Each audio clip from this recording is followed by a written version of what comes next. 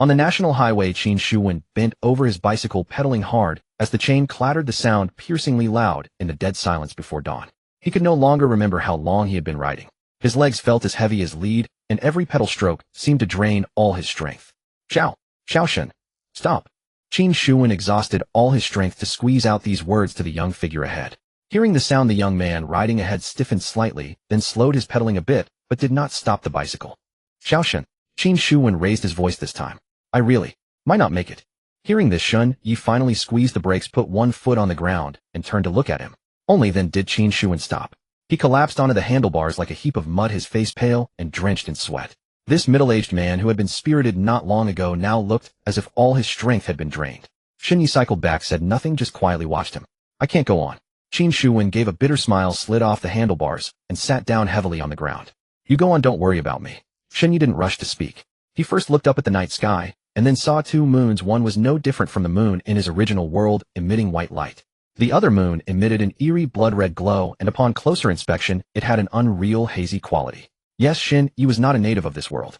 Before his transmigration, he was a mercenary in the Golden Triangle. During a mission, he was unfortunately shot, and his soul traveled to this world, merging with the Shun Yi, who had the same appearance and name. To call him a mercenary, he actually did mostly undercover work. Unfortunately, he died before completing the mission assigned by the organization. It was now the 4th day of the apocalypse in this world. He had seen too many such scenes, and many things had completely overturned his worldview. The original body was a college student majoring in acting at a film academy. Besides classes, his favorite activity was wilderness hiking. Taking advantage of the May Day holiday, he found 4 like-minded hiking buddies in a hiking group planning to challenge the popular Altai Trail route. Unexpectedly, on the night before departure, the red moon suddenly appeared, followed by massive cracks all over the world from which countless grotesque creatures crawled out.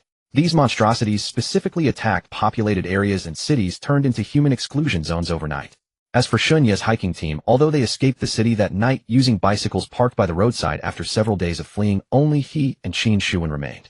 As for the others, one fell on the second night of the apocalypse and was immediately torn to pieces by the monsters chasing behind. Another was relieving himself by the roadside when something suddenly darted out from behind a tree and dragged him away. Before dying, he only managed to shout a single word, help. Various grotesque and bloody images made Shun Yi dare not recall further. As his gaze lowered, the dark sky began to lighten. Then Shun Yi said calmly, hold on a little longer, it will be dawn soon. After days of fleeing, he knew clearly that in this world stopping meant death. This is for you. Qin Shuwen shook his head, took off his backpack from the bicycle, and handed it over with trembling hands. I know my body well. I have no strength left to move. Take the rest, and live well for my sake. Shun Yi was not a sentimental person. He took the backpack efficiently and weighed it in his hand. Not heavy. Compared to a few days ago, the backpack had shrunk considerably. There are photos of my wife and daughter inside. Qin Shuwen looked up at Shun Yi, who wasn't even out of breath, and continued with great difficulty. Xiao Shun, I know you're not ordinary. If you can survive and run into my wife and daughter, I hope you can look after them a bit. Before the apocalypse, Qin Shuwen was the boss of a listed company, and his eyes were exceptionally sharp in judging people.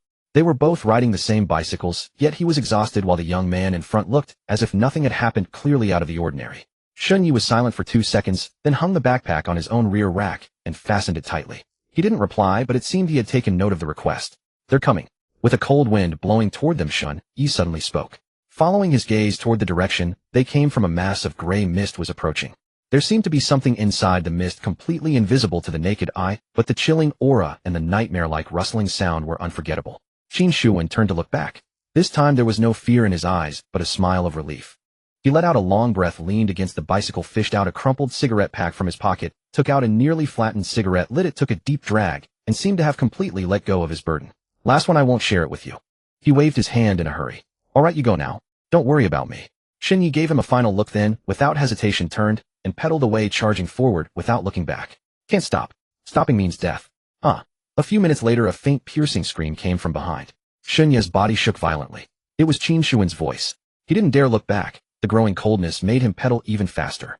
Damn legs. Pedal. Shun Yi roared, veins bulging on his forehead. He didn't know how long he had been riding, but the sky gradually began to lighten. When the sunlight pierced through the clouds and shone on his face, the coldness behind him suddenly vanished, as if it had encountered something terrifying. He looked back. On the road there was nothing but a few wrecked vehicles. Shun Yi slowed down and gasped for breath. Alive. I'm alive. During these days of escape, he had barely slept. If it hadn't been for awakening, a sequence called Asura, after transmigrating, his fate would probably have been the same as Qin Shuwen's. He took out the water bottle Qin Shuwen had left behind, unscrewed the cap, and took a gulp. After resting for 5 minutes, Shun Yi put away the bottle and continued riding. Following the original route, he soon saw a convoy camp, formed by a dozen vehicles. It was the rock-solid convoy which he was currently attached to. After Shin Yi rode closer, a middle-aged man with a beer belly walked over holding a form, gave Shin Yi a deep look, and asked Shin Yi, right? And Qin Shuwen, who was with you? The beer-bellied man was responsible for personnel statistics and order management, and everyone called him Manager Huang. Every time they rested, he would check the entire convoy to prevent strangers or anything bad from sneaking in. He fell behind. Shin Yi's tone was very flat. Hearing this, Manager Huang's hand holding the pen paused, then he marked an X after Qin Shuwen's name on the form. He didn't ask for details because he knew well that in this apocalypse, falling behind meant death. And a death was all too normal in this world. After finishing the registration, Manager Huang turned and walked toward another vehicle. Shin Yi pushed his bicycle to the shade of a nearby large tree, took off Qin Shuwen's backpack, and began to check the remaining supplies. There were quite a few things left: a pack of bread slices, 3 packs of instant noodles, 2 cans of energy drinks, 10 packs of compressed biscuits, and some emergency medicine. Clearly they had been prepared for that hiking trip before the apocalypse. If not for his recent increase in appetite, together with the supplies in his own pack, lasting another week would definitely be no problem. Shin Yi was planning how to ration his food when a sudden wailing erupted from beside an old-fashioned van nearby. I don't want it. I want instant noodles. I want instant noodles right now. A boy who appeared to be in his early teens was rolling on the ground, throwing a tantrum.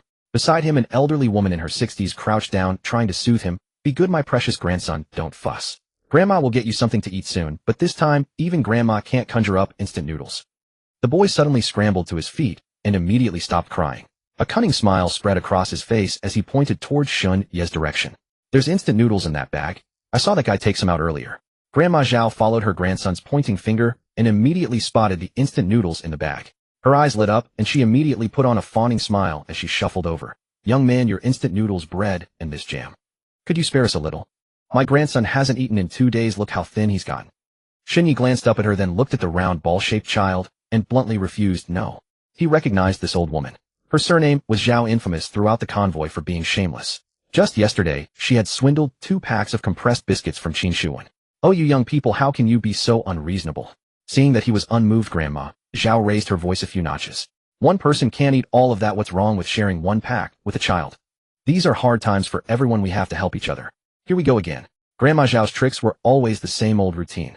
Shin Yi couldn't be bothered lowering his head to continue packing his backpack. Hey, I'm talking to you. Seeing that he was completely ignoring her, Grandma Zhao panicked. Are you deaf? How can you be so heartless? The moment her words fell, the boy beside her suddenly charged forward, grabbed 2 packs of instant noodles from Shun Yi's backpack, and turned to run. Grandma Zhao didn't stop him. Instead, a smirk tugged at the corner of her mouth. Shun Yi's gaze instantly turned cold. Almost instinctively, he reached out and grabbed the back of the fatty boy's collar, making escape impossible. Hand it over. His voice was cold, carrying an unquestionable authority. That aura of power frightened the chubby boy, who cried out, no, these are mine. Shin Yi didn't waste words. He extended his other hand and snatched the instant noodles back in one swift motion. Seeing this, the chubby boy directly opened his mouth and bit toward the hand that Shun Yi was gripping him with. Shin Yi immediately let go and dodged.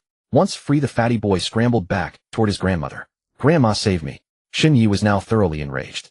Without controlling his strength, he kicked toward the fatty boy's back. Thud. The next second, the chubby boy flew through the air, crashed into the roadside guardrail, and before he could even scream, he vomited blood and passed out completely. My grandson. Grandma Zhao was terrified. She screamed and threw herself onto the boy. What? What have you done to my grandson? Wake up. Someone help. Is there a doctor? Please save my dear grandson. The commotion drew the attention of the surrounding people, who gathered in small groups, whispering among themselves. But no matter how much Grandma Zhao wailed, not a single person stepped forward to help. Even though some of these people had been medical workers before the apocalypse. The apocalypse had only been a few days, yet the Zhao family's misdeeds within the convoy had already accumulated plenty. Everyone had been disgusted by them, many times held back by morality and the inertia of the old order, daring to be angry, but not to speak up. Now that this incident had occurred, many people secretly felt pleased. Mom, what happened? What's wrong with Xiao Bao? Soon after, a man and a woman pushed through the crowd, the woman speaking first. It's him. It's him. Grandma Zhao glared venomously and pointed at Shin Yi. My precious grandson only wanted a pack of his instant noodles, and he hit my child so brutally. He's a murderer. The old woman's son Lu Bing heard this and immediately charged at Shin Yi, roaring, I'll kill you, you little bastard. Before he could get close, 2 people burst out from the crowd and grabbed him. What's going on here? Huang Guancher squeezed into the crowd, his face darkening at the scene. What's happening? Grandma Zhao plopped down on the ground, slapping her thighs and wailing, that heaven-cursed bastard. My grandson was just so hungry he wanted a bite to eat, and this person started beating people. Look how badly he beat my grandson. Look, he's even vomiting blood. Heaven above, is there still justice in this world? So you can beat someone just because they steal from you. Huang Guanshir's expression darkened. There are rules in this convoy. Members aren't allowed to fight each other. Are you not taking Captain Song seriously? Shen Yi said nothing, simply watching him coldly. At this moment, a square-jawed middle-aged man stepped down from the driver's seat of a cargo truck. He was powerfully built with dark tan skin and knotted muscles bulging across his shoulders that radiated raw physical strength. This was the captain of the Panshir convoy, Song Lei. Song Lei had been a retired military man before the apocalypse. Unable to find work, he ended up driving a cargo truck for deliveries. After the apocalypse descended, he was among the first to awaken supernatural power, gaining the ability to transform into a werewolf to fight against the anomalies. Perhaps driven by the sense of responsibility deep in his bones. He quickly organized the Panshir convoy, taking in survivors along the way. Shen Yi had also joined precisely because he saw that Song Lei was a reliable person. Captain. The moment Huang Guanshir saw the newcomer, he immediately switched to a fawning expression. Captain Song, you've come at the right time. This matter is a bit tricky and needs your intervention. Huang Guanshir was still a bit intimidated facing the 180-centimeter tall Shen Yi, especially since he had heard that the other man had kicked the little fatty flying with a single strike. If a real conflict broke out, he would definitely be at a disadvantage. Song Lei walked closer, glanced at the unconscious little fatty on the ground, then looked at the expressionless Shen Yi. What's going on, he asked. This? Huang Guanshir was about to speak when Song Lei raised his hand to stop him. I'm not asking you. Song Lei looked toward a thin, frail man squatting on the ground nearby. You? Tell me what just happened. The thin man was stunned, clearly not expecting Song Lei to single him out.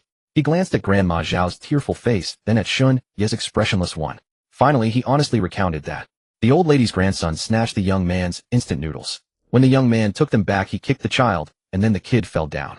Song Lei listened and nodded. He looked at Grandma Zhao. Your grandson stole from someone first. He's still a child. Grandma Zhao argued forcefully. Children don't know any better. What's an adult arguing with a child for? Song Lei didn't respond. In his heart, he sneered. Children don't know better. Since your whole family joined the convoy, how many incidents like this have there been? Now you've hit a tough one and lost out, and you still want me to help you. After cursing in his heart, his gaze shifted to Shen Yi. His voice was soft, but everyone heard him clearly. I know food is important to you, but you hit too hard. Don't let it happen again. Having said that, he turned and walked away. Huang Guanshir was stunned for a moment. He opened his mouth, but ultimately said nothing and followed Song Lei as he left. The Liu Bing family stared at Song Lei's retreating back, eyes full of fear, daring to be angry, but not to speak.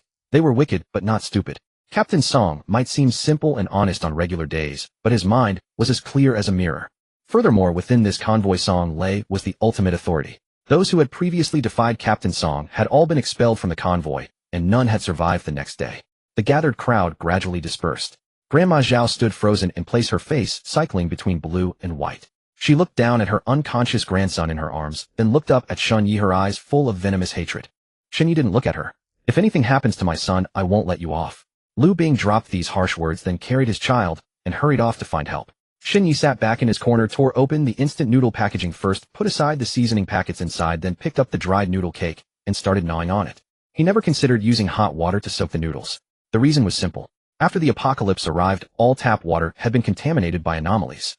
Anyone who drank such water would turn purple all over their body, eventually dying in extreme agony. After gnawing a few bites, he suddenly froze.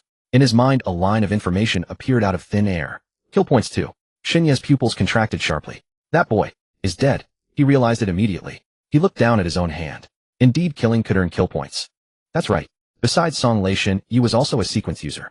On the first night of fleeing, a streak of red light had cut across the night sky and fallen into his body. Then his subconscious told him he had awakened a sequence called Asura. First was his physique, strengthening considerably. He calculated that his current strength and endurance were 5 times that of an ordinary person.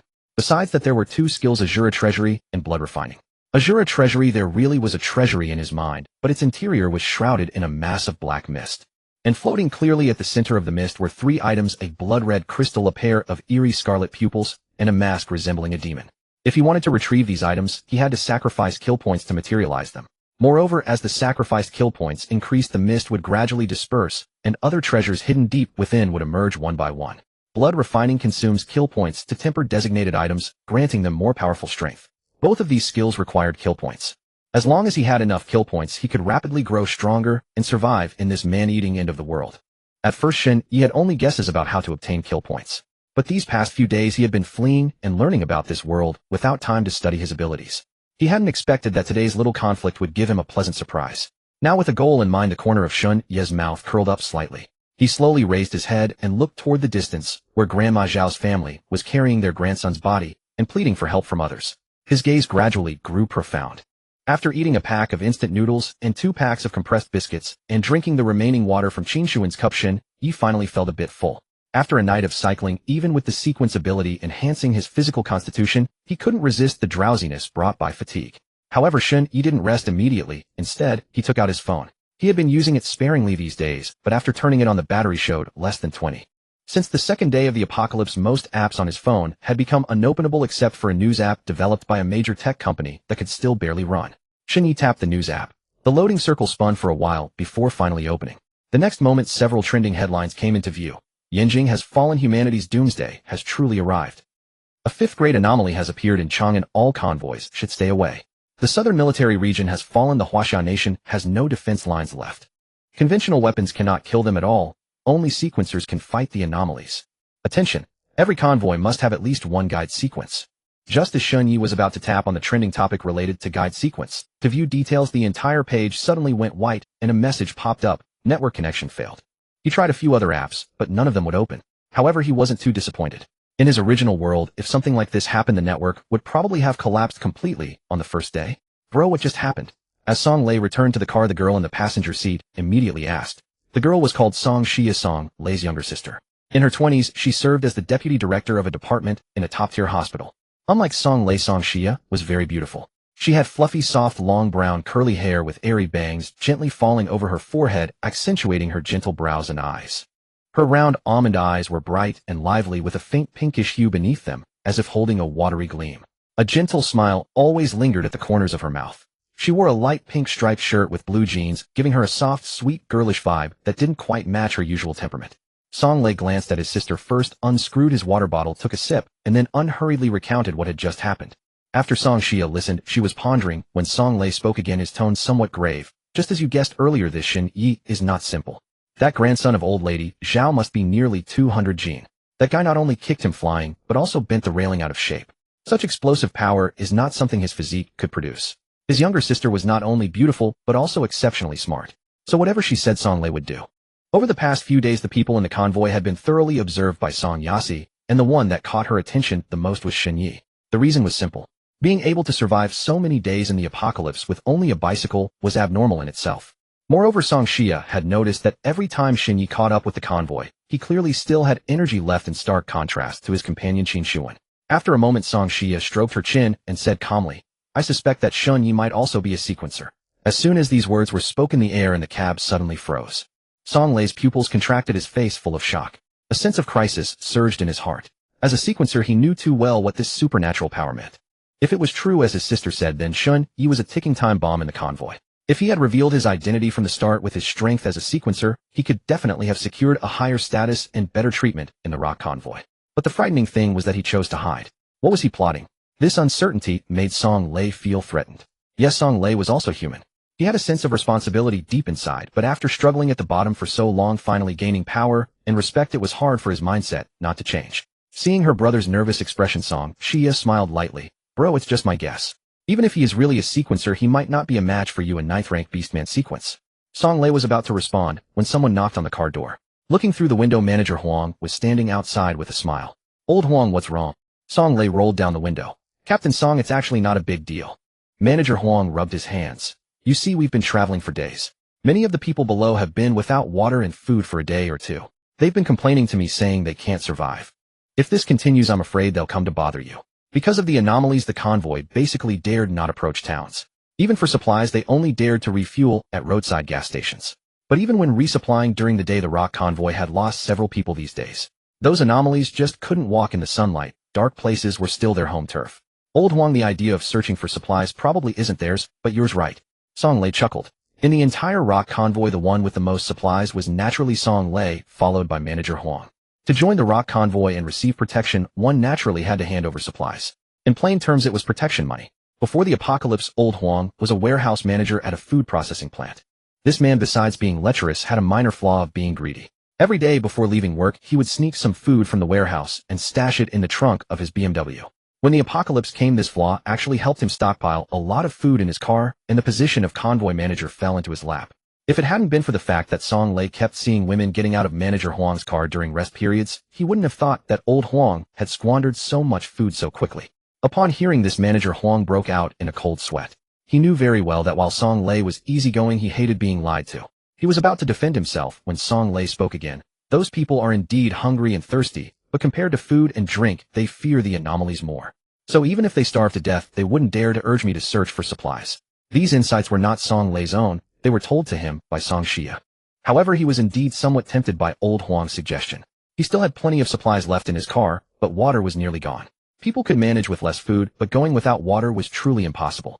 Having been ruthlessly exposed, Manager Huang confessed, "Alright, it's true that the food in my car is almost gone. If I don't replenish, I'm afraid I'll end up like them." At this moment, Song Xia, who had been observing from the passenger seat, finally spoke, her voice unhurried. "So it seems that Manager Huang is not afraid of the anomalies." Manager Huang tensed at the sound, instinctively looking toward the seat next to Song Lei. The next moment, Song Yasi's pure face came into his view. Not looking was fine, but this look directly stunned him. He never expected that Song Lei, who was big and burly, would have a sister so beautiful. Manager Huang had seen Song Yasi before, but she had always worn a mask, making it hard to see her face.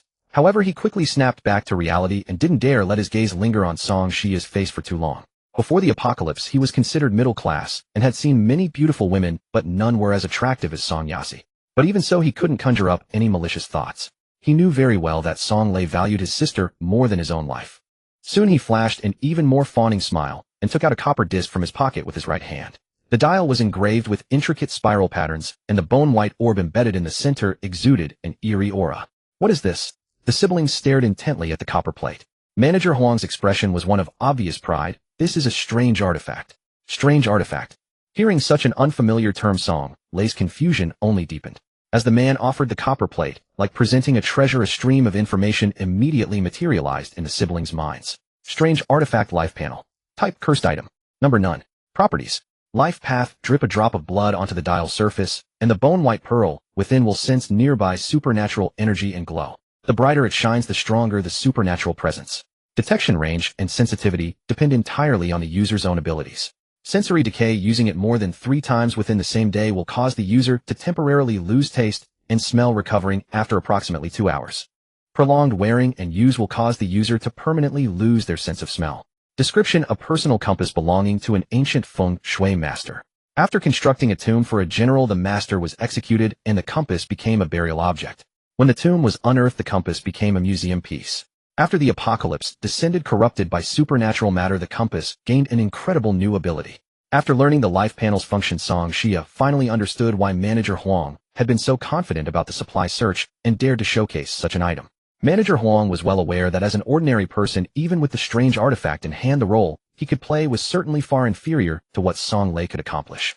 Moreover, he simply could not accept the side effect of losing his sense of smell.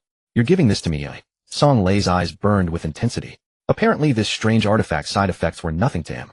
In this apocalyptic world overrun by the supernatural, even as a sequence holder, he dared not guarantee he could survive with absolute certainty. Having such a detection-type strange artifact would greatly increase his odds of survival. Manager Huang gave an awkward smile. "If Captain Song likes it, I can lend it to you for now." Seeing Song Lei's displeasure, he immediately added, "Of course, if you truly like it, giving it to you is completely fine." The life panel was indeed of limited use to him, but it had been exchanged from a woman using food. To just give it away, his heart couldn't help but ache. However, with his words, Song Lei actually felt somewhat embarrassed. Before he could speak, Song Xia beside him interjected, "We're not taking it for free. My brother will give you 5 packs of instant noodles as an exchange." She knew her brother's honest nature all too well. If she let him speak, it would certainly cost more than just 5 packs of instant noodles. Manager Huang's face immediately brightened. "Miss Song is too polite. You are truly kind and beautiful." How could he not be delighted by this unexpected gain? After all, when the life panel came into his hands, it only cost a single piece of bread. Soon the group finalized their specific plan. "Everyone gather round. There's an announcement."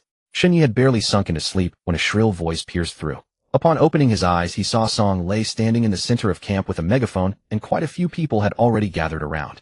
"We will depart 3 hours earlier this afternoon. If we encounter suitable towns along the way, I will personally lead everyone to search for supplies. Of course, 5% of all supplies found by each vehicle must be handed over as navigation and protection fees." This statement sent murmurs through the crowd. Except for manager Huang, everyone wore grave expressions. This news was both an opportunity and a danger for most people. Song Lei's strength was unquestionable, but no one believed he could protect everyone alone while searching through towns filled with the supernatural. Song Lei did not offer excessive explanation, because for most people this was essentially a forced choice: either starve to death or be killed by the supernatural.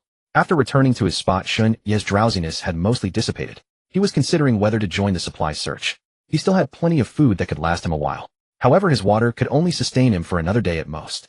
Most vehicles encountered on the highway were wrecked or without keys and stranded beyond repair. Perhaps there might be better luck in the towns. And if he missed this opportunity, he had no idea when the next organized supply search would be. Going off alone to scavenge for supplies was essentially the same as seeking death. Just as he was lost and thought, a woman's figure approached him. The newcomer was a woman around 35 years old with clear, delicate features and black short hair, somewhat disheveled against her haggard face. The woman wore a dust-covered professional outfit, her stockings torn in several places, cradling an object wrapped in torn cloth in her arms as she approached him. "Hello." The woman carefully greeted Shun Yi, who was sitting against a tree root. Shun Yi looked up at her and casually replied, "What do you want?" He had heard of this woman's name. Apparently Lin Wanxiu, who before the apocalypse served as the director of a museum driving a black BMW SUV. However, the two had never crossed paths before. Her arrival sparked a hint of curiosity in Shun Ye's heart. Shun Ye's cold attitude caused a tremor of fear to creep into the woman's voice. She had witnessed the entire incident with Zhao's old lady and her family, and the ruthless edge in Shun Ye's bones made her instinctively fearful. If it weren't for the urging of the other two people in her car and the gnawing hunger driving her, she would never have dared to approach Shun Yi. "No trades. You can go now," Shun Yi answered without hesitation, directly refusing. Food in this world was a matter of survival, and he didn't think Lin Wanxiu could offer anything of equal value. Upon hearing this, Lin Wanxiu's eyes flickered with disappointment. She turned to leave but stopped in her tracks as hunger gnawed at her stomach. After a few seconds, she seemed to summon her courage again and turned back, looking at Shun Yi. "Can you at least look at this thing before making your decision?" She then extended the cloth-wrapped item toward him. Shun Yi gave her a suspicious glance before reaching out to take it. After peeling away the layers of torn cloth, the object's true form was immediately revealed. It was a cross-cutting blade approximately 70 centimeters in length. The blade body was entirely black, the sword guard carved with a closed-eyed demon's head, menacing and terrifying. In the next instant, a stream of information appeared in his mind. Strange artifact, ghost head. Type, cursed weapon. Number, 9999. Properties. Sharpness. When the user activates this property, the blade's sharpness and hardness double. After dealing damage to a strange artifact's weakness, there is a probability of triggering instant death. When triggered, the target dies immediately. Ineffective against incorporeal targets, and the probability decreases infinitely against targets stronger than the user. Bloodlust. Each time the property's sharpness is used, the user must kill at least one target within one natural day, otherwise the ghost head will self-destruct and sever one of the user's arms as payment. Description: the personal blade of an ancient general, through countless campaigns, having slain countless enemies and undergone countless temperings. It is an extremely powerful and dangerous weapon of murder. A strange artifact. Upon learning this blade was a strange artifact, Shun Ye's reaction was identical to that of the Song siblings. Even though he had often watched news hot searches before, this was his first time learning about such things. "What do you want to trade for it?" Without any hesitation, he immediately made his decision. This blade he had to have. Huh.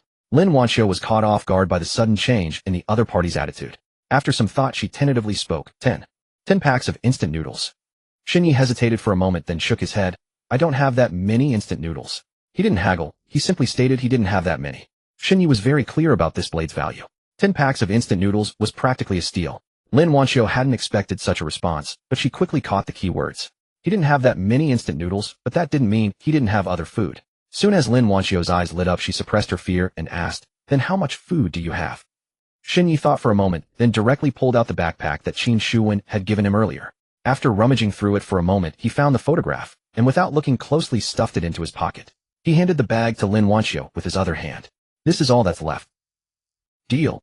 After a quick inventory of the food in her bag, Lin Wanxiu agreed, without a moment's hesitation, a pleased smile spreading across her face. These items had clearly surpassed her expectations before she arrived. Shun Yi was somewhat perplexed by her delighted expression. After all, he had clearly gotten the better end of this exchange. After a moment's thought, he asked with genuine curiosity, "Why didn't you go trade with Manager Huang or Captain Song instead? Their supplies are far more abundant than mine." At the mention of Manager Huang, the smile on Lin Wanxiu's lips quickly faded as unpleasant memories surged back. She hesitated for a moment before deciding to be honest with Shun Yi. "Actually, I had another item like this before. But 2 days ago, after trading with Manager Huang, I only got a single piece of bread in return. Hearing this, Shun Yi couldn't help but twitch his lips, inwardly scoffing. You call that a trade? It seemed he was still too kind. Complaints aside, he could never bring himself to act like Manager Huang. He wanted to survive in this damned apocalypse, but as a human being, not as a beast. Moreover, Lin Wanqiu had not offended him, yet she chose to trade with him under these circumstances. Otherwise, this valuable item would have fallen into someone else's hands. At the same time, he gleaned a crucial piece of information. That Manager Huang also possessed a strange artifact. Lin Wanqiu paused, then continued. As for Captain Song, I don't trust him either. Xin Yi grinned and pointed at himself. So you think I'm a good person, eh? Though she inwardly denied it, afraid he might turn hostile, Lin Wanqiu nodded. My grandson is dead. My precious grandson. No sooner had Lin Wanqiu left than old Zhao's heart-wrenching wail erupted, shattering the brief calm of the camp. Xin Yi followed the sound and saw Lu Bing clutching a grease-stained wrench, his face flushed crimson as he charged toward him. His eyes were bloodshot, his jaw clenched tight, like a beast driven into a corner. Behind him trailed his wife, sobbing uncontrollably, and old Zhao clutching her grandson's lifeless body in her arms, her withered hands trembling incessantly. The commotion instantly drew the attention of the entire camp. Many were jolted from sleep, rolling down car windows and poking their heads out. Those still awake hurried over to gather around. Manager Huang was the first to intercept, spreading his arms to block Lu Bing. Lu Bing, what are you planning to do with that weapon? I advise you to calm down. It wasn't that he wanted to take Xin Ye's side, but they were set to scavenge for supplies that afternoon, and he didn't want any trouble brewing at this critical moment. You ask what I'm planning. Lu Bing halted abruptly, chest heaving violently, his knuckles white as he gripped the wrench. With his other hand, he pointed straight at Shun Yi not far away, his voice trembling with sheer rage. He beat my only son to death. Tell me, shouldn't he pay with his life? What? Your son is dead? Manager Huang was startled, glancing at the now lifeless chubby boy. He had initially assumed the boy had only suffered a kick, at most some injuries, but never expected it to be fatal. But he quickly composed himself, his eyes devoid of any pity. That chubby boy had always been a troublemaker in the convoy. Dead was dead. Lu Bing, calm down. Don't forget the convoy's rules. Besides, Captain Song already said your family was in the wrong here. Before he could finish, Lu Bing erupted.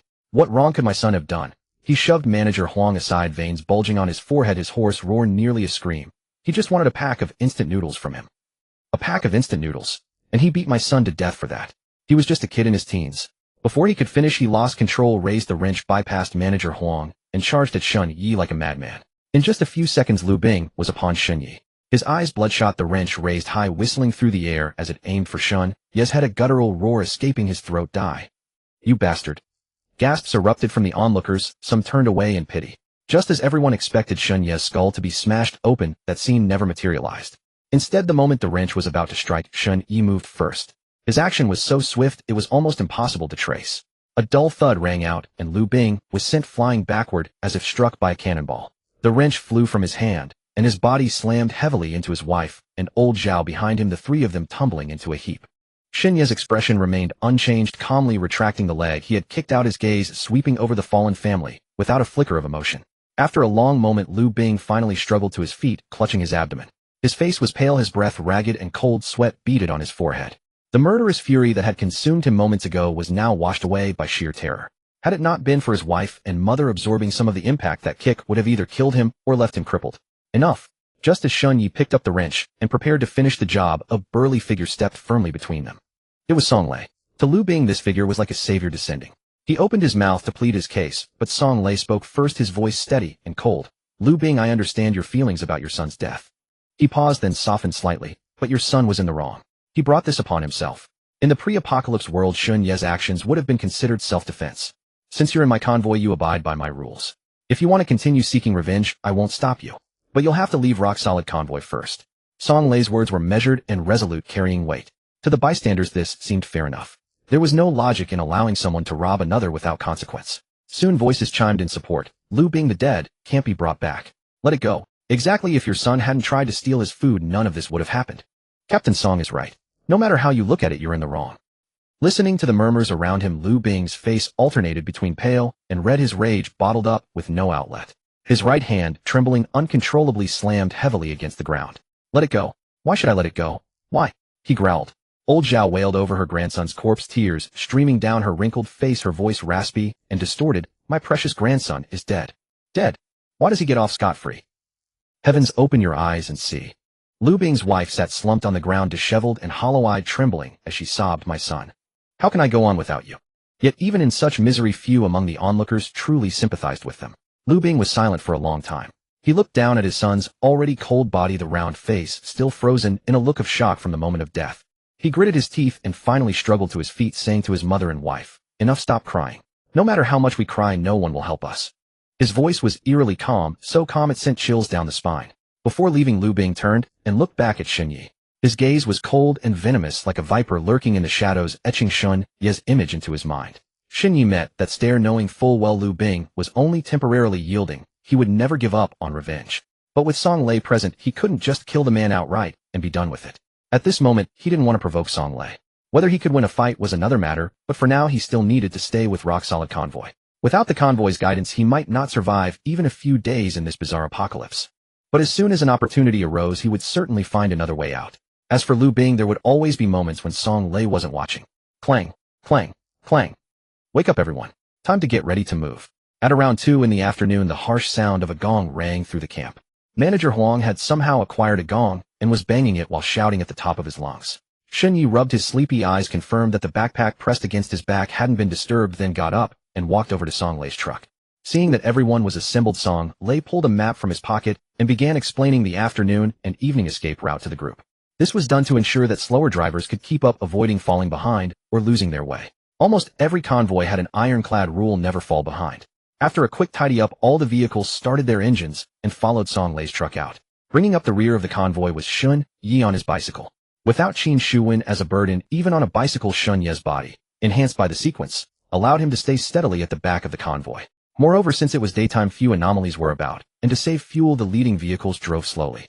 After about an hour, Song Xia, sitting in the passenger seat, furrowed her brows and muttered, "Something's off." "What's off?" Song Lei glanced at his sister while driving. "According to our speed, we should have reached the next village by now." She pointed to the route on the map and explained softly. Song Lei looked at the lush forest along the road and also frowned. Having driven this route a few times before when hauling goods for a delivery platform, he vaguely remembered there was a town in this area, even without the map. But now not only was there no town, there wasn't even a single modern building. He shook his head and consoled, "I'll drive a bit further and see." After about another half hour, a sign finally appeared in sight. Changchun Township, 5 kilometers. Seeing the sign, the siblings' earlier doubts vanished. Song Lei was quite familiar with this township. 2 years ago, when he was delivering goods, he had been there. It also had an alias, Snake Village. Most people here raise snakes, making it one of the largest snake meat supply bases in Xiangnan province. 2 years ago, he had even tasted snake soup here. The flavor was still unforgettable. Soon all the vehicles stopped at the entrance of Changchun Township. The group got out, but didn't rush inside. Leading them, Song Lei first took out the eerie bronze plate and bit his index finger. A drop of blood fell onto the bone-white bead on the bronze plate. The entire plate seemed to come alive. The blood vanished instantly, as if devoured. Then the patterns around the dial began to glow red. At the same time, Song Lei felt his nose and mouth completely lose function. He couldn't smell any odor, and his tongue was utterly tasteless. The group was not surprised by his actions, as he had done the exact same thing earlier when passing through a village shortly after departure. But this time the white bead did not flash deep red as before. This sight brought joy to Song Lei, his sister, and Manager Huang. They knew exactly what it meant when the white bead didn't light up. Soon Song Lei pocketed the bronze plate and shouted to the group, "This village is safe. Anyone who wants to scavenge supplies, follow me in." With that, he got into the truck and slowly drove toward the depths of the village. Even though he led the way, the others hesitated for a long while before driving to follow. Soon only 4 of the dozen or so vehicles remained outside the village. "Bro, are we really not going in? We're out of food too." "Yeah bro, if we don't find food soon we'll be starving." Beside a pickup truck, 2 young men with dyed yellow hair looked at a middle-aged man with tattoos covering his left arm. The man remained silent, his face hesitant. Urged by the 2 subordinates, he steeled himself, "Let's go. But if something goes wrong, don't blame me for not looking out for you." Hearing their boss agree, one of the yellow-haired underlings immediately hopped into the driver's seat and started the engine. As the pickup drove and a black sedan followed. Now only a black BMW SUV and a white Camry remained at the village entrance. Inside the BMW were 3 women with Lin Wanxiu in the driver's seat. In the back sat 2 young women in their early 20s, Zhao Qian and Li Shu. Before the apocalypse, both were Lin Wanxiu's assistants. On the night the anomalies erupted, they had been working overtime, and with their help, Lin Wanxiu managed to escape from one of the creatures. Thus, she had let Zhao Qian and Li Shu into her car. The idea of trading with Xun Yi for supplies earlier had come from Li Shu. "Aren't we going to take a look inside?" Zhao Qian whispered. "Why go in? Those anomalies just don't dare show themselves in sunlight. Going in would be like lambs walking into a tiger's den. Besides, Director Lin got plenty of food from the trade this morning. Enough for a few days." Li Shu replied. "But..." "No buts. If you want to go, go alone. Don't drag Director Lin and me into it." Li Shu cut off Zhao Qian, her tone impatient. Lin Wanxiu was silent for a moment, then nodded. Xiao Li is right. We still have half a case of bottled water. If we ration the instant noodles and compressed biscuits, they'll last a few more days. No need to rush. Inside the Camry, a woman about the same age as Shun Yi stared into the depths of Changchun Township, her expression terrified, both hands gripping the steering wheel tightly, as if she would start the car and flee without hesitation at the slightest sign of movement. Unlike ordinary people, her eyes were faintly glowing with a purple light. Meanwhile, led by Song Lei, the group arrived at the largest supermarket in the center of the village. Getting out of the vehicles, everyone could feel a profound silence. The once bustling Snake Village was now utterly soundless, as if no one had ever lived there. After the rolling shutter was pushed up, everyone could see the goods inside through the supermarket's tempered glass. Even though everyone was itching to go and no one dared to step forward. Instead, they turned to Song Lei, waiting for him to push open the unlocked glass door. Song Lei knew exactly what they were thinking. Now that they were this far, he wasn't in a hurry. He took out the bronze plate from his pocket, confirmed there was no anomaly, and said, "No danger. Go ahead." After everyone had entered, Shin Yi, who had been bringing up the rear, finally walked into the supermarket carrying the ghost head wrapped in a cloth. As soon as he stepped inside, a cold, damp draft hit him, mingled with a nauseating stench. Shin Yi, a former Delta Force mercenary in his past life, was all too familiar with that smell. Though mixed with many other odors, he could clearly discern the scent of decay. This smell instantly set off alarm bells in his mind. He had survived this long not just because of his sequence ability. The supermarket was called Limin Supermarket. Though not particularly large in area, it was divided into 2 floors. The first floor mainly sold snacks, fresh produce, and daily necessities. As Shun Yi entered, the chill, damp air enveloped him from all directions, making him feel extremely moist along with a sticky sensation. The deeper he went, the denser the dampness became. Looking up, he saw the fluorescent tubes flickering on and off, emitting a crackling sound of short-circuiting electricity. Though the sun was blazing outside, the interior gave off an extremely eerie feeling. Soon the stench of decay became more pronounced, even stronger than what he had smelled at the entrance. Frowning, he glanced at the shelves. The first 2 rows were lined with various snacks. However, these junk foods took up space and offered little sustenance, so they were not within his selection. Passing through the snack section, he walked deeper into the store, reaching his target area, the fresh produce section. But the sight before him made Shun Yi pause slightly. The freezers in the meat section had long lost power, and the chicken, duck, and pork inside had rotted horribly in the muggy, damp environment. Even the fish in the nearby tanks had already turned belly up, floating on the surface and emitting waves of foul odor. As for the vegetable section, there was no need to even think about it. The green leaves had long turned into black sludge. Potatoes and sweet potatoes were barely passable, so Shun Yi grabbed a few decent-looking ones and stuffed them into his bag. Then, holding his breath, he quickened his pace through this area. Just then, something in the corner caught his attention. It was 3 eggs, each taller than a person, standing silently in the deepest corner of the supermarket against the wall. From their appearance, they resembled the snake eggs he had seen during a mission in the rainforest in his past life, but snake eggs could not possibly be that large. The surface of these eggs was covered in a layer of sticky green slime. The slime dripped down the shells onto the minced flesh beneath. Shin Yi's pupils contracted. The shredded flesh still bore torn fragments of clothing, clearly human tissue. This was likely the source of the stench of death he had smelled since entering. His stomach churned violently, but he forced it down. From this sight, he could basically confirm that this place was not as safe as Song Lei had claimed. In his past life, he had seen too many corpses on the battlefield, but none could compare to the horror of the scene around the giant eggs. Shin Yi dared not waste any more time. He turned around and hurried up the stairs to the 2nd floor. At this point, there was no turning back. If he didn't gather enough supplies, he wouldn't last a few days. Unlike the desolation of the 1st floor, the situation on the 2nd floor was completely different. Those who had come up earlier were now scurrying between the shelves like locusts, all trying to clear the shelves. The rice, flour, oil, and grain section was the most chaotic. 2 middle-aged men were arguing over a bag of rice, clearly on the verge of a physical fight. A woman nearby took the opportunity to grab a jug of peanut oil and run. The shelves were ransacked with goods scattered everywhere. Shin Yi's gaze lingered only for a moment on the looters before he headed straight for the shelf storing bottled water. Water was what he needed most right now. He set down the waist-high hiking backpack on his back, unzipped it, and began stuffing bottles of water one by one into the bag. He chose the 500 milliliters ones, small and easy to store. His movements were swift and precise, each bottle placed efficiently to leave no gaps. After filling the bag with mostly water, he moved to the adjacent dry goods section. Chocolate and compressed biscuits.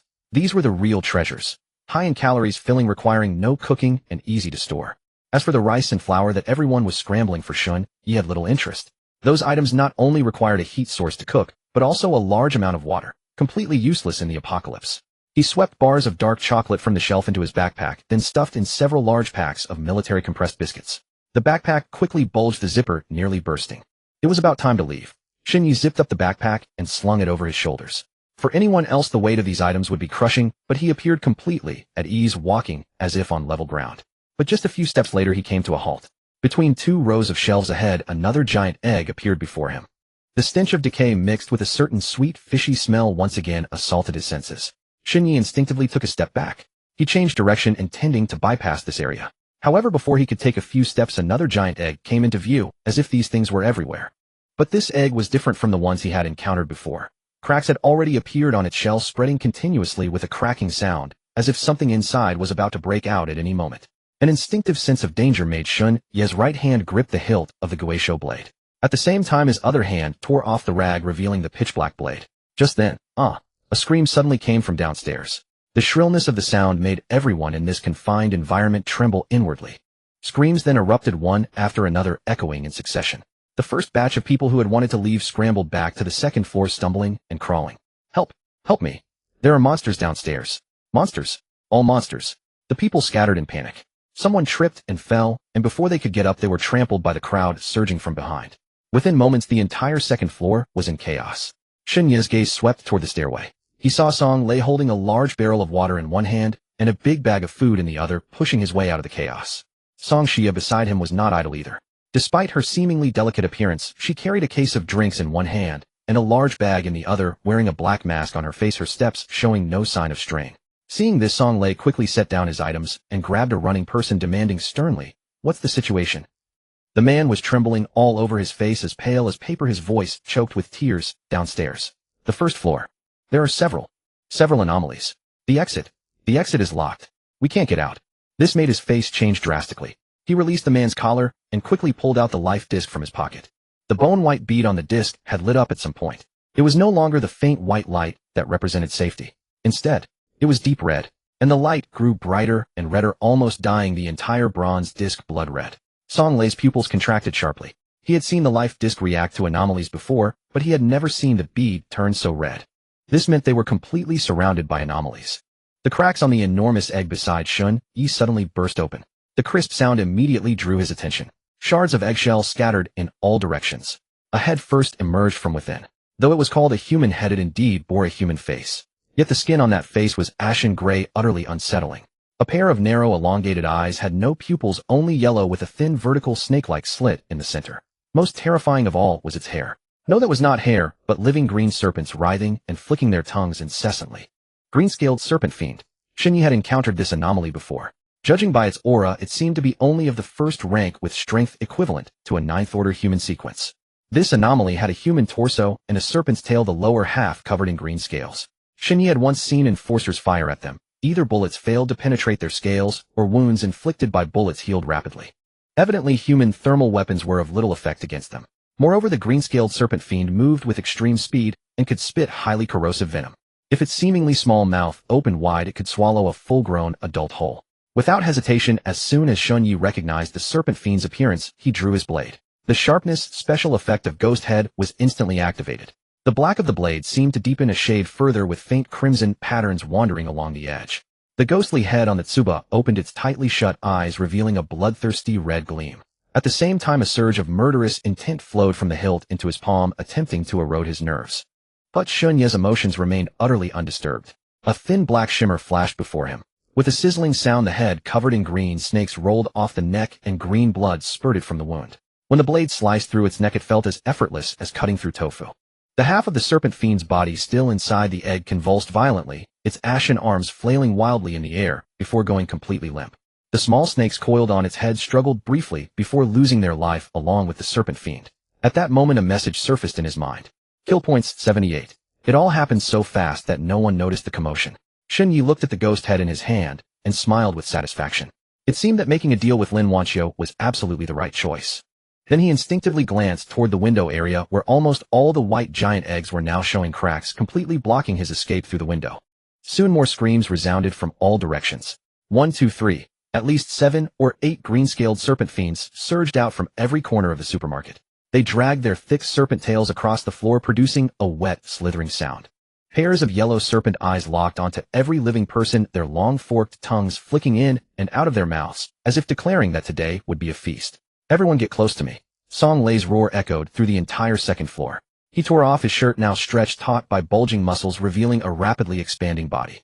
Something seemed to surge beneath his skin, and his bones emitted explosive cracking sounds. White fur sprouted wildly from his skin, his fingers twisted, deformed, elongated, and sharp black claws protruded from the tips.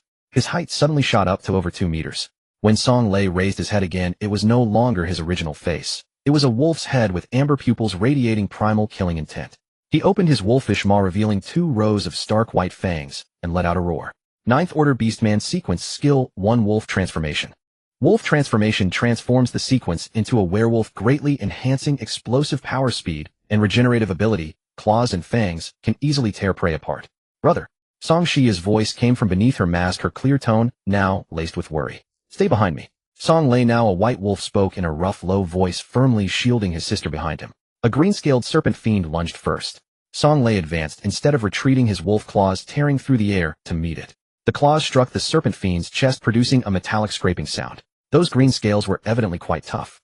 However, Song Lei's strength was immense, and the sheer force sent the serpent fiend flying, crashing into a whole row of shelves. Shen Yi was not idle either. He tightened the hiking pack on his back, and blade in hand fought his way toward the stairwell. Another serpent fiend blocked his path. This serpent fiend had fully emerged from its egg. Its lower half was a serpent tail over 3 meters long, writhing and twisting on the ground. It opened its mouth, revealing 2 rows of fine, sharp teeth, and from deep within its throat shot a stream of dark green venom. Shen Yi reacted swiftly, sidestepping to evade. The venom grazed past his shoulder and splattered onto a shelf behind him. With a sizzle, the metal beam of the shelf was corroded into a fist-sized hole, emitting pungent white smoke.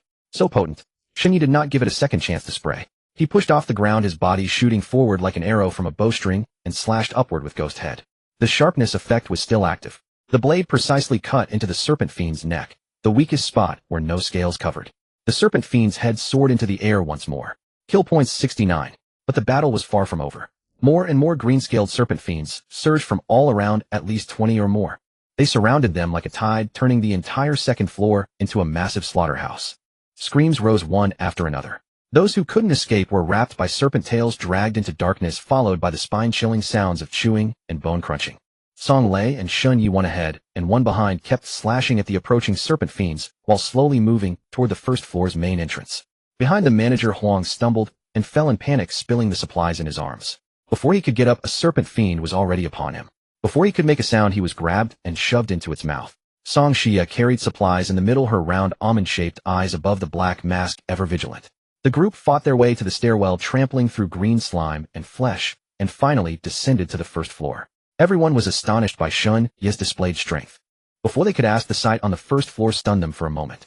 Over a dozen corpses lay scattered on the ground. Some had faces corroded beyond recognition by venom, their entire features melted into a blur of flesh. Others had been crushed by serpent tails, their chests collapsed and eyes bulging from their sockets. Still others had only half a body left, the upper half missing, leaving only a jagged tear.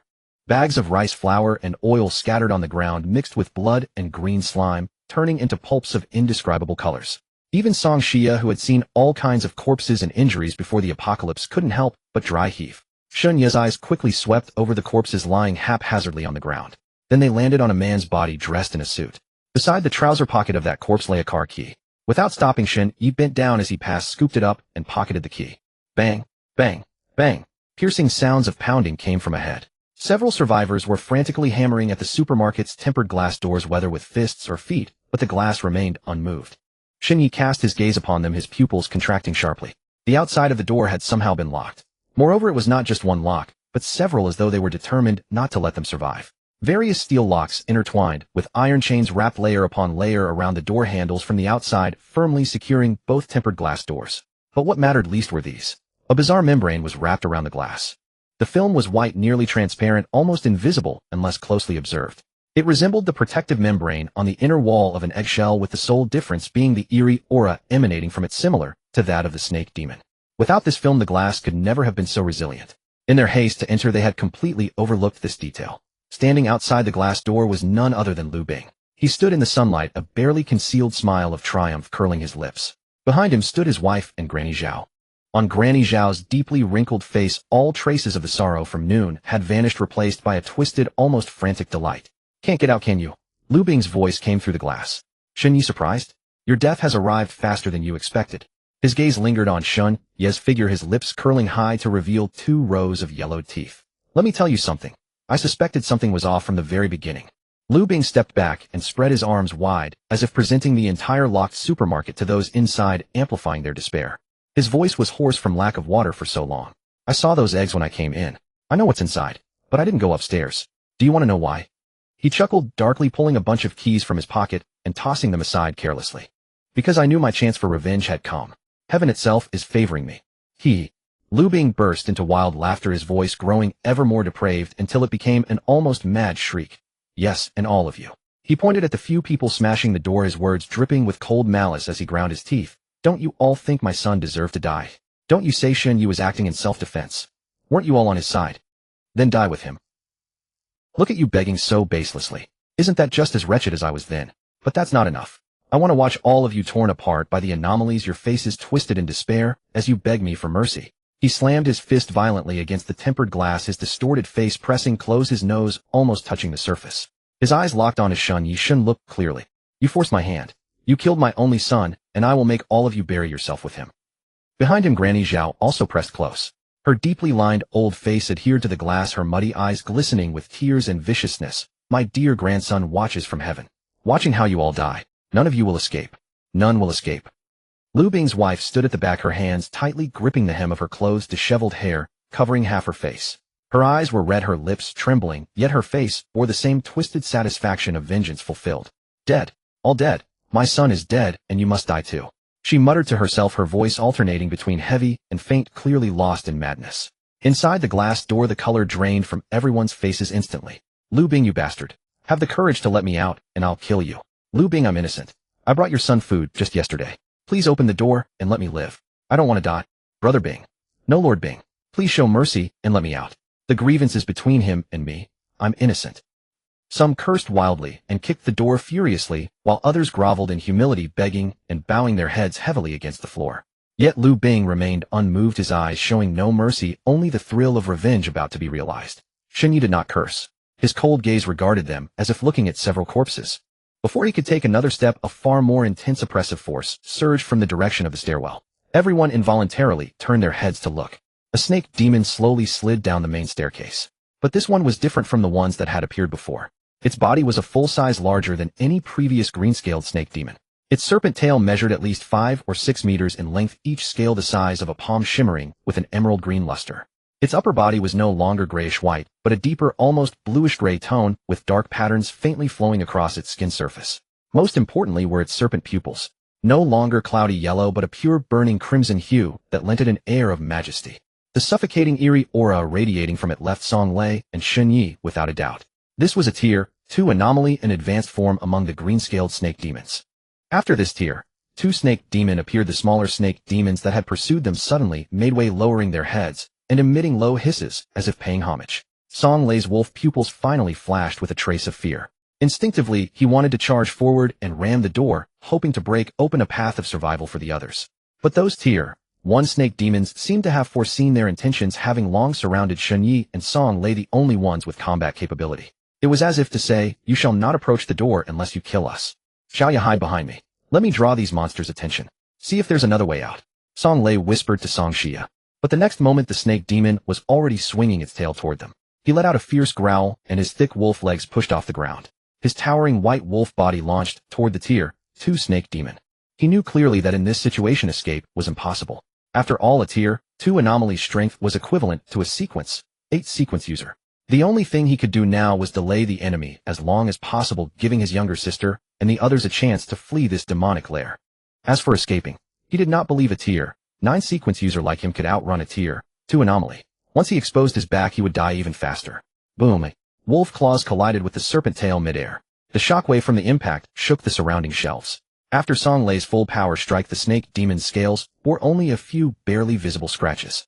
It could not break through its defense at all. After letting out a piercing hiss, the snake demon's enormous tail swept horizontally with incredible speed, leaving an afterimage in the air. Song Lei instinctively twisted his body to block. But the power of a Tier 2 anomaly was incomparable to that of a Tier 1. Bang! The white wolf's massive body was knocked flying by the serpent tail, crashing heavily into the wall. Plaster shattered, leaving a human-shaped indentation. Song Lei groaned in pain, a streak of blood escaping from the corner of his mouth. Struggling to rise, red light began to flare in his wolf pupils. His battle fervor intensified rather than diminished, his aura far more overwhelming than before. This was the second skill granted by his sequence ability, Frenzy. Its effect was to temporarily double both his strength and speed on top of his original combat power. However, once the duration ended, he would fall into an extended period of weakness. In this situation, he could not afford to care. Even with doubled combat power, Song Lei dared not clash head-on with the enemy again. Instead, he used his speed advantage to circle around the snake demon, relentlessly, his wolf claws targeting the gaps between scales and the demon's eyes. For a time, he managed to hold his own against the Tier 2 snake demon. But only Song Lei himself knew that the snake demon had not yet exerted its full strength. Observing calmly from the side, Shun Yi clearly noticed that the serpent tail seemed to be gathering force. Watch out! Shun Yi had just beheaded a Tier 1 snake demon when he turned and witnessed this scene. Before his shout could fully exit his mouth, the Tier 2 snake demon's tail shot out like lightning. Song Lei had no time to dodge and could only barely twist his body. The serpent tail grazed along his ribs, tearing away a large patch of flesh and narrowly missing a vital organ. Yet this was merely the snake demon's simple probing attack. Its killing move arrived the very next instant. Its vast fanged maw snapped fiercely towards Song Lei's right arm. Shun Yi had been waiting for this moment. From the instant Song Lei engaged the snake demon, he had silently circled around to its flank and rear. His right hand gripping the ghost head blade's hilt trembled slightly as the sharpened edge effect remained perpetually activated. The bloodthirsty desire surged ceaselessly within his mind, yet he crushed it down with sheer willpower. He held his breath and focused all his attention, waiting for that single opportunity to deliver a killing blow. What he didn't realize was that the snake demon had already spotted him from the very beginning.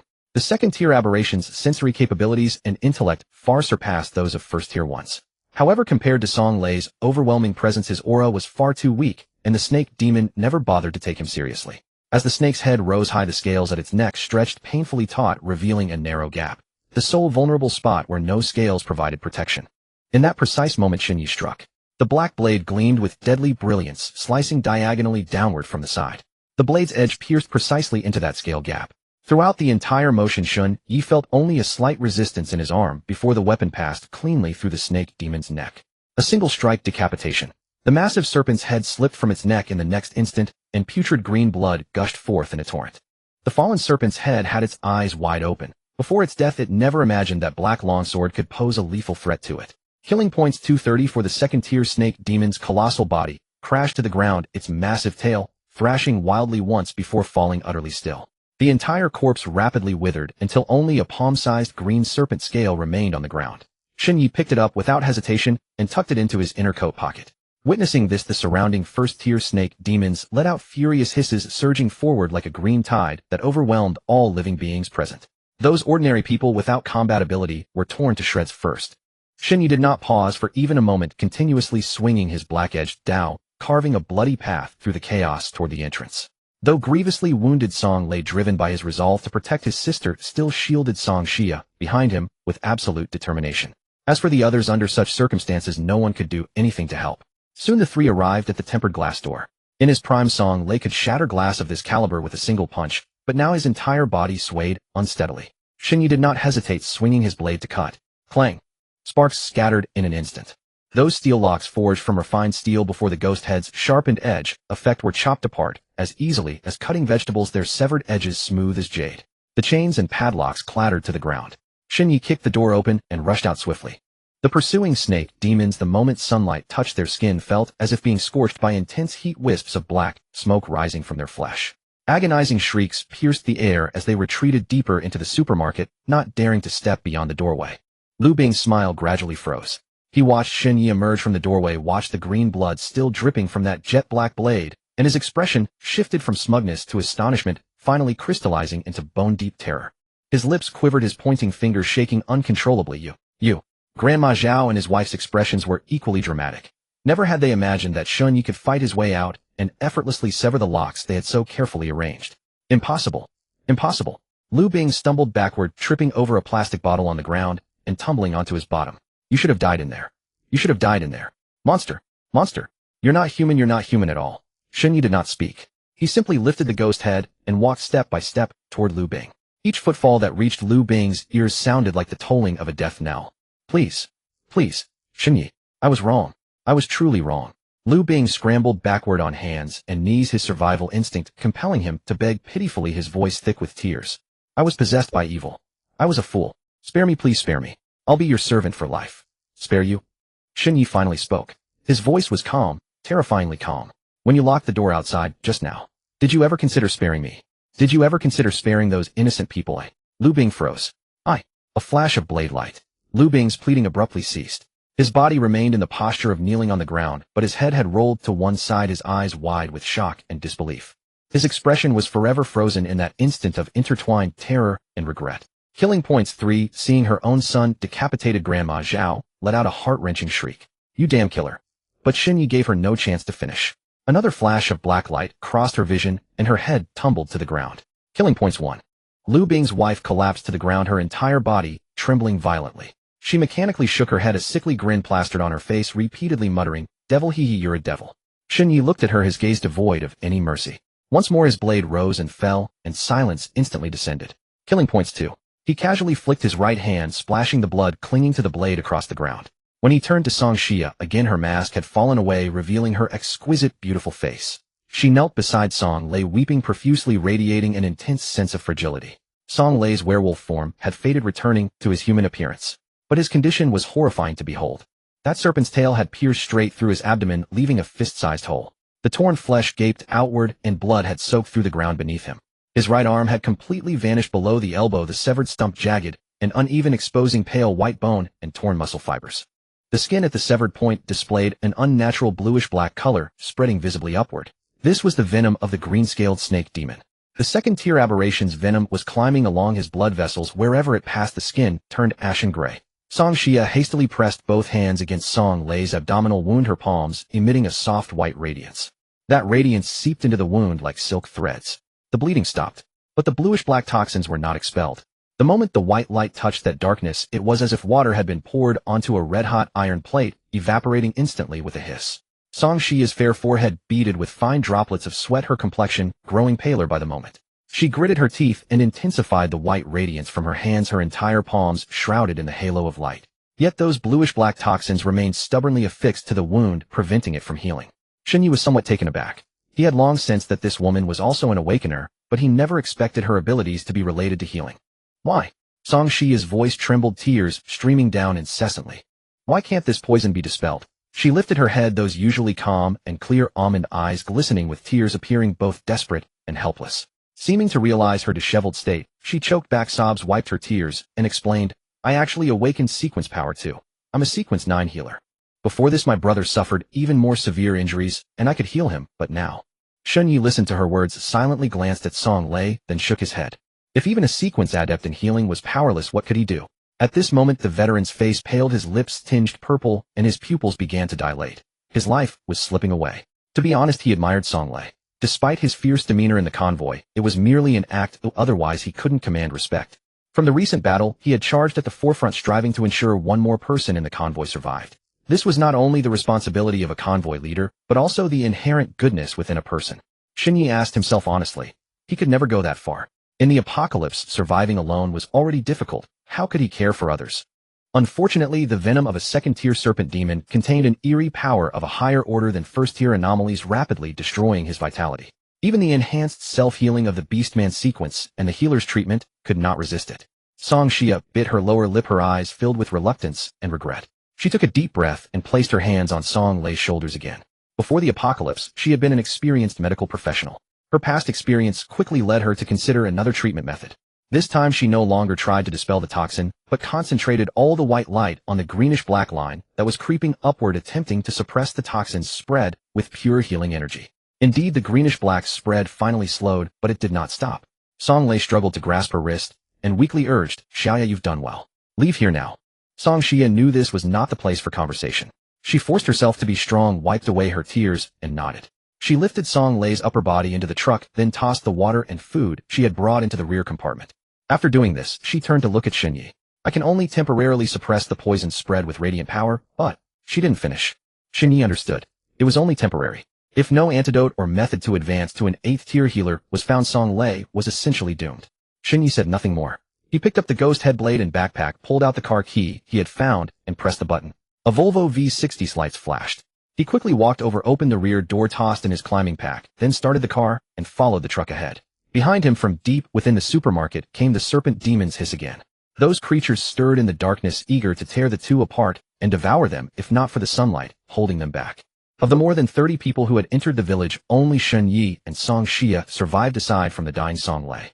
It could be said that the expedition to Snake Village was nothing short of tragic. Shen Yi drove on the main road, leaving Changchun Township. His perception, far beyond ordinary, sensed countless eyes in the surrounding houses fixed on him. He turned his head. Indeed, in a small house with an open door, he saw 3 pale, eerie faces covered with green snakes flicking their tongues. Clearly, the situation at Liming Supermarket was not unique. The green-scaled serpent demons had likely spread throughout Changchun Township, making it a true snake village. At the village entrance, Lin Wanxiu and the others who had been waiting saw the familiar truck emerge and immediately got out to look eagerly. When it drew near, they saw that the driver's seat had changed occupants. Now a strikingly beautiful woman sat there. These people had never seen Song Xia's true face before. To avoid unnecessary trouble, she usually wore a mask in public. But Lin Wanxiu and the others recognized her by her clothes. The sun was setting and the eerie red moon on the horizon was faintly showing its outline. Song Xia didn't get out. She rolled down the window and simply said, "Let's move." Of the dozen or so vehicles that had entered the village, only one followed out. And Captain Song was missing. The others quickly grasped the severity and immediately got in their cars to follow. The sky darkened silently. 2 moons hung in the night sky, their red and white light casting a strange, mysterious veil over the world. Shen Yi drove the newly acquired Volvo V60 on the national highway. Behind him came a faint rustling sound like something crawling. He glanced at the rearview mirror. Far behind, a dark mist appeared, and in the moonlight the things within reflected a familiar green glow. Indeed, the green-scaled serpent demons were chasing them, and at great speed. He shifted his gaze to the red moon, confirming his suspicion. These anomalies seemed to unleash their full power at night, or more precisely under the influence of that red moon. Otherwise, he would never have escaped Changchun Township alive this afternoon. Similarly, Song Xia, leading the way, also noticed the movement behind and slightly increased her speed. It wasn't until the early hours of the morning that they barely shook off the serpent demons, successfully escaping their hunting range. But no one dared to relax, for in the darkness the threats to their lives were not limited to those serpent demons. Fortunately, until dawn, Shen Yi and the others encountered no further danger. They stopped at an open area and parked the vehicles. After parking, Song Xia immediately got out, opened the rear cargo compartment, and climbed in. Curiosity got the better of Shen Yi, and he followed. Truth be told, he didn't want Song Lei to die. As a former mercenary in his past life, he understood the importance of a team. No matter how powerful an individual, their abilities were ultimately limited. Especially in this mysterious and unknown apocalypse, even with power far beyond ordinary, he couldn't be sure he would survive. Song Lei was the convoy's strongest fighter and backbone. If he died, the consequences were obvious. When he saw Song Lei again, the greenish-black toxin had spread to his chest. His expression was twisted, clearly tortured by the poison's pain. "Is it dawn?" Upon seeing his sister, Song Lei forced out a smile with tremendous effort. Looking at her brother's appearance, Song Xia's eyes immediately reddened with tears. The bluish-black poison had already spread to his chest. At this rate, complete body coverage would take no more than a single day. Her judgment yesterday had been far too optimistic. Even with her composure, she held back her tears and curved her lips into a reply. Brother, we've survived another day." Before she could continue, Song Lei's remaining rough, calloused hand grabbed her wrist and tightened slightly. Then he turned to look at Shen Yi. "We suspected early on that you had Awaken sequence powers, but we never imagined you'd also possess a strange weapon." Shen Yi remained silent, unsure how to respond. Seeing he had no intention of explaining, Song Lei continued, "Don't worry, I don't blame you for any of this. My sister and I survived to this point because of your help." He paused, his voice growing softer. "Otherwise, facing a second-order abomination with just the two of us would have meant certain death. It's just a pity. Those ordinary people all died because of my decisions." Though his voice was barely audible, every word seemed to cost him tremendous effort, his eyes filled with deep regret and self-blame. "That copper disc you produced before, is it a detection-type strange artifact?" Shen Yi asked the question that had been weighing on his mind. "Correct. It's called the Vitality Disc. Manager Huang brought it over." This time Song Xia answered before her brother could. "Its function is to warn us about nearby abomination concentration at the cost of some sacrifice." She hesitated, her voice trembling with a sob. "But we still don't understand why the copper disc failed before we entered the supermarket. It never gave us any warning at all." Shen Yi stroked his chin thoughtfully while resting his arm. "Perhaps the artifact didn't malfunction. It was those snake eggs. I suspect the eggshells isolated the abomination's aura, preventing the vitality disc from detecting anything from the start." Hearing this, the siblings suddenly realized the truth. After composing herself, Song Lei summoned all his remaining strength and spoke once more. "Talking about this now is useless. The members of the rock-solid convoy are almost all dead, and I'm not going to make it either. He gasped for breath. Therefore, as your captain, I am officially disbanding the rock-solid convoy. At these words, Shun Yi was taken aback. Brother. Song Xia also cried out in shock, but the hand gripping her wrist pressed down firmly, silencing her. After the disbandment, I hope you can lead the remaining members to keep living. Song Lei looked directly into Shun Ye's eyes, his tone softening further as he pleaded for Lu Bing's sake. Please also help me protect my sister. Shun Yi instinctively wanted to refuse, but Song Lei anticipated this and cut in first. I know I have no right to ask this of you. But consider this. In this apocalypse, one person's strength is never enough. My sister is also a sequencer, though she's not skilled in combat. But her abilities can help heal your wounds after battle. She definitely won't slow you down. Hearing this, Shun Ye's resolve to refuse began to waver. Brother, why are you saying all this? Song Xia cried out urgently. I don't need his protection. I'll definitely find a way to cure you. Song Lei shook his head, seemingly oblivious to her words.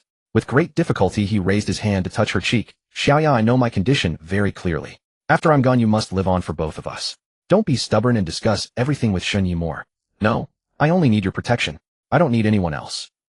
Saying this, she ignored her own exhaustion and activated her sequence ability once more. A gentle white radiance flowed from her palm, enveloping Song Lei's body. Yet when those blue-green toxins encountered the white light, they seemed to come alive and began to resist violently. The intense pain drew a low groan from Song Lei. Shun Yi stood nearby, awkwardly rubbing his nose. First Qin Shuan, now Song Lei. Why did everyone insist on entrusting their loved ones to him before dying? No matter how he looked at it, his behavior had nothing to do with being a good person, did it? However, watching Song Lei's agonizing struggle and Song Xia's desperate attempts at healing, he chose not to remain indifferent. To the best of my ability, I will protect your sister. His voice then grew heavier. As for the others, don't place too much hope on me. After all, in this world now, everyone is struggling just to survive themselves. Song Lei struggled to lift his hand and grasp his sister's wrist, signaling her to stop. When the white light faded, he gasped for breath and returned a faint smile. That promise alone is enough for me. Now can I ask you for one more thing? Shun Yi gave him a suspicious look.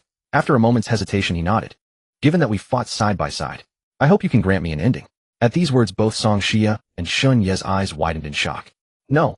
Song Xia's voice nearly broke. Brother, hold on a little longer. I'll definitely save you. I won't let you die. Her delicate face was now drenched with tears. Song Lei weakly twitched the corner of his lips. I know my own body very well. At this rate of poison spread, I won't survive until tomorrow's sun. Xiaoya, the road ahead. You'll have to walk it by yourself. Even though Song Xia had 1,000 objections in her heart, she ultimately consented, allowing Shun Yi to grant her brother a merciful end. And so Song Lei passed away, buried in a desolate patch of land by the roadside. Lin Wanxiu looked at the newly mounded earth, her expression panicked. As she turned to Shun Yi, Captain Song is dead. What do we do now? That's right. With no sequencers, how are we supposed to survive? I'm still young. I don't want to die either. The younger Li Shu and Zhao Qin chimed in, their faces filled with fear. None of them, along with another girl whose disheveled hair covered half her face, had entered Changchun Township, so they were unaware that Shun Yi and Song Xia were also sequencers. Shin Yi turned to face them. Captain Song made it very clear before his death. The rock-solid convoy is disbanded. You can follow me, but if you want to survive dangers, you'll have to rely on yourselves. I'm only here to guide the way. Of course, you can also look for a convoy protected by sequencers. He swept his gaze across everyone present. I don't like forcing people. The choice of whether to stay or leave is entirely in your hands. After hearing all this, Li Shu and Zhao Qin immediately showed hesitation in their expressions. While the three were deep in thought, Song Xia walked over to the girl whose hair covered half her face and quietly said, "Come with me for a moment." Soon the girl followed Shun Yi and Song Xia to a secluded spot. Before she could ask anything, Song Xia spoke first. Lin Wanxiu and the others traded food from Shun Yi, so they had reasons not to enter the village. But what about you, Anning? I believe that's what you're called each time Manager Huang calls the roll. What reason do you have for hiding outside? She paused. Don't try lying. I have the ability to detect falsehoods. The girl was named Anning, about 160 centimeters tall, with scattered hair, always covering half her face. Her usually calm expression now revealed a hint of flustered panic. She had joined the rock-solid convoy on the second day of the apocalypse and rarely spoke with others. Like Shun Yi, she was practically invisible within the convoy. Song Xia knew her name because Manager Huang would report it to her each time after roll call. As for the ability to detect lies she mentioned, it was entirely a bluff to trick the other party. I. And Ning stammered, unable to utter a single word for a long while. Shun Yi observed her for a moment, sensing she was not feigning, and spoke soothingly. Tell us whatever you know without fear. We won't harm you, we just want to understand the specifics. Only then did Ning's expression ease slightly, yet she still hesitated for a good while before speaking.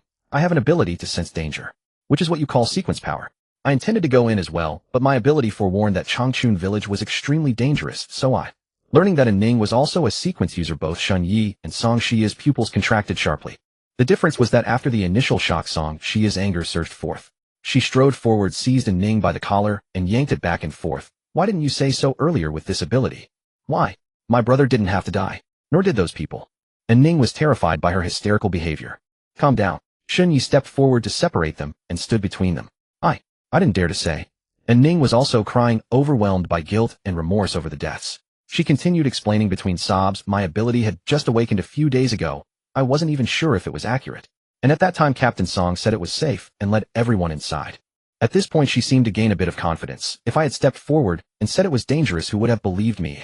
Shun Yi acknowledged this point. The life disc was a sinister artifact, while the guide's perception was subjective. In a conflict between the two, Song Lei and the others would clearly choose to trust the artifact. Moreover, Ning had virtually no presence in the team, so her words carried no weight. Seeing the two silent, she added, "Actually, I hinted at it once. Before entering the village I mentioned it to Manager Huang, but he dismissed it as mere fear, utterly disregarding my words. After that I never dared to speak up again." Hearing this, Song Shia's clenched fists relaxed slightly. She understood in her heart that Ning had done enough. In her own position, she might not have had the courage to insist against everyone's doubts. In essence, she had simply been seeking an outlet for the pent-up anguish since her brother's death. Seeing her lunge forward again, Shun Yi grabbed her shoulder firmly and shouted in a low voice, "Enough, calm down. The dead cannot be brought back, and besides, this is not Ning's fault." This shout finally restored some reason to Song Shia. Once both were calm, Shun Yi began questioning Ning about her specific circumstances. Before the apocalypse, Ning was an employee at a large factory. After finishing overtime one day, she was finally heading home when the apocalypse struck.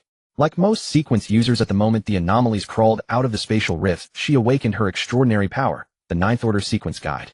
Beyond basic physical enhancement, she possessed two skills. Skill 1, Path of Survival. When activated, it could sense a relatively safe route within a range of no more than 10 kilometers. Skill 2, Eye of Perception. It could identify basic information and numbers of anomalies within sight, but those above the user's own rank could not be identified. Upon learning Ning's skills, Shun Yi immediately understood why some had said every convoy must have at least one guide. To outsiders, these two skills of the guide offered little combat prowess and only mediocre support. But Shun Yi, having been a scout in his past life, knew the value of information all too well. Especially during apocalyptic migrations, the Path of Survival was an indispensable ability for a convoy survival. Yet Ning herself was unaware of this. She had seen Song Lei's formidable combat skills, and precisely because of that she feared that revealing a non-combat sequence would only cause her to be exploited as a slave. After hearing Ning's account, Song Shia no longer held back. "I am a Ninth Order healer sequence, as I mentioned before. I also have two skills. The first is Holy Light of Healing, which can treat injuries and dispel low-level toxins. The second is Inspiration, which can designate a target to make them immune to some of the pain caused by injuries." Seeing Shun Yi nod slightly, Song Shia turned to him. "And what is your sequence? What abilities do you have?" Ning's mouth also fell open in surprise. Shun Yi was also a sequence user. For a moment, she couldn't tell if her luck was good or bad. On the bright side, the original team of over 30 people actually harbored 4 sequence users. Though timid, she was far from foolish. From the information gleaned during the first 2 days of the apocalypse, when phones still worked, and from conversations between Song Lei and the others during rest stops, she knew that sequence users were not common, perhaps not even 1 in 10,000. But on the downside, a team with 4 sequence users had been reduced to only 6 people in just a few days. She was not alone in this sentiment. Song Shia felt the same. Shun Yi smiled at the 2 women and spread his hands. "To be honest, not only you, but even I myself want to know what exactly my sequence is." After hearing the information shared by the 2 women, he gained a clearer understanding of his Asura Sequence. His sequence did not awaken naturally like others. It appeared only after that red light entered his body. Moreover, it had no rank, which might mean it could not advance. Additionally, the 2 skills, Blood Refinement and Asura Treasury, could not be used actively. They required consuming so-called slaughter points. It might seem useless, yet the upper limits of the 2 skills were extremely high. To Shun Yi, it felt less like a sequence and more like the systems he had read about in novels from his past life. Song Shia was not convinced by this answer. She felt that since she had fully disclosed her abilities, why should he still hold back? As for her thoughts, Shun Yi didn't really care. The relationship between the 2 sides was inherently unequal. Back in the car, Shun Yi began taking stock of the gains from this trip to Snake Village. The food and water were not worth mentioning. The half-person-tall mountaineering backpack was stuffed full and brought out intact enough for him to squander for at least a week. What satisfied him most was naturally the killing points. Unknowingly, they had already reached 2064 points. The main contributors were those green-scaled snake demons. On the escape route, he had slashed his way through.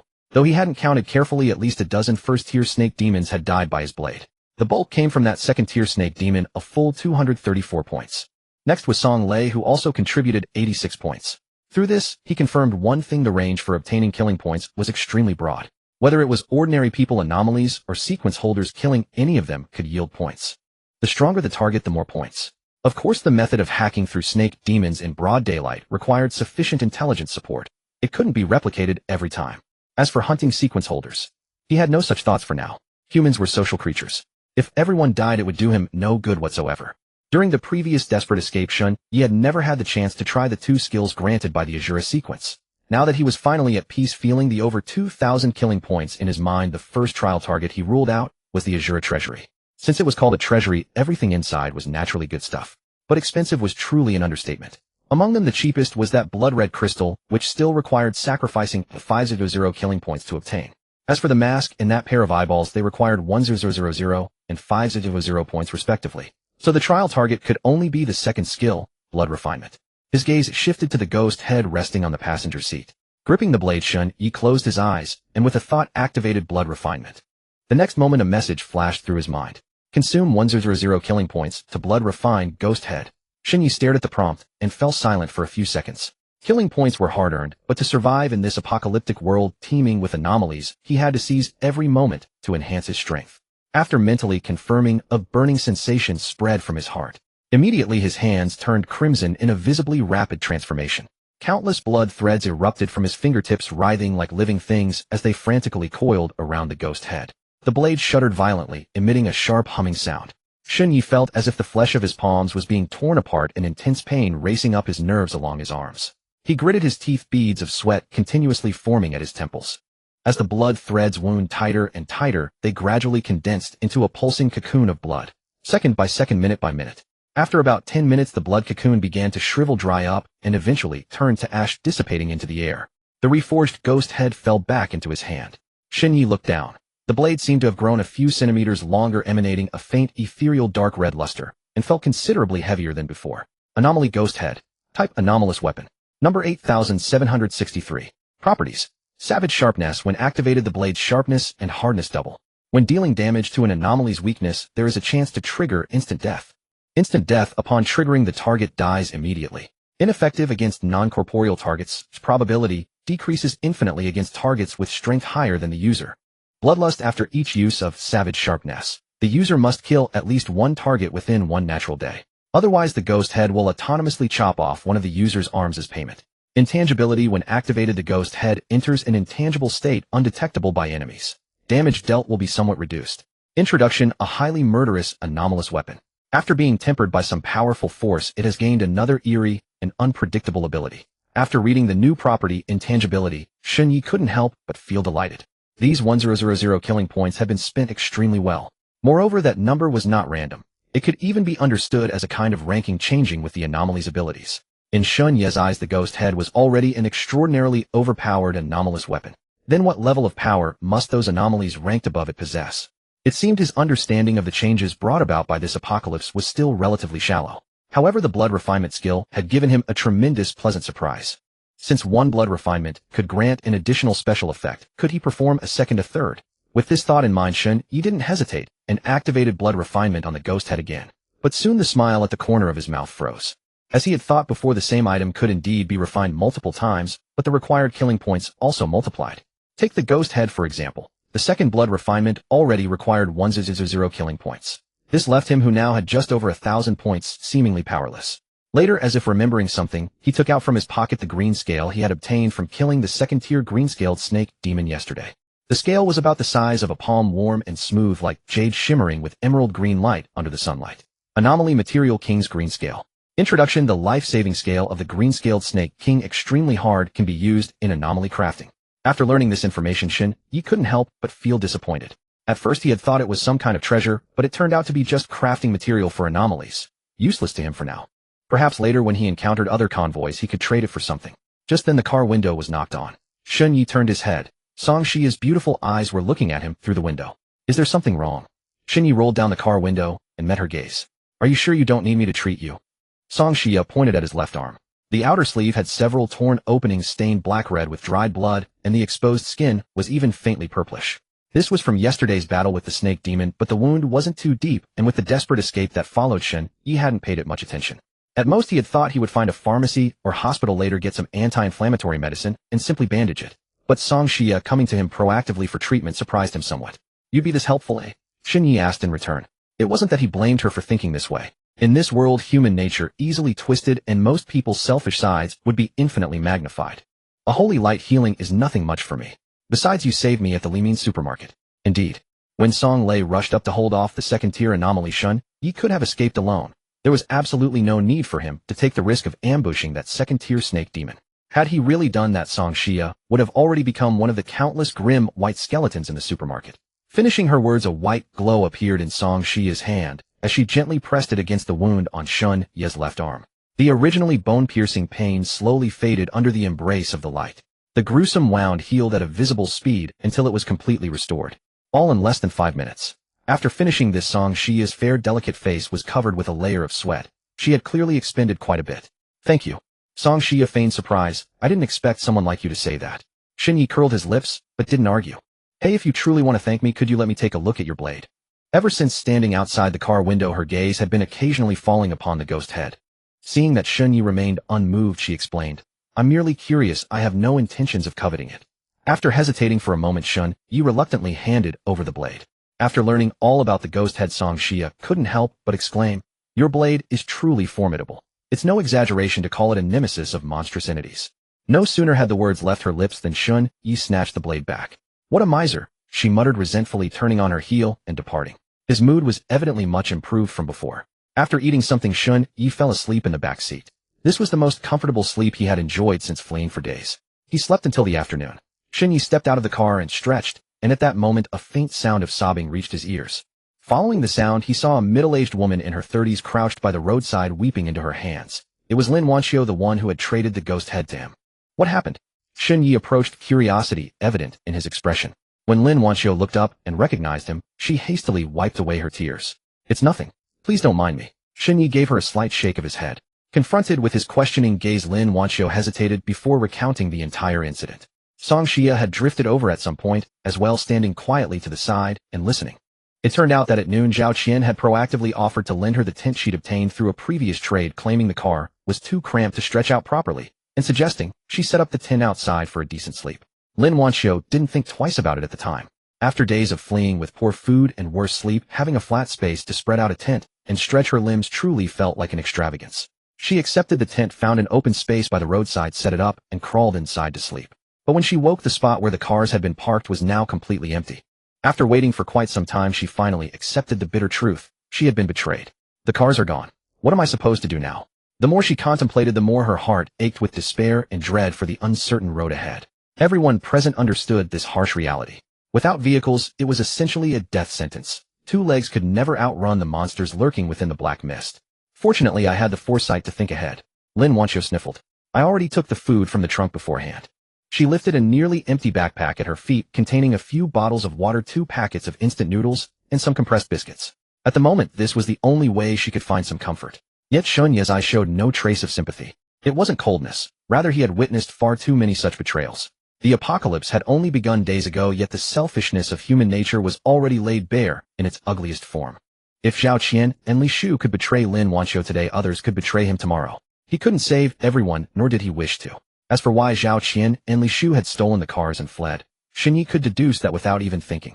The answer was obvious. With Song Lei dead, they feared having no sequence holder to protect them, so they sought another path to survival. Song Xia harbored similar sentiments. If her brother were still alive, she might have shown compassion and offered them a ride, perhaps, until they found new transportation. But now she absolutely dared not let a stranger into her car. Lin Wanxiu spoke, not hoping to gain their sympathy or assistance. She merely needed an outlet to release the grievances she had been bottling up inside. Soon after, she rose wisely and walked toward Ning's car with her backpack. Ning was leaning against the vehicle door, watching Lin Wanxiu approach. Her lips had grown cracked from dehydration, and her mind was hazy with hunger. "What do you need?" When Lin Wanxiu drew near, she lowered the car window and asked, still somewhat timidly. Lin Wanxiu repeated her story once more. After listening, Ning fell silent for a moment, as if contemplating something. Her guide sequence held no combat ability, and driving alone left her feeling uneasy. While Lin Wanxiu was merely ordinary too, she would at least provide companionship and someone to rely on in emergencies. "You can ride with me for now." And Ning said, "But at night I hope you can take turns driving with me." Ever since awakening her guide sequence, she had been plagued by constant drowsiness. On several nights of driving lately, she had nearly collided with roadside barriers. Lin Wanxiu agreed without hesitation. Seeing how gaunt and pallid Lin Wanxiu looked, she generously shared half of her meager water and food, calling it payment. And Ning accepted without protest. Surely this was a fair return for her kindness. 2 days swiftly passed as the four traveled southward from Xiangnan province into Yedong province. Thanks to Ning's guide sequence, the convoy deliberately took many detours, successfully evading roads swarming with grotesque entities. Along the way, the four inevitably encountered 2 grotesque attacks. Though both were only first-tier entities in small numbers, all were eliminated by Shen Yi. This gradual renewal of hope lifted the spirits of those who'd been despondent. Morning arrived beside a highway near Fukuoka County. Shen Yi leaned against his Volvo, gulping from a mineral water bottle, and Ning and Lin Wanxiu watched from their vehicle, mouths watering. Their water supply was nearly depleted, requiring strict rationing, nothing like Shen Yi's indulgence. "Are there any gas stations nearby? My tank's nearly empty." As Song Xia stepped out, Shen Yi asked urgently. The roads they traveled these past 2 days had very few gas stations, and they'd passed through all of them at night. Under the life source compass's detection, every gas station was infested with grotesque entities. He absolutely dared not refuel at night. "Our tank's nearly dry too." Lin Wanxiu rolled down her window to add her concern. Song Xia shook her head. "I'm uncertain myself." "Don't you have a map?" Shen Yi seemed taken aback. Song Xia retrieved the map from her car, spreading it across the hood. "Observe our route these past days." Shen Yi traced her finger across the map. "After leaving Serpent Village, we should have crossed into Yedong yesterday, at normal distances. Yet it took us an entire extra day to arrive." Shen Yi discarded his empty bottle and reflected on the landmarks they'd passed. Her observation struck him. The actual distances diverged significantly from the markers. A sudden realization crystallized in his mind. "Are you suggesting the world is expanding?" He then murmured to himself, "But how could that possibly be?" Song Xia shook her head at his incredulous expression and replied calmly, "Compared to everything we've been through and are still experiencing, what makes you think anything is impossible?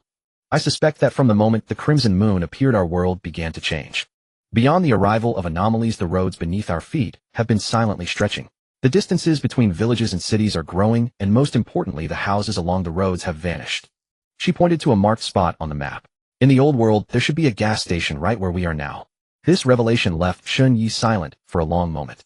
If the physical form of the world itself was changing as Song Xia suggested, then the map in his hands would soon become useless. The 3-day journey they had anticipated could easily turn into a week or even longer, and the subsequent migrations would only grow more difficult. Song Xia's gaze shifted downward, pointing at the dense cluster of city markers. "And if we continue south, we'll enter the Pearl River Delta region. Before the apocalypse, those were all cities with populations exceeding 10 million. Given the nature of anomalies, that place is now no different from hell." Lin Wanxiu, who had been listening intently, looked bewildered. "Then where can we possibly go?" Song Xia was right. Anomalies were drawn to the living like moths to a flame. The largest cities had fallen the fastest, and were also the most likely places to spawn high-tier anomalies. Heading further south would be like walking into a tiger's den. But then where could they go? In stark contrast to the women's pessimism, Shen Yi shrugged nonchalantly and pointed to a region on the left side of the map. "Since more people mean more anomalies, we could try heading west first toward the western frontier province or the snowy plateau. Those areas are sparsely populated, so there might be fewer anomalies and thus relatively safer." Shen Yi was not particularly bothered by this nomadic lifestyle. In his past life as a mercenary, he had spent most of his time drifting abroad. After hearing him out, Song Xia and Lin Wanxiu both nodded in agreement. And Ning remained silent, but her panicked expression visibly eased. Her ability told her that the Pearl River Delta was absolutely off limits. Seeing no objections, Shen Yi spoke again.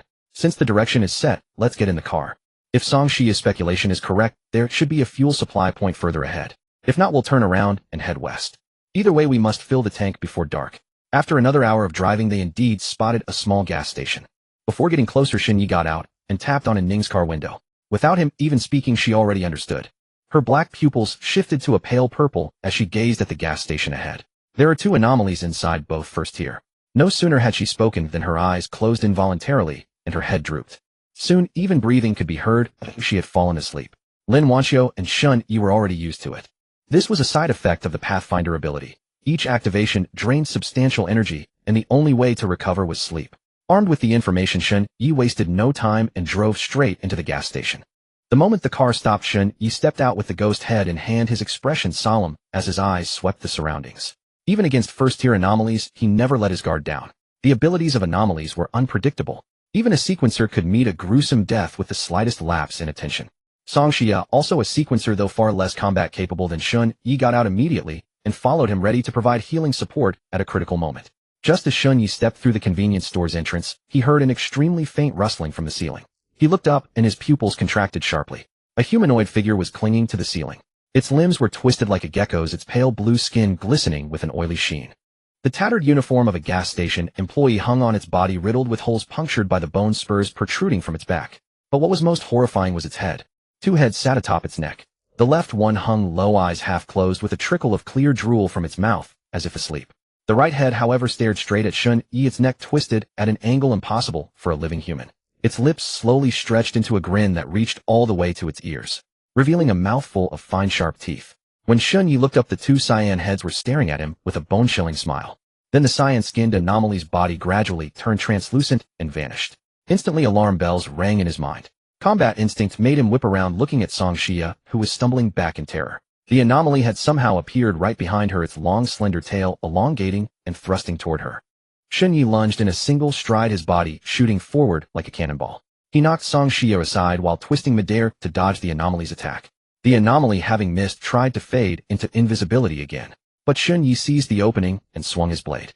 A flash of black light fell, and the anomaly's body was cleaved in two. Kill point 64. Watch out. Before he could relax, he heard Song Xia's cry. Without a moment's thought, his combat instincts drove him to leap away from his spot. At some point, the other anomaly that had been hidden on the ceiling had suddenly appeared and lunged at him, its claws sharp as knives. Shun Yi could even hear the faint whistle of the air being cut. If he hadn't dodged, he would likely have been done for. Similarly, after failing its ambush, this anomaly also tried to activate its invisibility for another sneak attack. But Shun Yi never gave it that chance. As its body turned semi-transparent, the jet-black ghost head had already cleaved into it. Kill points 58. Even after the two anomalies' bodies dissipated, Shun Yi remained on high alert. He took out the life detection plate he had gotten from Song Xia and performed a secondary check. Only after confirming that the white bead did not light up did he allow himself to relax slightly.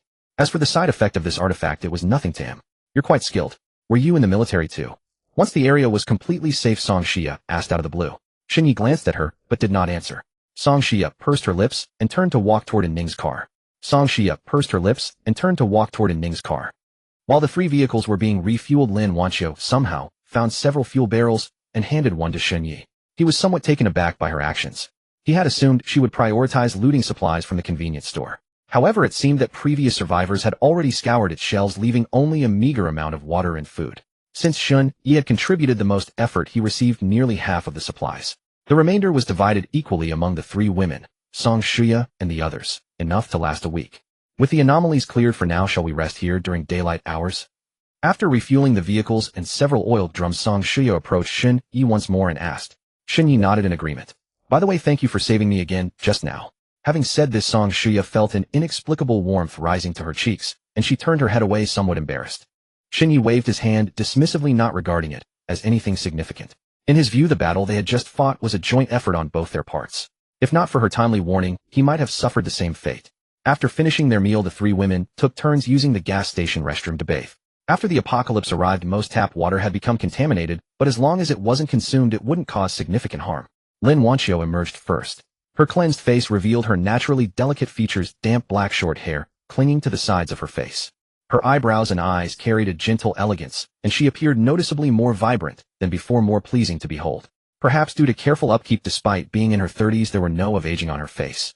The most striking feature was her long straight legs bare beneath her short skirt. The second to emerge was Ning. She was petite, with a delicate porcelain-like face that was fair and clear, her features refined and petite. Her bright eyes radiated an endearing quality. The last to come out was Song Xia. She had towel-dried her deep brown curly hair to a semi-dry state, letting it fall loosely around her shoulders. Her wispy bangs still carried a faint dampness which only enhanced the softness of her brows and eyes. Her oval face, sweet and clear, paired with those lively round almond-shaped eyes, gave her an aura of innocence and purity. And Ning stared at her for a long moment before finally breaking eye contact. Shun Yi leaned against the car door, his gaze sweeping over the women. After their thorough cleaning, all three women revealed their true appearances. The most striking among them was undoubtedly Song Xia. Before the apocalypse, she would have been considered among the most beautiful. No wonder she had always concealed half her face before. Both Lin Wanqiu and Ning possessed comparable beauty, though their styles differed. One carried the poise of a mature, elegant woman, while the other exuded the charm of a cute, youthful girl. The only flaw was that all three were still wearing their original clothes. After their long escape, the garments were stained with dust and grime, some even torn, revealing their pale skin beneath. Gazing at the three women like lotuses rising from water, Shinyi, a native of the south, could feel an intense oppressive stickiness crawling across his own body. After the three women had boarded the vehicles to rest, he finally entered the restroom and took a shower himself. Though he couldn't change his clothes after washing, he could definitely feel considerably more refreshed than before. After resting at the gas station for half a day, the sun was already slanting toward the west outside the window, and the red moon on the horizon was beginning to emerge faintly visible through the gathering twilight. Once everyone had finished tidying up, Song Shuya approached Shun Ye's vehicle with Lin Wanxiu and Ning following behind. Sensing she had something to discuss, Shun Yi proactively opened the car door and stepped out. "What else is there?" Shun Yi asked. Song Shuya met his gaze and replied, "The three of us discussed it just now. Since we've already determined the direction we need to take, shouldn't we rebuild our caravan?" Upon hearing the women wanted to form a caravan, Shun Yi nodded almost without hesitation. "That works. But have you decided who will serve as the captain?" Faced with this question, all three women synchronously turned their gazes toward him. It was Lin Wanxiu who finally spoke. "Of course it's you. After all, as the caravan's sole combatant, the three of us will rely on you for protection." "I'm not suited to be captain," Shun Yi declined immediately, then offered his reasoning. "First, I don't know how to manage people, nor do I have the energy to do so. Having only 4 of us in the caravan is manageable now, but as time goes on there will inevitably be more people joining. Second, I believe a good captain isn't determined by martial prowess alone, but by the ability to guide the group with sound direction and decisions. As for choosing direction, Ning as a Pathseeker sequence user would naturally be the most suitable." Ning, who had been lingering behind, immediately raised her hands in protest upon hearing Shun Yi mention her name. "Brother Shun, don't joke like that. I can't do it." Her petite palm-sized face flushed crimson, and the half of her face usually hidden by hair showed nothing but resistance. "Don't rush to refuse," Shun Yi said, unconsciously placing his hand on her shoulder, his expression earnest. "In a caravan you should understand the authority a captain holds. When the time comes, your word will carry the most weight. Wherever you say we go, we go. And the abilities demonstrated by your Pathseeker sequence mean you're a natural leader. The lives and deaths of the entire caravan almost entirely depend on your capabilities. Additionally, this position is both a responsibility and a trial for you. You should be well aware of this yourself. Without making changes, someone with your personality would struggle to survive in this apocalypse."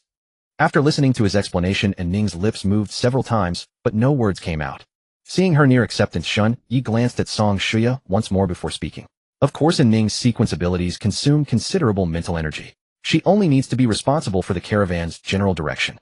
As for everything else, Song Shuya and I can serve as vice captains.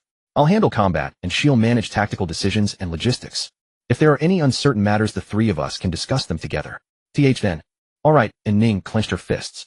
Shin Ye's encouragement had sparked a fighting spirit within her heart. "I can be this captain, but let me be clear up front. I truly don't know how to lead. Don't blame me later if things go wrong." Seeing her agree, Shin Yi also felt a sense of relief in his heart, thinking to himself, "This girl is quite easy to persuade." However, seeing her anxious expression, he ran his hand along the blade of Guisho and sneered, "Don't worry. If anyone disobeys you, my blade will teach them what rules mean." At these words, a chill welled up within Song Shuya's heart. Others might not know, but she had witnessed Shun Ye's ways firsthand. Just because of a pack of instant noodles, Liu Bing's son had been kicked to death by his foot. Not to mention, he ended up slaughtering the entire family. His bloodthirsty nature was truly formidable. With the captain settled, the next matter was naming the caravan. Lin Wanxiu pondered for a moment, and as the most educated person among them spoke first. "How about we call it the Hope Caravan? The meaning is straightforward and can also be inspiring." Shin Yi didn't even lift his head, muttering under his breath, "Too crude." Song Shuya leaned against the door of her delivery van, thinking of several options. Morning light. Daybreak. Shin Yi looked up at the sky, and inadvertently his thoughts drifted back to the moment he parted ways with Qin Shuwen. That day dawn was clearly about to break. If they could have held on just a little longer, Qin Shuwen might have survived. Yet he of all people had fallen just before daybreak. "How about we call it dawn?" He straightened up, his gaze sweeping over the three women. Everyone fell silent at these words. After the apocalypse had descended, none in the crowd failed to understand what those two words meant. If the endless night here signified fear and death, then dawn represented rebirth and hope. No one objected this time, and the consensus was surprisingly unanimous. Thus the convoy was officially named the Dawn Convoy. Leader Ningen. Deputy leaders Shun Yi, Song Shuya. Team member Lin Wanxiu. For people, 3 vehicles, setting out westward from Fukong gas station. Half an hour later, before the initial excitement of the convoy's formation had worn off, a roaring sound came from the rear. Shin Yi glanced at the rearview mirror, then instinctively reached for the hilt of Ghost Head beside him. In the next moment, 7 or 8 vehicles surged out from a side road, led by a modified luxury RV. The body was reinforced with mismatched steel plates welded in various colors, and a slightly smaller anti-collision frame had been mounted to the front, clearly a rough modification made after the end times began. The RV braked, sharply blocking the 3 vehicles ahead. Then over a dozen cars swept in from both flanks, surrounding the 3 cars in the middle. After forcing the Dawn convoy's 3 vehicles to stop, the RV's door immediately opened. 2 young men who looked like thugs leaped down first. One was as thin and tall as a bamboo pole with a messy bird's nest of hair grinning in a particularly sleazy manner. The other was stocky with a face full of harsh features and a gold chain as thick as a pinky around his neck. Both had iron pipes and machetes tucked at their waists. Then the tall, gangly one pulled open the driver's side door and made an exaggeratedly obsequious welcoming gesture. At that moment, a bald man over 1.80 m jumped down. A grotesque scar ran horizontally across his shiny head, stretching from the brow ridge to the back of his skull. He wore a white tank top stained with mud, exposing 2 arms twice the normal thickness and completely covered in tattoos. He lit a cigarette, held it between his lips, and sauntered lazily to the front of Shun Ye's vehicle. Then he stepped onto the Volvo's hood with one foot, his grin stretching from ear to ear. Sensing the hostility, Shun Ye immediately activated Ghost Head's formless effect. As the blade vanished completely into the air, he stepped out of the car, sword in hand. Hand over everything you've plundered from the gas station behind us. I'm in a good mood today, so I'll give you a way out. Don't be foolish. He exhaled a puff of smoke, his gaze drifting toward the drivers of the 2 vehicles behind, finally settling on Song Xia and Lin Wanqiu inside the car windows. A wave of undisguised lust flashed in his eyes. He chuckled cruelly and pointed at Song Xia and Lin Wanqiu. Actually, I take that back. You can keep some supplies, but leave those 2 women to me. Meanwhile, the men from the surrounding vehicles were getting out, their whispered voices carrying over. Hey, those 2 women are quite pretty. But it looks like Zhao Biao is going to get his hands on them. Seriously though, the woman in the cargo van is really gorgeous. Looks like a celebrity. I wonder if we'll get a turn after Captain Zhao is done with her. Hey, you've got some nerve dreaming about that. Ignoring the vile talk, Shun Ye kept his cold, piercing gaze fixed on the bald giant before him. The bald man didn't appear annoyed. Instead, he leaned in close and whispered in a chilling tone beside Shin Ye's ear. You've got 1 minute to consider. If I'm not satisfied, I'll send you to meet the King of Hell. With that, he strode boldly towards Song Xia's car. The 2 lackeys hurried over, as well, making moves to open the Volvo's trunk. Shin Ye's figure blurred as he lunged straight for the bald man's back. A formless cold light slashed through the air, carrying the sound of splitting wind. Boss, watch out, the tall man shouted. The bald man seemed to have anticipated this, throwing himself to the side. The black blade barely grazed his clothes before embedding itself into the cargo van's body. The bald man turned to see what had happened, his cigarette falling from his mouth. His expression shifted from shock to rage. You're looking for death, he roared. His arms began to swell violently, veins bulging like steel rebar across his entire body. His frame grew taller and broader at an almost visible rate, his clothes tearing apart as they strained against his expanding muscles. In less than a breath, a towering giant, standing over 3 meters tall, appeared before Shun Ye, his massive shadow completely engulfing him. Ning peered out from the car window, her eyes shifting from black to purple as she instinctively activated her perception eye. Brother Shin, be careful. That's a Sequence 9 giant. Its attack and defense are both formidable, but its movements are relatively slow. You must be extremely cautious. Hearing this, Shun Ye tightened his grip on the hilt and drew Ghost Head from where it had embedded itself in the vehicle. His posture dropped low as his gaze locked onto his opponent. When the bald man turned to look in that direction, his menacing glare caused Ning to immediately duck back inside the car. By the time he turned back around, Shun Ye was already within striking distance. The giant grinned wickedly, truly asking for death. Before Shun Ye could even raise his blade, a fist the size of a palm fan came crashing down with a rush of wind. He quickly sidestepped to avoid the blow. The fist slammed into the ground, sending gravel flying and leaving a shallow depression. The size difference is still too great. Even with a speed advantage, it's hard to seize the initiative. Shin Ye thought to himself. But seizing the opening as the opponent retracted its fist, he delivered a horizontal slash. Solid sharpness activated, combined with the formless effect.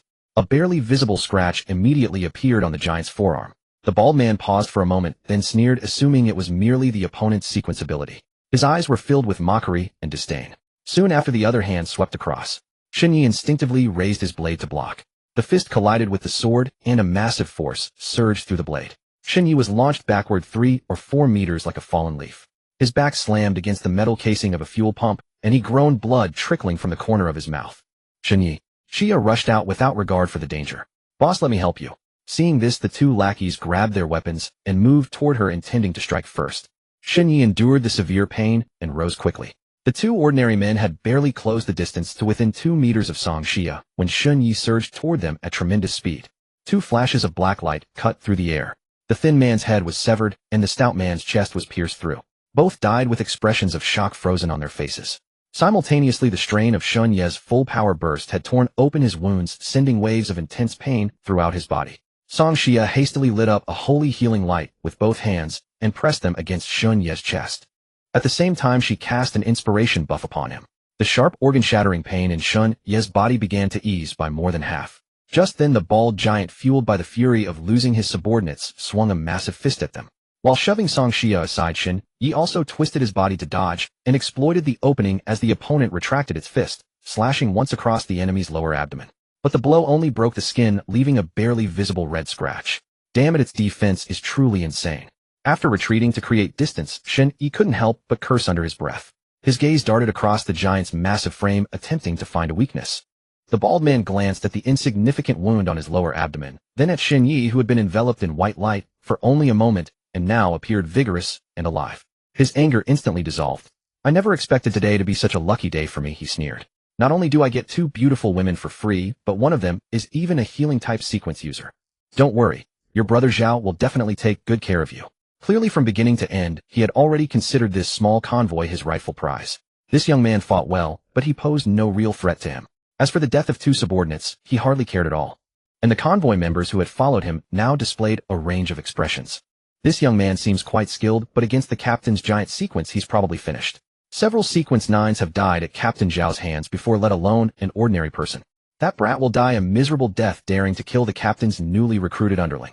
TSK. So wouldn't it have been better to just hand over the supplies obediently? Now he's pissed off the captain, his life is as good as gone. Shin Yi turned a deaf ear to the taunts. After calming down, he chose to change his tactics. This time he didn't dare to confront head-on, instead opting to circle around. He exploited the giant's slow-turning speed, always staying at its flank and rear. The bald man threw several punches, each one missing, and each time he withdrew his fist a mysterious wound would appear on his body. Although the damage was minor, his movements grew increasingly frantic and his attacks lost all form. What a pest! The bald man roared, slamming both fists into the ground. The ground trembled, sending gravel flying. Shun Ye's footing faltered from the shock. In that instant, the bald man seized the opportunity. A sweeping strike hit Shun Ye's right shoulder. The irresistible force sent him flying 5 or 6 meters before he crashed heavily to the ground. Guisho slipped from his hand, sliding 2 meters away and reverting to its original form. It's over. Lin Wanxiu's face turned pale in the car. If Shun Yi couldn't prevail, her fate was easy to imagine. The thought of the bald man's brutish face made her sick. However, Ning, standing nearby, stared intently at Shun Yi. She noticed that his eyes were still open. The situation didn't seem hopeless yet. Although severely wounded by the blow, under the blessing of encouragement, Shun Yi didn't feel much pain. The bald man, smug and convinced the fight was over, strode toward the fallen Shun Yi, raising his foot to crush him completely. Just as he lifted his foot, Shun Yi rolled aside, as if unharmed, grabbing the horizontal blade Guisho from the ground with his left hand. From below, through the gap of the giant's raised leg, he thrust the blade into the giant's abdomen. Just as the bald man still thought the attack couldn't break his defense, a tearing sound rang out, and the black blade sank halfway in. The bald man's eyes flew wide open in disbelief. But as he was about to punch Shun Yi away again, a faint dark red light flickered across the blade in the next second. The instant death effect triggered. Countless black lines spread from the wound, enveloping the giant's massive body. The ferocity in the bald man's eyes seemed to sense something utterly terrifying and died out instantly. The 3-meter-tall body crashed to the ground, sending up dust, then shrank back to its original form. The battle began swiftly and ended just as swiftly, taking less than 2 minutes. But the outcome surprised many. Shun Yi pulled out Guisho, leaning on the hilt and kneeling on the ground, gasping for breath. As the encouragement effect faded, the excruciating pain struck again, nearly causing him to faint. He clenched his teeth, cold sweat soaking his disheveled hair. Song Xia activated Holy Healing Light, again a white glow enveloping his bruised right ribs. Bear with it, your ribs might be cracked. Seeing his agonized expression, she gritted her teeth and poured more sequence power into it. Brother Shun Yi, are you okay? And Ning and Lin Wanxiu also got out of the car and immediately gathered around, their eyes full of concern. Looking at the giant's corpse, and Ning couldn't help but whisper, So incredible. You actually killed a giant sequence 9. Shun Yi didn't reply. He looked down at Guisho, his right hand still trembling on the hilt. If not for the instant death effect triggering at the critical moment, he would be the corpse lying on the ground. It could be said that this encounter was far more perilous than the previous trip to Shi Village. At the same time, he truly witnessed the power of a combat-type sequence user and the gap between himself and a true sequence user. After the bald man died, the dozen or so vehicles surrounding the Dawn convoy fell into a deathly silence. No one knew who pressed the horn first. Then car doors opened one after another. Some stuck their heads out of windows, others got out directly. At the same time, those fearing retribution drove away immediately. The expressions on these people's faces were complex, but their looks at Shun Yi were uniformly fearful. At that moment a man driving a bus stepped forward first. Around 40 with a gaunt face wearing a plaid shirt. He raised his hands in front of his chest to show he meant no harm or ill intent. This brother. No, this captain. His voice was dry and trembling. My name is Human, I'm the driver of this bus. He pointed at the bald man's corpse and introduced this man as Zhao Biao. Before the apocalypse, he was a contractor who often bullied his workers. After the apocalypse, he awakened his sequence and became even worse. Along the way, he robbed, killed, raped, and plundered. Many people and sequence users died at his hands. Many in the convoy were forced to join him. Xinyi looked at him coldly and said, "Why are you telling me this?" Human glanced at the cold, gleaming blade in his hand still stained with Zhao Biao's blood. Fear instinctively made him swallow. After hesitating, he continued, "We're just ordinary people. We haven't done anything wrong along the way. All those things were done by Zhao Biao alone, including his attempt to rob you just now. That was his and his underlings' idea. We had nothing to do with it, I swear to heaven." As he said this, others around also chimed in, "That's right, we haven't done anything wrong. We're innocent." Xinyi looked indifferent. "In that case, he's dead and you're free. Why haven't you left?" Hearing this, Human knelt down with a thud. "Zhao Biao is dead. Without a sequence user to protect us, where can we go? Please can you accept us into your convoy?" Seeing this, many others also knelt down, their eyes full of pleading. As for those who had close ties with Zhao Biao or had done shady things, they had already quietly gotten into their vehicles and driven away. Looking at the remaining people, Shun Yi instinctively wanted to refuse. But Song Xia, standing beside him, spoke before he could. "How many are you?" Human looked around and then replied tremblingly, "Besides those who ran away, there are still over 50 people." Xun Yi frowned, looking at Song Xia with confusion. Song Xia leaned close to his ear and lowered her voice. "We're in our most critical shortage of hands right now. And I know what you're about to say. It's nothing more than worrying that more people means more trouble, a bigger target, and harder management. But think about it. Zhao Biao just blocked us because he saw we were few. On the road ahead, if we encounter other convoys with only 3 vehicles, we won't even have a seat at the negotiation table. We got lucky this time. We won the fight. But what if we hadn't?" She glanced at the people behind Human. "Besides, they stayed with Zhao Biao for so long without leaving. That shows they aren't the type to scheme the moment they join. I feel we can keep them." Xinyi was silent for a few seconds. Finally, he nodded. Xinyi stood on the hood of a white car. His gaze swept over the 50-odd faces gathered around. There were women holding children, elderly with scars on their faces, and young men covered in dust and grease. "I'll lay down the rules first." His voice wasn't loud, but his tone was cold enough. "Anyone who wants to join the Dawn Convoy must follow our rules. First, the Dawn Convoy is only responsible for leading the way. When we encounter anomalies, you'll have to fend for yourselves. I won't actively protect anyone." A stir of discontent rippled through the crowd. They wanted to stay precisely because they saw Xun Yi as strong and craved his protection. Yet no matter how dissatisfied, none dared to utter a single no aloud. Second, convoy supplies are not shared. What I have is mine, what you find is yours. Fighting and stealing are forbidden within the convoy, but free trade is allowed. If any trouble arises from these matters, regardless of who's right or wrong, As he spoke, he waved the ghost head stained with Zhao Biao's blood, the implication clear. Many couldn't help but shrink their necks at the sight. Third, he paused, his eyes scanning every face. "If you want to survive, the only one you can rely on is yourself." Those words were both a warning and a piece of advice. "All right, that's all I have for now. If you agree, you can stay. If you can't accept it, you can leave now. I won't force you." After speaking, Xun Yi jumped off the hood. He had expected a large number to leave, but he was wrong. No one left. Not a single one. Human was the first to speak. "We'll stay. We're not leaving." The Dawn Convoy's rules sounded harsh, but they were still far better than following Zhao Biao. Besides, they had no other choice. Night was falling, and without a sequence to guide them, driving on the highway as ordinary people would make them nothing more than moving rations for the anomalies.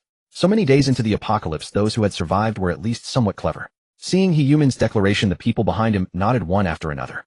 Seeing this, he walked toward Zhao Biao's RV. Gazing at the massive vehicle, he rarely showed a smile. He patted the door. "I killed Zhao Biao, so this RV is mine. Any objections?" Silence fell over the crowd. Even if some harbored resentment, none dared utter a no. After all, Zhao Biao and his underlings still lay dead, their blood staining the ground crimson. Just then the RV door opened again, and a chubby, round-faced young man in his 20s jumped down. He had an honest look and wore a pair of black round-frame glasses. Even so, Xun Yi instinctively tightened his grip on the knife handle. "Don't get the wrong idea, I mean no harm." The glasses-wearing man immediately raised his hands and stepped back toward the crowd. "Who are you?" Xun Yi asked. Before the man could answer, Human cut in. "This is He Yunping. He used to drive for Zhao Biao." Yes, just call me Xiao He." He Yunping was clearly a few years older than Xun Yi, but he spoke very tactfully. "I heard everything you said outside. I'll strictly follow your rules. Now that Zhao Biao is dead, I don't have to drive for him anymore. Here's the key." With that, he respectfully handed the RV key to Xun Yi. As Xun Yi took it, he asked, "Then why didn't you come down earlier?" He Yunping gave an awkward smile and shrank his neck. "I was afraid that in your anger you'd cut me down without listening to a word I said." This remark drew a ripple of laughter from the crowd. From the attitudes of the people Shun, he could clearly sense that the former members of Zhao Biao's convoy seemed to hold He Yunping in high regard. Wasn't he in cahoots with Zhao Biao? Logically, his appearance should have triggered a chorus of condemnation, he thought. But he didn't dwell on it. He waved He Yunping away, signaling him to leave. He Yunping, reading the situation, slipped back into the crowd and scratched his head with a sheepish grin. I don't have a vehicle now. Is anyone willing to take me in for a while? Several people immediately raised their hands. Brother, he come to my car. I've got room. Xiao Yun, get in my car. It's an SUV, plenty of space. He Yunping was suddenly like a hot commodity being pulled this way and that. What's going on? Shen Yi was utterly confused. At that moment, He Yumin stepped forward again to show his usefulness, smiling lightly. Captain Shen, don't think that just because Zhao Biao was a bad seed Xiao He is also a bad person. Xiao He became Zhao Biao's driver only out of necessity. He may be glib and tends to go with the wind, but his heart isn't bad. Whenever others in the convoy had difficulties, he would lend a hand. Moreover, Zhao Biao was cruel and would kill at the slightest displeasure. Those who flattered Xiao He survived Zhao Biao's hands only thanks to Xiao He's silver tongue.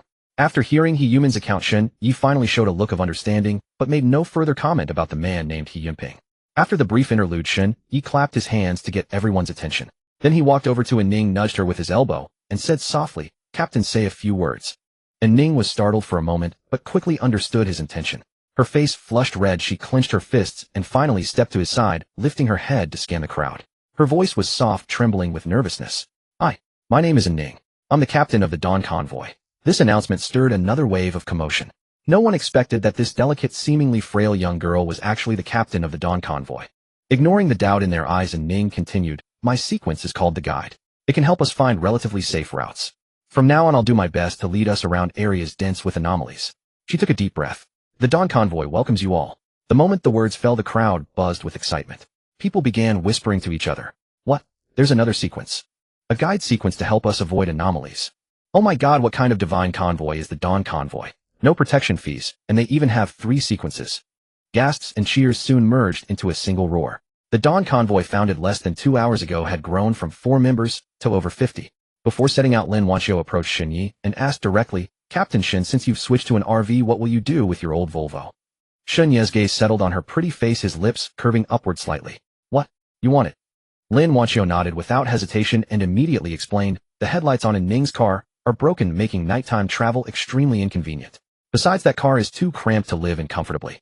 Shen Yi feigned comprehension, but just as her face filled with anticipation, he promptly doused her hopes. Why should I give it to you just because you want it?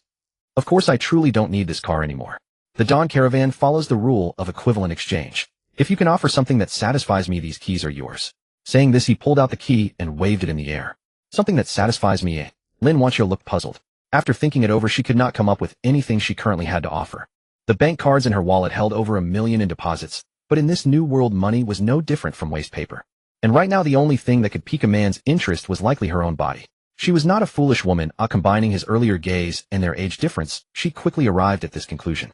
Lin Wanxiu had absolute confidence in her figure and appearance. Although she had been divorced once before the apocalypse, there were still plenty of suitors. But how could she trade her body? Her heart was both anxious and ashamed, and her gaze instinctively drifted back to Shen Yi. That handsome face with a touch of wildness, coupled with his towering figure of over 1.80 meters, before the apocalypse, he would have been considered a top-tier handsome man. If she did this with him, she did not feel she was losing out, especially since she would gain a far more comfortable SUV in return. With this thought, her mind found a bit of balance. After a long inner struggle, Lin Wanxiu clenched her fingers and finally spoke those difficult words. If you do not mind my fallen state, as an exchange, do whatever you wish. But only once.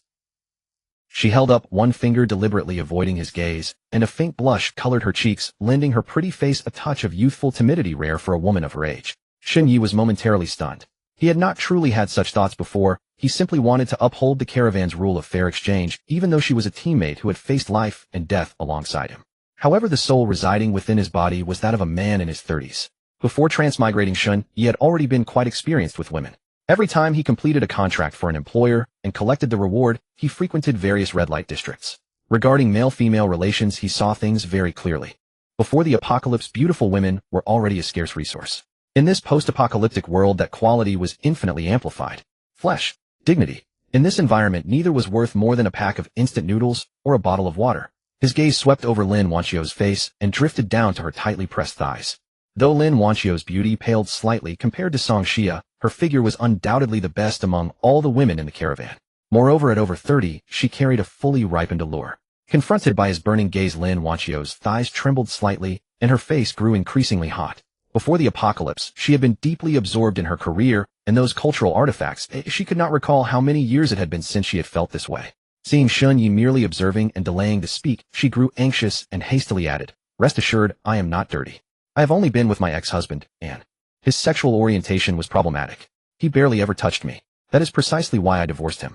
Upon hearing her explanation, Shun Ye's eyes brightened further. Though he had little concern for spiritual cleanliness, purity was undoubtedly a bonus in his book. If he played the fool now, would he still be a man? "Come find me tomorrow when we are on rest." After speaking, Shun Yi handed the Volvo keys to her and left a meaningful smile. Lin Wanchio looked at the keys offered to her, hesitated briefly, then firmly took them and gripped them in her hand. This meant her second transaction with Shun Yi had officially been sealed. She would not regret it. Compared to that sort of thing, having an extra vehicle now not only added to her safety, but also gave her more leverage in her dealings with Ning going forward. Besides, the man himself was not unattractive. Compared to submitting to Zhao Biao, who had previously coveted her, she would rather die. Just think of it as being pricked by a needle. It is nothing. Shen Yi took out the RV key he had just acquired. As soon as he opened the door, a foul smell of stale smoke mixed with sour sweat hit him in the face. This made him frown, and he instinctively waved his hand in front of his nose. Only after the odor dissipated somewhat did he begin moving the supplies unloaded from the Volvo inside. The interior of the RV was more spacious than he had expected. The vehicle was originally built to luxury standards, and after taking it over, Zhao Biao had someone remodel and upgrade the interior, maximizing every square inch of usable space. Behind the driver's seat sat a wide leather sofa in dark brown, with two unwashed black tank tops draped over the backrest. On the coffee table in front of the sofa were scattered several open snack packets, an ashtray piled high with cigarette butts, and a few pieces of women's underwear in various colors. Behind the cabin sat a foldable dining table on which lay a small knife stained with blood. The sofa had been converted into a two-tier double bed, its bedsheet wrinkled and originally white, now covered in dark red stains everywhere. Judging from the scattered pattern, Shin Yi did not need to be told what kind of blood that was. Beside the pillow lay a smartphone that had long lost its charge and two gold chains. He pulled open the storage compartment by the bedside and saw it stuffed full of various jade pieces, gold jewelry, and premium cigarettes, along with several hairpins and earrings that clearly belonged to a woman. After taking it all in, Shun Yi shook his head and sighed inwardly. Comparing oneself to others can drive one mad. What kind of bitter life have I been living? He had nearly sacrificed his life for a mouthful of food and water, while this man had already begun collecting trinkets with no practical use in the apocalypse. Looking further to the right of the window, he spotted a modified small stove, though it had no pot on it. Only an electric kettle and an unwashed iron bowl beside it, with a bit of leftover instant noodle soup still inside. Beneath the stove, a water pipe connected to the bathroom, which was barely large enough for one person to enter and exit. Continuing along the pipes, Shun Yi discovered that the water in the car's tank was actually potable mineral water. This bastard really knows how to squander. Looking at several empty, discarded mineral water bottles beside the tank, he clicked his tongue. No exaggeration. In the present world outside, a single bottle of mineral water could easily trade for a person's life. Then again, Zhao Biao had been burning, killing, and looting all along, so he never lacked supplies and drinking water. This was evident from the storage area at the very rear of the carriage. Right now, the enormous storage area still contained cases of mineral water, instant noodles, ham, sausages, and canned meat. For an ordinary person, this would suffice for a month of eating. The next moment, his gaze fell upon a black plastic bag in the farthest corner. Curious, he opened it and was utterly dumbfounded. Inside were nothing but women's lingerie and even some small toys. Originally, he had intended to throw all the clothing in this bag away, but remembering his transaction with Lin Wanchio, he decided to keep them perhaps for later use. After cleaning the interior of the vehicle, he opened the windows to let it air out for a while. Shun Yi straightened up and stretched, then took a look around the inner space. Clearly, he was immensely satisfied with this trophy. In truth, when Zhao Biao first blocked their path, the thug had set his sights on him, but Shun Yi had also set his sights on this RV. According to He-Human, this vehicle was snatched by Zhao Biao from a wealthy man in Yansheng on the very first day of the apocalypse. At the time, the wealthy man's family was all inside the car preparing to flee Yansheng. Zhao Biao intercepted the car, tricked them into opening the door, and once aboard, stabbed the man to death with a single blow. The wife and daughter who remained in the vehicle also fell victim to that beast's cruel hands. For such a despicable creature, murder and car theft coupled with the need for self-preservation, Shun Yi felt not the slightest burden in his heart, but rather an indescribable sense of satisfaction. Shun Yi was not an extreme survivalist. Especially after acquiring extraordinary abilities, he aspired to not only survive the apocalypse, but also to live a life where he could indulge in pleasure and leisure whenever he wished. If he were forced to exist in a state of extreme oppression, constantly fearing death and perpetually on guard against everyone, then that would be worse than death itself. What meaning would such a life hold? At least now he could consider himself to have a small home in this apocalypse. The only pity was that even the most luxurious RV felt a bit cramped to him, accustomed as he was to various extravagant hotels in his past life. As this thought crossed his mind, a sudden inspiration struck. He recalled the description of the skill, blood refinement, within the Asura Sequence. Blood refinement consumed kill points to temper a designated item, granting it greater power. He had previously fallen into a cognitive trap assuming that only aberrant objects could be subjected to blood refinement. But now upon careful reading of the description, it seemed that any item he designated could be enhanced with this skill. With this hypothesis, he immediately placed his hand on the RV's steering wheel and willed the skill to activate. Sure enough, a familiar prompt appeared in his mind. Do you wish to use 3,000 points to perform blood refinement on this item?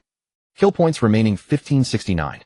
Learning that the RV could also be refined initially brought Shen Yi some joy, but upon seeing the required number and his remaining kill points, his expression immediately fell. It seemed that the path of accumulating kill points was still a long and arduous one. By now the sky had completely darkened, and the crimson moon began to radiate its eerie faint glow. Moreover, tonight's blood moon appeared more vivid and slightly larger than in previous days. Soon from the pitch-black surroundings, a cacophony of mournful wailing sounds began to emanate. Ever since acquiring the power of the sequence, even though he was not of the guide sequence Shun, Yi could clearly sense that something in the vicinity was gradually encircling them. However, his perception was not as acute and precise as that of Ning, a true guide. At that moment, Ning approached Shun Ye's RV, stood on tiptoe, and looked up at him in the driver's seat. Brother Shun, it's completely dark now. I can feel those things closing in on us. We need to set off. Shen Yi gave her a slight nod and said calmly, you are the captain of this convoy now. You alone decide when the convoy departs. We are only here to follow your command to start moving. All right, I understand. And Ning acknowledged, and then hurried toward the crowd shouting, everyone get in your vehicles. We're leaving. Despite her frantic calls, the former members of Zhao Biao's convoy continued their own business, seemingly pretending not to hear. Only a few quickly scrambled onto their vehicles. Shen Yi frowned at this scene. Those who remained unmoved clearly had no respect for the new diminutive captain. Perhaps they thought she was easygoing and easy to bully, aiming to give her a lesson in authority. With a cold sneer, Shun Yi called out to Ning, enough, forget about them. Get in the car and lead the way. Though puzzled why Shen Yi would abandon these people, Ning trusted him and stopped pleading with those unwilling to board. She pulled open the door of the Volvo and climbed in. Lin Wanqiu, who had already started the engine, stepped on the accelerator and turned to chide her. I told you we don't even know how long we'll survive. Why bother with so many of them? And Ning didn't reply, only bowed her head with a look of grievance. Seeing this, He Yunping quickly rolled down his window and shouted to the members still outside their vehicles, everyone get in now. Those things are about to emerge. If you don't leave now, you won't make it. After saying that, he immediately told his elder brother, who was driving, to follow the Volvo. Many who had been chatting outside finally panicked at He Yunping's call and scrambled into their cars. Clearly, compared to the new captain, He Yunping's words carried more weight among them. Shen Yi took note of this, as headlights flickered on one by one, dispelling the surrounding darkness. And Ning and Lin Wanqiu switched to the Volvo that Shen Yi had discarded, leading the convoy toward the direction of Guishi. As for those new members who were still hastily boarding and starting their engines far behind the convoy, they were left to fend for themselves. What? Your captain is dead. On the other side, Yang Feng's eyes flickered upon hearing this news. The man delivering the news had a balding crown, tan skin, and wore a sweat-soaked shirt with trousers. This man was named Cheng Shun, a foreman in Zhao Biao's former convoy. After Zhao Biao fell, he was the first to realize the danger and drove south with his people. It turned out that Zhao Biao had been Cheng Shun's foreman, and they were fellow townsmen. Because of this connection, after the convoy was formed, Cheng Shun often used Zhao Biao's authority to bully other members. Moreover, he had frequently handled dirty work for Zhao Biao, so naturally the position of convoy foreman fell to him. In the original Zhao Biao convoy, his status was comparable to He Yunping's, but the other members' attitudes toward him were the complete opposite of their regard for He Yunping. Thus, after Zhao Biao's death, even if Shun Yi hadn't killed him, those he had bullied would have been eager to tear him apart. His fate now would be no better than Zhao Biao's. He led his people south for hundreds of miles before coincidentally encountering the Blood Eagle convoy led by Yang Feng. Coincidentally, just 2 days earlier, Zhao Biao's convoy had planned to rob this very Blood Eagle convoy. After learning that the enemy's overall strength far surpassed his own, Zhao Biao had switched his intention from robbery to trade. Zhao Biao's modus operandi was always the same: plunder if he could overpower, and if not, exchange resources and information. The reason he had been so eager to attack Shen Yi and his group was that Shun Ye's team was small, leading him to mistakenly believe the Dawn convoy was an easy target, and thus he sealed his own demise. Yang Feng, the captain of the Blood Eagle convoy, was also taken aback. It had been only a short while since he had been drinking and chatting with Zhao Biao, and now the man was already dead. How did he die? Logically, if you encountered a high-rank aberrant, you wouldn't have survived if he didn't. Yang Feng fixed his gaze on Cheng Shun, as if he would not hesitate to cut off the man's head if he dared utter a single falsehood. No, we didn't encounter any aberrants. The one who killed Brother Zhao was a young man. Cheng Shun answered timidly, overwhelmed by the oppressive aura emanating from the other. A young man. Yang Feng's expression turned serious. Tell me the exact details, leave nothing out. This was not an overreaction on Yang Feng's part. If an ordinary person died, it was of little consequence. People died every day all over the world, even before the apocalypse. But a sequence was different. Any intelligence that could pose a fatal threat to a sequence, no matter how trivial, was of utmost importance. Yes. Cheng Shun nodded in agreement, then poured out the entire story, how they discovered the gas station had been looted, tracked the Dawn convoy, and witnessed Zhao Biao's intervention and subsequent counterkill. An invisible blade, and a female sequence who can heal. Yang Feng stroked his chin, muttering to himself. Chen Na, what do you think? Yang Feng turned to a curvaceous woman beside him. The woman named Chen Na had a delicate oval face, brown wavy hair, cascading over her shoulders, and a pair of fox-like eyes that lent a natural allure to every smile and frown. Her purple cheongsam and high heels accentuated her voluptuous figure to perfection. Chen Na hesitated, then replied, from the description, that blade must be an anomaly object and a highly lethal weapon at that. Otherwise I doubt that young man could have killed Zhao Biao. Based on our intelligence, Zhao Biao's giant sequence boasted the highest defense among sequence 9s. Even if you attacked him personally, it would be difficult to inflict a fatal wound. He himself claimed he could escape from a second-rank aberrant. That anomalous weapon is no ordinary thing. After hearing Chen Na's evaluation, Yang Feng showed no frustration. Instead, a barely concealed greed flickered in his eyes. Chen Na was right. He too was a sequence 9 transcendent, awakened to the Blade Debtor sequence, known for its offensive power. This sequence also had 2 skills. They were Blade Debt Pact and Severing Oath. Skill 1, Blade Debt Pact, infused sequence power into the blade in hand, greatly enhancing its sharpness and destructive force. The cost: each activation incurs a blade debt that must be repaid by slaying enemies within a set time. Failure to repay results in the blade shattering and the user being injured. Skill 2, Severing Oath, lock onto a target within sight. The next blade strike will inevitably hit a vital point, leaving a debt scar that never heals. This skill consumes great energy and cannot be used consecutively in a short period. For every blade debtor, the higher the blade's quality, the greater the multiplier from Blade Debt Pact. But the blade he currently wielded was merely an ordinary iron tool. Even with such a powerful sequence, he could not unleash its true potential. That was precisely why he had chosen to trade with Chun Biao and his crew. Otherwise, from the moment they tried to rob him, Chun Biao might not have survived to rob that young man. Now that he knew the young man possessed an anomalous blade capable of killing Zhao Biao, he was itching to turn the convoy around and chase after him. Chen Na, being Yang Feng's confidant, naturally understood his thoughts. She glanced at Cheng Shun, who kept his head down, her eyes full of contempt and disdain. Then she continued, if Manager Cheng's account of the fight is accurate, that young man might not even be a sequence, just an ordinary person with good skills. He killed Zhao Biao solely because of his anomalous blade and Zhao Biao's carelessness. That's good news for us.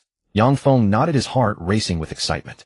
And I conservatively estimate that Blade's anomaly number is at least in the top 10,000. She herself possessed 2 anomaly objects, unnumbered, yet powerful. Even so, she admitted they were inferior to that blade in value. Her guess was based on Cheng Shun's description of the blade and the anomaly object information she had gathered. Yang Feng, of course, knew what an anomaly number in the top 10,000 meant. Just 5 days ago, he had encountered a convoy formed by the pre-apocalypse military. An ordinary soldier with no sequence power wielding a numbered anomaly sniper rifle, No. 9114, killed an aberrant on the verge of evolving to the 2nd rank with a single shot. That showed the immense gap between numbered and unnumbered anomaly objects. If I can get my hands on that blade, my strength will skyrocket, and I might even find a way to advance to sequence 8. Provided your words are true. As he spoke, Yang Feng's hawk-like gaze fell upon Cheng Shun once more. Overwhelmed by the pressure, Cheng Shun quickly raised his right hand in a vow. Captain Yang, rest assured, every word I've said is true. If I've lied, may I die a miserable death. As he finished, the invisible force pressing down on him vanished, allowing him to breathe freely again. Yang Feng placed a heavy hand on his shoulder. Manager Cheng, no need to be so tense. If we get that blade, you'll have rendered a great service. I won't forget it. Before Cheng Shun could feel pleased, the man's tone shifted abruptly. But until then, you and your brothers will stay with the Blood Eagle convoy. The smile on Cheng Shun's face froze for an instant, but he quickly forced a fawning expression. Then I'm truly grateful to Captain Yang for taking us in. Without you, we wouldn't know how to survive. You may leave now.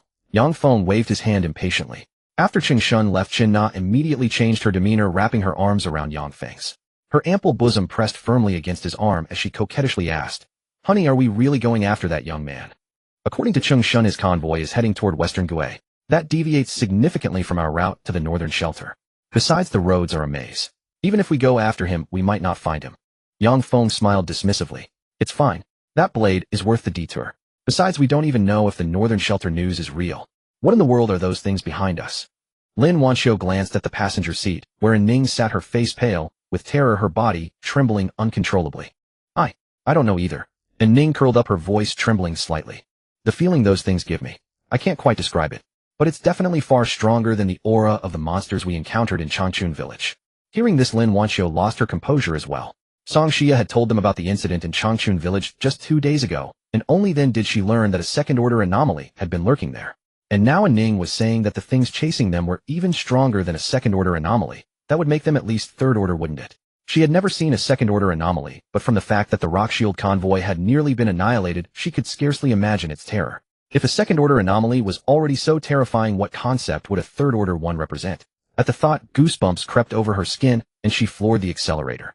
Seeing the leading Volvo speed up, Shen Yi and Song Xia also floored their accelerators in tandem. But the speed limit was a constraint. Even with Song Xia pushing the cargo van to its maximum, she could barely see the Volvo's taillights. As for Shen Ye's bulky RV, it fell even farther behind.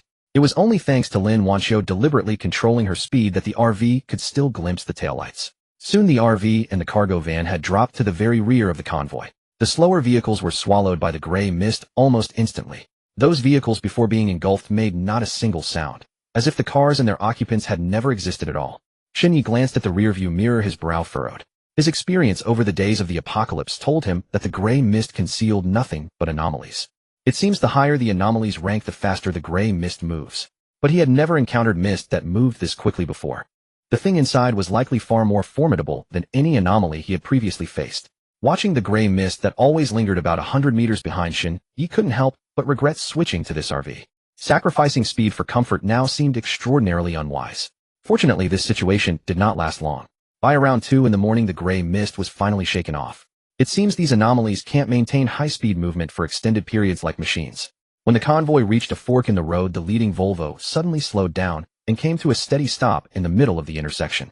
What's wrong? Shen Yi rolled down his window and looked at Ning inside the Volvo. Her pupils had turned deep purple, and she was gazing back and forth between the two diverging paths. After a long moment, she spoke with some timidity. Brother Shenai, I don't know which way to go.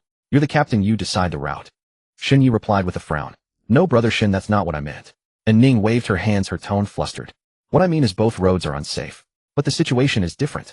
At the words, both unsafe, Shen Yi also lost his calm. The people in the other vehicles started to stir with varying degrees of noise. Ignoring them, Shen Yi looked at Ning again. What's the specific situation? And Ning raised her left hand, first pointing to the main road on the left. There's a very faint but extremely dangerous aura ahead on this road. I can't clearly see what it is, but I feel something is definitely waiting for us there. That thing is definitely beyond what we can handle at this stage. She paused, then turned to point at the narrower path on the right. At the entrance on the right side stood a blue sign reading Qinshin Village. Over here I can sense many anomaly auras as dense as those in Changchun Village, but I'm not sure of the exact number. However, the auras aren't particularly strong, even weaker than those first-order snake demons. Shen Yi pondered for a few seconds, his mind rapidly analyzing the situation. The faint aura on the left main road was beyond even Ning's perception pupil. This meant the anomaly lurking there was of a rank beyond her detection range. At least second order, possibly even third order. On the right, toward Qinshin Village, the anomalies were numerous, but all low rank. Even so, it wasn't exactly good news for him. As for turning back, the gray mist behind had only just disappeared. Who knew if those things were still there? In that case, whether turning back or continuing on the main highway, both routes led to certain death. The path to Qinshin Village carried immense risk, but he was confident he could handle it, offering a slim chance of survival. Take the Qinshin Village road. Shen Yi made his decision instantly. What? Captain, and said there are many anomalies on that road. Why go that way? Yeah, are you crazy? If you want to die, don't drag us all down. Go ahead if you want, but I'm not taking that narrow road. Soon many people in the convoy stuck their heads out of windows, voicing opposition.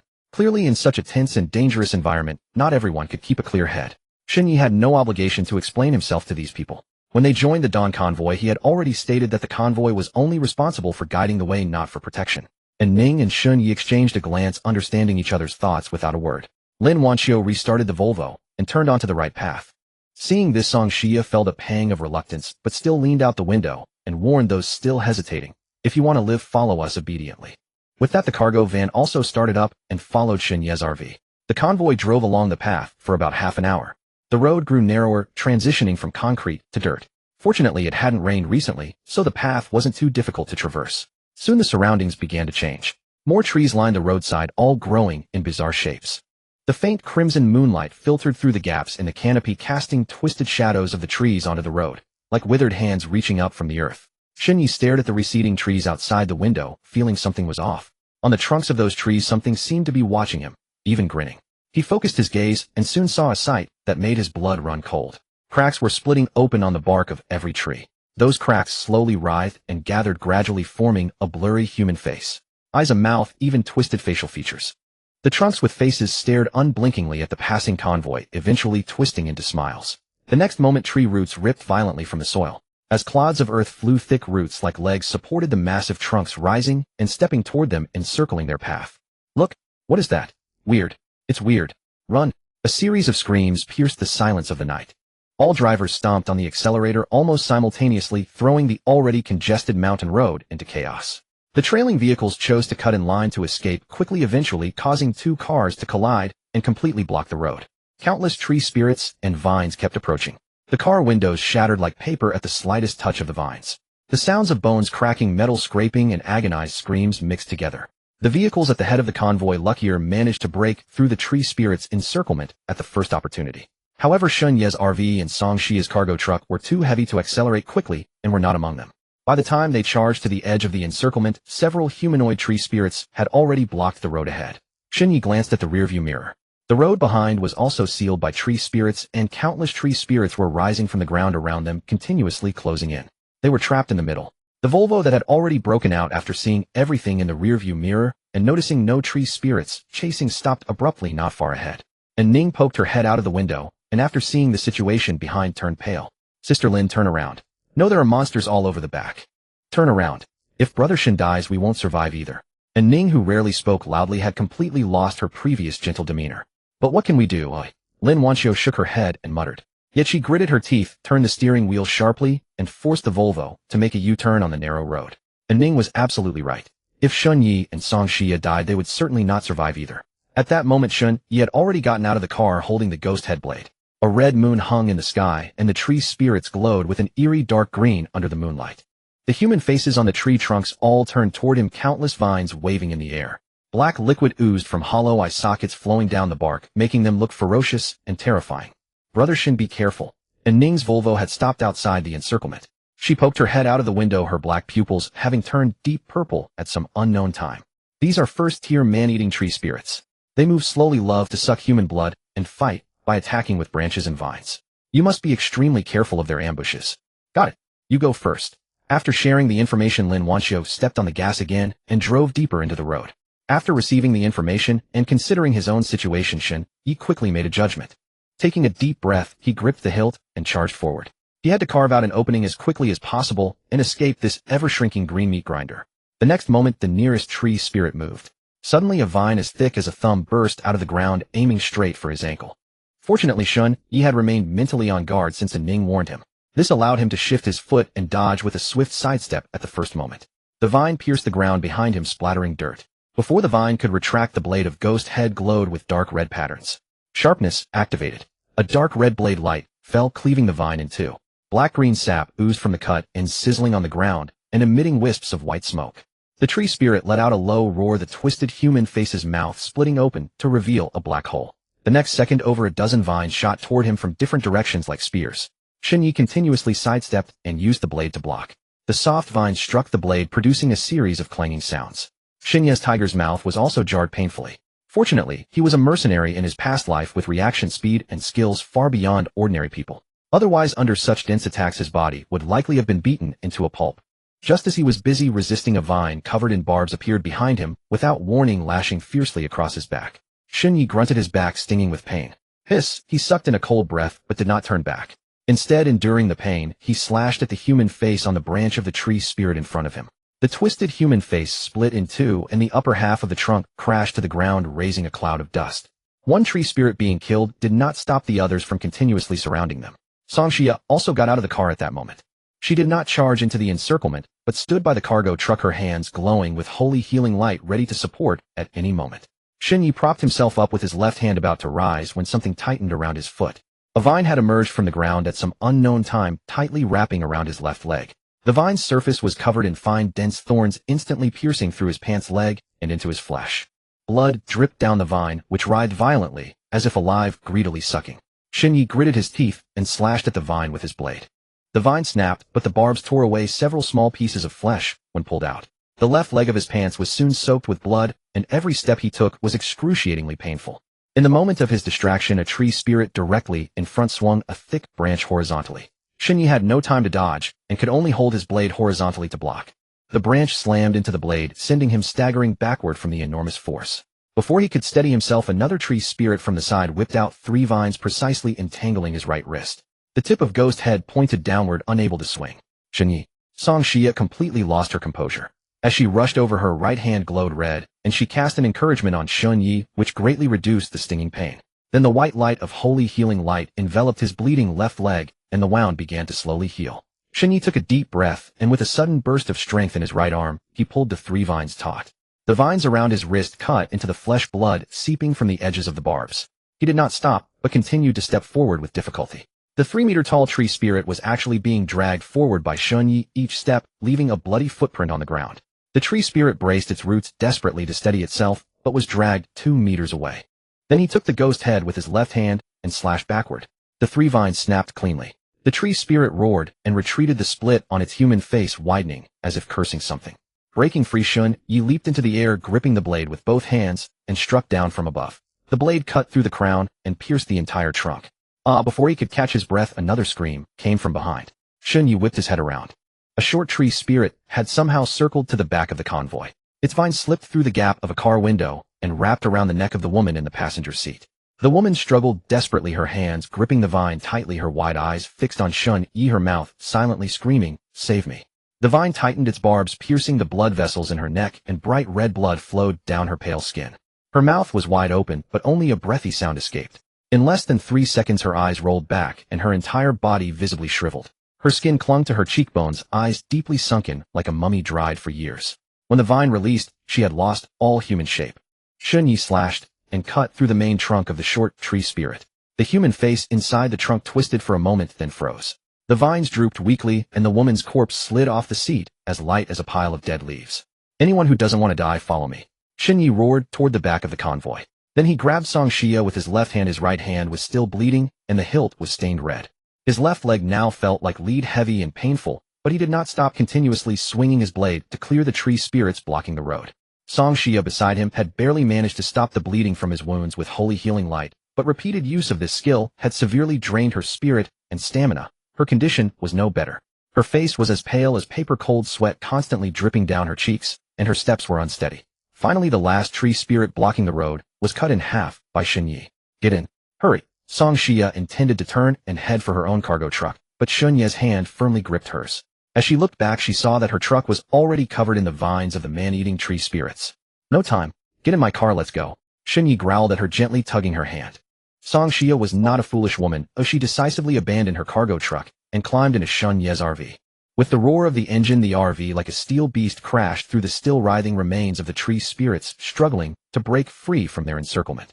Anning's Volvo had been waiting ahead. Seeing the RV emerge, it accelerated again and continued toward Qinqing village. Xunyi gasped for breath, his hands still trembling on the steering wheel. He glanced down at his left leg and right hand. His trouser leg was soaked through with blood, and the wounds from the thorns on the back of his hand still oozed blood, leaving a blurred, bloody handprint on the steering wheel. Current kill points, 3105. As he cut down these tree spirits along the way, the kill points had unknowingly broken through the 3000 mark. The cost was that several team members had been drained into dry corpses by the man-eating tree spirits, forever left behind in this deathly woodland. Similarly, he was not much better off. The intense pain continuously assaulted his nerves. If not for Song Xia constantly using holy light of healing on him, he might have already passed out from the pain. Through the rearview mirror, he watched the tree spirits use their vines to drag the remains of those teammates back to the roadside, their roots plunging back into the earth. The human-like faces slowly closed their mouths, their hollow eye sockets fixed on Xunyi's direction, but they chose not to pursue. The convoy drove on along the muddy road for a while longer, finally leaving the man-eating tree spirits far behind. When even their shadows were no longer visible, Xunyi's tense nerves finally relaxed, and he let out a long, turbid breath. "I almost died back there." Song Xia leaned back in the passenger seat, eyes closed, her voice weak and barely audible. It was more than almost. Xunyi flexed his left leg. The wound had stopped bleeding and scabbed, but every movement still tugged painfully. "Your cargo truck is gone." "The truck is gone, but it's a shame about the supplies in the back." Song Xia opened her eyes, turned her head to look at him, and a faint smile tugged at the corner of her mouth. "Speaking of which, how many times has this been that you've saved me?" Shinyi did not answer, his gaze fixed on the road ahead. After a moment he spoke. I'm saving myself. A few seconds of silence passed between them, and then they both let out a very faint laugh, almost simultaneously. That numb feeling of surviving a brush with death lent the laughter little relief. It was more a weariness born of being accustomed to death. The vehicle drove on. Shinyi noticed a crooked signpost by the roadside. On the signpost was an arrow pointing forward, and beneath it the words, Qinqing Village, were scrawled unevenly. Unlike the sign at the entrance earlier, this one was a handcrafted wooden sign. He glanced at the odometer on the dashboard, said nothing, and continued driving. After about another 10 minutes the odometer had jumped nearly 8 kilometers, yet the road ahead remained an endless muddy path. The slopes on either side were overgrown with weeds with not a single house in sight. Why haven't we arrived yet? Shinyi muttered. Song Xia also looked puzzled. The sign at the entrance said 5 kilometers, but we've driven at least 40 or 50. More than that. Shinyi patted the steering wheel. From that fork in the road back there we've covered nearly 70 kilometers. Song Xia was silent for a few seconds, then said softly, Our world is still expanding. This defies all logic. The two exchanged a glance. This was something they had discovered earlier, but they had estimated the expansion to be only 3 or 4 times. Now, however, it seemed the multiple was still increasing. After thinking for a moment, Shinyi replied, Ever since the blurred red moon appeared in the sky, and spatial rifts split open across the land with strange creatures crawling out to devour people, our world can no longer be judged by reason. Song Xia opened her mouth, but said nothing. Indeed, since the apocalypse began, every change had continuously overturned her understanding. After resting a while she raised her hand again, and pressed it against Shun Ye's right shoulder, her palm glowing with a soft white light. Holy light of healing enveloped the deepest wound on his wrist one last time, the flesh slowly closing under the power of the sequence. The blood-filled holes left by the thorns gradually filled in, and a thin dark red scab formed on the surface. Shinyi clearly felt the pain diminish by half, and his right hand regained its grip strength. That's enough. Rest for a while. Before he could finish, Song Xia's hand slipped off his shoulder. She had already fallen asleep against the seat, her head tilted to one side, breathing even and long. Her once rosy lips were now pale, and her delicate face had been scratched by thorns during the battle, leaving several blood trails. Shinyi glanced at her, then casually grabbed a bottle of water from the side, tore off the cap with his teeth, and took a deep gulp. The only sound in the cabin was the low hum of the engine. He drove alone, crossing one mountain ridge after another. The red moon had already sunk behind the western ridgeline, and a pale gray light was spreading across the eastern sky. The dawn of the 10th day of the apocalypse was slowly rising from behind the endless mountain ridges. As the sky grew dimly light, the outline of buildings finally appeared ahead. Qinqing Village at last. The entire village nestled on the midslope between two mountain ranges, with dozens of self-built houses stacked layer upon layer along the slope. Most of the red brick exterior walls were not tiled, the bare brick surfaces darkened to a brownish hue by the mountain moisture. Some houses were half finished with steel bars protruding from the tops of concrete pillars like broken bones. At the village entrance stood a massive banyan tree, its aerial roots plunging into the earth to form new trunks, intertwining and twisting. Beneath it was a stone table, with several stone stools scattered haphazardly. On the table lay a wooden chessboard. The pieces that had once been on it had been blown off by the wind. Not far from the stone table were more than a dozen parked cars. The windshields of these cars were almost all shattered, their seats covered in black rainwater and a layer of gray-green mold, though they appeared to have been abandoned only recently. Looking further into the village, a narrow cement road barely wide enough for 2 cars to pass wound upward. The doors of the houses on either side were tightly shut. Some had clothes hung out to dry, already stiff from the wind, swaying silently in the morning breeze. The entire village was eerily quiet. There was no crowing of roosters, no barking of dogs, not a single human sound. Even the wind as it passed made no noise. Everything was dead still. The remaining dozen or so vehicles of the dawn convoy halted beneath the banyan tree at the village entrance. No one dared to drive any further. Shinyi killed the engine, glanced at Song Xia, still unconscious in the passenger seat, did not wake her, gently pushed open the door, and stepped out. The moment his feet touched the ground, several former members of Zhao Biao's convoy surrounded him. Leading them was still He Human, followed by 2 gaunt-faced men. One man's lips were so chapped that blood vessels could be seen, while the other had sunken eyes and prominent cheekbones, a clear sign of days without food. These men were all passengers of He Human, having been without water and food for some time. If not for desperation, they truly did not wish to face Shinyi. Captain Shun. He Human approached, rubbing his hands together, his expression uneasy. We've talked it over, and we're wondering if you could take us into the village to search for some food. I haven't eaten or drunk anything in 2 days. I can't hold on any longer. Please, Captain Shun. If not, we'll go in ourselves. You can just wait outside for us. The man with the chapped lips interjected, explaining. Back when we were with Zhao Biao's convoy, every time he robbed another group, he'd take almost all the food for himself. We could only pick up what he discarded. And even that little bit we had to hand over half to him as protection money. Another man added, those who couldn't pay up were either beaten half to death and kicked out of the convoy, or, They had to send their women to him for his pleasure. And despite how ruthless he was, he only dared to bully us. He never dared to approach cities or towns with abundant supplies, let alone lead us to scavenge. It's been nearly half a month since the apocalypse hit. We've already run out of food. If we weren't at our wits' end, we wouldn't want to trouble you. Shinyi initially wanted to refuse, but then seemed to think of something. He glanced toward Qinxing village. Go back to your vehicles. I need to discuss this with the captain. Human opened his mouth, but in the end said nothing more.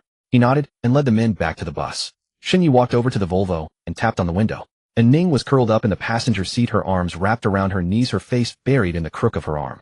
Hearing the tap, she jerked her head up. Her eyes were still red, clearly not yet recovered from the encirclement last night. Brother Shun, get out. I need to talk to you about something. And Ning pulled open the door and stepped outside. The morning breeze sent stray strands of hair brushing across her eyelashes. She pressed down her hair and asked softly, Brother Shun, what is it? Shun Yi pointed toward the houses on the mountainside. A lot of the people from Zhao Biao's convoy have run out of food. Zhao Biao didn't leave them much. On the way here, they've eaten everything they could. I want to take a few people into the village to search for supplies. Into the village? And Ning's eyes widened. But, before she could finish, Shin Yi interrupted. That's why I'm asking you to take a look first. And Ning bit her lip and said no more. She closed her eyes, and when she opened them again, her pupils had shifted to a deep purple. She gazed toward Qinxing village for a long while. Her purple pupils reflected the layered buildings, and the mountain wind kept stirring the stray hairs across her forehead. After about half a minute, she withdrew her gaze, her face slightly pale. There are many aberrations in this village too. I don't advise you to go in. How many? I can't count them. They're packed densely, their presence everywhere. At least, over 100, and mixed in with a feeling that terrifies me. Shinya's brow arched slightly. But the aura of these aberrations is very weak. Weaker than those first-order man-eating tree spirits from last night. And Ning paused. Also, their state seems off. It's like they're all asleep. Not very active, just like those green-scaled snake demons. Shun Yi listened, and a hint of delight crept to the corners of his mouth. Over 100 low-level dormant during the day. Put together, wasn't that a massive experience pack? Ever since his fight with the man-eating tree spirit last night, he had become increasingly aware of one problem. He was still too weak. Kill points were the sole resource for growth in the Asura Sequence. Without them, his strength would forever remain at its current level. And in this apocalypse, stagnation meant death. The aberrations were growing stronger, and other sequence users were growing stronger too. He had to be faster than everyone else. Besides that, the RV's battery was nearly dead. Back when Zhao Biao was alive, he kept the appliances running 24 hours a day to maintain his luxurious lifestyle. He needed to find some solar charging panels, or at least a generator, or else the RV would soon lose all its comfort. If that were the case, he might as well have driven the Volvo from the start. From this perspective, he had no choice but to go in. Brother Shin, you're not thinking of going in, are you? And Ning panicked, seeing his expression. Absolutely not. That's over 100 aberrations. Even if you're strong, you can't hold out against them swarming you. You said yourself they're asleep and weaker than the tree spirits. And from what I understand, during the day, these aberrations can barely exert half their nighttime strength. But, as captain, you haven't noticed that those people have been starving for a long time. Shin Yi interrupted her.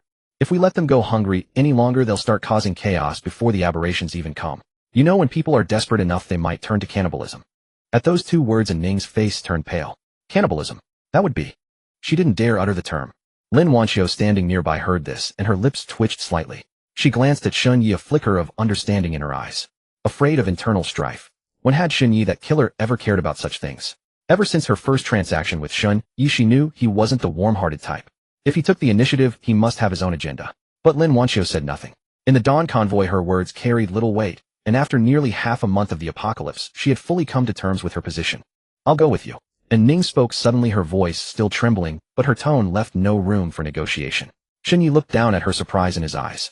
My ability can help you steer clear of dangerous places, especially those areas thick with aberrations. She clenched her fists. And I want to find some supplies for myself too.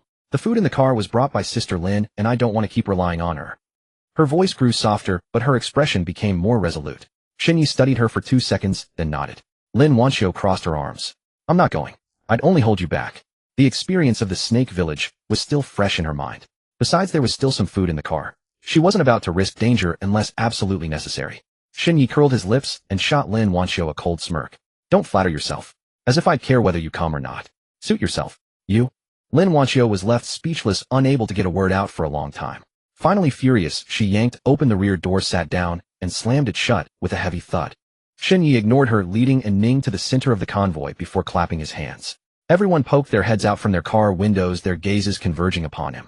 I'm going into the village to search for some supplies. His voice wasn't loud, but in the oppressive silence, every word reached each person with perfect clarity. Anyone who wants to come along can prepare your own weapons. However, before we go in, I want to make two things perfectly clear. First, I shun ye make no promises about anyone's safety. If you lose your life in there, I won't be taking any responsibility. And if anyone slows me down, don't expect me to show any mercy. He swept his gaze across the varied expressions on their faces. Second, whatever anyone finds, it belongs to them. That's the iron rule of the Dawn Convoy. I won't demand that you hand anything over no matter the reason. At these words, the eyes of those crew members who had been half dead from hunger suddenly blazed with intensity. No sharing of supplies. Everyone relies on their own abilities. Didn't that mean whatever they found while following Shun Yi into the village would be entirely theirs? No more being forced to hand everything over under the guise of protection fees. I'm going. Count me in. I'll go too. In no time, over a dozen men had jumped out of their vehicles brandishing wrenches, iron rods, and fruit knives. Even a few women had grabbed rotten wooden clubs they'd apparently picked up from somewhere, standing themselves among the crowd. Shun Yi glanced at the weapons in their hands. Nothing but ordinary iron, not a single decent blade among them. He said nothing. He knew perfectly well that even with guns, anyone who wasn't a sequencer or an abomination couldn't pose any real threat to the supernatural. After a curt nod, Shun Yi turned and walked toward Qinqing village with and Ning close behind and the rest of the group, 20-some strong, marching after them in a ragged line. The first house at the village entrance was a 2-story red brick building. The iron gate on the first floor hung ajar, and even from 4 or 5 meters away the nauseating stench of decay wafted out. Shun Yi held the ghost's head blade before him and pushed the iron gate open with his left hand. The hinges shrieked with a sharp metallic friction. The interior was shrouded in darkness, curtains drawn tight, only a few paltry beams of morning light squeezing through the gaps. Spread across the floor in the center of the hall appeared to be a sheet of human skin. Shun Yi squinted, confirming it was indeed an utterly intact, bloodless human skin. The entire skin hung limp and shriveled like paper that had been crumpled and then smoothed out again. The limbs were twisted at grotesque angles, while the facial features still retained the contours of the person in life. Its eye sockets were 2 hollow voids, its mouth stretched into a silent "oh." Before Shun Yi could move, that skin suddenly began to stir against the breeze. It inflated from the ground. First the chest area bulged slightly, then the entire skin expanded slowly like a balloon being filled with air. The facial features stretched with the inflation, the empty eye sockets turning to meet Shun Yi's gaze. "This is a first-tier skin demon." And Ning's voice came from behind him, her pupils already a deep violet. After being drained of blood by a man-eating tree spirit, the corpse becomes corrupted by supernatural forces and transforms into a bloodthirsty monster. These types of supernatural creatures are initially very weak, and their method of attack is to cling to a person and slowly dissolve and drain their flesh. Shun Yi didn't wait for her to finish speaking.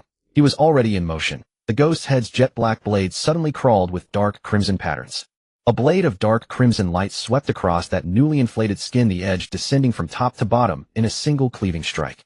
The skin demon let out a sharp, hissing shriek, collapsing like a punctured balloon as it rapidly dissolved into a puddle of dark gray powder that scattered across the floor tiles. Killing points 24. But the crisis was far from over. 3 more skin demons had drifted over from the corners of the hall, an old man, a woman, and a child. Shun Yi lunged forward once more, 3 blades falling in succession, cutting through the 3 supernatural creatures like slicing through vegetables, bisecting all of them. Killing points 24, killing points 25, killing points 28. The entire battle lasted less than 10 seconds. All 4 supernatural creatures had been dealt with by Shun Yi. The crew members following behind stood frozen for a moment. Upon hearing Ning say, "It's clear here," they immediately scattered like a swarm, tearing through drawers and cabinets in a frenzy. "There's rice in the kitchen. I found 2 packs of noodles here. Don't touch this, I found it first." Shun Yi paid no attention to these people. After a quick sweep and finding nothing of value, he turned and walked out the door, leading Ning toward the next house. It was at this moment that several members of the team had quietly slipped a few cleavers and kitchen knives from the first house's kitchen into their clothes. Taking advantage of the chaos, they sneaked out through the back door. Zhou Rong was one of these men. At 32 years old, he had a neat crop of short hair, swarthy skin, and massive bulging muscles on both arms. Before the apocalypse, he had been a general laborer at Zhao Biao's construction site. He had plenty of strength, but was always looking for ways to slack off, constantly getting reprimanded by his superiors. The moment he got his hands on a cleaver from the kitchen, his restless heart began to stir with excitement. If Shun Yi can take down those skin demons 1 slash at a time, like cutting vegetables, could I do the same? Those things look terrifying, but they're not that impressive after all. Once I clear out the supernatural creatures in a house on my own, won't everything inside be entirely up to me to decide? The more he thought about it, the more his grin widened, unable to hide his delight. As he walked, he weighed the cleaver in his hand. Pretty heavy. If he swung this down, the effect would definitely be no worse than Shun Yi's blade. He climbed over the low wall of a courtyard and made his way along the village path for over 200 meters before stopping in front of a 3-story self-built house. The exterior of this house was clad in cream-colored tiles, and the main entrance had red floor tiles. undoubtedly the wealthiest residents in this impoverished backwater. Zhou Rong didn't enter through the front door afraid of making noise and drawing others' attention. If someone came following him to compete for the spoils, wouldn't all his effort be for nothing? He tiptoed around to the backyard, climbed over the wall, and carefully pushed open the back door on the first floor. Inside was pitch black. A bone-chilling cold instantly enveloped him like stepping barefoot from a 30-degree day into a freezing cold storage. He shivered involuntarily, his grip on the cleaver tightening involuntarily. The hall was completely empty. The mahogany sofa was covered in dust, an empty cup sat on the coffee table, and a transparent glass pot still held half a pot of moldy tea. Just as he was about to breathe a sigh of relief, his peripheral vision caught movement at the door of the guest room on the right. His entire body froze. A figure of shadow stood there. His eyes focused, and he could finally make out a human skin, withered and shriveled like a piece of old cured meat. Its hollow eye sockets stared directly at him, the mouth cracked open into what seemed like a grin. Zhou Rong's heart lurched, but remembering how Shun Yi had cut them down one after another, he quickly calmed himself. Zhou Rong, what are you afraid of, you coward? This thing is nothing but a paper tiger. Think about what Shun Yi would do. After psyching himself up, his expression shifted from fear to ferocity. He gripped the cleaver tightly and charged forward, slashing down hard toward the human skin's neck. The blade struck human skin. The clean two-piece cut he had envisioned did not occur. The cleaver sank less than a centimeter, as if hacking into a block of tough rubber, unable to go deeper. On the surface of the skin, only a faint white mark remained, not a trace of blood. Zhou Rong's eyes widened, and he was utterly panicked. The next second he realized he had made a foolish decision, released the handle, and turned to flee. But it was already too late. As he turned, another skin demon had appeared behind him, almost face to face. On that withered face, the lips curled upward in a chilling smile. Before he could react, both skin demons pressed against him simultaneously. One in front, one behind, wrapping around his body like two sheets of paper. Zhou Rong tried to scream, his mouth stretched to its limit, but no sound came from his throat. The two skins, like wet cloth soaked in water, clung tighter and tighter, sealing every pore of his body. Then came an agonizing pain. His skin began to dissolve. Starting from his cheeks, flesh turned into crimson liquid, greedily absorbed by the skin. Then his chest, abdomen, thighs. Layer by layer, flesh melted away, revealing the white bones beneath. In less than 10 seconds, Zhou Rong's eyes were still open, his eyeballs still moving, but he could no longer blink, for his eyelids were gone. Finally, his skeleton collapsed on the ground, every bone clean, not a shred of flesh left. The two garments lay beside the bones, the same ones he had worn upon entering. The two skin demons floated up from the ground. Their forms were much fuller than before, the contours of their faces clear, even distinguishable features. One was an old woman in her 50s, the other a young woman. On their faces hung identical smiles. By noon, Shun Yi and Ning had cleared no fewer than 40 houses. Almost every household hid one or two skin demons. Some lay spread on living room floors, some hung in bedroom wardrobes, some curled under kitchen sinks. No matter where they hid, the result was the same once Shun Yi entered. One strike, one kill. The blade of Ghost Head flashed a dark red light in the dim houses. The hissing sound of skin demons shattering echoed from the village entrance to the middle, and from the middle to the end. The team members, initially afraid to look, gradually grew accustomed. A few young ones even felt eager to try their hand at a few strikes, but were stopped by a Ning. To this the young ones gave an awkward smile and said nothing. After all, Shun Yi and Ning came out, and then they could go in to move things. After clearing each house, and Ning swept it with the eye of perception to confirm no remnants, then Shun Yi led her to the next. The team members following behind had already scattered scavenging supplies in the cleared houses. Someone found half a bag of rice at the bottom of a rice jar, someone uncovered a box of canned food, someone dragged out 2 moldy strips of cured meat from under the bed, so excited they nearly knelt to Shun Yi. Brother Shun. And Ning tugged at Shun Yi's sleeve, pointing to a 3-story building not far away. The door was wide open, and on the threshold a faint dark red drag mark extended from outside into the house. Shun Yi frowned, picked up his blade, and walked over. Pushing open the unlatched door, a skeleton lay in the hall. Clean white bones, every one polished as if sanded. Beside the skeleton were scattered 2 garments, and a cleaver, a faint white mark still on the blade. This is the 4th one, and Ning said softly. Shun Yi looked up at the guest room deep in the hall. 2 skin demons stood in the shadows, motionless, as if waiting for a long time. One had the face of an old woman, the other a young woman. Their forms were no longer as withered and shriveled as the previous skin demons. Their skin had a thin layer of plumpness, making them look more like living humans. Seeing Shun Yi enter, both skin demons floated toward him. Ghost Head swept out. 1 slash, and both skin demons were cut in 2. Before they hit the ground, they had already turned to ash. Kill points 33, kill points 36, and Ning crouched down, looking at the 2 piles of dissipating ash, and suddenly spoke softly. These skin demons were probably villagers from this village in life. After being killed by the man-eating tree spirit, they became like this. She paused. And it seems they also grow stronger after absorbing flesh and blood. Shun Yi glanced at the white bones on the ground, then left without looking back. Let's go next house. The 2 cleared from the village entrance to the end. The entire Qinxing village had about 70 or 80 households, most of which had been cleaned. But the supplies found were so scarce that many frowned. Several kitchens had been emptied.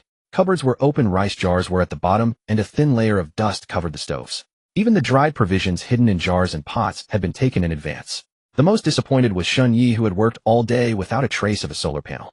Someone has been here. Shin Yi stood in a kitchen that had been thoroughly ransacked, his gaze sweeping over the empty wooden shelves. He reached out and touched the dust on the shelf, and it must have been about a week ago.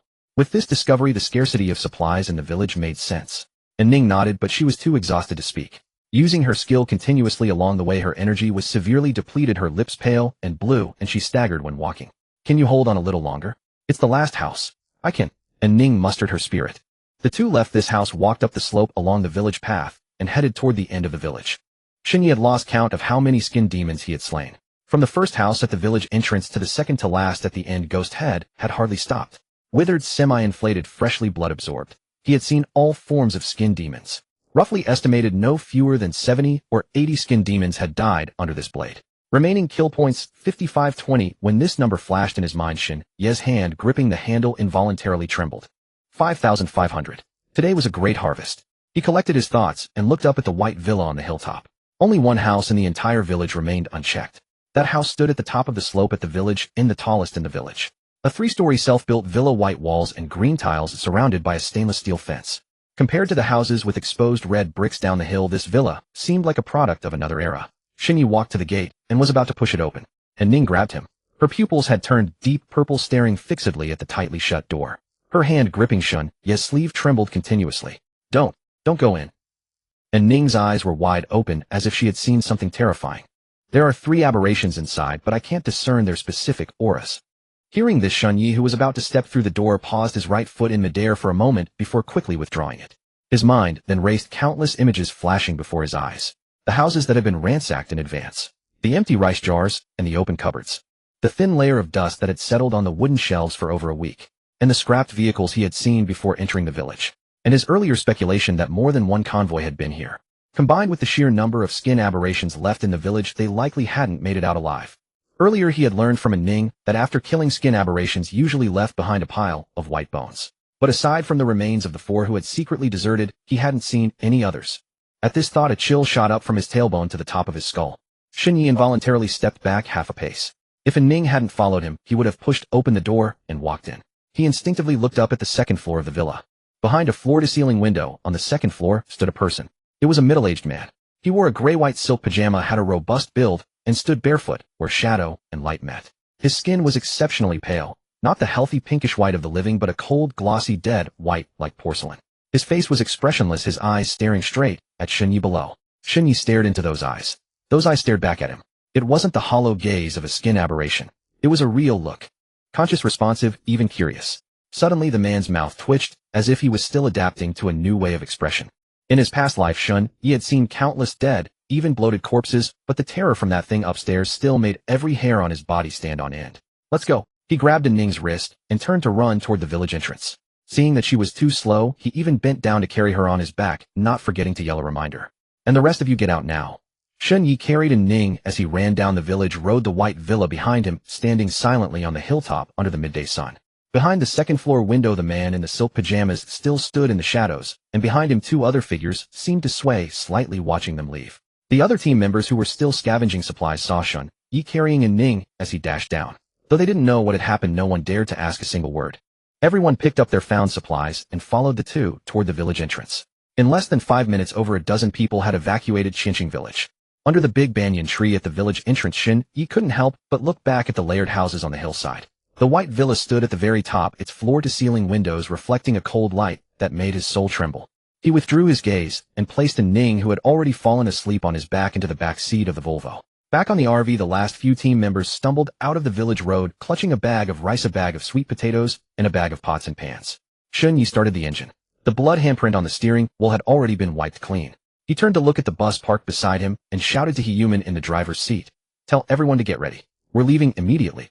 The window of the Volvo rolled down and Lin Wanxiu rubbed her sleepy face. Seeing Shun Yi's shaken expression, she immediately knew something was wrong. Without asking why, she started the car as well. Then she instinctively glanced at Ning, who was curled up in the back seat, sleeping soundly. Ning, she called out, trying to wake her. But there was no response. Her energy is exhausted. She probably won't wake up for a while, Xinyi explained. But if she's asleep, which way do we go? Lin Wanchio's first instinct was to turn back, but the memory of the man-eating tree spirits from last night quickly made her abandon that idea. Xinyi knew this too. The only path now was to keep driving forward. He shifted into gear and pressed the accelerator. A figure rushed out from the crowd by the roadside, spreading their arms and standing directly in front of the RV. Xinyi slammed on the brakes. It was a woman in her 50s. Her thin frame held up a faded floral blouse, her graying hair tied casually with a rubber band at the back of her head. She looked up, her bloodshot eyes fixed on Shun Yi behind the windshield. You can't leave. Her voice was shrill and hoarse, as if she had squeezed it out of her throat with all her strength. My son is still inside. He hasn't come out yet. You can't leave. Xinyi recognized her. Zhao Zuelan, Zhou Rong's mother. She had been a handyman in Zhao Biao's convoy. He human leaned half his body out of the bus window, his face livid. Zhao Zuelan, have you lost your mind? Blocking Captain Shun's way. Get out of the way now. And what about my son? Zhao Zuelan didn't move. Instead, she spread her arms wider. My son went into the village with you. With Captain Shun. Now you're all out, but where is my son? He human was momentarily speechless. He didn't know where Zhou Rong had gone either. He vaguely remembered that Zhou Rong was following him before entering the village, but once inside, everyone was busy searching for food and water, and no one could keep track of anyone else. Seeing him silent, Zhao Zuelan's voice rose another octave, a tearful roar echoing in the empty space at the village entrance. My son is just over 30. He went in with you to scavenge supplies, and you came out leaving him behind. Did you send him to do the most dangerous work? Did you use him as cannon fodder? Captain Shun. She stared at him intently. You led these people in, so you have to bring them out. Otherwise no one leaves today. The crowd began to stir. Clearly the elderly and children who had stayed at the village entrance and hadn't gone and had no idea what had happened inside. They only saw Shun Yi carrying a Ning as he ran out of the village, and then everyone else followed. As for those who hadn't come out, they could only imagine the worst. Zhao Zuelan's words struck right at their deepest fears. Yeah, where's Zhou Rong? I didn't see him come out either. And Zhang Haixing. Old Zhang, did your Haixing come out? Li Dazhuang didn't come back either. My Dazhuang didn't come back. A stooped old man in his 60s stepped out from the crowd. He was Zhang Haixing's father, known to everyone as Old Zhang. He walked over to Zhao Zuelan, didn't spread his arms, just stood there, his cloudy eyes fixed on Shun Ye's RV. Then came Aunt Li Dazhuang's wife, holding a 7 or 8-year-old boy, stood behind Zhao Zuelan. Zhao Zuelan glanced back at the two behind her, as if receiving confirmation, and when she turned back, her confidence was even greater. We're not here to make trouble. Her voice suddenly became less shrill, even carrying a deliberate calmness, as if she was reasoning. We just want to wait a little longer. Captain Shin, you're capable. Even Zhao Biao was no match for you. Please do us a favor and go into the village to find those people. It won't take much of your time. Just a moment. You're the deputy captain. You wouldn't abandon your own people, would you? She said the last sentence very slowly, her tone seemingly sincere, but her eyes were full of threat. Shin Yi sat there feeling an inexplicable pressure, as if a hat had been placed on his head that he couldn't take off. The murmurs in the crowd grew louder. Some people began to nod. Indeed. Captain Shun is supposed to be quite capable, isn't he? Just go in and take a look. What if they're still alive? Those are still several lives at stake. Exactly. As the saying goes, with great power comes great responsibility. Listening to the crowd's chatter, He-Human's face had turned the color of liver, as if the little authority he had painstakingly built was being challenged. At the same time, he feared that without credibility, it would be even harder to prove himself in front of Shun Yi in the future. The position of convoy manager had not yet been decided, and from the very beginning, he had been extremely confident about securing it. What if I perform poorly, and the position ends up in someone else's hands? With that thought, he slammed the bus's horn, producing a harsh, piercing blast. Shut the hell up. What do you know? It was Zhou Rong and his lot who fell behind. Now they're probably lurking in some corner of the village, scavenging, unwilling to come out. The village is huge, how are we supposed to find them? Besides, the village is dangerous now. Didn't you see Captain and passed out? Every one of you. But before he could finish his words, Shin Yi pushed open the door of the RV. He stepped out, standing beside the door, gripping the demon-headed horizontal blade. The blade was pitch black, gleaming with a cold, eerie light under the midday sun. Zhao Zuelan's eyes lit up when she saw him get off. She thought her words had worked. Captain Shin, I knew you weren't the kind of... A flash of blade. The rest of Zhao Zuelan's words choked in her throat. A thin red line appeared on her neck. The line quickly widened, and then the flesh peeled apart, revealing the severed trachea and blood vessels inside. Blood gushed out, splattering onto the RV's front bumper. Her mouth was still open, her eyes still wide, but her body had lost all support. Her whole body fell backward stiffly like a bundle of dry firewood. It hit the ground, kicking up a small cloud of dust. The village entrance fell into a deathly silence. Everyone was staring at the still twitching corpse on the ground, at the expanding pool of blood. Old Zhang stood less than 2 meters away from Zhao Zuelan. He had been standing behind her just moments ago. Now a few drops of blood had splattered onto his gray beard. He looked down at the ground, then up at Shun Yi, his lips trembling, unable to utter a single word. Aunt Li let out a scream, pulling her child back several steps, tripping over a stone and falling on her backside. Shun Yi flicked the blood from the blade. 14 people went into the village just now, and 10 came out. His voice was not loud, but in the dead silence of the village entrance, everyone could hear it. Zhou Rongzhang, Haixing Li Dazhuang, and someone named Sun, those you mentioned. After entering the village, they slipped out through the back door, stole kitchen knives, and wanted to go kill aberrations and loot supplies on their own. He lifted his eyelids and swept his gaze across the faces of everyone present. By now they have probably become one of the many dry bones in this village. Whoever wants to wait for them, wait here. No one responded. No one dared to. Those who had been nodding and murmuring just a moment ago now all lowered their heads, wishing they could shrink their heads into their collars. Old Zhang opened his mouth as if to say something. But in the end he said nothing, only slowly crouched down, burying his face in his calloused hands. Shun Yi no longer looked at anyone. He turned and boarded the RV, pulling the door shut. He shifted into gear, released the brake, and stepped on the accelerator. The RV rumbled over the gravel road, heading toward the only dirt path leading out of the village. The human was stunned for 2 seconds, then slammed the steering wheel and bellowed at the drivers behind who hadn't yet recovered. Move out. Follow. The bus, the Volvo, and the dozen or so modified vehicles of various sizes behind them. One after another they started their engines and followed the RV out of Qinqing village. In the rearview mirror, Zhao Zuolan's body still lay under the banyan tree. The blood had stopped flowing, seeping into the soil and becoming a dark red stain. The convoy drove along the only dirt road leading out of Qinqing village. The road was still bumpy and potholed, with the mountain walls on both sides growing closer, barely allowing a single vehicle to pass. No one knew where this road led, but behind them was the man-eating tree spirit, and in the village were high-level aberrations. They could only bet that ahead lay another exit. After about 20 minutes of driving, the road suddenly began to widen. The muddy track gradually turned into gravel, and after a few more kilometers, it finally connected to a concrete road. Shun Yi descended 2 mountain peaks along the mountain road. When the wheels finally rolled onto smooth asphalt, he could hardly believe it. They had actually made it back to the national highway. Seeing that it was only just past noon, Shun Yi found a spacious roadside clearing with a good view and parked the RV. Only then did he let out a long sigh of relief. Song Xia woke up from the bed, rubbing her eyes and looking at the glaring sun outside the window. After a few seconds of daze, she spoke. Hey, where is this? Weren't we at the entrance of Qinqing village? Shun Yi unscrewed a bottle of water, took a couple of gulps, and briefly recounted what had happened in Qinqing village. Those skin aberrations, the houses that had been looted beforehand, the abandoned vehicles, and the 3 aberrations in the villa, whose tears were unclear. Song Xia's drowsiness vanished instantly. Didn't Ning say earlier that she had detected no high-level anomalies? She had learned this from Lin Wanqiu, but by then Shun Yi had already taken people into the village, so she simply went back to the RV to sleep. I haven't figured that out either. Shun Yi put down the water bottle. Maybe her sequence level is too low and the opponent's tier is too high. She couldn't detect them from a distance. He paused, then continued. Or maybe those things themselves can conceal their aura, but for some reason, they suddenly revealed it later. Later. Shun Yi paused. That thing was watching me from the shadows behind the window, as if it had developed some kind of consciousness or intelligence. Song Xia was silent for a few seconds, a layer of goosebumps rising on her arms. Sentient aberrations she had seen before, like the second-tier green-scaled snake demon in Changchun village. But possessing intelligence, that was the first time she had heard of it. She guessed that the one Shun Yi had seen was probably a 3rd-tier aberration, or even higher. Regardless, it was right of you to lead the people out, she said softly. I'm a bit tired. I'll go get some food. Shun Yi got up and walked toward the back compartment of the RV. Sensing the signal, Song Xia pushed open the door and got out.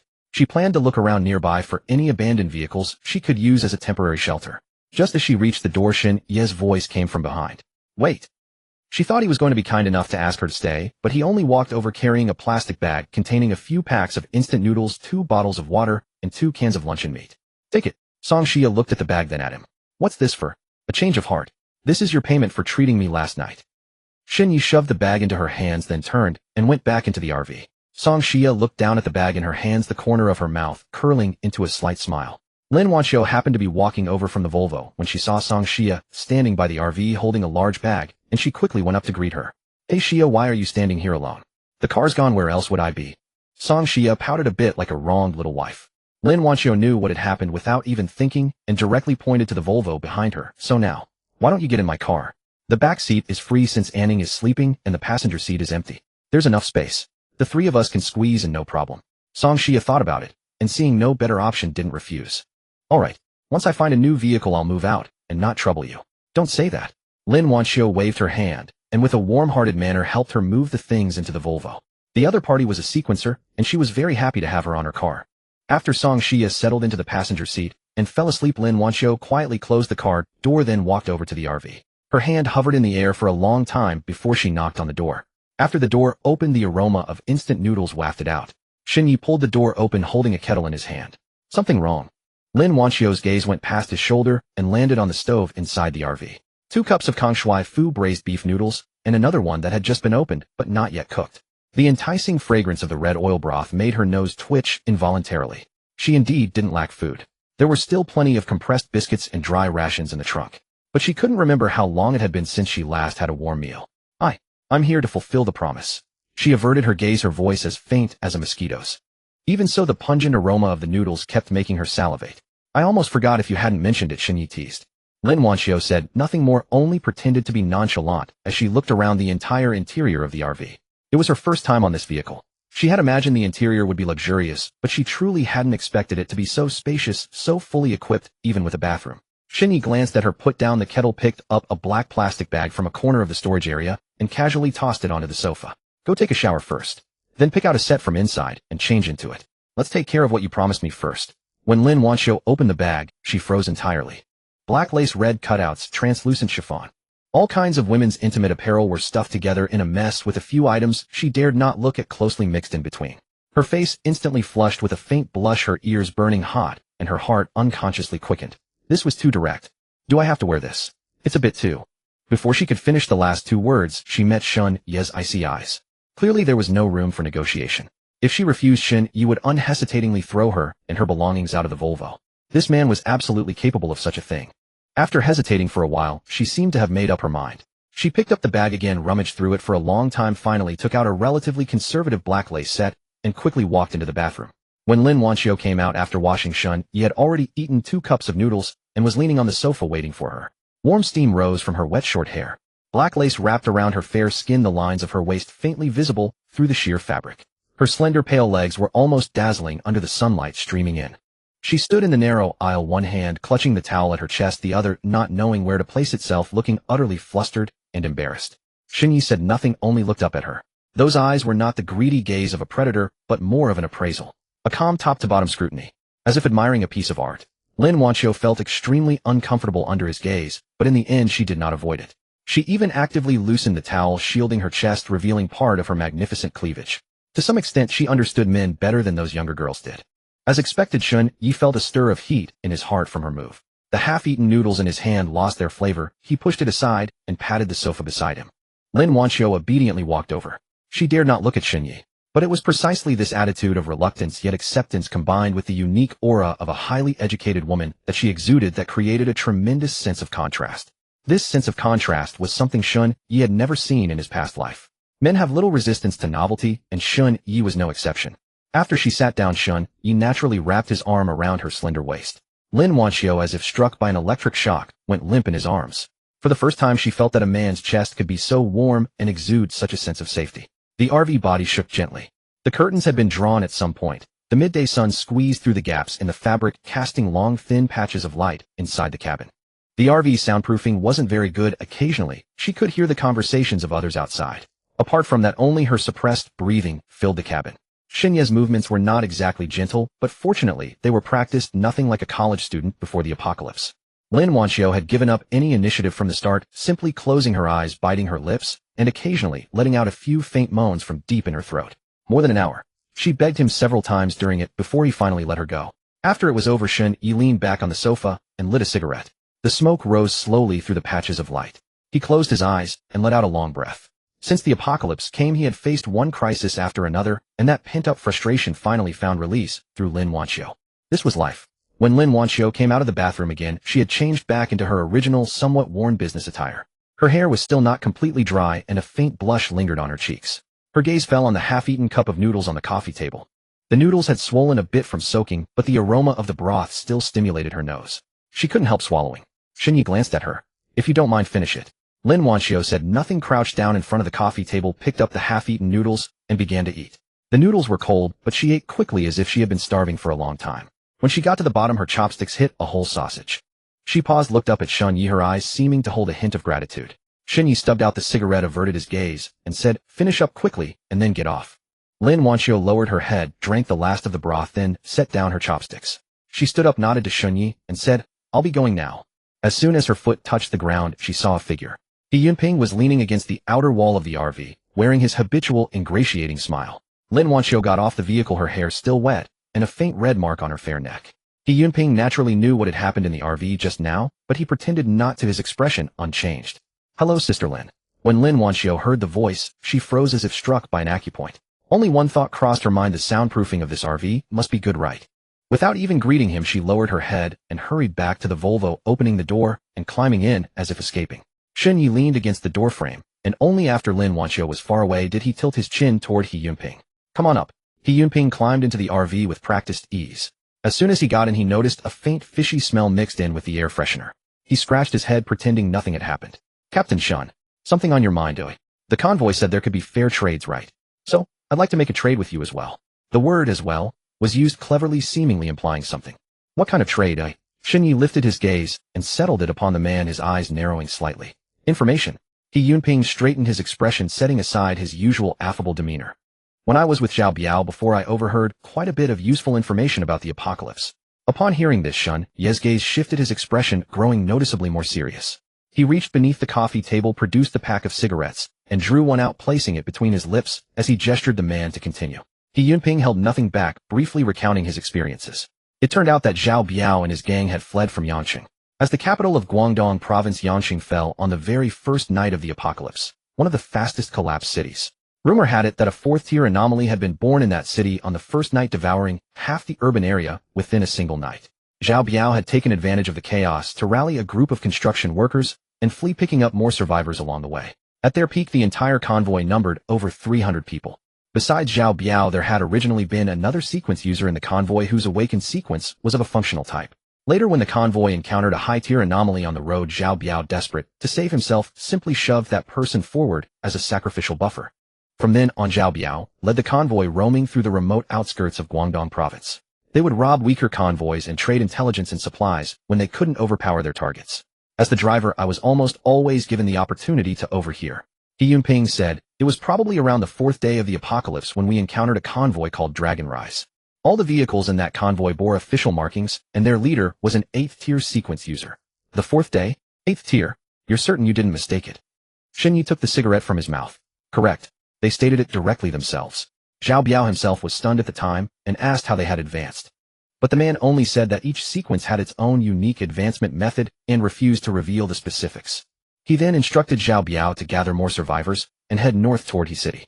He claimed that those above had not abandoned them and had established a survivor camp there. "A survivor camp?" Shen Ye's brows furrowed. "The government announced on the third day of the apocalypse that all defensive lines had collapsed. How is it possible to build a camp in such a short time? Moreover, the more people gathered, the greater the attraction to anomalies. What would protect that camp from them?" Zhao Biao had asked the same question. But the people from Dragon Rise said it was classified information, only stating that the government's upper echelons had already mastered large quantities of sequence advancement methods and would send many sequence users to protect everyone. Shunyi remained silent, silently filing this information away. "Is there anything else?" "Yes. Regarding sequence users, this information cost me a heavy price to obtain." He Yunping licked his lips, omitting no details. "Beyond natural awakening, ordinary people can also awaken through something called a sequence elixir. But how that thing is obtained, I have no idea. And one person can awaken more than one sequence." "Multiple sequences?" "Yes. But the side effects of multiple sequences are severe. Many original supernatural beings already possessing a sequence consumed the elixir to gain a second one. Though some succeeded, they ultimately lost control and became monsters." He Yunping paused.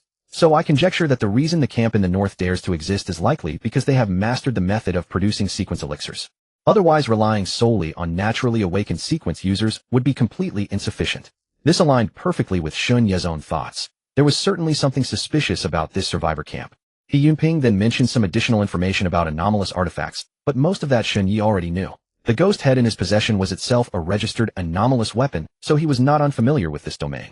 "Are we finished?" Shun Yi flicked his ash. "Yes, that's everything I know." Though he appeared honest, Shun Yi knew the young man was certainly concealing something. But he did not expose him. He understood this type of person all too well. Once he could offer something truly appealing, or demonstrate sufficient strength, the other would come forward on his own, just as he was doing now. This intelligence is indeed valuable. "Tell me, what do you want?" He Yunping rubbed his hands together. "Just give me something to eat, anything will suffice. Serving the convoy is what I ought to do." Shen Yi glanced at him and smiled. His smile made He Yunping feel a chill deep within. Shen Yi reached into his storage area, retrieved 2 vacuum-packed sausages he himself rarely ate, and 2 cans of luncheon meat, and set them upon the coffee table. Then he added calmly, "Not just that. Once the team leader awakens, I will inform her and assign you the position of convoy manager." He Yunping's eyes lit up instantly. He had been observing since joining the Dawn convoy. Shen Yi spoke of protecting no one, but when matters truly arose, who could predict his actions? Take the Zhao Biao incident or the man-eating tree demon encounter. He had never abandoned Song Xia and the others. So he was gambling. If he demonstrated sufficient value or infiltrated the convoy's management, Shen Yi might not stand idly by when danger struck. Otherwise, he would not have voluntarily revealed these trump cards. "Then I thank you, Captain Shun." He Yunping embraced the supplies and bowed, descending from the vehicle. Shen Yi closed the door and pulled the curtains shut once more. He leaned back against the sofa, closed his eyes for a moment, and then began to tally his gains for the day. As for supplies, he had taken nothing from Qinqing village. It was not that he looked down on them, but rather that the appearance of that high-tier anomaly had been far too sudden. He had not even had time to properly search. He also failed to find solar charging panels, and the RV was running low on power. But this did not mean he had gained nothing. Remaining killing points 55-21, he stared at this figure in his mind for a long while. Over 5,000. From the first day of the apocalypse until now, every anomaly and every person he had slain had transformed into these quantifiable digits. This was his trump card, his sole pillar for survival. But now he had no choice but to expend it, to convert it into combat capability. Shinya's first instinct was to use blood refinement on the RV. But considering the RV was merely a vehicle, the improvement would be limited. Moreover, if it failed to meet expectations, everything he had experienced from last night through today would be wasted. What he needed to upgrade most urgently was not an external object, but himself. Thus he shifted his focus to another skill provided by the Asura Sequence. Asura Treasury. For characters surfaced in his mind. He closed his eyes, letting his consciousness sink deeper, finally penetrating into the depths of his own being. Darkness. Boundless darkness. Then a door appeared before his vision. The great gate was entirely crimson, so tall that looking upward revealed no top, and so wide that it stretched beyond the limits of his sight on either side. There were no patterns upon the door, no handle, no plaque. It emitted an unspoken aura that sent tremors through his heart. Then countless fine crimson threads suddenly ignited in the surrounding darkness. They surged from all directions like blood vessels, interweaving and converging upon the door's surface before coalescing into a blazing radiance. The door slowly creaked open. Beyond the threshold lay a sea of churning gray mist. Deep within the fog, an ancient stone shelving unit materialized from nothingness. Only one complete shelf could be clearly seen, upon which 3 objects were arranged in a row. All other shelves were shrouded in mist, utterly invisible. On the far left was a blood-red crystal the size of a fist, entirely translucent, with what appeared to be dark red liquid swirling slowly within. In the center was a mask. Its design was eerie. The left half bore a smiling face, while the right half wept. The corners of its mouth simultaneously pulled upward and downward, sending chills across the skin. On the right were a pair of eyes. Each eyeball floated in transparent fluid, the irises dark red, the pupils vertical slits resembling those of a snake. Even confined within its vessel, those eyes seemed fixed upon something unseen. 3 treasures, each accompanied by a string of digits beneath it. They read 5,000, 10,000, and 50,000 respectively. Shenya's consciousness stood before the shelf, fixated on the crimson crystal. This was the first time he had been this close to it. The gray mist surged upward, obstructing his detection, as if some rule prevented him from inspecting the item's information prematurely. His subconscious told him that to know what it was, he could only obtain it. 5,000 points. That was the fortune he had desperately earned, yet now he could only choose one item, the cheapest one. But if this item's true function also failed to meet his expectations, then it would be all for naught. Yet did he have any other choice now? He gambled. His will touched the blood crystal. In the next second, the entire spiritual space trembled violently. The crack of the red door burst with blinding red light, and countless blood threads erupted from the darkness behind the door. The crimson radiance poured incessantly onto the ancient shelf. The red door now resembled a ruptured aorta, flooding all vision with overwhelming blood-red light. The shelf trembled. The gray mist churned. The entire spiritual space roared. The blood light surged into the shelf, into the depths of his consciousness, and his soul felt as if it were burning. Shen Yi felt himself immersed in a crimson environment where countless phantoms appeared as if battling something. Then a sound echoed in his ears, a language he could not understand, accompanied by the most primal war cry. All phenomena abruptly ceased. The blood light rolled back into the door, and the shelf receded into the gray mist. The red door slowly closed with a dull rumble. Shenya's vision went black. When he opened his eyes again, his consciousness had returned to his body. The curtains of the RV were still drawn, and the half-smoked pack of cigarettes remained on the coffee table. Nothing had changed, except for his right hand. In it he was tightly gripping a blood-red crystal the size of a thumb. The crystal was translucent with a dark red liquid swirling slowly inside, identical to what he had seen in the Asura treasure vault. When the crystal pressed against his palm, he felt a warmth on his skin. Soon the information of the blood crystal emerged automatically in his mind. Name: blood crystal. Type: special consumable. Effect: after ingestion it grants a chance for the user to awaken a sequence. If the awakening fails, the user's internal energy will become chaotic, leading to an explosive death. If the user is a Asura Sequence holder, the probability of awakening is significantly increased. If the user is not a Asura Sequence holder, upon successful awakening, they will become a servant of the Asura Sequence holder, serving with absolute loyalty from the heart. If the Asura Sequence holder dies, the servant will also perish. Description: this treasure was forged through secret arts by a long-extinct powerful race, used to awaken the dormant potential within living beings. Each blood crystal's birth condensed the lives of thousands of its kin. Shen Yi read it 3 times before setting the crystal down. This thing was related to sequence awakening. Zipping had just mentioned sequence potions, and Shen Yi was thinking he might try to get one sometime. Little did he expect this item to be lying in his Asura treasure vault, exchangeable for 5,000 points. Moreover, it seemed tailor-made for him. For a Asura Sequence holder, the probability of awakening was greatly increased, and using it on others would make them utterly loyal servants. Whether he consumed it himself or gave it to someone else, its value far exceeded 5,000 points. But what if he failed? Not crippled, not degraded, but instant death by explosion. No margin for error, no second chance. Shen Yi held the blood crystal in his hand, staring at it intently, his brows furrowing deeper and deeper, all traces of excitement gone. He did not know how long he had been looking. He recalled the moment last night when he was surrounded by carnivorous tree spirits. He recalled Zhao Biao transforming into a giant.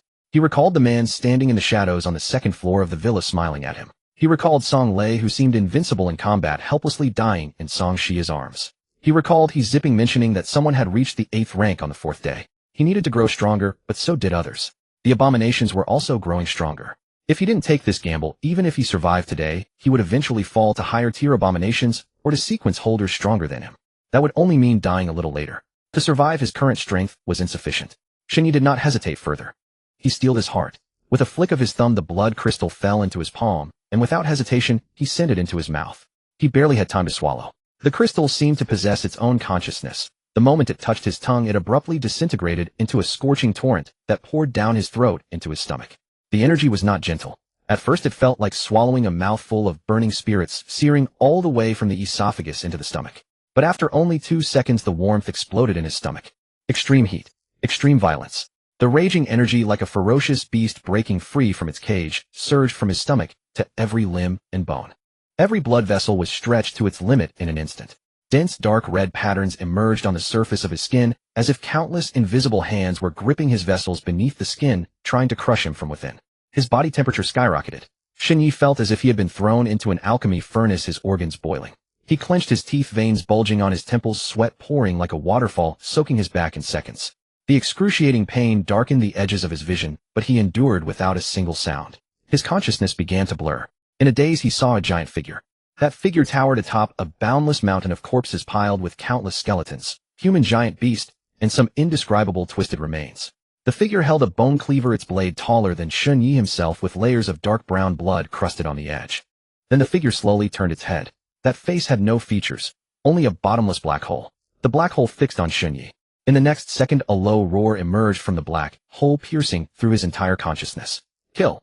A murderous intent followed, pouring into his brain along the roar, attempting to uproot his reason. The muscles on his face twitched uncontrollably, his expression growing more ferocious, the corners of his mouth almost splitting to his ears. But at the same time, he clenched his teeth, and his eyes deep within trembled violently. It was a near instinctive restraint and defense. Shen Yezwell fought desperately against the intruder. After an unknown time, he suddenly opened his eyes.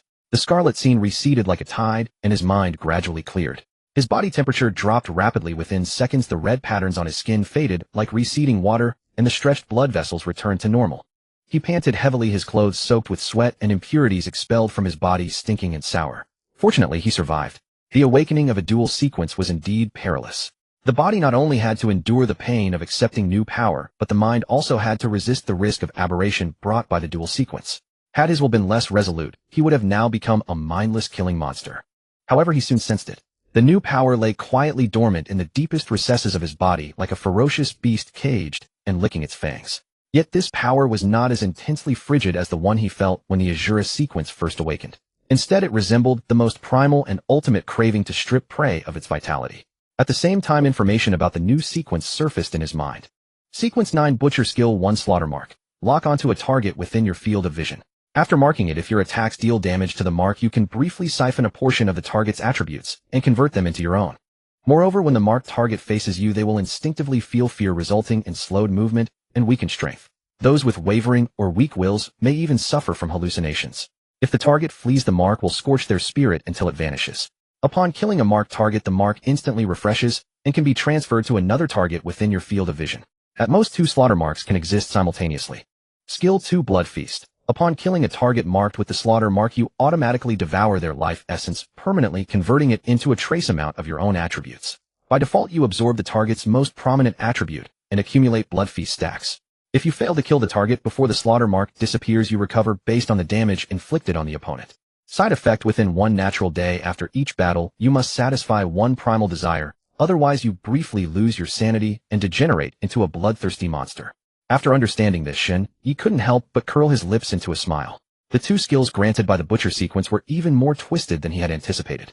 The slaughter mark needed no further elaboration. It could significantly compensate for his lack of active skills in combat. What truly delighted him was undoubtedly the Blood Feast skill. It felt like a couple skill with the Blood Refinement of the Asura Sequence. Blood Refinement focused externally, enhancing external abilities, weapons, armor, vehicles. Blood Feast focused internally, continuously strengthening his physical constitution. Moreover, both skills shared a common ground: they required killing to improve. In other words, every time he killed a person or an aberration, he would simultaneously gain kill points and Blood Feast stacks. How was this any different from stepping on his own foot to climb higher? Not only that, Shun Yi clenched his fist, clearly sensing that his strength was several times greater than before, exactly the same as when he awakened the Asura Sequence. No wonder people risked turning into monsters to use sequence potions and awaken a second sequence. Just the enhancement of basic physical constitution from sequence awakening alone, even if the awakened sequence wasn't a combat type, could overpower a single combat sequence user based solely on physical strength. To put it in gaming terms, it was a numerical crush. After casually cleaning the impurities expelled from his body upon awakening, a wave of exhaustion that felt like his soul was being drained surged over him. When Shun Yi opened his eyes again, the sky outside the window was pitch black. Thick clouds completely obscured the moonlight, and even the crimson moon was barely visible as a faint outline. Moreover, the night seemed unusually quiet, with nothing but the roar of the engine and the sound of wheels crushing debris. Shun Yi shook his head, trying to clear his mind. Just as he was wondering, he saw the familiar silhouette in the driver's seat. Before he could speak, Song Shia, seated at the wheel, turned her head and glanced at him. "You're awake." Shun Yi didn't respond. Instead, he grabbed 2 bottles of water and several packs of compressed biscuits and moved to the passenger seat. After downing the biscuits and a bottle of water, he felt he had the strength to speak. He handed the remaining bottle of water to Song Shia before asking, "What's going on?" Song Shia glanced at him again, took the water with one hand, and showed a playful, reproachful expression. "Shouldn't I be asking you that?" Seeing Shun Yi's blank look, Song Shia sighed helplessly and explained, "While driving, when I was about to depart the day before yesterday, I knocked on your car window several times, but there was no response. Fortunately, your car door wasn't locked. When I got in, I found you lying in the aisle asleep, and I couldn't wake you up no matter what. But at that time, I couldn't just leave you there. So I took the liberty of putting you on the bed and started driving for you."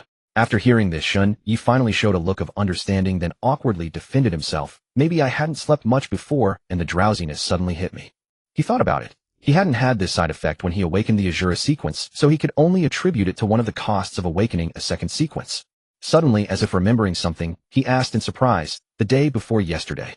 How long did I sleep?" "Almost a full day and night." Song Shia's voice carried exhaustion. "Then with me sleeping so long, nothing happened in the convoy. No major incidents."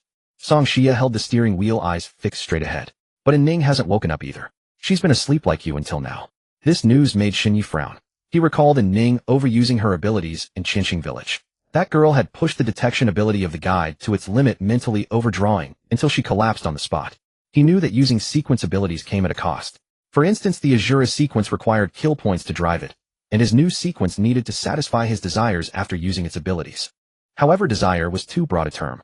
Did appetite count? As he pondered, Song Shia seemed to suddenly recall something and spoke again. "Oh, and there's another strange thing.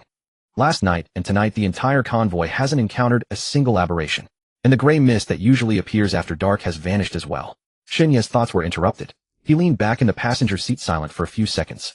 He had noticed this too when he first woke up. He immediately thought of the aberration in the silk pajamas on the second floor of the villa in Qinxing Village, recalling those curious eyes. But he couldn't see any connection between these two things. Never mind. After the aberration descended, the whole world was constantly changing. This anomaly was nothing compared to the events of the past few days. He didn't have the energy to delve into it now. Grasping the current situation as quickly as possible was the top priority. The convoy drove on in the darkness for another 10+ minutes, and Song Shia's frown grew deeper. There's something else I need to tell you. The convoy is almost out of fuel. Shen Yi sat up straight. This was clearly more serious. If a vehicle was the walking body of the apocalypse, then fuel was undoubtedly the heart that drove the body to move. The convoy had been driving through darkness for over 10 minutes, and Song Shia's brow furrowed more tightly with each passing moment. There's something else I need to tell you. The convoy is nearly out of fuel. Shen Yi straightened up. This matter was clearly far more severe. If vehicles were the walking bodies of the post-apocalyptic world, then fuel was undoubtedly the heart that drove those bodies forward. How much longer can the RV's tank hold? It won't last until dawn. Song Shia's voice carried a hint of despair. She was well aware of what running out of fuel in the darkness would mean. And refueling at a gas station during the night carried risks several times higher than doing so in daylight. What about the other vehicles? Can we borrow from those with more fuel? We asked before departing. Their situations aren't much better either. Shen Yi rubbed his temples, regretting having stored all the fuel barrels in Song Shia's cargo van. However, the other vehicles had limited space, and only Song Shia's cargo van had sufficient capacity. Yet that very van, when they encountered the man-eating tree spirit, had been abandoned along with its fuel barrels in that forest of death. Song Shia reflected for a moment, speaking hesitantly. Before we set out, I noticed a road sign indicating there was a gas station ahead. If luck favors us, we might reach it before the fuel runs out. Shen Yi remained silent. He understood full well what this situation implied. He turned his gaze toward the window. Still in impenetrable darkness, nothing visible. No moonlight, no stars. Only the RV's headlights casting two beams of light, illuminating a stretch of gray-white road ahead. It was nighttime. Even without the gray mist or eerie wailing sounds, the dangers of night diminished not one bit. Moreover, with Ning in a deep slumber, there was no way to predict dangers that might arise. But he had no choice. If they couldn't find a gas station before the fuel depleted, every vehicle in the convoy would transform into useless scrap metal. Then he himself, along with the dozens of people in the convoy, would become slowly moving bonfires in the darkness, attracting every uncanny entity in the vicinity to come devour them completely. Wake me when we arrive. He spoke softly, then leaned against the car window and closed his eyes, attempting to sleep a while longer. Song Shia glanced at him, but said nothing. Indeed, after about 20 minutes, the RV's headlights swept across a building with a red roof. That red roof structure stood beside the highway at the border of two provinces, starkly conspicuous in the ink-dark night. Song Shia stepped on the brake and nudged the sleeping Shen Yi beside her. We're here. Shen Yi opened his eyes and looked in the direction she indicated. The outline of a gas station emerged from the night. Calling it a gas station was perhaps generous. It consisted merely of two single-story buildings with an awning beneath, which stood for old-fashioned fuel pumps looking like structures from the 1980s or 1990s. The gas station sign had lost half its characters, the remaining portion hanging crookedly and swaying gently in the night wind. The entire station had not a single light burning, impossibly quiet. But those fuel pumps remained. For them, as long as there was oil, whether the lights were on mattered little. Shen Yi picked up the ghost headblade and pushed open the car door. In the rearview mirror, the bus and several vehicles behind still had their lights on, engines still running. Through the windshield, tense faces could be seen staring in his direction. No one dared turn off their engine. Not a single vehicle dared to idle. As if at the slightest sign of trouble, they would floor the accelerator and leave Shen Yi and Song Shia stranded here. Shen Yi didn't turn to acknowledge those watchful eyes. For those ordinary people, he held not a shred of reliance. He retrieved a flashlight from beneath the passenger seat, clicked it on, and its bright white beam sliced through the darkness, landing on the gas station's cement floor. Let's go. He had just taken a step when Song Shia's voice reached him from behind. Wait. She pushed open her door and hopped out quickly, moving to his side. I'm coming with you. Shen Yi glanced at her instinctively, wanting to refuse. But the words caught in his throat. He knew Song Shia's capabilities. Though her sequence wasn't suited for combat, with her watching his back, at least he wouldn't have to worry about being left unattended if injured. Moreover, her abilities could handle some unexpected situations. Additionally, after awakening the Butcher sequence, Shen Yi discovered he had become noticeably more confident, devoid of his previous hesitant and overcautious demeanor. Then stay close behind me. He turned and walked toward the gas station. Song Shia followed swiftly, the two moving single file into the darkness-shrouded structure. The flashlight's beam cleaved through the night like a blade in motion, its stark white column remarkably conspicuous in the darkness. Everyone in the other convoy vehicles watched the scene with bated breath. Brother, should we really not go in? What if there are good finds inside, and that Shin fellow grabs them first? Inside the bus, a hollow-eyed middle-aged man stood beside He-Human, asking quietly. He-Human turned to look at him, a cold smile curling his lips. I'm not stopping you from going either. Captain Shun has said many times, whatever you discover belongs to you. If you go, don't worry about not getting your share. But, he stretched this word out, his tone turning icy. Do you have the life to bring it out? This made the other passengers with various intentions shudder, suddenly recalling their current predicament. Under the awning, 4 old fuel pumps stood quietly in their respective positions, nozzles still hanging on the sides of the machine's rubber, hoses dangling limply. Broken glass shards and dried oil stains scattered across the ground. Shunyi instinctively reached for the life vigor disc in his trouser pocket. But after his fingertips touched its outline, he paused. Hesitating, he withdrew his hand. After repeatedly using this cursed object, though his sense of smell had been temporarily lost, the more he used it, the more severely he felt his olfactory sense deteriorating. In the early post-apocalyptic days, he couldn't afford to care about such things just to survive. But now that he had strength, and as he fought more battles, the more clearly he understood how formidable the uncanny entities of this world truly were. Losing any of the 5 senses could prove disastrous in some future battle. Moreover, in situations like this, even if he detected danger, he would have to press forward regardless. The RV's fuel tank was nearly empty, retreating meant certain death. Go check if the payment room has a power switch. Shunyi turned to look at Song Xia. She was currently scanning her surroundings, constantly prepared to respond to sudden crises. Hearing Shun Yi's voice, Song Xia responded somewhat dully. Just as she was about to head toward the payment room, Shun Yi immediately caught her hand. Take this. I'll check if the fuel pumps still work first. As he spoke, he handed her the flashlight with his other hand. Song Xia took the flashlight and hurried toward the 2 single-story buildings. Shun Yi walked toward the nearest fuel pump, his fingers pressing against the side of the machine and feeling a layer of sticky dust. He circled the pump, noting the digital display screen was dark. The power was out. But this wasn't a major problem. The core of the fuel pump was the underground storage tank. As long as the manual pump could be activated, they could still draw up the oil. He crouched down, preparing to locate the fuel pipe connector beneath the gas pump. But just as he stooped, an extremely faint sound came from above his head. It was as if something was slithering along the steel framework of the canopy.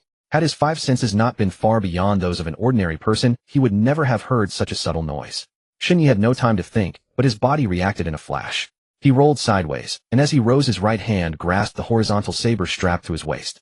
A dark shadow plummeted from directly above, landing on the spot where he had just been crouching, producing a dull thud. The flashlight fell to the ground, its beams slanting unsteadily in that direction. Shunyi saw clearly. It was a thing that was almost humanoid. Completely pitch black, as if formed from coalesced crude oil, it had no hair, no facial features. Only the vague outline of a human form. Its limbs were abnormally long, but its hands had no fingers, resembling 2 thick tentacles instead. Black liquid dripped continuously from its body, sizzling softly upon hitting the concrete floor. Where the black liquid touched the floor was corroded into pits of varying sizes, and wisps of white smoke rose. A first-grade aberration.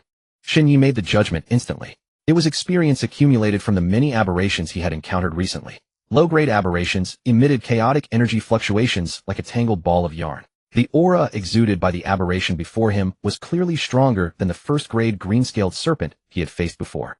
Fortunately, the increase was limited. It should be at the upper-middle level of first grade. Soon the oil shadow ghost ahead stood up. Its head rotated like a cog, as if locking onto Shun Yi's position. Even though it had no face, Shun Yi could sense that it was staring at him. The next second, the oil shadow ghost's body stretched abruptly, like a black rubber band shot forward, instantly pouncing on Shun Yi. Its speed was astonishing. Shun Yi sidestepped to evade, and at the same time the ghost head saber slashed horizontally. The blade struck the creature's body.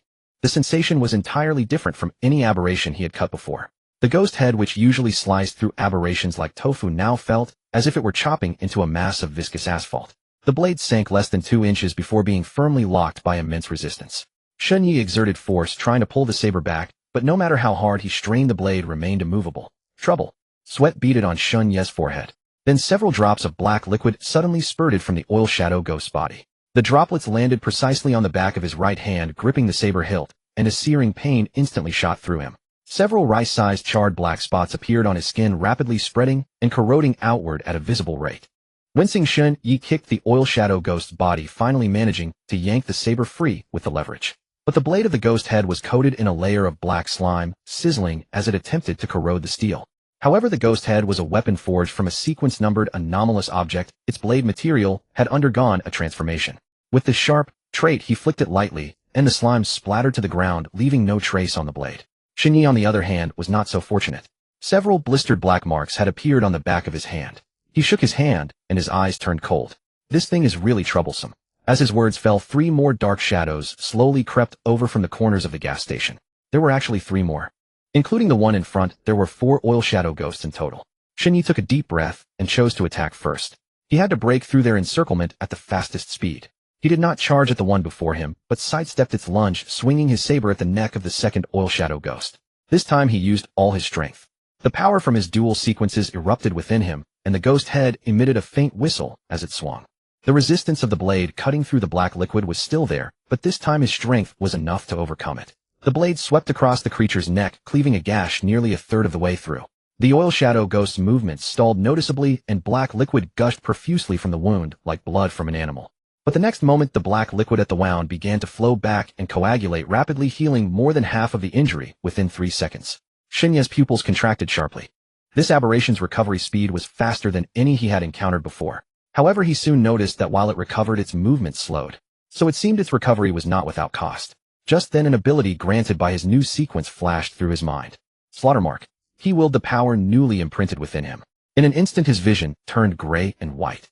Even without relying on the flashlight, he could barely see all the scenes before him. And on the oil shadow ghost he had just wounded, a dark red mark appeared, visible only to him, strikingly conspicuous in the gray-white field of view.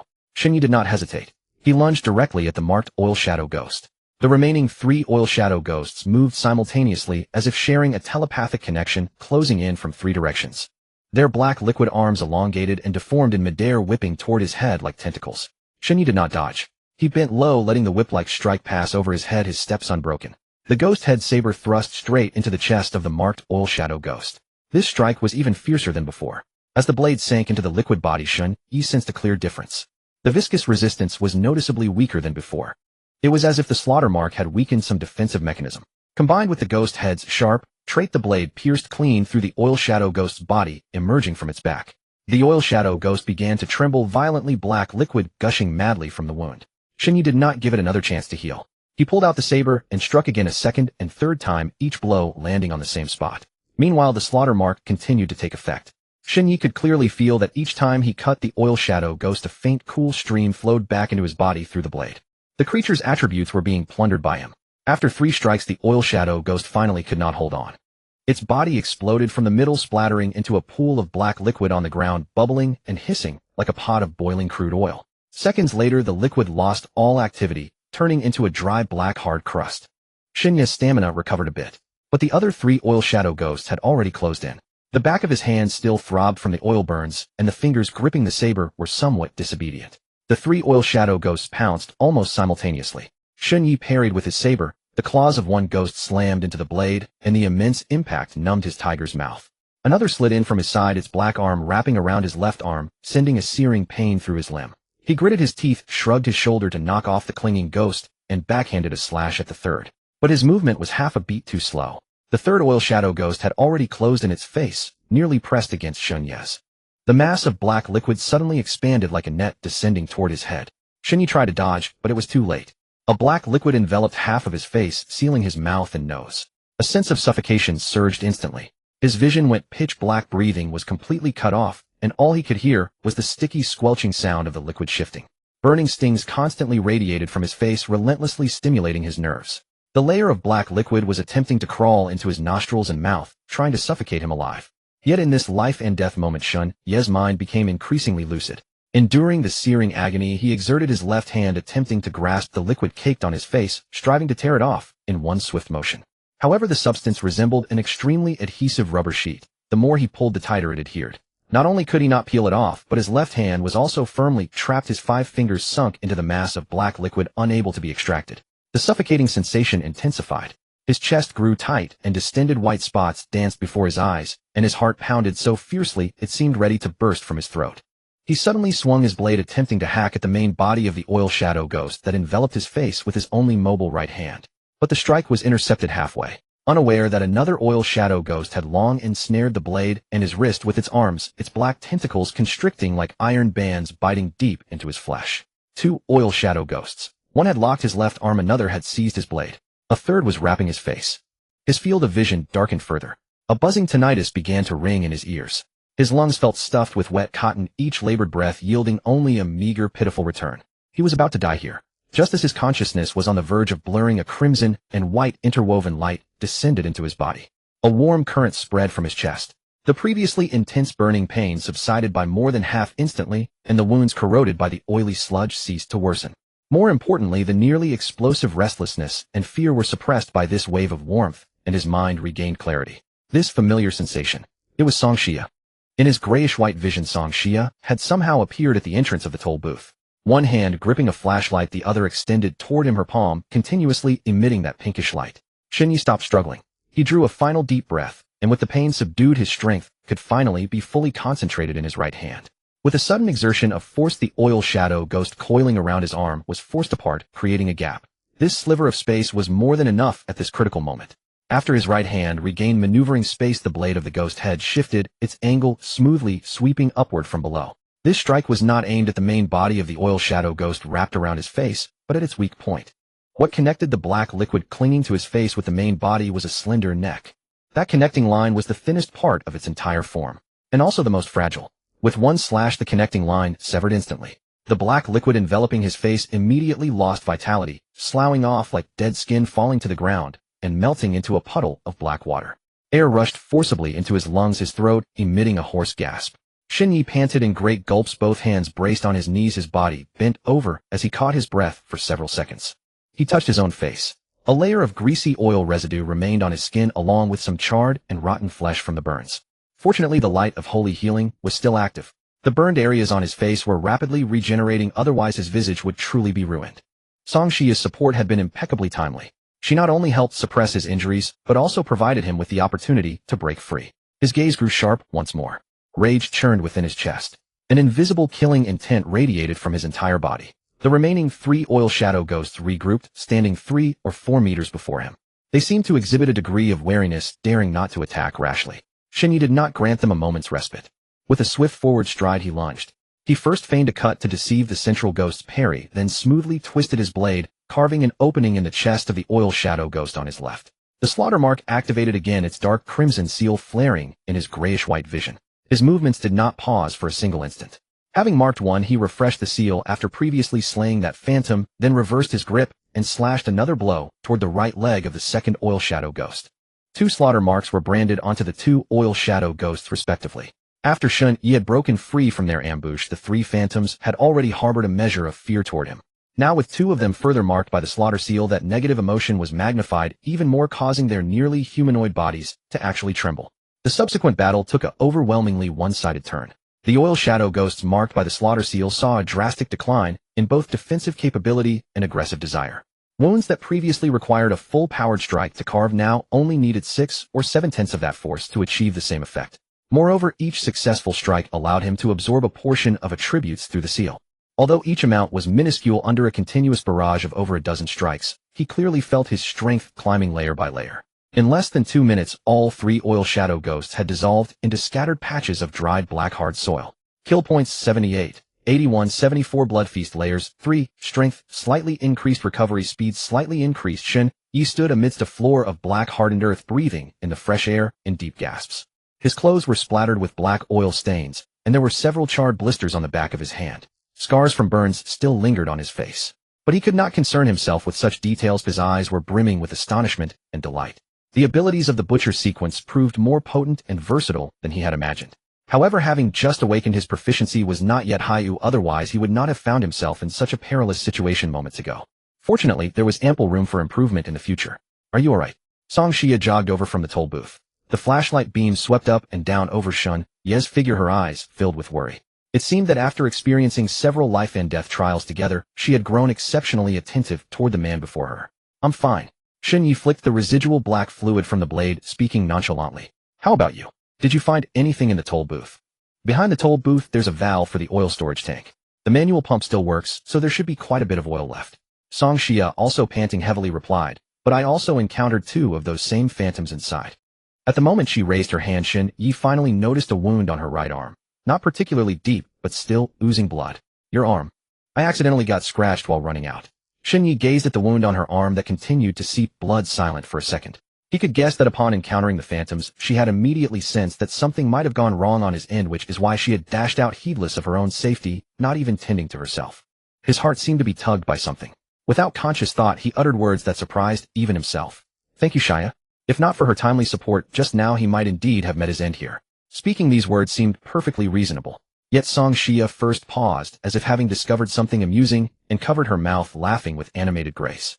"Those words coming from your mouth are truly rare," Song Xia said with a smile. Shen Yi didn't pick up on that thread, and urged her to lead the way to eliminate the remaining 2 oil shadow anomalies. This battle was simpler than the previous one. Shen Yi dispatched the 2 oil shadow anomalies with effortless ease, like cutting through melons and vegetables. Though the earlier fight had been more arduous, it significantly honed his proficiency in the butcher sequence. Meanwhile, as the layers of blood feast accumulated, his strength grew with each oil shadow anomaly he slew. He even felt that if a second-tier anomaly appeared now, he was confident enough to clash with it. This was by no means arrogance, it was entirely due to the sheer dominance of the butcher sequence. After confirming no anomalies remained, Shen Yi finally breathed a sigh of relief. "Let's get the fuel refilled quickly. The danger hasn't fully passed yet." Song Xia looked at the wounds like burns on his arms, and back, her heart aching with pity. While refueling, she didn't forget to use her ability to heal Shen Yi. Half an hour later, his handsome face was restored to its original state, and the convoy set off again. The RV's fuel tank was filled, and after learning from past mistakes, 2 spare barrels were added to the storage area. As for the others, once they saw Shen Yi had finished the fight, they scurried over to refuel their vehicles as well. Meanwhile, Song Xia found a box of mineral water and some nearly expired snacks in the toll booth. Though the snacks were about to expire, the convoy members who had been hiding and watching from behind still coveted them, but no one dared to reach out and ask for any. After all, Shen Yi was still watching nearby, and the faint lingering killing intent from the battle hadn't dissipated. The entire fight had been clearly witnessed by the teammates hiding in the vehicles. They had finally witnessed just how powerful Shen Yi was, and how ruthless he could be to himself. At this critical moment, no one dared to provoke his ire. Shen Yi sat in the passenger seat, leaning against the window, watching the red-roofed building in the rearview mirror grow smaller and smaller until it vanished into the ink-black night. He glanced down at his right hand. The blisters on the back of his hand, caused by the oil burns, still throbbed with pain despite Song Xia's treatment. She had originally wanted to fully heal him, but seeing her on the verge of collapse, Shen Yi felt a pang of reluctance. Besides, he wanted to test the extent of his newly enhanced self-healing ability. He could now feel new skin growing beneath the burned layer. "My second sequence is truly formidable," he silently marveled to himself. "If Sequence 9 allows me to single-handedly take on 4 first-tier anomalies at night and emerge unscathed, what would Sequence 8 and Sequence 7 be like?" Suddenly, he felt a sense of anticipation. Beside him, Song Xia turned the steering wheel, casting a sidelong glance at him. Noticing the slight upward curve of his lips, she couldn't help but ask, "Injured like that, and you're still smiling?" Then, recalling how he had refused her offer to treat his hand, she suddenly thought of something and added teasingly, "You're not a masochist, are you?" To this question, Shen Yi smiled. Instead of being angered, "Why don't you find out by trying?" Song Xia's face instantly flushed, and she fell silent, turning her head to pretend to focus on driving. Shen Yi found it boring, closed his eyes, rested his hand on the window frame, and lightly tapped his fingers against the edge, feeling the night breeze blowing in. Though it was nighttime, the wind blowing in was still hot, and carried a strong damp humidity. Such was the May of the South. As the convoy entered Guishi, that sticky, clammy feeling became more pronounced. This made Shen Yi frown slightly. He knew that summer in the South brought abundant rain and high humidity, and during his time as a mercenary in Jin Sanjiao, he had often ventured into the rainforests. Yet even the oppressive heat, there was far less than what he felt now. Before Shen Yi could continue his thoughts, his consciousness suddenly wavered. Everything within his field of vision seemed to be drenched in a red filter. The greenery outside the window, the outlines of distant mountains, and the vehicles running parallel all turned into shades of crimson in an instant. That state lasted only a moment. Shen Yi wasn't even sure if his eyes had played tricks on him. He blinked, and his vision returned to normal. Moreover, during that moment of red vision, an extremely primal impulse surged from the depths of his chest. A bloodthirsty, greedy desire to kill nearly made him lose control. That desire came without warning, like a beast chained within his body, suddenly snapping one of its chains and letting out a low growl toward the outside of its cage. This fleeting sensation proved that what he had just seen was not an illusion. Shen Yi's breath stopped for a second, and his right hand trembled slightly from excessive tension. Based on his thorough understanding of his own body, he immediately deduced that the state was caused by the sequence. It was definitely a side effect of using the butcher sequence's abilities. If he didn't appease his desire within a day, he would cease to be himself. A minute or so later, the dizzy sensation struck again. This time it came more fiercely. The vision turned red again, but not as faint as before. The night outside the window seemed soaked in blood, and even the light beams from the headlights became a murky, dark red. His heartbeat accelerated, his frown deepened, and the right hand resting on the window frame trembled uncontrollably. Even worse, the bloodthirsty desire lasted longer than before. It took a full 3 or 4 seconds for the red world to fade and return to the normal dark night. A layer of cold sweat broke out on Shen Yi's forehead. This state was clearly not something that could be endured through sheer willpower. The current situation seemed to be merely a warning and a preview. He needed to satisfy his desire as soon as possible, otherwise the state would recur more frequently and violently each time. Perhaps within a day Song Xia beside him would be the first to suffer. With that thought, Shen Yi hesitated no longer. He stood up and walked to the storage area where the snacks and mineral water scavenged from the toll booth along with the remaining supplies were all piled together. He grabbed several packs at random and returned to the passenger seat. Song Xia glanced at him out of the corner of her eye, not thinking much of it, assuming he was just hungry after the battle. Shen Yi tore open the first pack of compressed biscuits and took a bite with a blank expression. He ate very fast. So fast that it didn't seem like eating, but more like shoveling dirt into a pit. First piece, second piece, third piece. The compressed biscuits were dry and hard, like chewing on dried cardboard. But Shen Yi didn't care about that. He even swallowed the dry, hard crumbs without drinking any water. Then came the sausages. 1, 2, 3. He didn't count how many he ate. He just opened one and shoved it into his mouth. The greasy sausages and the dry, hard biscuits mixed together in his mouth, forming an indescribable mass. Song Xia's expression shifted from indifference to surprise as she tentatively called out, "Shen Yi." But Shen Yi didn't respond. He continued stuffing food into his mouth. His stomach was visibly bulging at an alarming rate. Normally Shen Yi's abdomen was flat and muscular. It was the result of his predecessor's frequent hiking and exercise. But now his belly swelled like an inflated balloon, his clothes straining tautly. The seventh piece. Shen Yi's chewing finally slowed. His stomach felt as if a stone had been lodged inside, heavy, swollen, and aching dully. Yet he gritted his teeth and forced himself to swallow. The eighth piece. He crumpled the wrapper in his hand as the eighth compressed biscuit went down his throat. Then came the remaining 3 or 4 sausages. Unable to watch any longer, Song Xia freed a hand and grabbed his left hand, which was still reaching for more food. The swollen mass in Shen Yi's stomach bumped against the seatbelt buckle, causing him to let out a muffled groan of pain. "What the hell are you doing?" Song Xia looked utterly baffled, even a little emotionally overwhelmed by his actions. The moisture in her almond-shaped eyes glistened faintly under the car's interior lights. Shen Yi leaned back against the seat, struggling to steady his breathing. The waves of bloating pain surged upward from his stomach. He clenched his teeth, trying to appear less distressed. "Nothing. Just hungry." He didn't want to tell her the truth and instinctively lied. Song Xia's gaze shifted from his face to the swollen curve of his belly. Nothing about it looked like the result of a normal person's hunger. Her eyesight was far keener than an ordinary person's, and having previously worked in the medical field, she saw that Shen Yi's behavior went far beyond binge eating. It looked as if he was trying to kill himself by overeating. "Hungry." Song Xia's tone rose slightly, a sarcastic curl on her lips, her expression clearly saying, "Do you take me for a fool? You just wolfed down 8 compressed biscuits and 6 or 7 sausages. How is that normal eating?" Shen Yi said nothing. "Your stomach is about to burst." Song Xia pursed her lips, offering a well-meaning reminder. Instead of remaining silent, Shen Yi chose to deflect the issue with a teasing remark. "Are you worried about me?" "What else?" Song Xia retorted irritably. As she spoke, her cheeks flushed slightly, and she stubbornly added, "If something happens to you, we won't survive either." The car fell silent for a few seconds, the only sound the roar of the engine. Shen Yi's guilty demeanor inexplicably irritated Song Xia, and she demanded in a rare loud voice, "You don't trust me." As she said this, her tone no longer held the earlier concern, and instead it was replaced by a sense of loss, as if something had pricked her. Shen Yi was stunned for a moment. "If I didn't trust you, I wouldn't have let you stay in the car." The instant those words left his mouth, he realized he had said the wrong thing. Song Xia was a woman emotional by nature. Upon hearing this, her expression changed. It wasn't anger or grievance. It was a feeling of being struck by something all of a sudden. There were no tears in her eyes, but that faint sense of loss was more impactful than any tears. She stomped on the brake, pulled the car over to the side of the road, and reached to unbuckle her seatbelt. Just as she was about to push the door open and get out, Shen Yi reacted faster than she did. He grabbed her wrist. Song Xia's wrist was slender, warm, and smooth like jade with distinct bones, yet soft contours. Holding it felt like gripping a piece of warm jade. But at this moment that wrist was struggling to pull away with a force that would have been enough to topple an ordinary person. Yet Shen Yi was no ordinary person. The physical enhancement from his dual sequences made his grip as firm as a vice. Song Xia struggled twice, but couldn't budge an inch. She turned her head to look at him, and finally emotion showed in her eyes. Not the red-rimmed grievance, but a stubborn anger. "Let go." "You misunderstood," Shen Yi said softly. "Misunderstood what?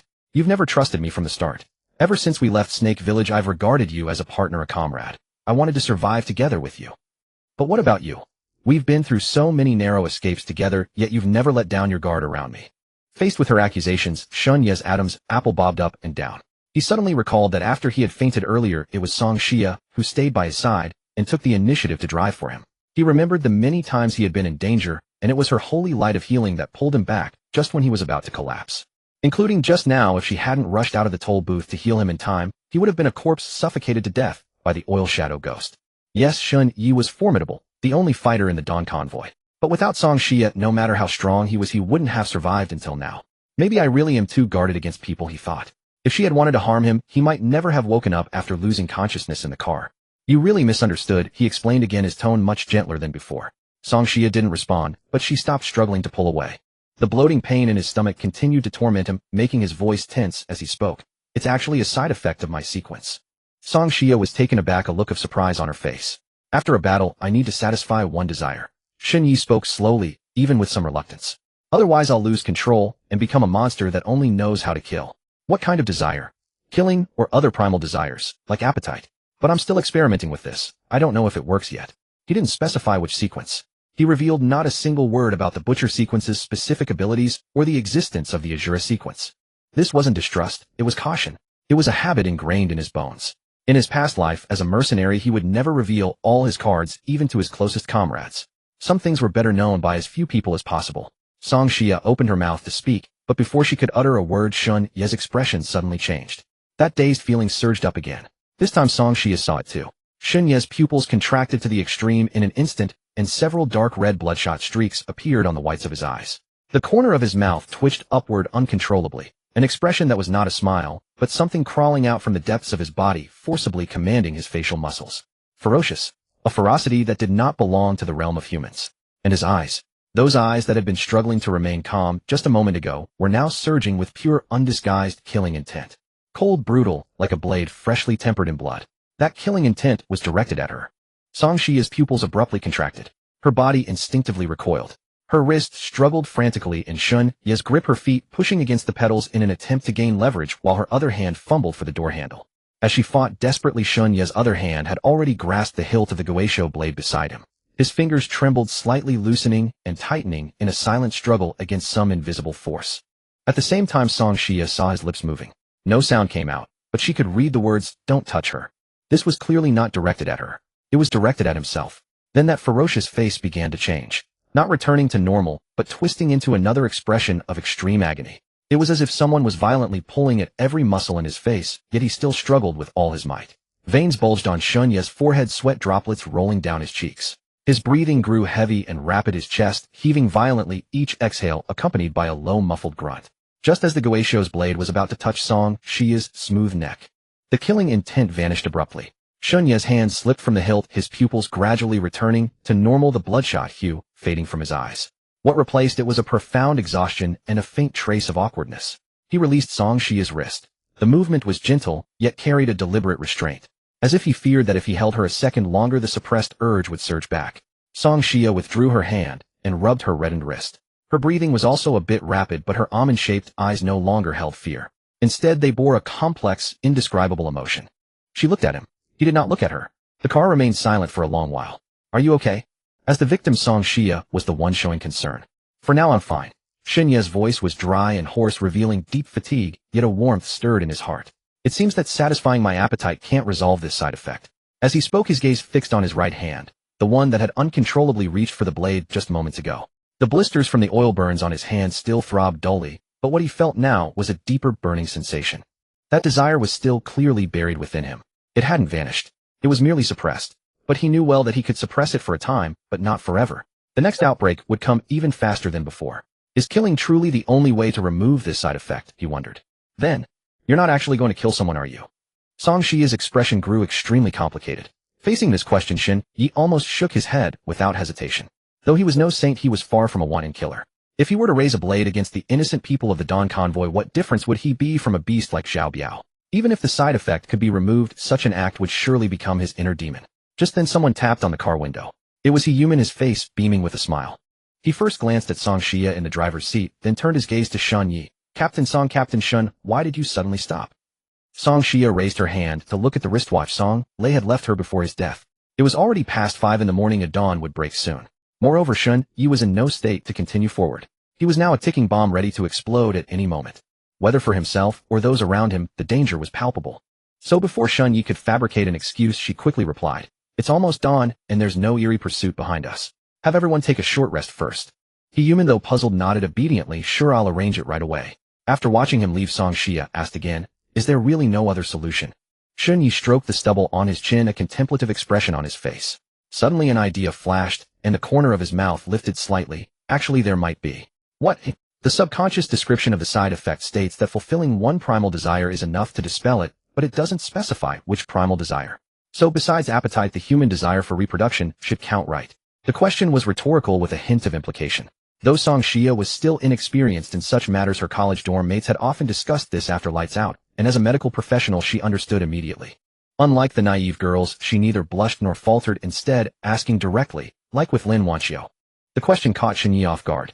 Before his transaction with Lin Wanxiu, he had specifically asked if anyone knew, and she had assured him that Song Xia was a heavy sleeper and wouldn't know about their deal. But he had underestimated Song Xia. When she got into the car, she had already smelled the lingering scent unique to Lin Wanxiu. Coupled with the black lace, battle robe, in the corner, and the sudden appearance of the Volvo Lin Wanxiu had received from Shen Yi. She didn't even need to guess what had happened between Shen Yi and Lin Wanxiu. However, her use of like was clearly a misunderstanding. She thought Shen Yi had engaged in that transaction with Lin Wanxiu solely to suppress the side effect of his sequence. But what she didn't know was that Shen Yi had only awakened the butcher sequence after ingesting the blood crystal following his transaction with Lin Wanxiu. He wasn't sure if that act could actually remove the side effect. Facing her unblinking gaze, he braced himself and nodded. After receiving Shen Yi's affirmative response, Song Xia actually looked relieved. Before he could ask, she volunteered, "Then I'll help you." "What?" Shen Yi was stunned by her serious tone. They locked eyes, and he could no longer tell if she was joking. Song Xia replied nonchalantly, "What's the big deal? Remember, I'm a doctor. To me, this is no different from treating a patient. Why are you a grown man being so coy?" Hearing this, Shen Yi snapped back to reality and asked again, "Are you serious?" Song Xia put on her professional demeanor from her previous work, looking into Shen Yi's eyes and replying seriously, "From now on, you are the patient, and I am the doctor. Until your side effect is resolved." After a while, the car doors were locked, and the window curtains were drawn down. The situation Shen Yi had anticipated did not occur, for Song Xia's technique was exceedingly crude. Yes, precisely as the phrase implied. Shen Yi gazed at her flushed, rosy cheeks with utter astonishment. Song Xia, on the other hand, stared at the evidence upon the ground, her entire face burning. She had completely shed her earlier composed demeanor. All that remained was the quintessential modesty of a woman. For her, this kind of affair was not entirely unlike treating a patient. Yet she was ultimately still an untouched woman. Upon catching sight of that formidable weapon, she could not suppress the sudden quickening of her pulse or the heat rising to her cheeks. Will this suffice? She turned her head, now utterly unable to meet Shen Yi's gaze, her previous professionalism entirely abandoned. At her question, Shen Yi actually paid attention to his own body. The scorching heat that had been simmering within him had indeed subsided considerably. Moreover, throughout the entire manual treatment, he had not experienced that dazed sensation again. Who would have thought that through a fortunate coincidence Song Xia would actually stumble upon a solution?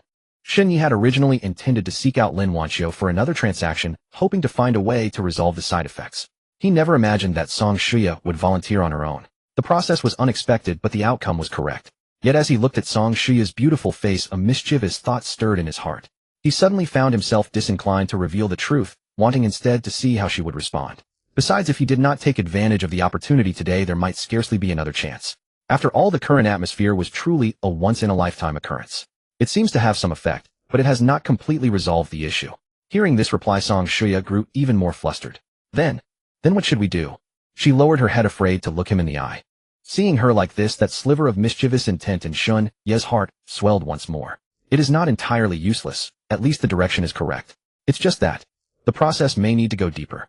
Huh? Song Xia started looking up sharply, and happened to meet Shen Yi's smirk directly. She was no naive girl, she knew perfectly well what Shen Yi had in mind. But to do such a thing, she gazed at Shen Yi's handsome face, tinged with a certain dangerous charm. Shen Yi's original body had been a performing arts student, his outward appearance absolutely outstanding. Combined with the genetic enhancements that followed his sequence awakening, his visage had been further elevated beyond its already remarkable foundation. Alone together in a confined space, so close with his subtle implications, her heart could not help but flutter uncontrollably. As the old saying goes, men admire beauty and women admire looks. Even a goddess-tier figure like Song Xia was not exempt from such conventions. Moreover, women naturally gravitate toward strength, an inclination amplified tenfold in the present apocalyptic world. The formidable combat prowess Shen Yi had repeatedly displayed before her, along with his many acts of rescuing her from dire peril, had long planted a seed of ambiguity in her heart. Now in this very moment that seed was quietly taking root and beginning to sprout. How do you wish to go deeper? Even as she spoke, Song Xia found herself retreating half a step. That question was rather moot. Nevertheless, her mind was in complete disarray, making it impossible for her to think with her usual composure. What do you think? Shen Yi countered with a smile. I don't know. Song Shia chose to play dumb, hoping to slip past the matter. But Xunye's face drew nearer once more. How could you possibly not know? And you yourself just said it. You are the doctor, and I am the patient. Shouldn't a doctor like you see this through to the very end? Having said that, Xunye gave her no opportunity to respond. One hand seized her jade-soft wrist, and with a gentle pull, Song Shia lost all control and stumbled directly into his embrace. Xunye's upper body was bare, and the defined ridges of his abdomen pressed against her palm the moment she reached out, radiating a firm, solid warmth. The phenomenal aura emanating from Xunye's body continuously stimulated every nerve in her frame. Her heartbeat quickened relentlessly, so fast she could nearly hear it herself. Her mind had become a complete blur, incapable of formulating any plan of resistance. Or perhaps her subconscious had never truly desired to resist. There was even a faint trace of anticipation lingering within. The two stood facing each other, their faces close enough to breathe one another's warmth. And Xunye's preceding words still lingered in her ears. So she silently repeated to herself, "He is the patient, I am the doctor. We are simply treating an illness." Suddenly she closed her eyes. Whether in surrender or tacit permission, she could not tell. Xunye was no novice. At this juncture, to hesitate further would hardly make him a man. He glanced at her tender, alluring lips and pressed his own against them. That warm, moist sensation caused Song Shia's mind to erupt in white noise, leaving her completely blank. Her body went limp as though struck by electricity. By now the sky outside the window had grown thoroughly bright, and vehicles lined the roadside. Yet the RV parked at the very front occasionally exhibited imperceptible tremors, accompanied by the faintest sounds of breathless panting. Roughly over an hour later, the RV's trembling finally ceased. A 5-meter radius around both the front and rear of the RV appeared to be an unspoken no man's land. Unless it concerned something vital, no other member of the Dawn convoy would dare approach, let alone face Xunye, that harbinger of death.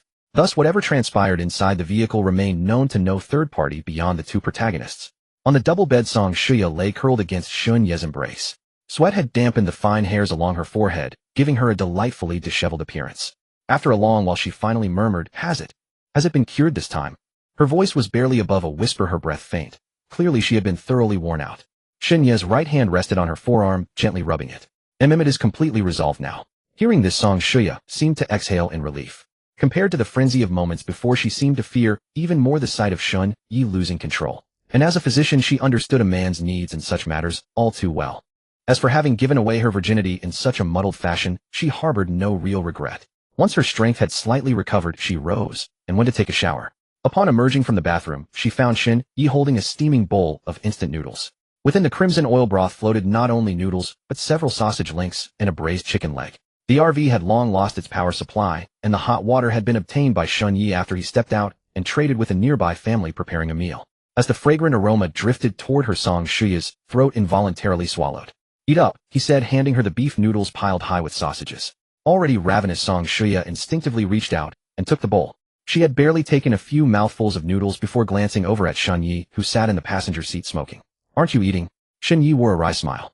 "I ate so many compressed biscuits earlier. I couldn't possibly fit another bite right now." This remark broke her composure entirely, and she burst into laughter, nearly spraying noodles across his face. "Serves you right." After the teasing, the atmosphere inside the RV lightened considerably. Since Song Lei's death, Song Shia realized she hadn't laughed from the heart like this in a long time. A full bucket of instant noodles was devoured in no time. The oily broth of the braised beef flavor clung to the bucket's walls. She tilted her head back, draining the last drops into her mouth, leaving not a single trace. Xunye turned his head and caught sight of her tossing the empty bucket into the trash bin. He flicked the ash from his cigarette and asked casually, "Full?" Song Shia nodded and replied, "It's okay." Most people hearing those two words would assume she was full. But as fellow sequencers, Xunye understood clearly. Song Shia was too embarrassed to admit she wasn't full, yet unwilling to lie, so she gave such an ambiguous answer. After ordinary people awaken their sequence, their physical abilities improve, but their energy consumption also increases drastically. A bucket of instant noodles is more than enough for a normal person, but for a sequencer, it only barely fills the bottom of the stomach. Without saying much, Xunye rose with the cigarette between his lips, walked over to the storage area, and crouched down. He rummaged through a few cardboard boxes, pulling out 4 egg pies and a carton of pure milk. "There's no hot water left in the car. Make do with these." Anticipating her refusal, he simply shoved the items into her arms and added, "Think of it as the medical fee for today's treatment." The word treatment was spoken with deliberate emphasis. Song Shia was especially sensitive to that word at the moment, and her mind uncontrollably flashed back to the scene of their frantic entanglement just moments ago. Her ears burned instantly. Seeing the faint, almost imperceptible curve at the corner of Xunye's mouth, she felt a surge of embarrassment. As she tore open the packaging of an egg pie, she muttered in protest, I was just helping you counteract the side effects earlier. It's not like we're in that kind of relationship. Shinyi curled his lips, stubbed out his cigarette in the ashtray, and had no intention of dwelling on such a meaningless issue. The egg pies were the cheapest bulk kind, their chocolate coating already melted by the heat and stuck to the wrapper. But in the apocalypse, such sweet treats were already incredibly rare. Only Shun Yu would be willing to give them away so casually. With the first bite, the sweet, creamy flavor exploded on her tongue. Before the end of the world, she never ate this kind of thing, too sweet, unhealthy. But now this cheap sweetness brought her a sense of pleasure. She nibbled slowly, cherishing every bite. Soon after downing 4 egg pies with a carton of milk, Song Xia finally felt a long-lost sense of fullness. She licked the lingering sweetness from the corner of her lips, a hint of blissful smile spreading across her face. Since the apocalypse began, Song Lei had never let her go hungry. But she always strictly controlled how much she could eat each meal, planning for long-term survival. Yet today's meal was the fullest she had eaten since the end of the world. All right. Song Xia stood up, tossed the empty milk carton and egg pie wrappers into the trash can, and brushed the crumbs off her hands. Nothing else here for me. I'll head down now. After what had happened, the distance between them had indeed narrowed rapidly. But she was clear-headed. Perhaps in Shun Ye's eyes, she was still an outsider. Leaving on her own accord would surely be more dignified. Yet this time was different from the last. Her hand had just touched the door handle when Shun Ye's voice called out from behind. Wait a moment. Song Xia turned around, a hint of surprise in her eyes. Something else. Shun Yi leaned back against the sofa, his gaze fixed on her without wavering. His Adam's apple bobbed up and down as if he was weighing his words. How about? He looked up at her, his tone hesitant. You stay in my RV from now on. The cabin fell silent for 2 full seconds. Song Xia stared at his face, her mind involuntarily flashing back to the scene just now. No. She reacted like a reflex, her voice a mix of shame and urgency. I'm not that kind of person. Shun Yi was taken aback by her outburst. Then he realized what she meant, his expression turning somewhat awkward as he rubbed his nose with his hand. You misunderstood. I just wanted you to stay on the RV, so we can take turns driving later. You've seen it. I'm the only one here. When encountering anomalies, I have to fight and drive at the same time. It's really too much to handle. And on long drives, I can't keep going for over 10 hours without rest. Even a man of iron couldn't hold up. Hearing this, Song Xia's face turned crimson. The blush spread from her neck to the tips of her ears, and she wished she could find a hole to crawl into. So she had overthought it. Still, she had to admit that Shun Ye's invitation was very tempting. The RV was luxuriously outfitted. Wide soft leather sofas, a private bathroom, with hot water anytime, a double bed, so comfortable you never wanted to get up, and the storage area stocked with various supplies. The living experience was far superior to the Volvo that Lin Wanxiu had driven away, let alone the cargo truck she had before. But the thought of a man and a woman alone spending day and night in this space of less than 20 square meters made her heart flutter with unease. She admitted she had feelings for this man. But having feelings was one thing, living together was another. As a woman, she was inherently reserved.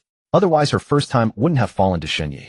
Moreover, from her understanding of him, such an invitation was a sign of complete trust. She suppressed the joy in her heart and replied indifferently, I'll think about it. With that, she hurriedly pushed open the door and jumped out of the RV as if fleeing. As she landed, her heel slipped on the step, nearly causing her to fall. After steadying herself, she didn't care whether he had seen her awkwardness or not, and ran straight toward the Volvo without looking back.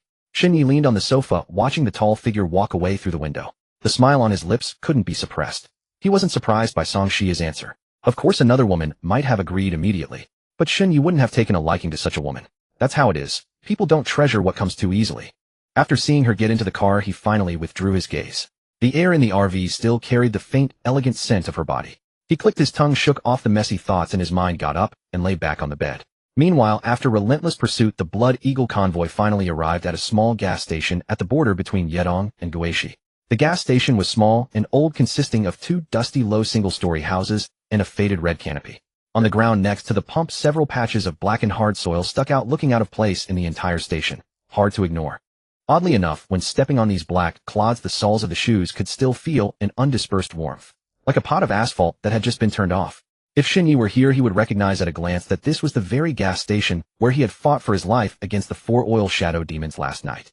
Yang Feng filled his Rolls-Royce to the brim, screwed the fuel cap back on, and turned to gesture at someone nearby. At this moment, his eyes were webbed with dense red veins, the dark circles beneath them as thick as a panda's. He exuded an aura of wretchedness from head to toe. These past few days he had barely closed his eyes. Since encountering Cheng Shun, the invisible ghost blade that man spoke of had become his obsession. To obtain that blade, he had led his men all the way here. Yet after chasing for so long, not even a ghost shadow could be seen. Go. An unnamed fire surged within Yang Feng's heart. Then in a commanding tone he said, Bring me Cheng Shun. Behind him, a bald, burly man in a black suit understood immediately.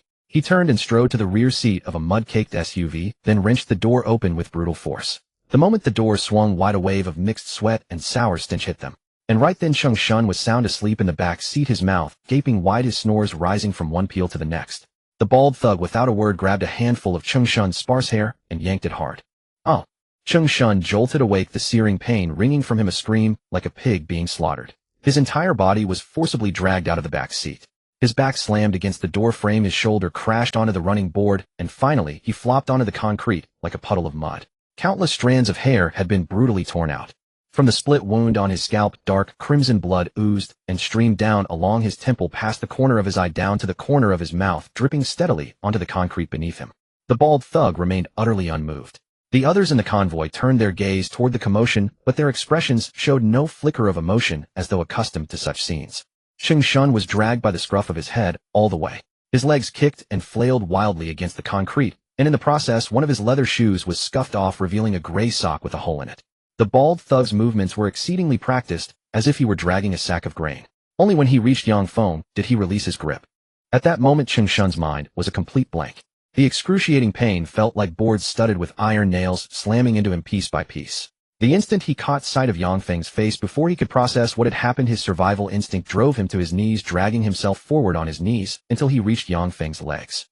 The Yang Feng before him now was a completely different man from the one he had first met. Back then he always carried himself with calm composure, projecting an aura of vigor and confidence. But now from every angle he resembled a wild wolf backed into a corner. Looking down at the trembling Chung Shun on the ground, Yang Feng's voice was hoarse. "Do you know why I brought you here?" His tone was as still as dead water. But Chung Shun could hear it. Beneath that calmness lay something like a volcano ready to erupt at any moment. He instinctively shook his head. Then he nodded like a madman. I know. His voice trembled, mingled with sobs and sharp intakes of breath. Yang Feng said nothing. He stared at Chung Shun for a full 3 seconds, then let out an extremely faint, fleeting laugh. The next instant his foot kicked Chung Shun square in the stomach. Chung Shun's entire body was launched several meters away, curling like a shrimp thrown onto a scorching pan. The searing pain in his abdomen forced his body into a tight arch. Stomach acid surged uncontrollably up his throat, mixing with the food he had eaten not long ago before being retched out.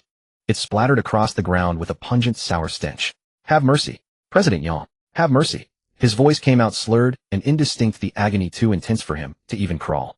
Yang Feng took a step forward. His right foot rose, hovering in midair. But gazing at that contorted face of torment on the ground, he drew a deep breath and forcibly suppressed the urge to kick the man to death. His raised leg withdrew and the sole of his shoe ground against the concrete. The bald thug, seeing this, hurried forward to help Chung Shun up. Even as he was steadied, his legs continued to shake uncontrollably. Yang Feng fixed him with an unervingly cold stare. "Do you have any idea how many people the Blood Eagle convoy has lost tracking here after getting that information from your mouth?" Chung Shun shuddered all over, his lips moving silently, daring not to respond. Soon everything that had happened along the way unfolded one by one in Yang Feng's mind. It turned out that after finding Zhao Biao's corpse, they were immediately confronted by a mass of high-tier anomalies shrouded in black fog. The entire convoy was so frightened they scrambled into their vehicles and sped off without delay. During the pursuit by the gray fog, the convoy suffered its most devastating loss in history.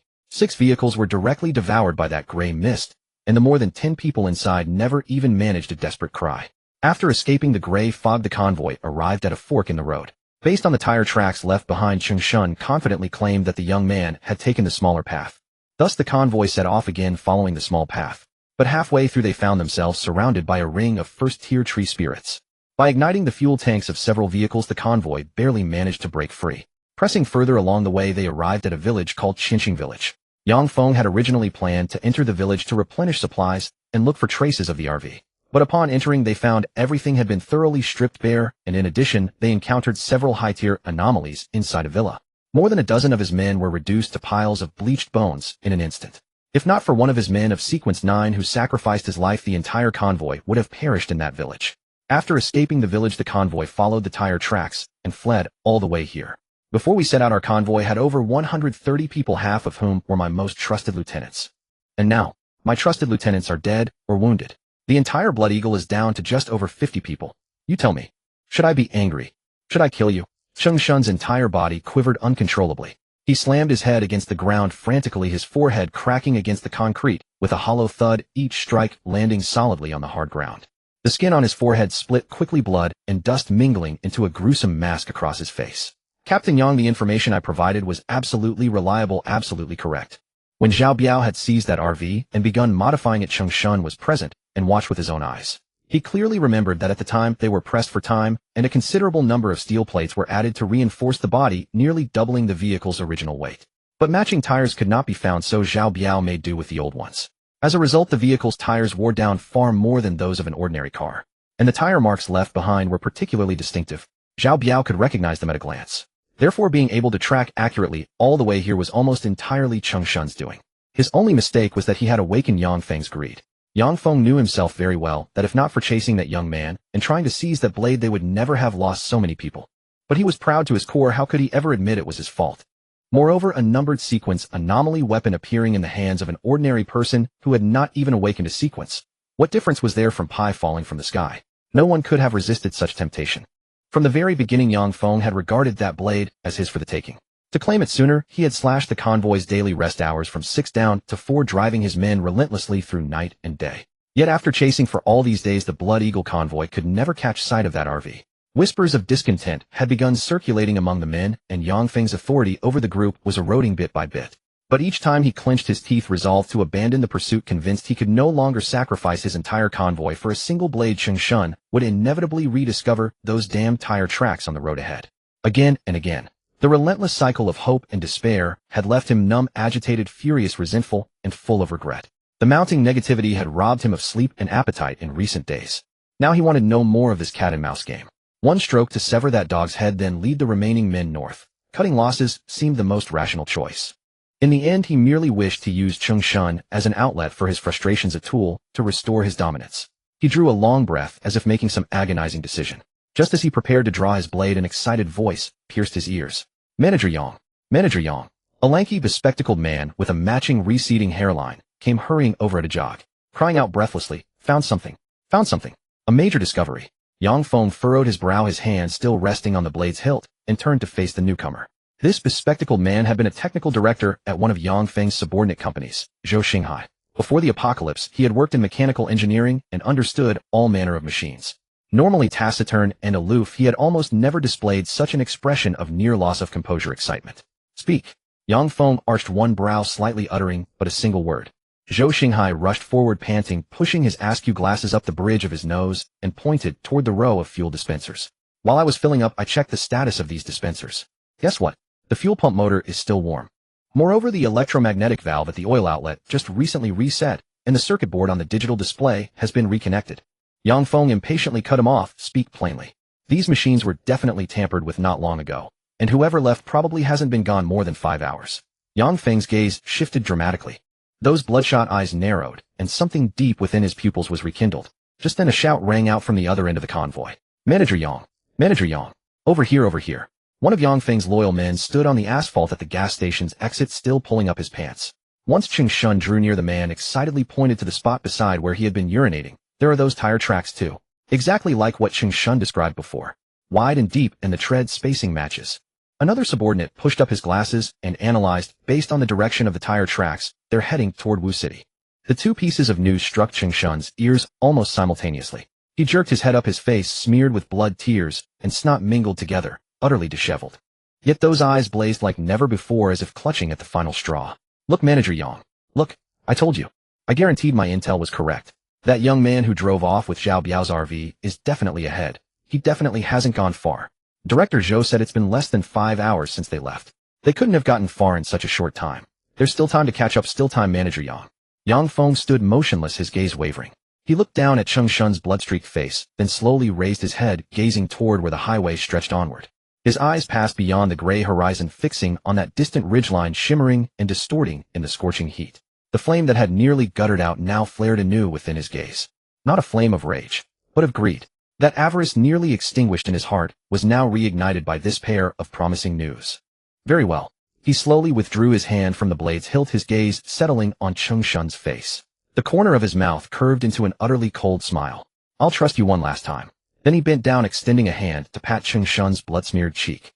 The force was not heavy, yet each touch made Cheng Shun shudder throughout his entire body. If we still can't find that person this time. His tone abruptly chilled, a vicious glint flashing in his eyes. I'll make you regret ever being born into this world.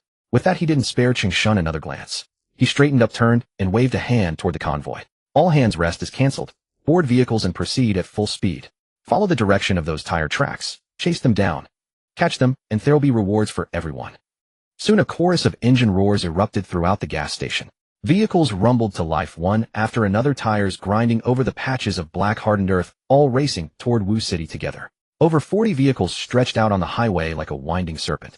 This time Yang Feng did not sit in the back with Chen Na. Instead, he claimed the passenger seat, determined to spot that RV at the earliest possible moment.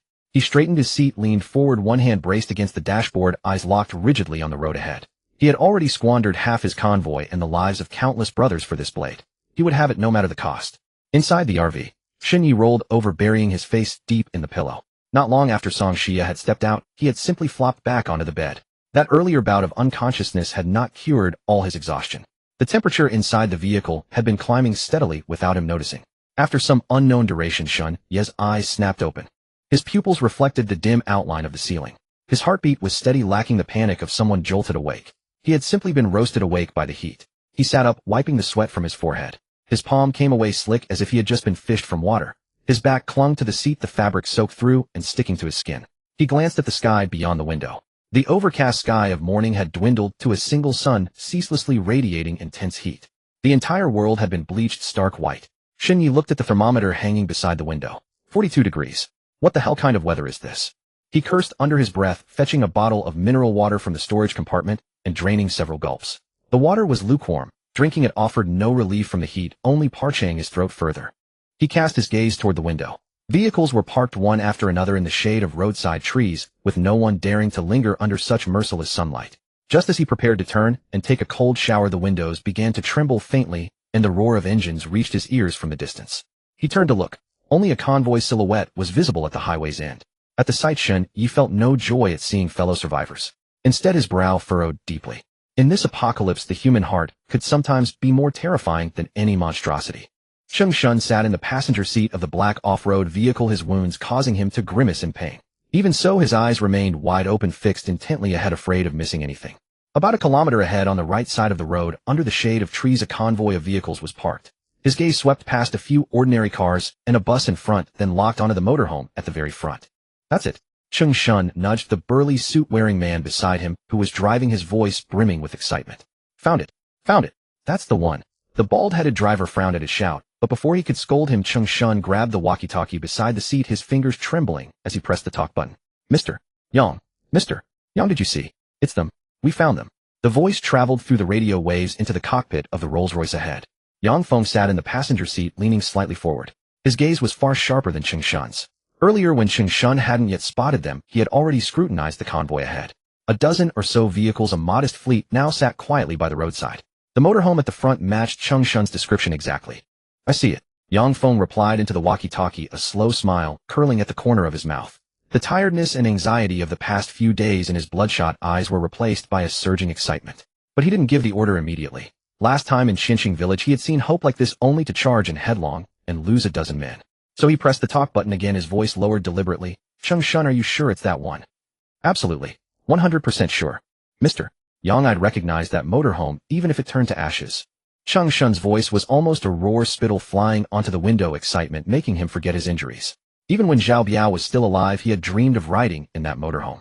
Yang Feng paused for a moment, then picked up another walkie-talkie and switched to the full convoy channel. All units listen up. The target is ahead. Heavy vehicles flank from both sides and block their escape. The rest follow up and form an encirclement. Anyone who screws up and lets a single vehicle escape, I'll kill you. Short confirmations came back from each vehicle. As the roar of engines rumbled in from the distance, most people in the dawn convoy were still asleep. The relentless escape had pushed everyone's nerves and bodies to the limit. Even now, with the sun baking the cabins like steamers, no one wanted to move. But the engine noise grew closer. Not one or two. Dozens of engines were roaring in unison, low and dense. The first to react were a few sentries on the outskirts of the convoy. They got up from their seats, rubbed their sleepy eyes, and looked out the windows. Then they saw a dark mass of vehicles speeding toward them from the end of the road. They came with a menacing force. A black Rolls-Royce and a mud-splattered off-road vehicle driving side by side at the front suddenly separated when they were less than 200 meters from the dawn convoy. Behind them, several large modified vehicles that had been at the rear of the formation suddenly accelerated. These big vehicles charged with almost brutal force to the front of the Dawn convoy's parked position, then sharply turned their wheels, swinging their bodies sideways to block the road completely. Tires left scorched black marks on the asphalt, and the smell of burnt rubber mixed with exhaust fumes filled the air. The people in the Dawn convoy were now fully awake. Someone pushed open the door and jumped out, but before they could see what was happening, the row of large vehicles blocking the road ahead froze them in place. What's going on? Why so many cars? Who are these people? Damn, are we being robbed? Those who had been in Zhao Biao's convoy were not unfamiliar with this kind of scene. They knew it all too well. This was Zhao Biao's standard procedure for highway robbery. But they never dreamed that one day they would be the ones being robbed.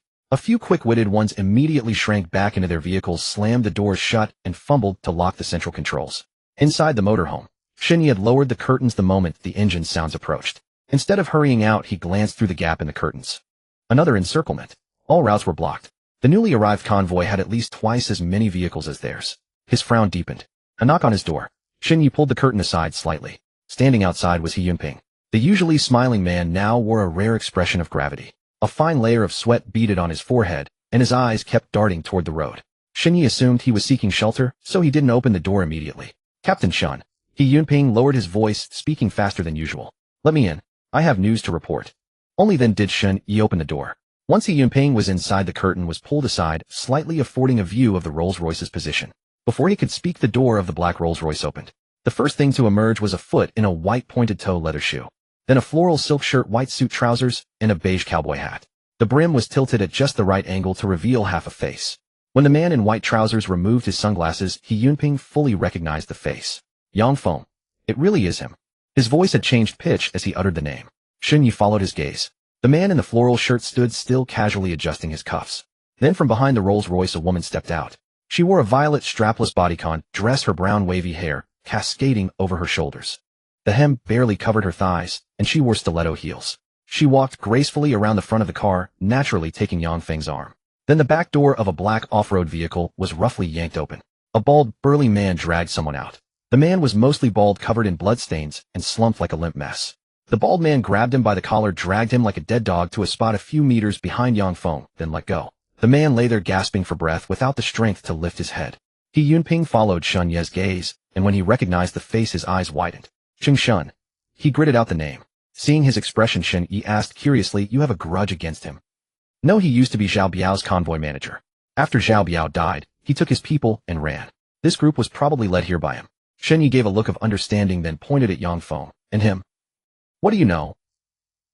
He Yunping took a breath, lowering his voice to barely a whisper. He's Yang Feng.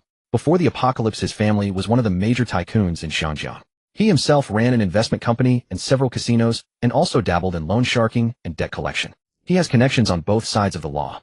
2 days before Zhao Biao died, we encountered his Blood Eagle convoy and made a trade. Trade. Shen Yi immediately caught the key point. Is he a sequence user? Not just him. His convoy has 2 other sequence users, but I don't know who they are or what abilities they have. As he finished speaking, Yang Feng took a step forward. He pushed up the brim of his cowboy hat, revealing eyes as sharp as a hawk's. Facing the motorhome, a slight smile appeared on his lips. Friend in the motorhome. I've waited long enough. Won't you come down and have a chat? Inside the motorhome, Shun Yi did not respond immediately. Shen Yi first gripped the handle of the ghost head blade and activated the invisible effect. With a slight tremor, the blade became shrouded in a misty haze, vanishing from sight. He was clearly holding the blade, but anyone looking at him would see only his empty right hand. As the door opened, a wave of heat rushed in. A tall, lean young man in his early 20s with a cold, stern face stood on the step of the doorway, looking down at the man in the cowboy hat ahead. Shen Yi stepped down from the RV's footboard, took 2 paces toward Yang Feng, and finally halted 5 meters away. The heat haze rose from the asphalt road, warping the distant mountain ridge into a blurred silhouette. Their eyes met. Shen Ye's gaze first fell upon Yang Feng. A floral shirt, white trousers, a beige cowboy hat, and beneath the brim a pair of hawk-like eyes scrutinizing him without concealment. Then he swept his glance over the 20-plus burly men behind Yang Feng. Unlike those encircling the convoy, these men all clutched iron rods or machetes, standing in loose postures with fierce eyes reminiscent of gangsters from old films. Not a trace of fear flickered across Shen Ye's face. He even smiled. I don't know you. There's nothing to discuss between us. Yang Feng smiled too. He removed his sunglasses and tucked them into his shirt pocket, revealing his bloodshot eyes. It's fine if you don't know me. His tone was light, as if discussing a trivial matter. Knowing Zhao Biao is enough. Shen Yi didn't respond. Yang Feng continued, his voice unhurried. Zhao Biao was my brother. Before he tried to rob you, that was his fault. But you killed him and took his car, That's a bit hard to justify. He paused, adjusted his cuff, and said, if I don't seek an explanation today, the brothers under my command won't stand for it. The burly men behind him cooperatively moved forward a step, striking iron rods against their palms, producing a dull, echoing sound. Zhao Biao is your brother. As if hearing a joke, Shen Yi curled his lips again and let out a soft laugh. He was no fool. From He Yunping's description, those two had only met once from start to finish. At most, they were mere acquaintances. He didn't refute it, merely raised an eyebrow, curious to see what the other was plotting. How do you want to seek an explanation? Yang Feng lowered his head slightly. His gaze drifted from Shun Ye's face down to his right hand. That hand was half clenched, as if gripping something, yet the palm was empty. What you're holding should be some kind of strange weapon. Shen Ye's pupils abruptly contracted. He was indeed holding the guisho. The blade had already activated its invisibility, appearing as nothing but transparent air to anyone's eyes. But Yang Feng saw through it. Or rather, the astonishment lasted only a moment. Shen Yi quickly realized that the other had pursued him all this way not to seek justice for Zhao Biao at all. From beginning to end, Yang Feng's sole target was his guisho. He no longer concealed it. The guisho materialized. The pitch-black blade emerged inch by inch from the air, and the closed-eyed demon head on the guard gleamed with a dull luster under the sunlight. The entire blade was a few centimeters longer than an ordinary saber, its body veiled in a faint, elusive crimson. Even from 5 meters away, Yang Feng could feel the chilling aura emanating from the blade. Yang Feng's eyes lit up. That radiance was undisguised greed, his gaze resembling that of a starving wolf backed into a corner. But he quickly suppressed the greed, and his expression relaxed again. Young man, you're quite impressive. He took half a step forward, his tone suddenly becoming warm. I see you're a talent. Here's the deal, if you obediently hand over that blade, I can invite you to join the Blood Eagle convoy. Then we'll be brothers, and the matter with Zhao Biao will be forgotten. The RV you took will still be yours. What do you say? As he spoke, he smiled genially, like a benevolent elder mentoring a junior. Shen Yi smiled too. Such words might have convinced someone else, but Shen Yi had seen too many like Yang Feng. In his previous life as a mercenary, he had taken on many similar jobs. Those big shots who straddled both legal and illegal worlds and constantly spoke of brotherly loyalty could turn their backs faster than turning a page. Once the blade was handed over, death would be the only outcome. However, Yang Feng could have simply attacked outright. Saying all this now was merely to justify his actions. It was a habit he had formed even before the apocalypse. Even though order had long since collapsed, he couldn't shake off that flaw for a while. This was also the difference between a true big shot and a nouveau riche like Zhao Biao. Shen Yi shook his head, a layer of sarcasm coloring his smile. And if I refuse? Refuse. Yang Feng was taken aback. Then, as if hearing the greatest joke, a flicker of anger in his eyes, he threw his head back and laughed twice. The 20-plus burly men behind him also joined in, with unrestrained mockery. In their eyes, this young man, barely in his 20s, was nothing but a clown. Suddenly, the laughter ceased. Yang Feng's demeanor shifted abruptly. He shed all expression, and a blade materialized in his hand. That blade was half a foot shorter than the guisho, its body silver white, the edge gleaming coldly, and a row of dense ancient seal script carved along the spine. It was his lifebound blade, obtained at a great cost, and had never let him down in previous battles. Shen Na and the trusted men behind her, seeing this gesture, tacitly retreated to create space. The outer members of the Blood Eagle convoy began whispering among themselves. This kid is finished. An ordinary man dares to challenge Boss Yang. Young and reckless, probably doesn't even know Boss Yang is a sequencer. If it were me, I'd hand it over. It's just a blade, what's more important than life? Even the former subordinates of Zhao Biao from the Dawn convoy now looked away. They had witnessed Shen Yi killing Zhao Biao, but Yang Feng was different. Besides himself, the Blood Eagle convoy had 2 other sequencers. Faced with an absolute disparity in numbers and strength, they didn't believe Shen Yi could turn the tables. Some had even begun contemplating defecting to the Blood Eagle convoy. Yang Feng gripped his blade and took a step forward. He intended to make this insolent young man understand what a sequencer truly was. But Shen Yi didn't give him the chance. The guisho vanished from Shun Ye's hand again. At the same time, his pupils turned blood red. A dark red slaughter mark simultaneously branded itself onto Yang Feng. In that instant, Yang Feng felt as if he were locked onto by a terrifying, monstrous beast. It was no metaphor. This was a genuine sensation surging from the depths of his body. The hand holding the blade trembled uncontrollably, cold sweat trickled down his back, and even his teeth chattered. He saw Shun Ye's blood-red eyes as if glimpsing something indescribable. It was a human form, but wreathed in an aura of antiquity far older than mere human killing. The intelligence was wrong. Shen Yi was no ordinary man, nor even an ordinary sequencer. This oppressive aura could never be emitted by a common person. Yang Feng mentally cursed Cheng Shun's ancestors for 18 generations and swore a bitter oath that after killing this young man, he would tear Cheng Shun limb from limb. He opened his mouth to say something. Shen Yi moved. His figure shot forward like an arrow from the string, covering the 5-meter distance in less than a breath. The guisho sliced through the air, invisibly aiming straight for Yang Feng's neck. Yang Feng could see nothing, but his combat instincts told him death was approaching. He raised his life-bound blade horizontally to block, barely managing to parry the strike through sheer instinct. A clang rang out as metal clashed. Yang Feng's life-bound blade was now marred by a peanut-sized notch on its edge. This sharp and hard trait of Guaisho doubled its sharpness and hardness. Yang Feng's prideful life-bound blade was no different from an ordinary piece of iron before it. The immense impact traveled up the blade to his arm, numbing Yang Feng's tiger's mouth, and setting his entire right arm trembling from fingertips to shoulder. He stumbled back 3 or 4 steps before regaining his balance. Glancing down at the notch on his blade, cold sweat trickled down his back. The invisible blade was still too overpowered in close combat. Yet the stronger Guaisho proved the more uncontrollable greed surged within him. Likewise, Yang Feng was no pushover. Gnashing his teeth, he suppressed the numbness in his arm as sequence power surged within him, immediately activating his core skill. Blade debt contract. The silver-white blade was coated with a gilded luster, and the notch was forcibly mended by this power. The blade's sharpness and destructive power instantly doubled. At the same time, a line of ancient seal script runes invisible to the naked eye surfaced in his eyes. The contract of the blade debt. The debt incurred must be repaid with the enemy's life within the time limit, otherwise the backlash would be a cost even he could not bear. Yang Feng no longer passively defended, he took the initiative to strike. Gilded blade light exploded under the blazing sun, each strike faster and more vicious than the last. Under the blade debt contract, every slash carried double destructive power, the air torn by the blade edge, emitting a piercing screech. Shen Yi was not driven back by this frenzied assault. He didn't even furrow his brow. The physical prowess from dual sequence stacking gave him speed and reaction time that crushed sequences of the same rank. In his gray-white vision, Yang Feng's attacks resembled a wildcat brandishing its claws. The fangs looked intimidating, but the trajectory of his movements was completely exposed. Only then did he understand what the slaughter mark's description of weakening the opponent's speed and power truly meant. It wasn't like the direct attribute reduction he initially thought, similar to online games. Instead, under the enhancement of the slaughter mark, his reaction speed and dynamic vision were greatly improved. Shen Yi very calmly dodged the opponent's 3 slashes. During the intervals of the opponent's attacks, it was time for his counterattack. Guaisho flipped in his hand like a living thing, carving an invisible arc in the air as the intangible blade cut in from an angle Yang Feng never anticipated. Yang Feng barely managed to turn his blade to block, but Guaisho's tip had already slashed a half-foot-long gash across his chest. Blood droplets splashed out, quickly drying into dark red specks on the scorching ground. Yang Feng let out a muffled grunt, his grip on the blade tightening. He was granted no chance to catch his breath.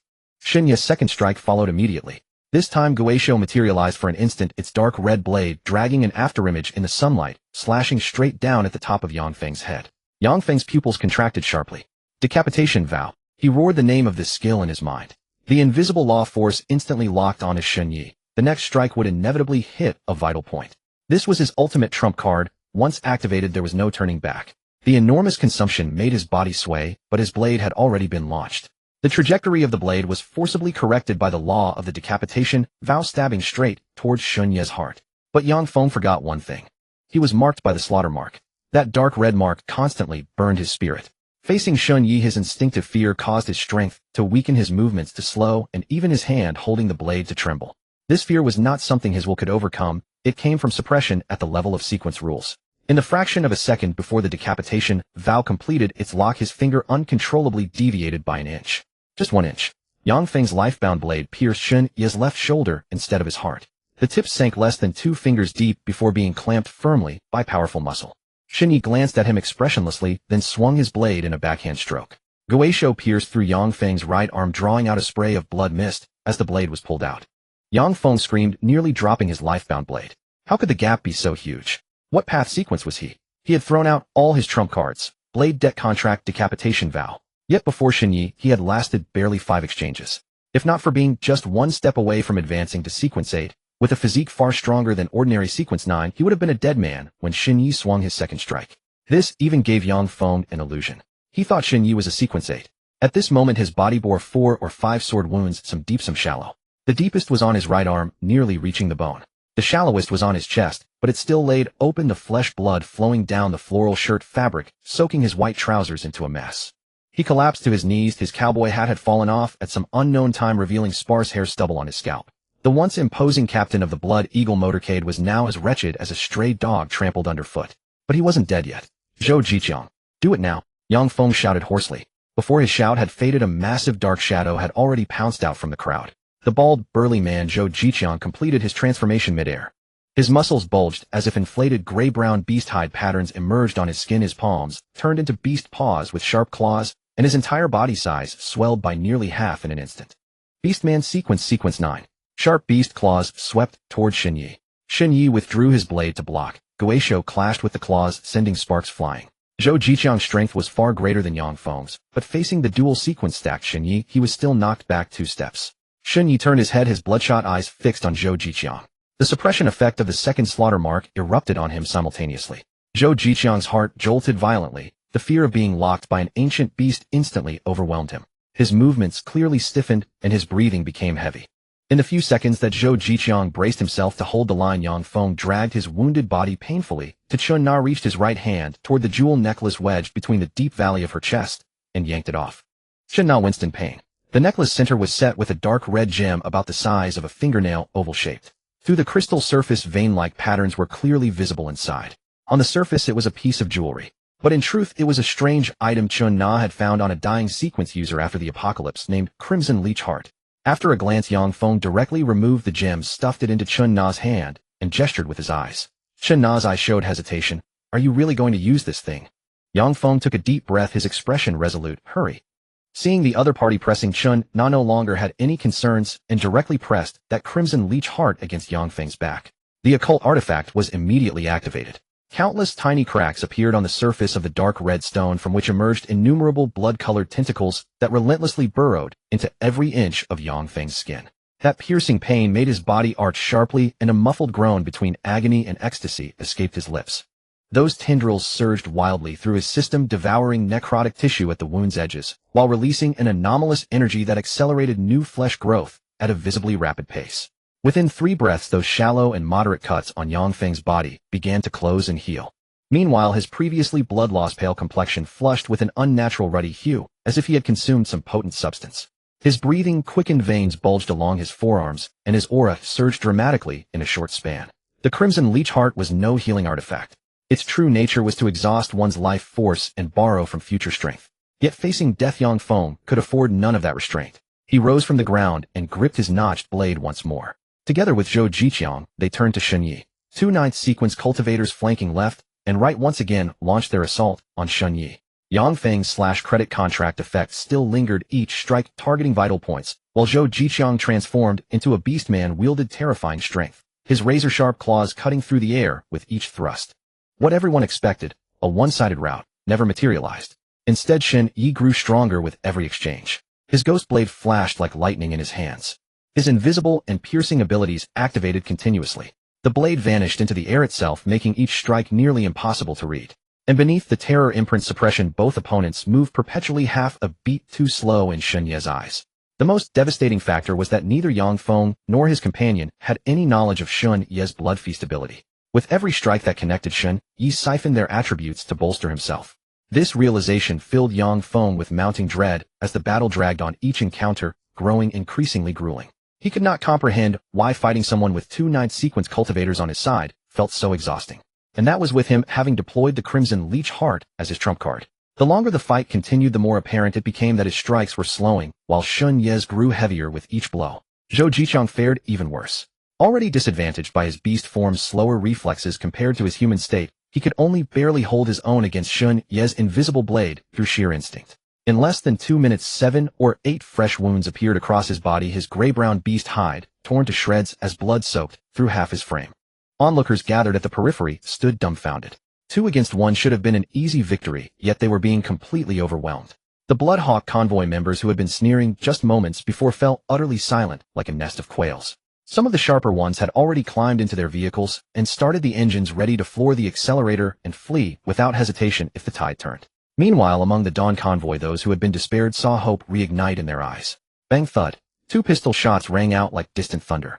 The noisy battlefield froze instantly. Shen Yi looked down to see 2 small wounds, one on his lower abdomen, another on his left arm. Blood gushed from the thumb-thick holes, streaming down his pants and pooling on the asphalt beneath his feet. He followed the sound of the gunfire with disbelief. A woman in a purple dress stood beside the Rolls-Royce, a pistol in her hand. The dark barrel pointed directly at him, wisps of blue smoke still curling from the muzzle. Her finger rested steadily on the trigger, unwavering. After the shots rang out, silence fell across the entire battlefield. The Dawn convoy's freshly kindled hopes were shattered in an instant. Firearms had long been called the great equalizer even before the apocalypse. Regardless of whether one had awakened a sequence or possessed a powerful physique, they were still carbon-based creatures. A bullet to the body would draw blood just the same, and bring death. Shen Yi felt his body growing cold. The bullet had not remained inside, it had passed straight through his lower back, draining significant amounts of blood and stamina. He tried to step forward to deliver the finishing blow to Zhou Jiqiang, but his thighs felt weighted down by boulders unable to lift. Just then a beam of white light descended upon him. It was gentle and soft like a thin water membrane settling over his wounds. As the white light permeated the bullet wounds, the holes began to slowly contract and lost vitality was rain-fused into his body by a warming force. Though far from sufficient to fully heal the wounds, it at least stopped the fatal bleeding. Shen Yi turned his head slightly. The corner of his eye caught sight of Song Xia in the passenger seat of the Volvo, raising her right hand toward him. Her palm glowed with the same white radiance. Chen Na noticed it too. Based on prior intelligence, she was already aware of this person's existence. As Yang Feng's woman, her instincts were razor-sharp. The moment she confirmed Shen Yi was receiving treatment, she had already made her decision. She had to neutralize that healer. She hurried toward the Volvo in her high heels, yanked open the door, and dragged Song Xia from the passenger seat. The pistol's muzzle pressed against Song Xia's temple. "Stop." Chen Na's voice was sharp and resolute. "Drop your weapon, or I will blow her head apart." Shen Yi halted. He turned back, his crimson eyes locking onto Chen Na. She felt her heart tighten under that gaze, but she did not waver. Her gun stayed trained on Song Xia's head. She knew Shen Yi cared for this woman. As long as he did, she still held leverage. In that critical moment, a cloud of white mist descended from above Song Xia, enveloping her completely. The mist appeared without warning, as though conjured from nothing. Its edges shimmered with faint scattered light, exuding a cool and gentle aura. Meanwhile, in the back seat of the Volvo, and Ning, who had been in a deep slumber for days, had opened her eyes at some unseen moment. A pale gray-white radiance now haloed her gaze. "Brother Shun," and Ning stepped out of the car, her eyes fixed on Shen Yi. "Do it. Dr. Song will be fine." Though confused, trust drove Shen Yi to act without hesitation. He lunged forward with his blade drawn toward Chen Na. Her expression darkened instantly. Even from 10 meters away, she could feel the murderous intent radiating from his eyes. In her panic, she emptied the magazine without a second thought. Bang, bang, bang, bang, bang. 5 rounds streaked straight for Song Xia's head. At such close range, no marksman could possibly miss. Yet the gruesome image of bullets piercing through the skull never materialized. The projectiles vanished the moment they struck the mist's boundary. They were not deflected or blocked. They dissolved silently into the fog like raindrops merging into the ocean. Not even a ripple disturbed the white mist. Chen Na's beautiful eyes widened. Countless thoughts flashed through her mind, but none had time to take shape. Shen Yi was already upon her.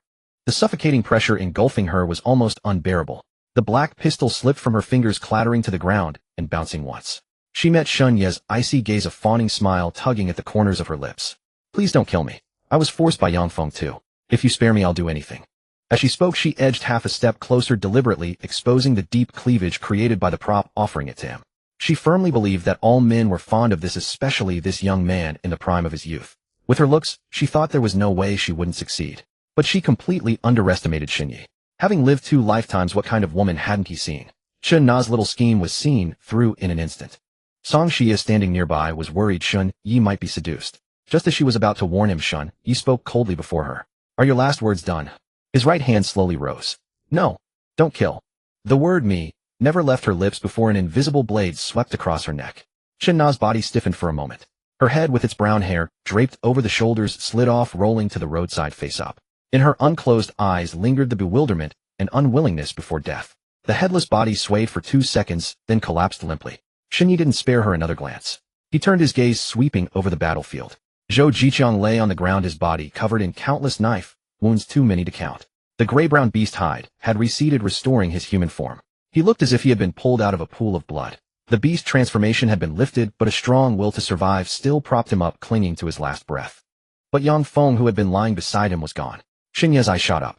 He saw the exhaust pipe of the black Rolls-Royce emit a puff of white smoke. The roar of the engine was magnified infinitely on the silent highway. Under Yang Feng's control, the Rolls-Royce made a sharp U-turn and merged into the fleeing vehicles of the Blood Eagle convoy. Shen Yi narrowed his eyes, slightly flicking his right wrist. The ghost head flew from his hand like a dark red arrow shooting out. The blade materialized the moment it left his hand, trailing a crimson afterimage in the scorching sun. The rear window and back seat of the Rolls-Royce Phantom were pierced like paper, followed by the driver's seat back. Just as Yang Feng was beginning to show a smile of relief at having escaped death, the tip of the ghost head blade suddenly burst through his chest, pinning him to the seat. Where there's life, there's hope. That was Yang Feng's last thought before death. He couldn't understand how the strange weapon he had pursued for days had turned around to claim his own life. He looked down at the dark red blade protruding from his chest, shock still fresh in his eyes, before he breathed his last. The vehicle veered out of control and crashed into the roadside guardrail. The hood was deformed, emitting wisps of white smoke. The remaining members of the Blood Eagle convoy, witnessing this, were utterly terrified, standing frozen in place. Their minds went blank, completely unable to comprehend what had just happened.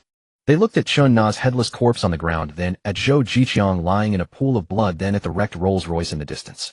The confusion on their faces gradually turned to fear. A few quick-witted ones turned and ran. Shen Yi glanced back at the remaining people, his expression indifferent, paying them no heed.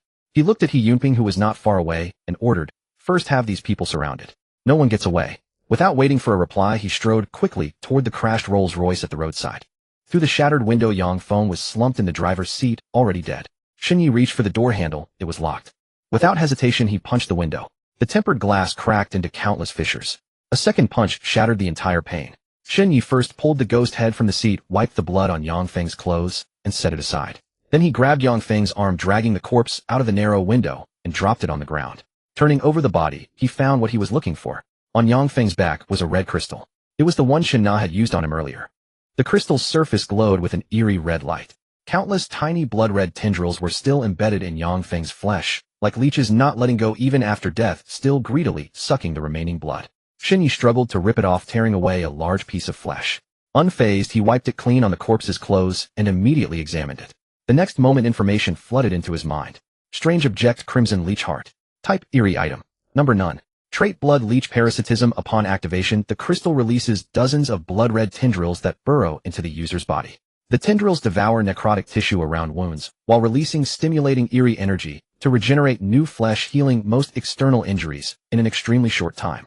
Future loan. By overdrafting the user's future vitality, it greatly enhances combat power for a short time. Strength, speed, and recovery skyrocket. Pain perception is greatly reduced, and the user enters a frenzied state akin to blood boil.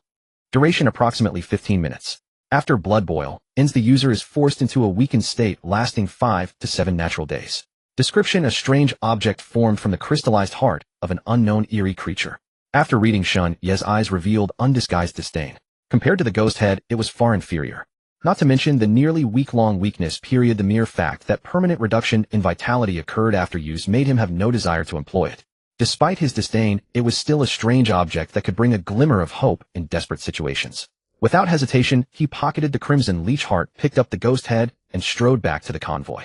On the highway, He Yunping had already surrounded the Blood Eagle convoy with his men.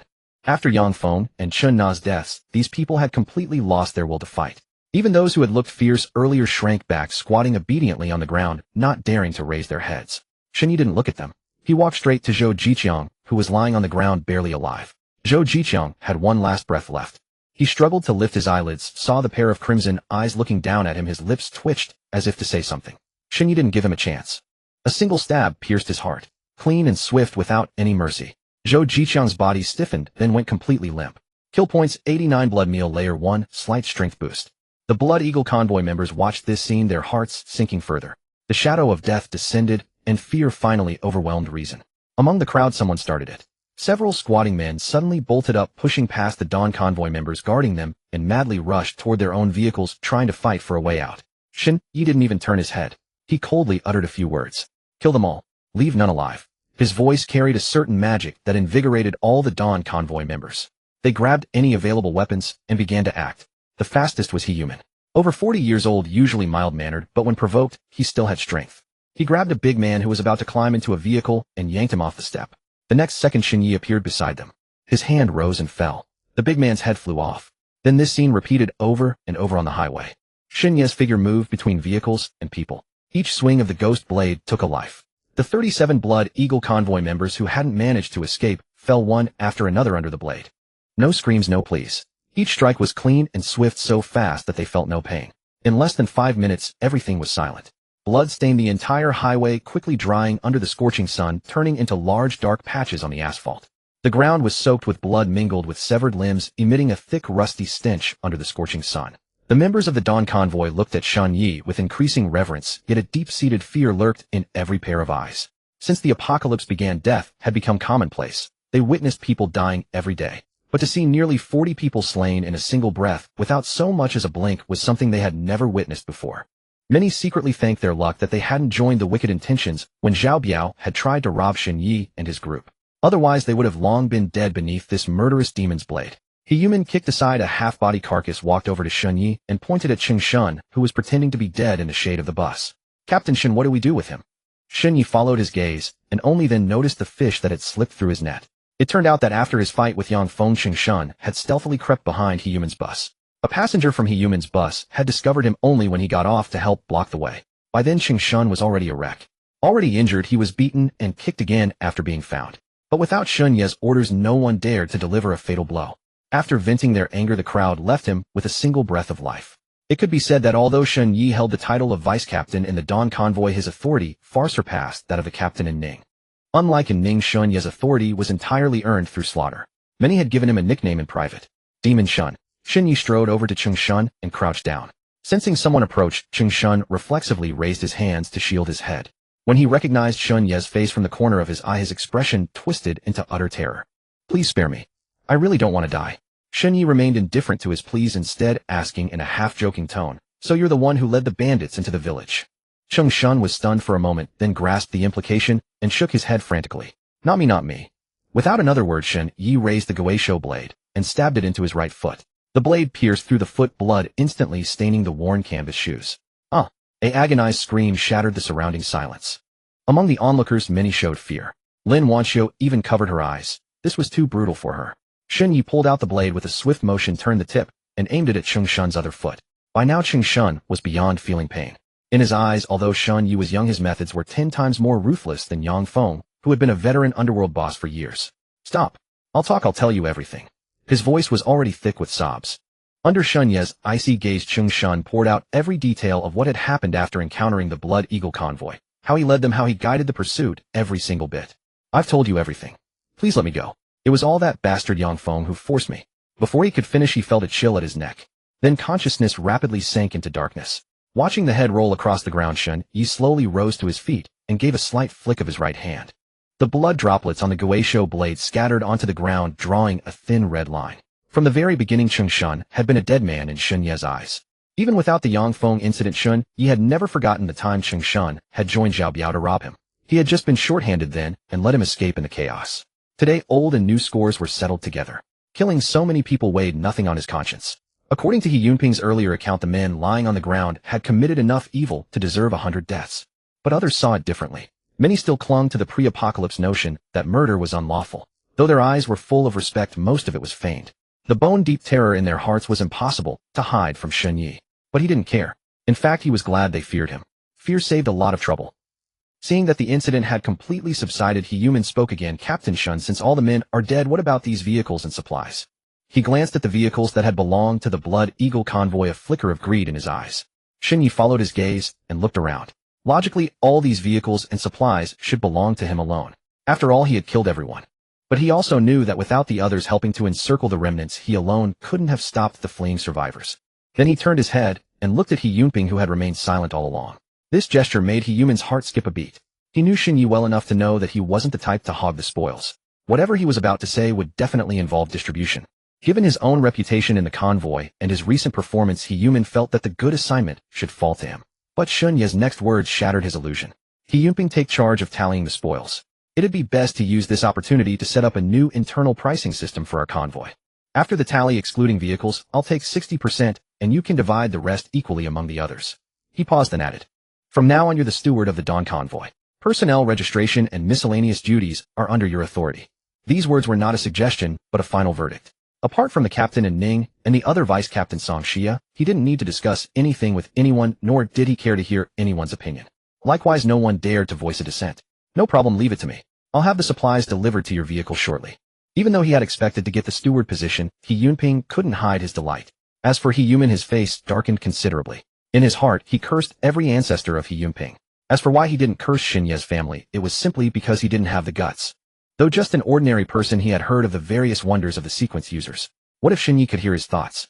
As for the others, they couldn't care less about who became the steward. What mattered to them were the fine vehicles and how many supplies they would personally get.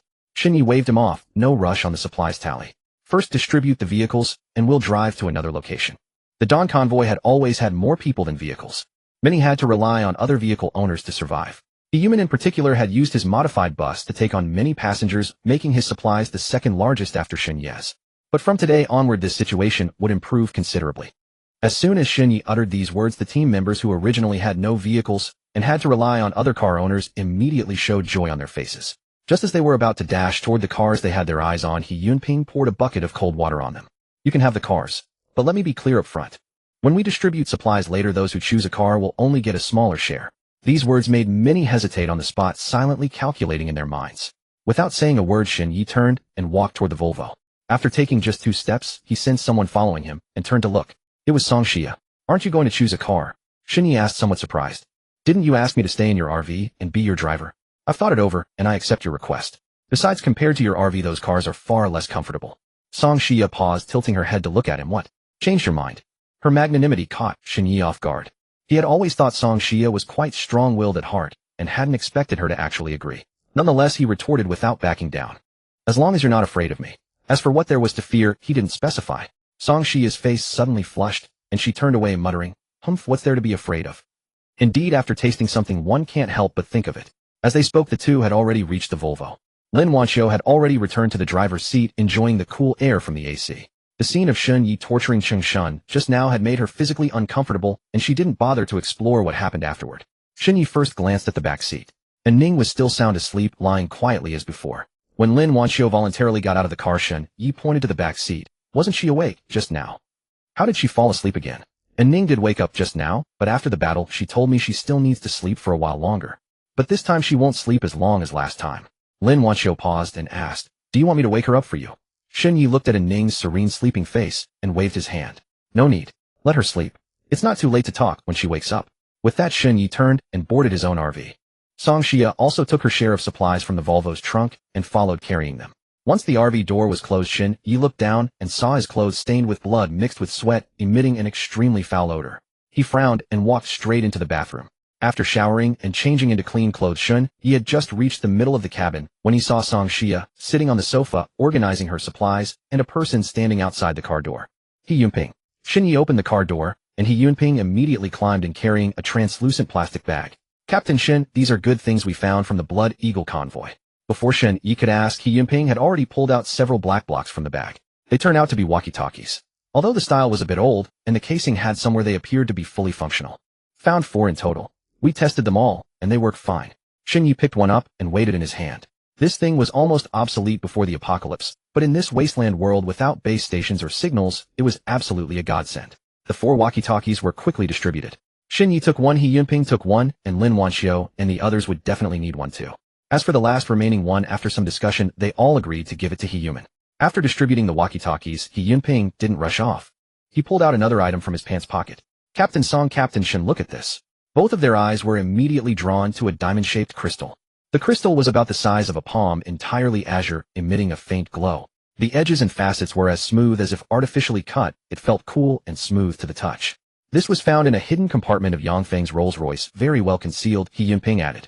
Xinye took the crystal, and as soon as his fingertips touched its surface, a stream of information flooded into his mind. Cursed object, spirit crystal. Type, sinister item. Number, none. Properties, none. Description, a key to open something. After reading this, Xinye finally understood why He Yunping hadn't secretly kept it, but chose to hand it over voluntarily. This thing was utterly useless to ordinary people with no properties at all. In one's pocket, it was just a glowing stone. Only in the hands of a sequencer like him might it prove useful in the future. Yet Xinye still felt a bit puzzled. According to Cheng Shun's earlier confession, the Blood Eagle convoy only had 2 cursed objects. One was now in his hands, that Scarlet Leech heart. The other was left behind when the Blood Eagle convoy passed through Qinxing village along with the sequencer who died there. Now another one had unexpectedly appeared. Yang Feng had hidden it quite well. He probably knew its use.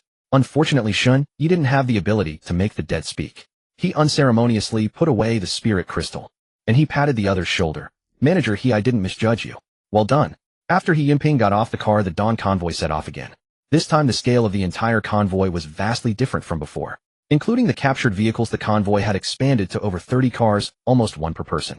The team members who had been cramped in the bus now each had their own metal shell. The convoy drove westward along the highway for about 2 hours and arrived at a forest.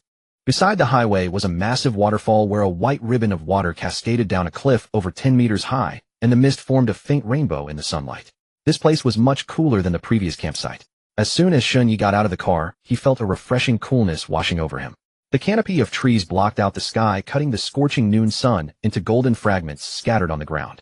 However, it was accompanied by a heavy humidity that clung to the skin, making one feel as if submerged in water.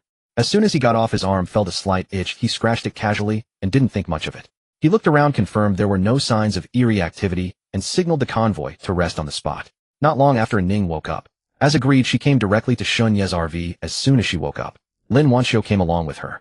And Ning opened the car door and found that besides Shunyi, there were also Song Xia and He Yunping, who was holding a handwritten list ready to report. Seeing this, He Yunping immediately closed the list and stood up. Captain Shun, I'll go down first. You talk. No need, stay and listen. We're all family. Xinya's words made He Yunping pause for a moment, then he sat back down. The words sounded polite, but from He Yunping's understanding of Xinyi was probably starting to accept him now. The phrase, we're all family, was particularly gratifying, giving him a feeling of a scholar dies for his bosom friend. And Ning sat down on the opposite sofa looking a bit reserved. It was also her first time in Shunye's RV. It gave her the feeling of being a guest at someone else's home. Before Xinyi could speak, Song Xia was the first to ask out of curiosity, Captain, and what was that white mist on me earlier? Off. And Ning was momentarily stunned, looking adorably bewildered. Then a hint of pride crept into her voice. That's a new skill I gained after advancing to Sequence 8. At these words, the carriage fell silent for a moment.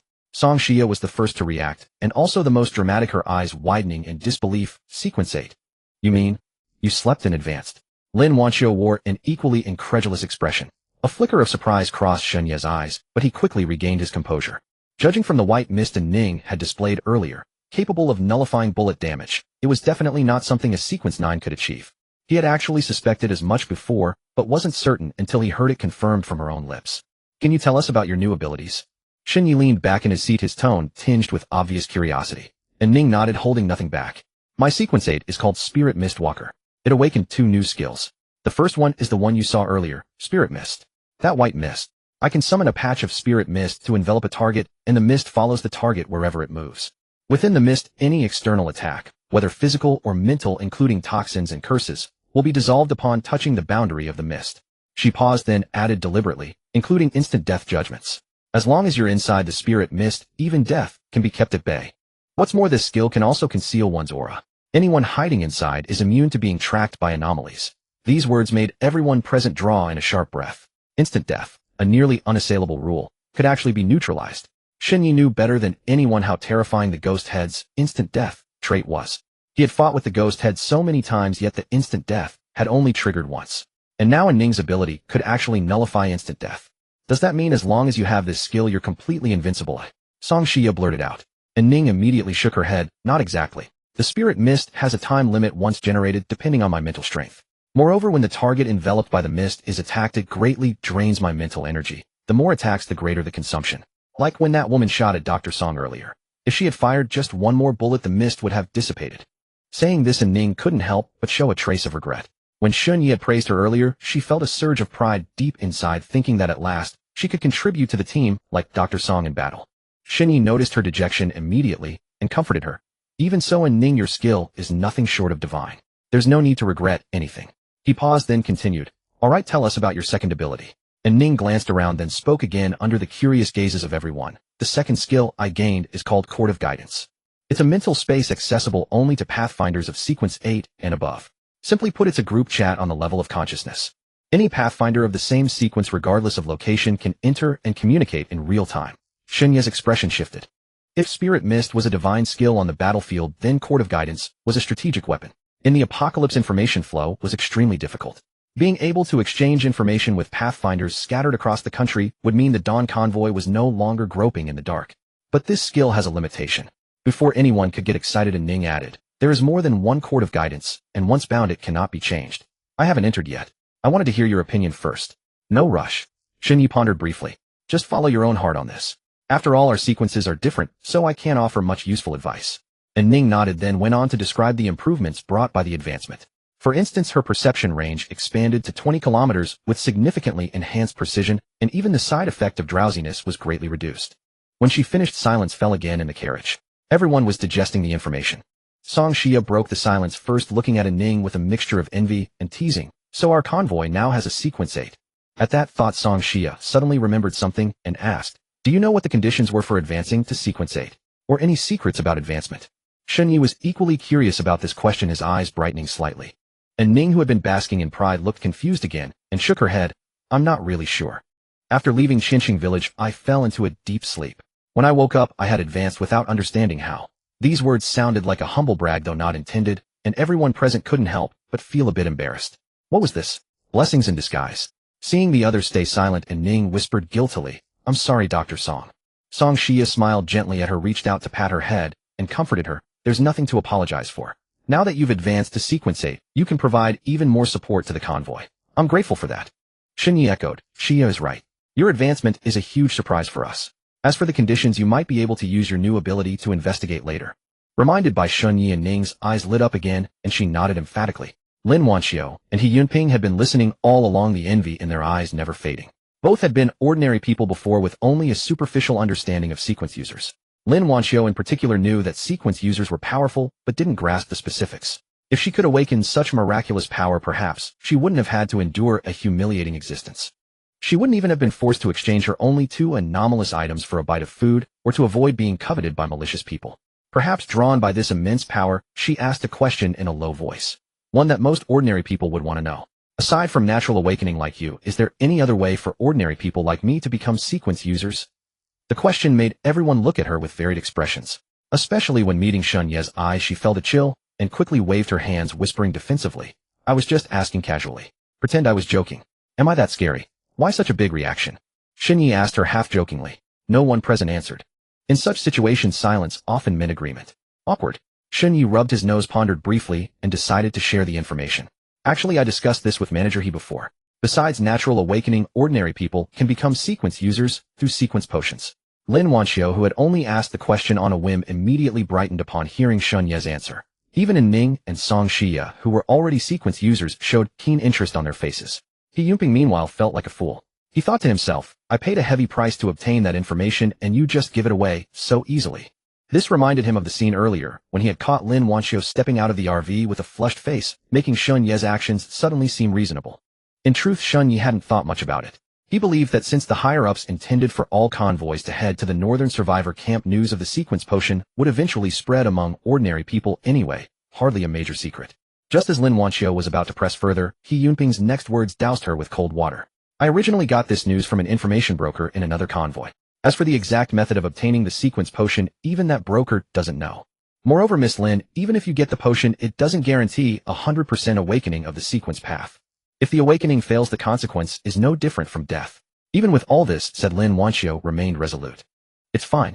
If you have any news about the sequence potion, please let me know. I would pay any price for it." "1,000 thanks." Having said that, Lin Wanxiu bowed deeply to them. Sensing that the important matters had been discussed, He Yunping was the first to leave the RV, citing the need to tally the value of the spoils. Then came Lin Wanxiu. "Wait a moment." Just as she was about to step out, Shen Yi called out to her. Lin Wanxiu turned around. Shen Yi looked at her and asked, "Do you want to become a sequence user that badly?" Lin Wanxiu nodded. "I don't want to be a useless person who always relies on others. I want to survive in this apocalypse with my own abilities, just like you all." Sensing her determination to grow stronger, Shen Yi's cold heart was stirred.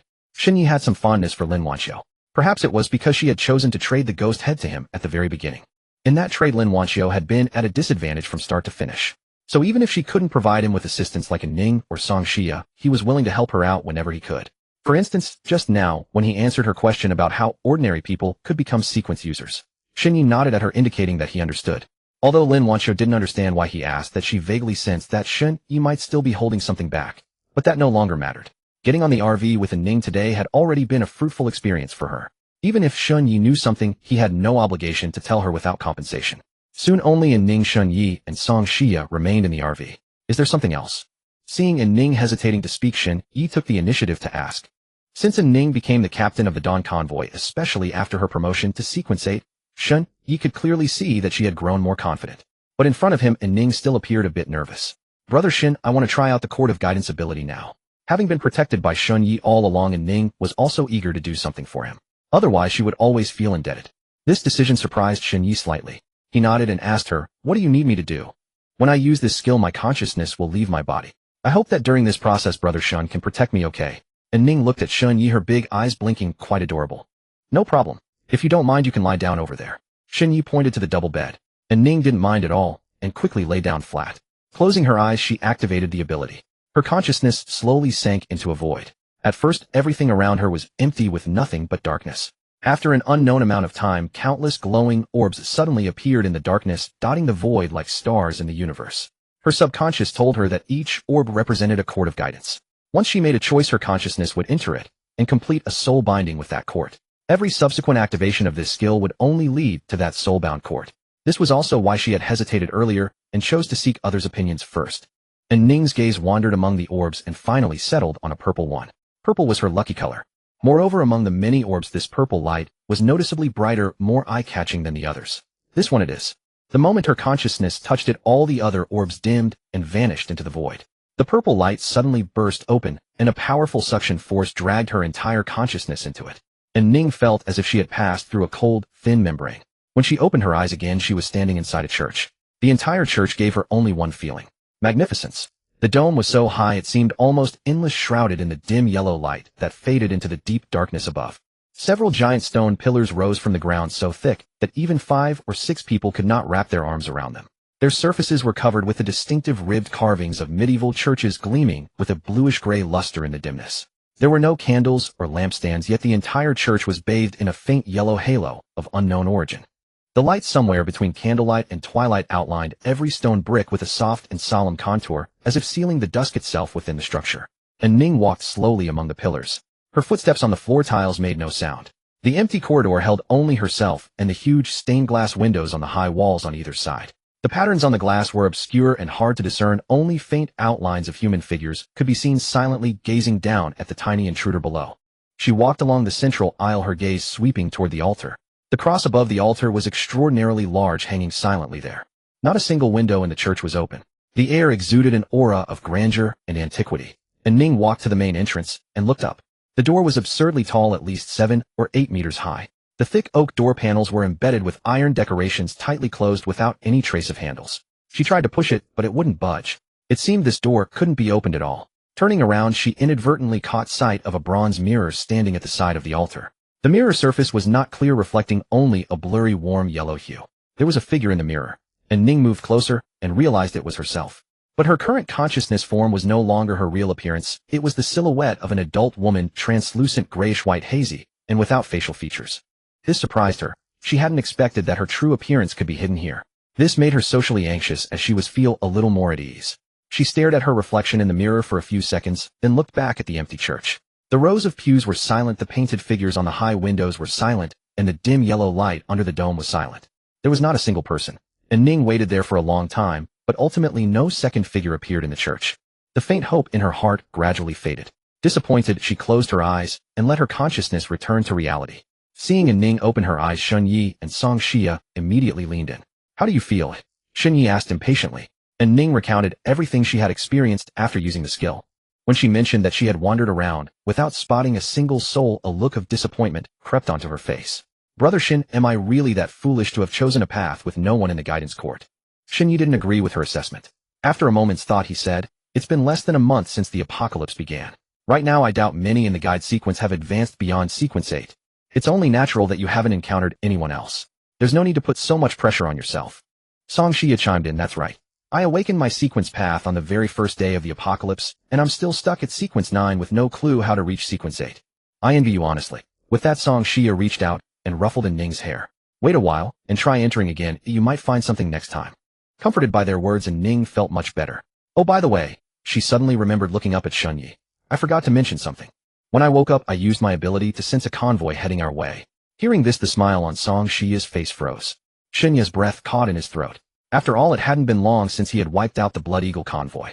Although he wasn't sure if the convoy Ning mentioned would be as despicable as Zhao Biao or Yang Feng, it was enough to set off alarm bells in his mind.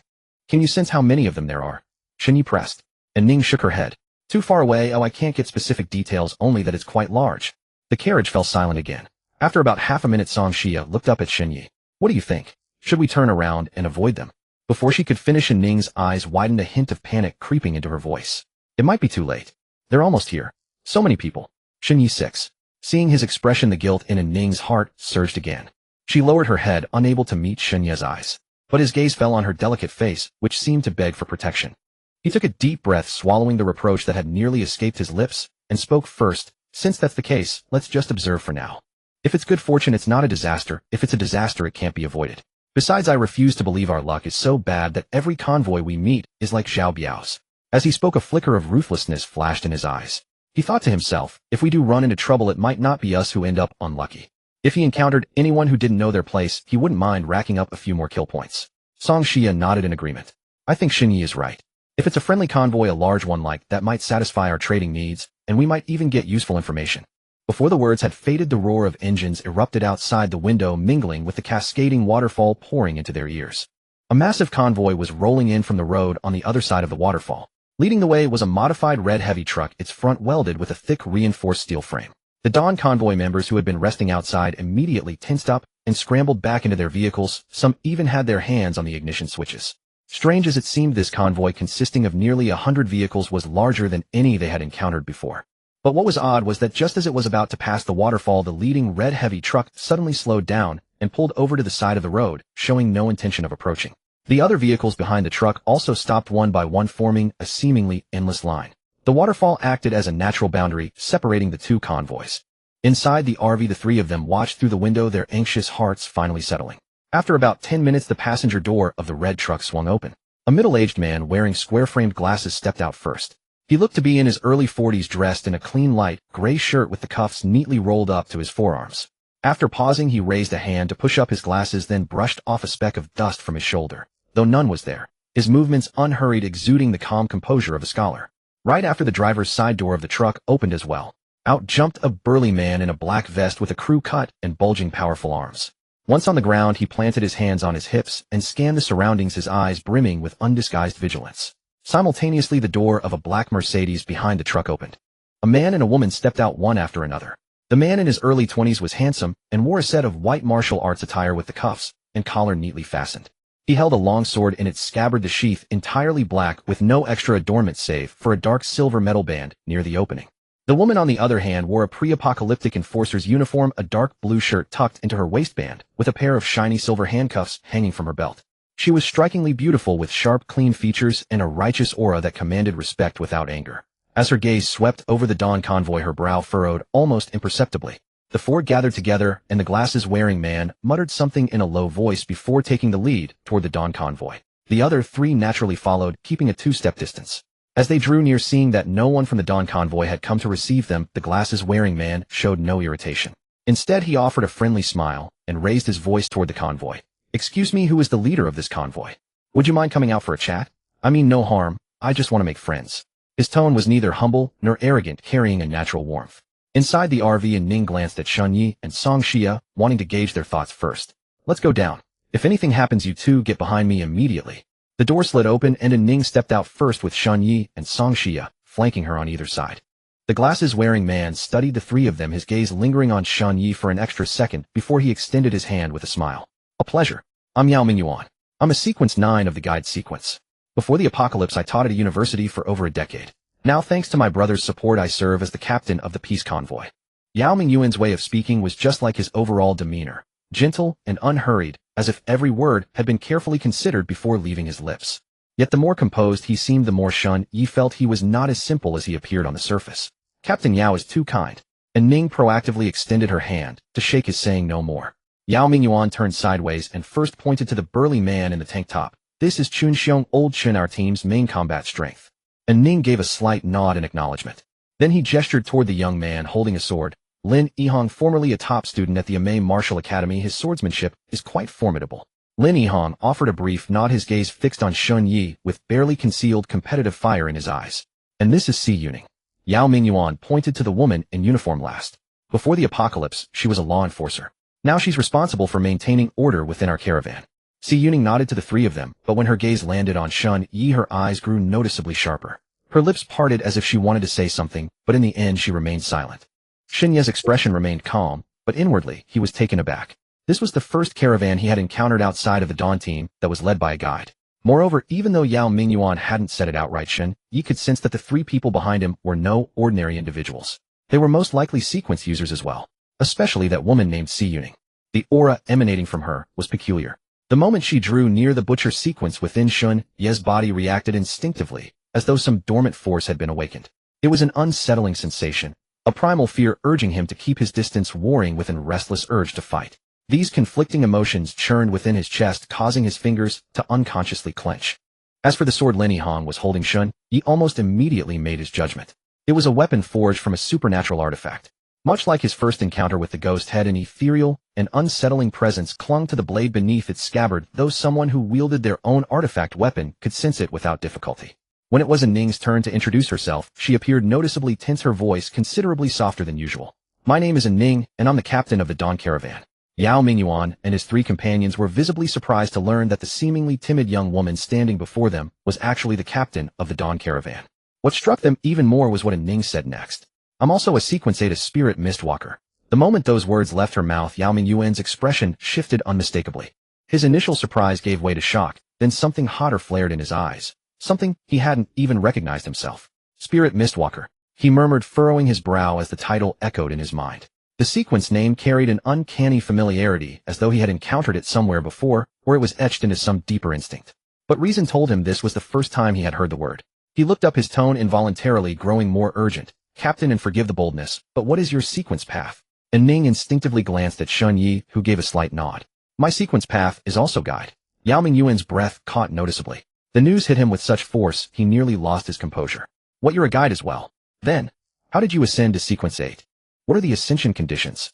And Ning, being an honest and straightforward person, was about to speak. But Shun Ye's hand settled on her shoulder at that moment. Not with force, but with a clear and unmistakable message. "Don't speak." This gesture immediately drew discontent from those behind Yao Mingyuan. Chun Xiong was the first to lose his patience, stepping forward with his chest thrust out, radiating an intimidating presence. "What the hell do you think you're doing, kid?" Just as Qin Xiong was about to lunge at Shun Yi, Yao Mingyuan moved faster, throwing an arm across his chest to hold him back. "Qin Xiong, stand down." The burly man clenched his jaw, but ultimately retreated to his position. Yao Mingyuan took a steadying breath and reinstated his amiable smile, offering Shun Yi an apology. "Forgive me.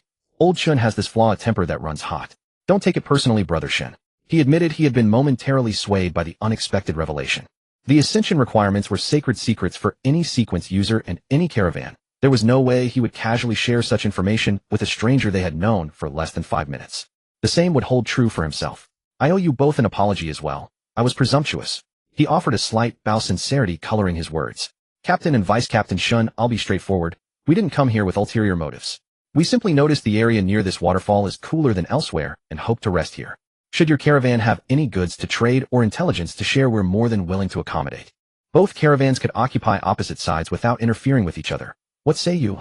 Shen Yi cast a glance at Ning. She understood his unspoken message and nodded toward Yao Mingyuan. "That works. Thank you, Captain Yao." Yao Mingyuan returned the thanks with a smile and led his three companions back to their campsite. Shen Yi remained where he stood, watching the four of them depart, though his wariness didn't waver in the slightest. Once back at their camp, Lin Yihang broke the silence first. He shifted the sword in his arms to the other hand and spoke in a hushed tone. "Teacher Yao, that's Shen Yi. He carries an incredibly heavy killing intent. The people he's killed must be numerous. He's a dangerous individual." Si Yuning also nodded, her expression growing even more grave. "My enforcer sequence makes me highly sensitive to the aura of sin. The sinful energy surrounding that Shun Yi is more intense than anything I've encountered from other sequence users. I dare say he has killed many since the apocalypse began." The statement sent shockwaves through the group. No one expected someone so young to carry such a ruthless nature. They also felt a quiet relief. Had Qin Xiong truly provoked a confrontation earlier, the situation could have spiraled out of control. Si Yuning hesitated, a flicker of confusion crossing her eyes. "But strangely, I don't find his aura of sin repulsive. That has never happened before." Yao Mingyuan fell silent for a few seconds, then removed his glasses, cleaned the lenses with the hem of his shirt, and put them back on. "You are both correct. That Shun Yi is indeed no ordinary person. His sequence is rather peculiar. As for Captain N," a familiar intensity returned to his eyes. "She is a Sequence 8 spirit mist walker, sharing the same path as me. This means she knows how to advance from Sequence 9 to Sequence 8. This information is too valuable for us to ignore." He turned to see Yuning, his tone growing solemn. "Yuning, I know your sense of justice runs deep, but under no circumstances should you provoke that Shen Yi. For one thing, that man is far too dangerous. Second, their caravan has at least one Sequence 8 member guarding them. Their overall strength cannot be underestimated. And third," he paused, his gaze drifting back across the waterfall toward the Dawn Caravan on the opposite bank. "I need to obtain information about advancing to Spirit Mistwalker from Captain N. Our two caravans must not come into conflict. Si Yuning was quiet for a few seconds before finally nodding. Lin Yihong returned his sword to his embrace and said nothing further, though competitive fire still burned in his eyes. Seeing Chen Xiong still looking aggrieved, Yao Mingyuan patted his shoulder and said, "Old Shun, I know you were just looking out for me just now. But do you know what Shun Ye's sequence path is?" "What?" everyone asked in unison. "The butcher." Yao Mingyuan uttered the two words softly, his expression complex. Hiss. The two words seemed to carry a certain magic, causing the others to involuntarily draw in a cold breath. No wonder his killing intent is so strong. Lin Yihong revealed a look of sudden realization. Butcher sequence practitioners are bloodthirsty by nature. Everyone who awakens this path is a ruthless person. If we really clash with them, it will definitely be a fight to the death. The peace convoy's philosophy is to be kind to others to help more people survive the apocalypse. That's a situation I don't want to see. Chen Xiong showed a look of regret and said to Yao Mingyuan, "All right, teacher, Yao, don't say anymore. I definitely won't trouble them from now on, rest assured." After receiving Chen Xiong's assurance, Yao Mingyuan finally felt relieved. It was precisely because he knew Chen Xiong's temper so well that he had spoken so much. On the other side, after Shun Yi and the others returned to the RV, Shin Yi eagerly looked at Ning.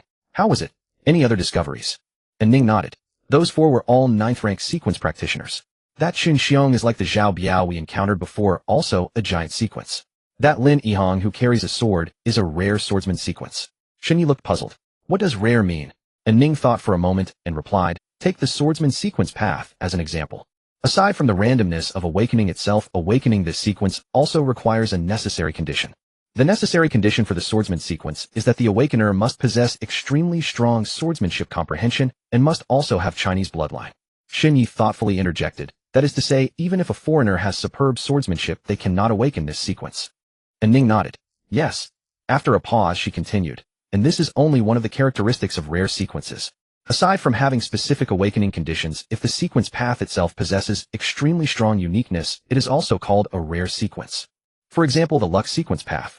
Awakening has no special requirements, but this sequence itself cannot grow and has no side effects." After hearing this description, Shin Yi immediately thought of his own Asura Sequence. He suddenly felt nervous, as if his secret was about to be spied upon. He stared intently at Ning. "Then can you tell what sequence I am?" Ning nodded. "I couldn't see it before my promotion, but now I can." Song Shia's eyes lit up. She had always been curious about what Shun Ye's sequence path was, but since he didn't say, she didn't dare to ask. Just as she thought Shin Yi wouldn't let Ning say it, Shun Yi took the initiative to speak. "Then tell me, what is my sequence path?" Ning was startled, then truthfully said, "Brother Shin, your sequence path is the butcher." Shin Yi was not surprised by this answer, but instead frowned. The worry in his heart only grew. Just as he thought Ning would also reveal his Asura sequence, Ning showed a puzzled expression. "Brother Shin, did I say something wrong?" This time it was Shun Yi who was stunned, then he nodded. "You didn't say it wrong, my sequence is the butcher." And then, "Oi. Then? What then?" The confusion on Ning's face deepened. Shin Yi was not stupid and immediately understood. Ning had not seen through his Asura sequence. As for why she could see the butcher sequence, it was not because of a new ability after her promotion, but because Shun Ye's butcher sequence was awakened by taking a blood crystal while Ning was in a deep sleep.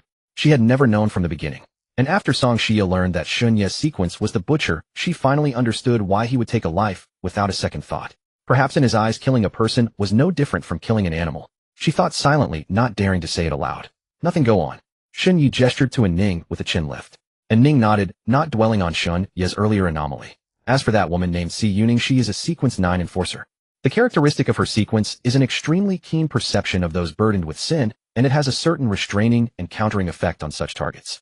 Hearing Ning's explanation, Shin Yi suddenly understood why his butcher sequence had reacted to her. He had killed so many people, but wasn't he indeed a person heavy with sin? No wonder that when they first met, the other's eyes showed such great hostility towards him, as if she wanted to tear him limb from limb. At this moment, he suddenly remembered a question he had wanted to ask earlier, but hadn't had time. "By the way, when you introduced yourself earlier, why didn't you mention that you have such an incredible detection ability?" The word incredible sounded a bit crude, but Ning took it as Shun Ye's compliment, her face flushing slightly as she explained softly, "Because this is not a skill but an exclusive instinct inherent to the sequence path. It's somewhat similar to the enforcer path's perception of sin existing in the genetic database of us pathfinders. This ability had no clear description when I awakened, and using it has no cost. However, I can only detect sequence practitioners of the same rank or lower. At the same time, the detection results are limited. For example, I can only know the general characteristics of the sequence, but not the specific skills and abilities. If a sequence is not recorded in the genetic database, it cannot be detected either." With her explanation, Shin Yi immediately understood. In other words, the Pathfinder Sequence's detection ability is not limited to anomalies, it is also effective against sequence practitioners. While marveling, Shun Yi couldn't help but secretly marvel at his own Asura Sequence. What exactly was the origin of this sequence path that even the Pathfinder's genetic database had no record of it? But it must be a good thing. The more mysterious something is, the more powerful it often is. After witnessing the might of the blood crystal, he became increasingly curious about how overpowering the remaining 2 treasures in the Asura treasury would be. Shun Yi subconsciously imitated Song Shia's gesture and ruffled in Ning's little head, praising, "Your Pathfinder Sequence is so versatile, it makes me a bit envious." It's not as amazing as you say." And Ning muttered softly with a red face, but her heart was already blooming with joy. For some reason, she felt especially pleased by Shun Yi's praise. Song Shia watched this scene from the side and noticed that this little girl, compared to when she first joined the Rocksteady convoy after the apocalypse, was no longer so shy. For some reason, she felt a strange tinge of jealousy in her heart. Shun Yi was about to press Ning for more details about the other sequence users in the peace convoy when a sudden commotion arose from outside the window. He turned his head to look outside, only to find that the previously quiet road had somehow become bustling. Over by the peace convoy, many people were disembarking from their vehicles and setting up stalls in small groups along the roadside. Some spread a piece of cloth on the ground, while others simply opened their trunk as a makeshift shelf. In the distance, it looked like a temporary market. Song Shia also leaned over to the window and glanced out, surprised. "What are they doing?" Yao Mingyuan mentioned earlier that they wanted to rest nearby. Shun Yi replied, withdrawing his gaze. "So it seems they plan to stay for a while." "Stay? Aren't they afraid of the anomalies tonight?" "Not sure." Before he finished speaking, the door was knocked 3 times. Shun Yi stood up and opened the door, looking down at He Yumin standing outside. "Captain Shun, that convoy. The peace convoy seems to be setting up camp here." "I see." He Yumin swallowed and ventured cautiously. "The brothers sent me to ask if we can go over and take a look. You know, they don't seem to be robbing us, and it's getting lively over there. Everyone's pretty curious. And," he paused, lowering his voice, "plenty of people got some stuff from the Bloodhawks, so they've got a bit of goods to trade. If we could do some business with them." Shun Yi stared at him expressionlessly, but his mind was on something else. The peace convoy was much larger than the Dawn convoy, with at least 100 vehicles. A convoy of that scale would definitely have a wider variety of supplies than his own. The solar panels he had been longing for might just be found there. "Go ahead," Shun Yi waved his hand. "I'll take responsibility for this with Captain In. But," he changed his tone, turning colder, "you can go, but don't cause any trouble. The peace convoy has been friendly so far. If anyone offends them, I'll deal with it personally before they can." He Human broke out in a cold sweat at those words and quickly nodded obsequiously. "Captain Shin, what are you saying? With so many of them, even if we had the guts, we wouldn't dare." After sending He Human off, Shin Yi turned back into the car, his gaze sweeping over in Ning and Song Shia. "I'm going to check out the other side. Are you two coming?" And Ning shook her head, her voice heavy with fatigue. "I'm too tired. The mental energy I used in the Court of Guidance hasn't recovered yet. I want to sleep a bit more." Shin Yi didn't insist and turned to Song Shia. Song Shia let out a long yawn, a tear forming at the corner of her eye. "I haven't slept all night, only about 2 hours since morning, and healing gunshot wounds has drained me too. You go ahead. I need to catch up on sleep." Shin Yi sighed, helplessly grabbing the ghost head crossblade from beside his seat. With a thought, the invisible effect silently activated. The pitch-black blade rippled faintly, and the entire sword vanished into the air once more. After preparing, he pushed open the car door and walked alone toward the peace convoy's camp. As he got closer, he realized the convoy was far larger than he had imagined. Various vehicles lined both sides of the road, stretching out of sight. The stalls were equally diverse. Some sold dried rations, others bottled water, a few had second-hand clothes, and some even peddled cigarettes and lighters scavenged from unknown sources.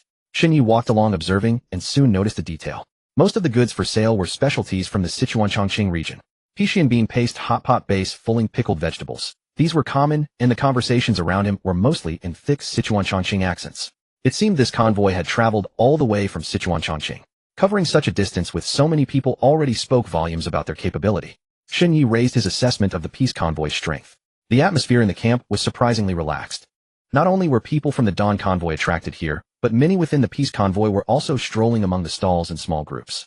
The sounds of haggling rose and fell, occasionally punctuated by hearty laughter. If not for the modified vehicles around, fitted with iron plates and welded rebar, the scene might have been mistaken for a pre-apocalypse town market. Shin Yi moved forward along the gaps between stalls, his gaze sweeping over the goods on display without a trace. His target was clear solar panels. Everything else was secondary. The car's battery was already dead, unable to even boil water, let alone run the air conditioner. As he walked, a pink travel van came into view. The van wasn't large, but its color was eye-catching. Behind the windshield stood a large piece of cardboard with 2 crookedly written characters. Foot massage. 2 middle-aged women stood beside the doors, both in their 40s. Their faces were coated with foundation so thick that their original skin tone was almost invisible. They wore ill-fitting tight dresses, the fabric stretched out of shape. It was the hottest part of the afternoon, and their makeup was smudged by sweat with eyeliner bleeding around the edges, looking absurdly comical. Shen Ye's brow furrowed slightly. Before he could deter, one of the women spotted him. She plastered a broad smile on her face and tottered over in high heels. "Handsome, want a foot massage?" She leaned in, gesturing with a finger. "It's cheap, a caddy of dry food or half a caddy of meat for half an hour. Very comfortable." Shen Yi shook his head expressionlessly, about to walk away, but the woman grabbed his arm. "Wait." She brought her mouth close to his ear, lowering her voice with a deliberate hint of intimacy. "You're so handsome I can throw in a special service for free. Guaranteed to make you feel good." Shen Yi looked down at her, then at her companion behind her, who was also winking at him. For some reason, an image of Lin Wanchio's face flashed through his mind. Both were living in the apocalypse, but the gap between them was painfully stark. Compared to Lin Wanchio, these two women were like heaven and earth. Even if he were starving to death, he wouldn't touch such types. "No thanks." He pulled his arm away from the woman, without any hesitation, his expression cold. The woman was stunned for a moment, her smile frozen for half a second before she pursed her lips and turned to find another target. Shen Yi walked on without looking back. But after just a couple of steps, he abruptly froze in place. He thought his eyes were playing tricks on him. About 10 meters away, a burly man weighing at least 200 jin was sitting leisurely on a gourd. The gourd was the size of a small car, its surface glowing with a faint bluish-yellow luster, floating about a meter above the ground. The fat man sat cross-legged on the thickest part of the gourd, one hand propping up his chin, the other patting his belly lazily, like a Mithriya Buddha. In front of the gourd was a ragged cloth stall with a scattering of odds and ends.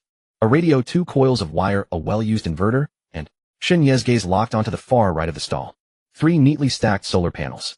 Though the surface had some scratches and the edges were dented in a few places, the panels themselves were intact. From his experience handling military equipment as a mercenary in his past life, this type of panel would be more than enough for an RV battery. But even the solar panels couldn't fully capture his attention now. His gaze involuntarily returned to the floating gourd. It just hovered there without any support or mechanical noise. The fat man sat motionless on top, as if his seat were a giant magnet, and the ground a repelling magnetic plate. It looked exactly like a flying sword artifact from cultivation novels. Shen Yi narrowed his eyes and strode toward the stall. "Master, how much for this gourd?" A portly man opened his eyes at the sound of a voice, fixing his gaze upon the young man standing before the stall. With surprising agility, he leapt down from the gourd. No sooner had his feet touched the ground than the gourd began to shrink at a visible speed. In the blink of an eye, it had diminished to the size of an ordinary wine vessel, which the portly man casually tucked at his waist. The entire movement flowed like water. Having completed this, the fat man rubbed his hands together and beamed at Shen Yi. "Esteemed customer, this gourd is my very lifeblood. It cannot be sold. However, you may examine the other treasures at my stall. I am certain you will find something of interest." Having witnessed the gourd's ability to expand and contract at will, Shen Yi's covetousness only intensified. He spoke bluntly, "I want this gourd of yours. Name your price." The smile on the portly man's face froze instantly, his entire countenance turning sullen. His gaze swept up and down the young man before him, as if re-evaluating some callow fool who knew nothing of the heavens. "I have said it, the gourd is not for sale." His tone grew colder. "If you have no intention of buying, please leave. Do not block my business." With that, he gestured toward departure. Yet Shen Yi did not move. Those words of his had been merely a probe. He had never truly expected to acquire the gourd so easily. From the gourd's display of power, there was no doubt it was an anomalous artifact, and one bearing a ranking at that. One that probably rivaled the ghost head in his possession. For an instant, a surge of impulse to seize it by force had risen in Shen Yi's heart. But reason quickly suppressed this impulse. This portly man was clearly no simple character.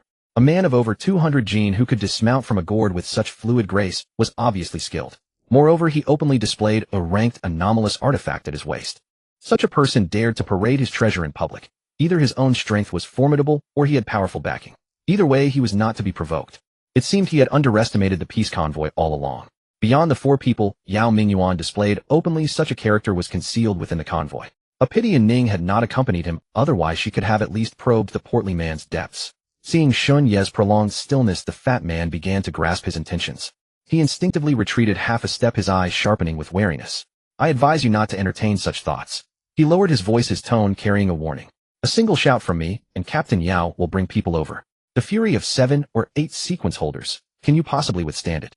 Upon hearing this, Shen Yi could not help but twitch the corner of his mouth. 7 or 8 sequence holders. As if sequence holders grew on cabbages. Yet his expression remained unchanged. Instead, he assumed an air of utter indifference. "Master, why so tense? If you won't sell the gourd, I'll just look at something else." Saying this, he crouched down and picked up a solar panel to examine it.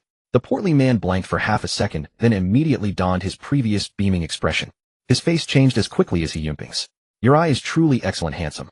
These solar panels of mine may look a bit worn with minor dents at the corners, but they work perfectly. The power generation efficiency is top-notch. How much? Xinyi cut directly into his sales pitch. 10 crates of drinking spring water, or 20 cans of meat. Upon hearing this, Yi simply placed the solar panel back and turned to leave. However, his pace was not swift. He was certain the other party would lower the price. Indeed, after barely turning and taking 2 steps, the portly man behind him called out, Hey, handsome. Don't leave. If the price isn't suitable, we can always negotiate. Xinyi stopped, turned his head, and extended 3 fingers. The portly man's eyes brightened, but before he could express his joy, 3 crates of Nongfu Spring. I'll take all 3 panels. The portly man's face instantly fell. This was not bargaining. This was a blade slashed directly at the jugular. Handsome, your price is truly far too low. I have elders to support and children to feed. Please add a bit more. In the end, after a prolonged tug-of-war, Yi walked away with the 3 solar panels in exchange for half a crate of instant noodles and 3 crates of mineral water. After the Bloodhawk convoy's annihilation, all manner of spoils of war had filled his recreational vehicle. With just these supplies provided, there were no supernatural threats. He had enough to live comfortably for a year. But he was no longer satisfied with mere satiation. After securing the solar panels, Yi traded a pile of soon-to-expire dry rations at the peace convoy's market for some premium cigarettes and liquor, several pieces of cured meat, and several packets of hot pot base. It had to be said, the peace convoy's variety of goods was indeed abundant. However, the truly good items were monopolized by an extremely small few. The vast majority still lingered at the threshold of starvation. Carrying his exchanged goods, Yi made his way back, calculating in his mind that once he connected the solar panels, he would finally be able to run the air conditioning tonight. Just then a sudden gust of wind poured down from above without warning. The wind carried sand and stones, toppling several stalls by the roadside as pots and pans clattered and rolled across the ground. Many people were blown about, their screams piercing the air one after another. Yi instinctively steadied himself and looked upward. Then he froze entirely in place. A massive wing eclipsed half the sky. The wing was densely covered in deep purple feathers, each one gleaming with an eerie metallic luster under the sunlight. Each time the wing flapped, the surrounding air burst forth with blinding electrical sparks crackling and popping, as if the entire sky trembled in response. The mere airflow from its wing beats pressed down upon those below, nearly bending them double. The market descended into utter chaos. Some screamed and dove beneath vehicles, others clutched their heads and pressed themselves flat to the ground, trembling violently.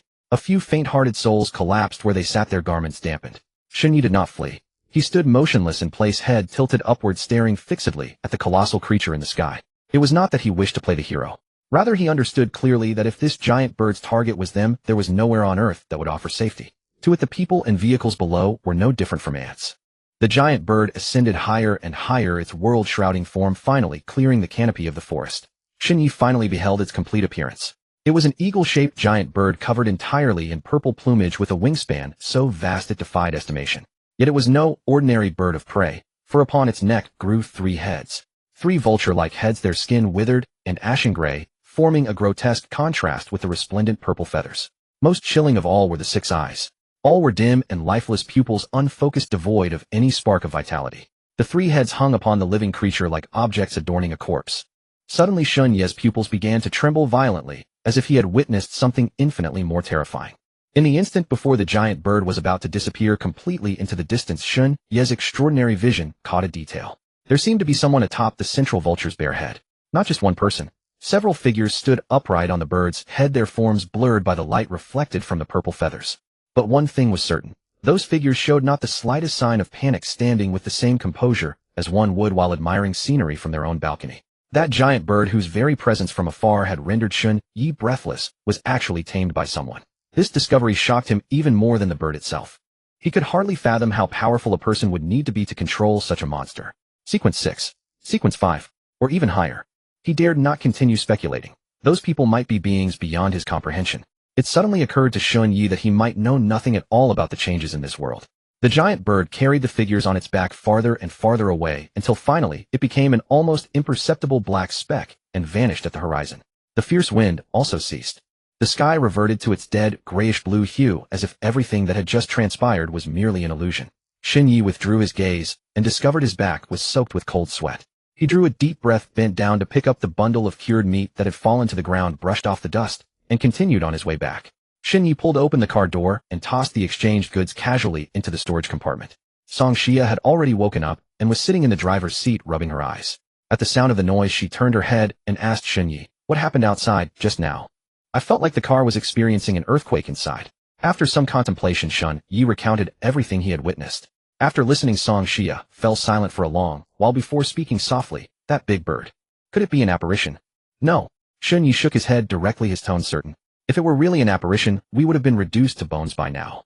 That creature's very presence from afar had sent sand swirling and stones flying across the ground. Had it truly been an apparition targeting humans, not just these two convoys would remain. Nothing living within several kilometers would have survived.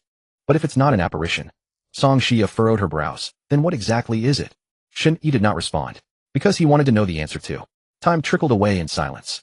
The sky gradually darkened as night was about to fall. The members of the Dawn Convoy returned one by one to their respective vehicles, preparing for tonight's scheduled journey of escape. Ever since the apocalypse descended, night had meant the arrival of death.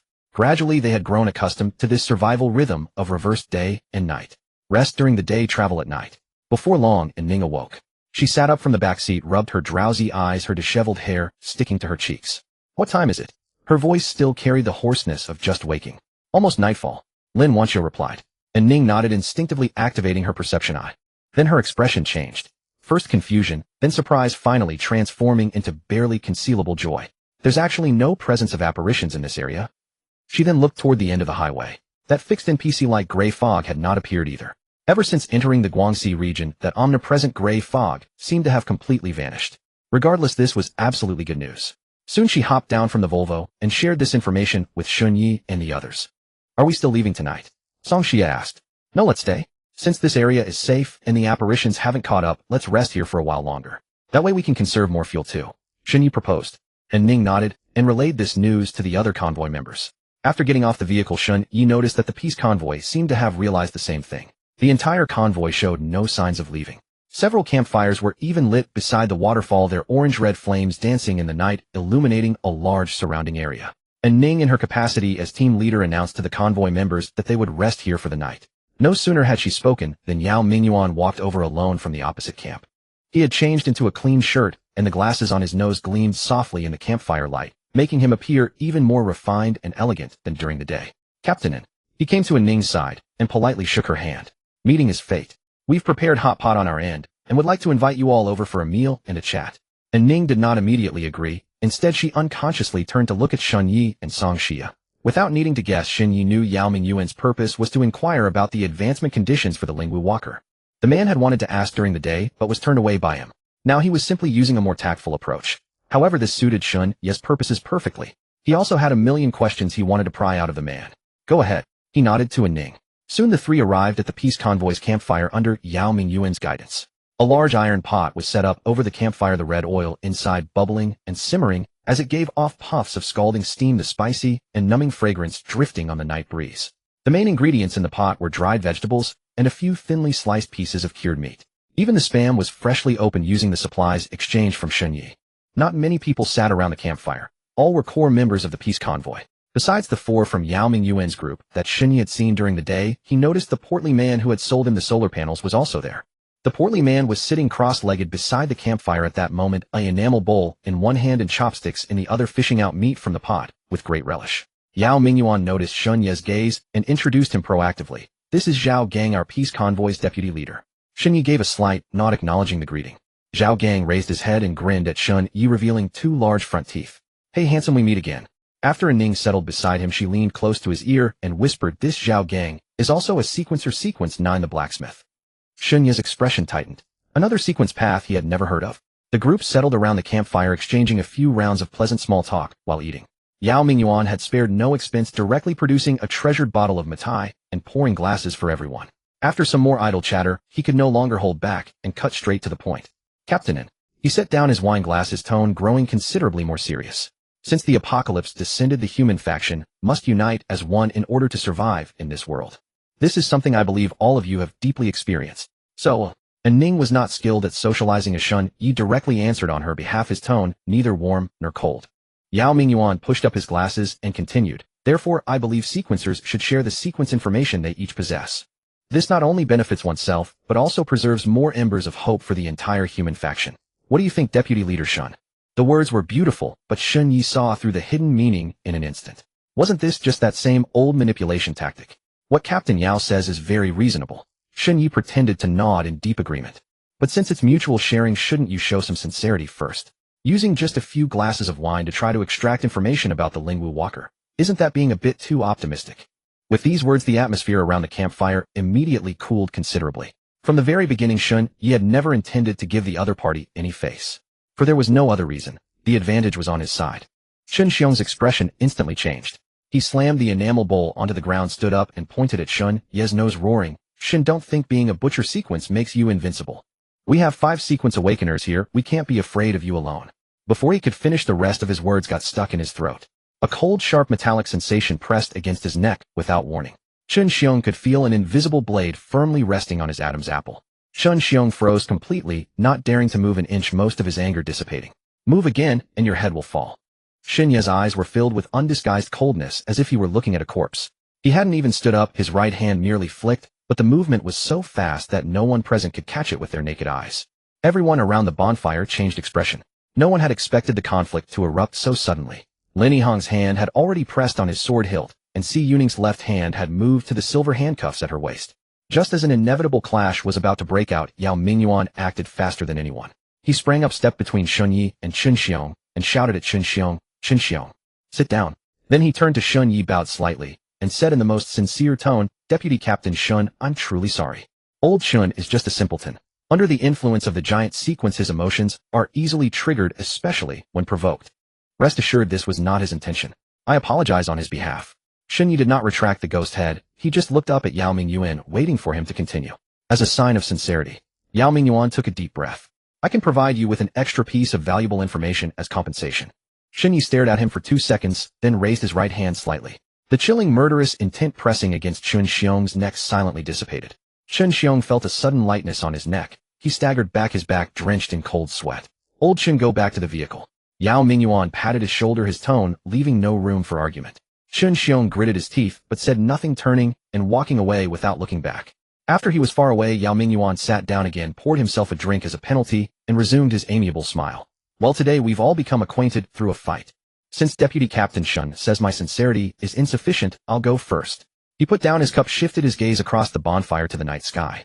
"Did everyone see that giant bird flying across the sky this afternoon?" Shun Yi's eyes brightened. "Captain Yao, do you know what it is?"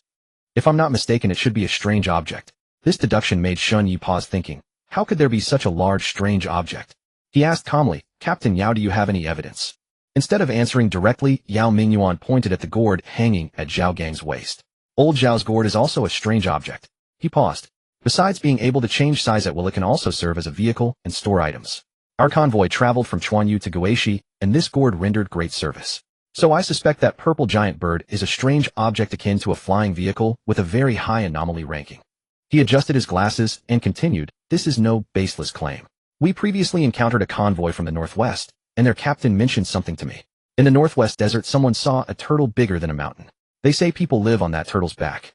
A giant turtle that can house people on its back, a purple giant bird that carries humans through the sky, and old Zhao's gourd that can also change size and even fly. The 3 share many similarities." Shun Yi and Song Xia exchanged glances, a flicker of realization in their eyes. Though this explanation was merely a guess, it was indeed plausible. Consider this information an extra gift for Chun Xiong's earlier offense. Yao Mingyuan smiled, then turned serious and delivered several pieces of solid intelligence.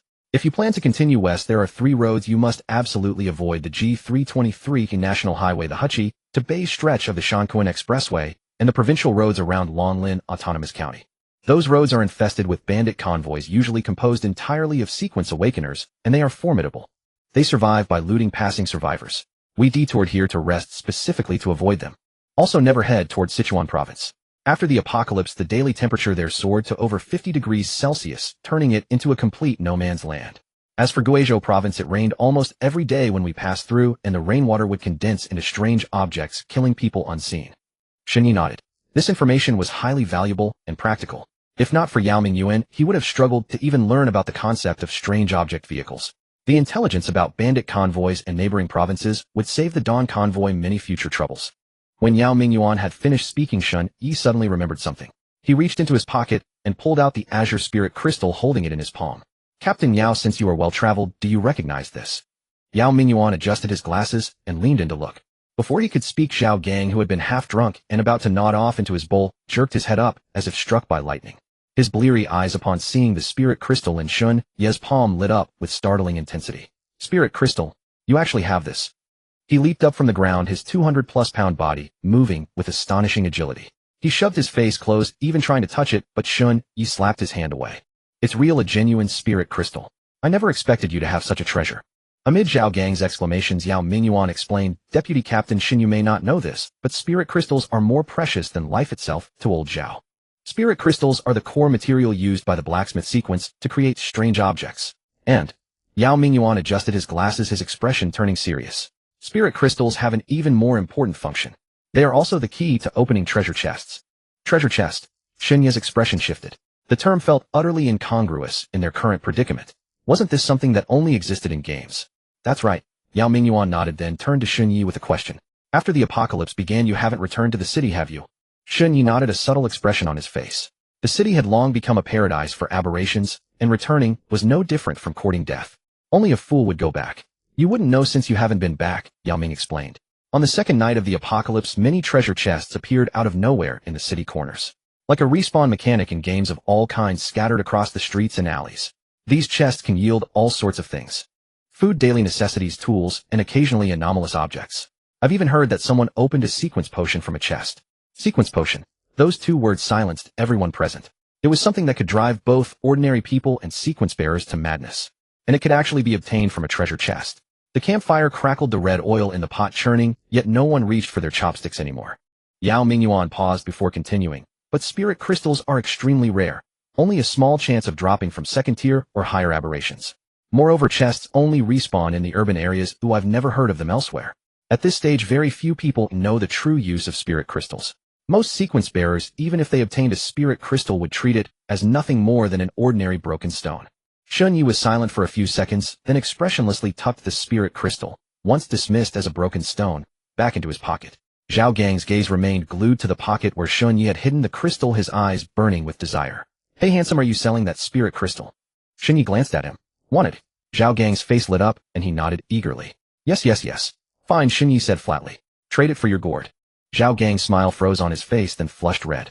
You're dreaming. Spirit crystals may be rare at this stage, but they're far less precious than my precious gourd. Perhaps emboldened by alcohol, Zhao Gang put on a smug expression, patted the gourd at his waist, and asked provocatively, Kid, do you know the anomaly number of my gourd? What number? Shun Yi played along. 3214. Zhao Gang blurted out the key information of his anomalous object without a second thought. Yao Mingyuan listened with a dark look on his face, but couldn't publicly embarrass his deputy leader, so he simply raised his glass and took another gulp. Shun Yi remained outwardly composed, but inwardly, he drew a sharp breath. He had long suspected the gourd was a numbered anomalous object, but he hadn't expected the ranking to be so high. 3214. That number was significantly higher than the ghost head's ranking even after his blood refinement. This made his gaze on the gourd grow even more fervent. Zhao Gang, unaware of the shift in Shun Ye's eyes, continued to boast smugly. So you think a single spirit crystal can trade for my precious gourd? A pipe dream. Even if you offered 10, I wouldn't trade. Shin Yi said nothing more, merely raised his cup and took a sip. Truth be told, when Qin Xiong had been insolent earlier, Shun Yi had indeed considered using the incident as a pretext to start a fight. His target wasn't Qin Xiong but the gourd at Zhao Gang's waist. He hadn't expected Yao Mingyuan to be so forbearing, smoothly quelling what could have erupted into a conflict. But it didn't matter, there would be another chance. As for that fat fool, Shun Yi silently noted the debt. Seeing Shun Yi at a loss, Zhao Gang felt immensely pleased.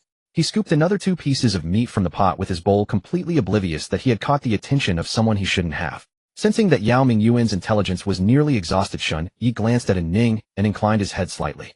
Ning understood and began to recount her entire process of advancing to the Mistwalker. From awakening the perception eye and path of survival to accumulating shelter and exploration to the changes during advancement and the Mist's invincible protection and aura concealment, the spiritual group chat of the Pathguide Hall, and the significant reduction of the post-advancement drowsiness side effect. She held nothing back. After hearing her account, Yao Mingyuan's eyes visibly grew warmer. As a fellow Pathguide Sequence Awakener, he understood better than anyone present what these abilities meant. The invincible effect of the mist went without saying, but the mere mention of the Pathguide Hall was enough to stir his heart. As for the specific advancement conditions, Ning lowered her head a little sheepishly. I'm not really sure. It just happened inexplicably with no clear criteria. The answer wasn't perfect, but Yao Mingyuan could see from her expression that she wasn't lying. He didn't show any disappointment. On the contrary, a contemplative look deepened in his eyes. That's enough, he said with a slight smile, raising his cup for another drink. From Captain An's experience I can already deduce quite a few useful things. The advancement logic of the path guide might be closer to what I've been thinking. Perhaps before long I too can become a mistwalker. After these words the group chatted a little more.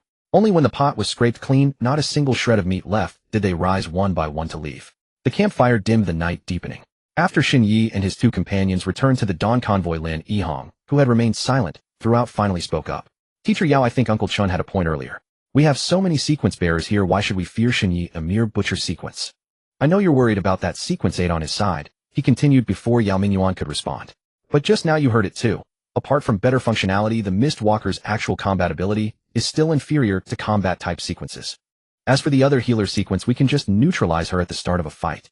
After listening to Lin Yihong's analysis, Yao Mingyuan gave a faint smile. Xiaohong, you're thinking too simply. Just now when Shun Yi made his move on old Chun, did you see his movement clearly? Lin Yihong was taken aback. He instinctively replayed the scene in his mind. Shun Yi had merely raised his right hand, the motion so fast, it was almost imperceptible to the naked eye. The next second Qin Xiong was inexplicably subdued. Seeing him at a loss for words, Yao Mingyuan continued, he has an anomalous weapon we can't see. And his speed of attack is far beyond what a ninth sequence should possess. Moreover, he lowered his voice. I suspect his provocation earlier was deliberate. The real target wasn't Lao Chun, but Zhao Gang's gourd. Lin Yihong's pupils contracted slightly. That Shun Yi may be young, but his mind is far deeper than ours. People like that are often clever. And clever people never leave a single loophole. We have our trump cards, but he must have his own too. Even if in the worst case we exhaust all our cards and kill him, the risk far outweighs the reward. Stepping back at that moment was the best choice. Lin Yihong was silent for a long while before finally nodding. To be able to read so much from a single encounter, he had to admit he was no match for that. No wonder. From Sichuan to Guangxi through a perilous journey, it was precisely due to Yao Mingyuan's sequence abilities and precise judgment of the big picture that the peace convoy had maintained such a low casualty rate. Yao Mingyuan patted him on the shoulder, his tone carrying the warmth of experience. Xiaohong, remember this. In this world it's not about who is fiercer. It's about who lives longer. After saying this, as the two were about to part, a figure suddenly appeared deep in the woods. Jingle, jingle. A figure slowly emerged from the shadows within the forest. With each step a bizarre bell sound accompanied the movement. Even though the roaring waterfall beside was crashing against the water surface, the crisp yet eerie bell sound remained exceptionally distinct. The commotion instantly drew the attention of Yao Mingyuan and Lin Yihong. Even Shun Yi, who was about to open the car door and get in, instinctively turned his head toward the sound the moment he heard it. Pale blue moonlight filtered through the sparse canopy, cascading layer by layer onto the figure. As he fully stepped out from the woods, the light finally revealed his entire appearance. He was a man in a red opera costume. The base fabric was the dark red of aged silk, like the color of dried blood, embroidered with faded gold thread peonies. The cuffs and collar were trimmed with a ring of grayish-white fur, the tips stained with black patches that could have been mud or dried bodily fluids. The hem of the costume dragged on the ground, rustling through the dead leaves as he walked. The most hair-raising part was his face. It was as pale as paper skin, as smooth as porcelain, devoid of pores or texture. On each cheek was a round patch of rouge, and his eyes were entirely black. No whites, like two glass beads soaked in ink. Yet when you looked into those eyes, it gave you the illusion that he was staring at you at all times. Yao Mingyuan's heart sank, and he instinctively took half a step back. Lin Yihong's hand had already grasped the sword hilt. Just then the man in the red opera costume seemed to sense something, slowly turning his neck at an angle impossible for a living person until his face faced the direction where Shun Yi stood. Then the curve of his mouth, stitched shut with thread, twisted upward in an eerily unnatural way. As if smiling, Shun Yi met those pitch-black eyes. In an instant a chill ran down his spine and goosebumps erupted all over his body. That gaze, devoid of emotion, yet brimming with scrutiny, felt both familiar and alien. A scene flashed through his mind. The exterior of the villa in Qinqing village. That high-level anomaly had stood at the second-floor window, peering down at him through the glass with the same look. These two gazes were identical. Shun Yi was almost certain that this was the same high-level skin anomaly he had encountered in Qinqing village. He didn't know how it had tracked him here, nor why it had taken this form. But none of that mattered. At this moment, only one thought occupied his mind. Run. Without hesitation, Shun Yi pulled open the car door, slid into the driver's seat. The moment he turned the key, he grabbed the walkie-talkie, pressed the talk button, and shouted, nearly roaring, "Anyone who wants to live, run now." He wasn't sure how many in the convoy had heard his words, but he had already floored the accelerator, and the RV shot forward along the asphalt road. Following closely were Ning and Lin Wanchio's Volvo, and He Yunping's newly acquired black Mercedes. The taillights of the three vehicles traced 3 red streaks through the night. As for the rest of the dawn convoy, they were completely unaware of the impending danger, still sleeping like logs in their vehicles. Even Yao Mingyuan, slow as he was, finally understood. That man in the opera costume was definitely a high-level anomaly whose presence he couldn't even sense. No wonder he hadn't detected any anomalous aura tonight. In belated realization, he instinctively woke up the others in the peace convoy. But the peace convoy had over 100 people, and the incident was so sudden. How could they evacuate in seconds? From the moment Shin Yi drove off, the red-clad anomaly had been staring motionlessly at the direction where the RV had disappeared. Then a dark red mist began to emanate from its body. The mist spread like a tide in all directions, silently engulfing the road, trees, vehicles, and the people still sleeping inside them. Within just tens of seconds, the entire camp was encircled by the red mist into a huge ring. Wang Peng of the peace convoy woke up from a suffocating sensation. He snapped his eyes open, found himself still in the driver's seat, but outside the window was nothing but red mist. He couldn't see a thing. Before he could process what was happening, a red-clad figure emerged from the depths of the mist in an instant. Wang Peng was startled, his scream still stuck in his throat. The man in red extended his right hand, ignoring the closed car window, passing straight through the glass and grabbing his entire face. That hand was unnaturally white, fingers long and slender, nails painted with patchy red nail polish. The moment the fingertips touched Wang Peng's skin, his face seemed to be doused with strong acid, rapidly dissolving into blood from the point of contact. His flesh and hair dissolved layer by layer, turning into thick plasma that flowed along the hand into the red-clad man's body. The entire process took less than 3 seconds. 3 seconds later, Wang Peng had become a skeleton scattered in the driver's seat. From not far away in the red heavy truck, Yao Mingyuan witnessed the entire scene. He froze, cold sweat soaking his back. This anomaly was not something their convoy could fight. But there was nothing he could do. He could only, before the creature noticed him, tell Chun Xiong to start the engine and rush out in the opposite direction from Xinyi.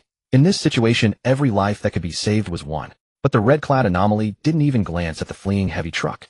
It wore that stitched-shut smile, unhurriedly walking toward the next vehicle, reaping one sleeping life after another. Xinyi didn't know how long he had been driving. His eyes kept switching between the rearview mirror and the road ahead, his palms sweaty on the steering wheel. Before he could even breathe a sigh of relief, a patch of red mist appeared ahead of the RV. He didn't even have time to brake before the entire vehicle plunged into it. The Volvo and Mercedes following closely were also swallowed by the red mist. Seconds later, the RV burst out of the red mist. Then Shun Yi heard the familiar sound of the waterfall. The moment his vision cleared, the waterfall reappeared before him. Beside the road by the waterfall, the same vehicles were still parked, but unlike before, there were no living people inside them. In the driver's seats, the back seats, the bus seats, all were filled with white bones. A chill ran down Shun Yi's spine again. How had he ended up back here? Just then, that eerie bell sound reached his ears again. He instinctively looked toward the forest, his pupils contracting. The man in red was standing in the clearing among the trees, his pitch-black eyes fixed on Shun Yi. At this moment, Shun Yi could clearly sense that those black pupils now held a hint of living mockery, which hadn't been there before. The red-clad man's tightly shut lips suddenly moved, as if saying, "Welcome back." Shun Yi was cursing inwardly at this moment. But behind the man in red, 3 blue flames suddenly rose. He raised his hand slightly, pointing at Shun Yi's RV. One of the blue flames shot out instantly, trailing a ghostly blue streak, flying toward the RV at an unimaginable speed. Shun Yi jerked the steering wheel almost simultaneously and floored the accelerator. The RV barely swerved half its body, and the blue flame grazed the rear, smashing into the road. The asphalt instantly burned a large pit, and the white SUV behind him crashed directly into it. The blue flame struck the front of the car, and the entire vehicle was engulfed in a ghostly blue fireball in an instant. The person inside only had time to let out a scream before being burned along with the car into a pile of ashes. This time the man in red still did not pursue. He just stood there watching the RV disappear again into the red mist. Soon another patch of red mist appeared ahead. Shun Yi gripped the steering wheel tightly, and a sudden flashback of Chung Shun's words during the interrogation in Qinqing Village surged through his mind. When the Blood Eagle convoy chased him to Qinqing Village, they encountered the same thing. At that time, a red mist enveloped the entire village, and no matter how they drove, they couldn't get out, like the ghostly wall described in tomb raiding novels.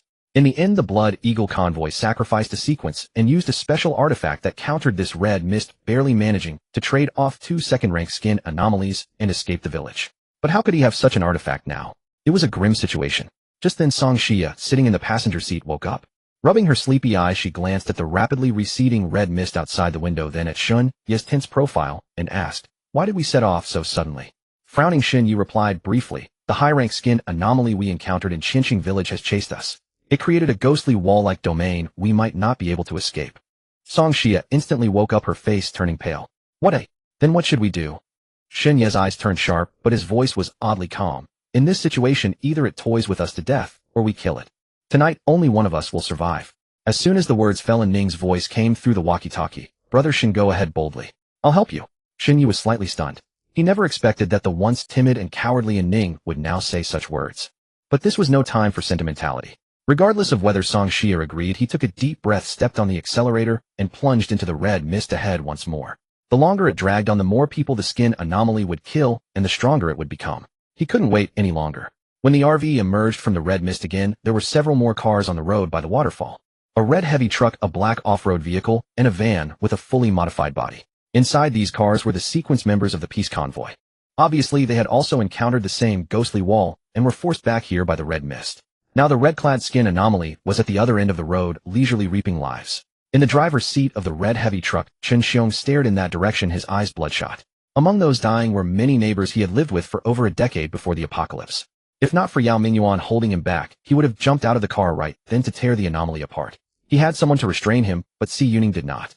She was the first to jump out of the car. Lin Yihong, who was in the same car, tried to grab her, but she shook him off with a slap, and he had no choice but to follow. Si Yuning walked straight toward the red-clad skin anomaly, her steps unwavering. She took out a black badge from her waist and held it up to the anomaly, her voice ringing with authority. You have committed the crime of intentional homicide. You are now under arrest. This scene stunned Xinyi. Was this woman crazy talking about law with an anomaly? But as soon as she spoke, an invisible force of rules descended from the heavens, pressing heavily onto the red-clad skin anomaly. Its body visibly stiffened, and its half-raised arm hung in the air, forced back down by that power. Without pausing, Si Yuning continued walking toward it, handcuffs in hand. Just as she was within 3 steps of the anomaly, its body suddenly trembled. Crackle! The invisible force of rules shattered like broken glass, crackling in the air. It broke free. The red-clad skin anomaly turned around, its pitch-black eyes staring expressionlessly at Si Yuning. It seemed angered. On the other side, Lin Yihong had already drawn the long sword in its black sheath, holding it tightly at his side. Seeing his companion in danger, he didn't hesitate. He pushed off the ground and shot toward the red-clad skin anomaly like an arrow from a bow. The long sword thrust forward. When the tip was still 3 feet away, the anomaly didn't even raise its head, just casually flicked one hand.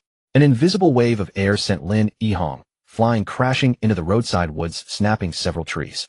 Lin Yihong lay on the ground, his right hand still gripping the sword hilt, a gleam of despair in his eyes. The gap was too vast.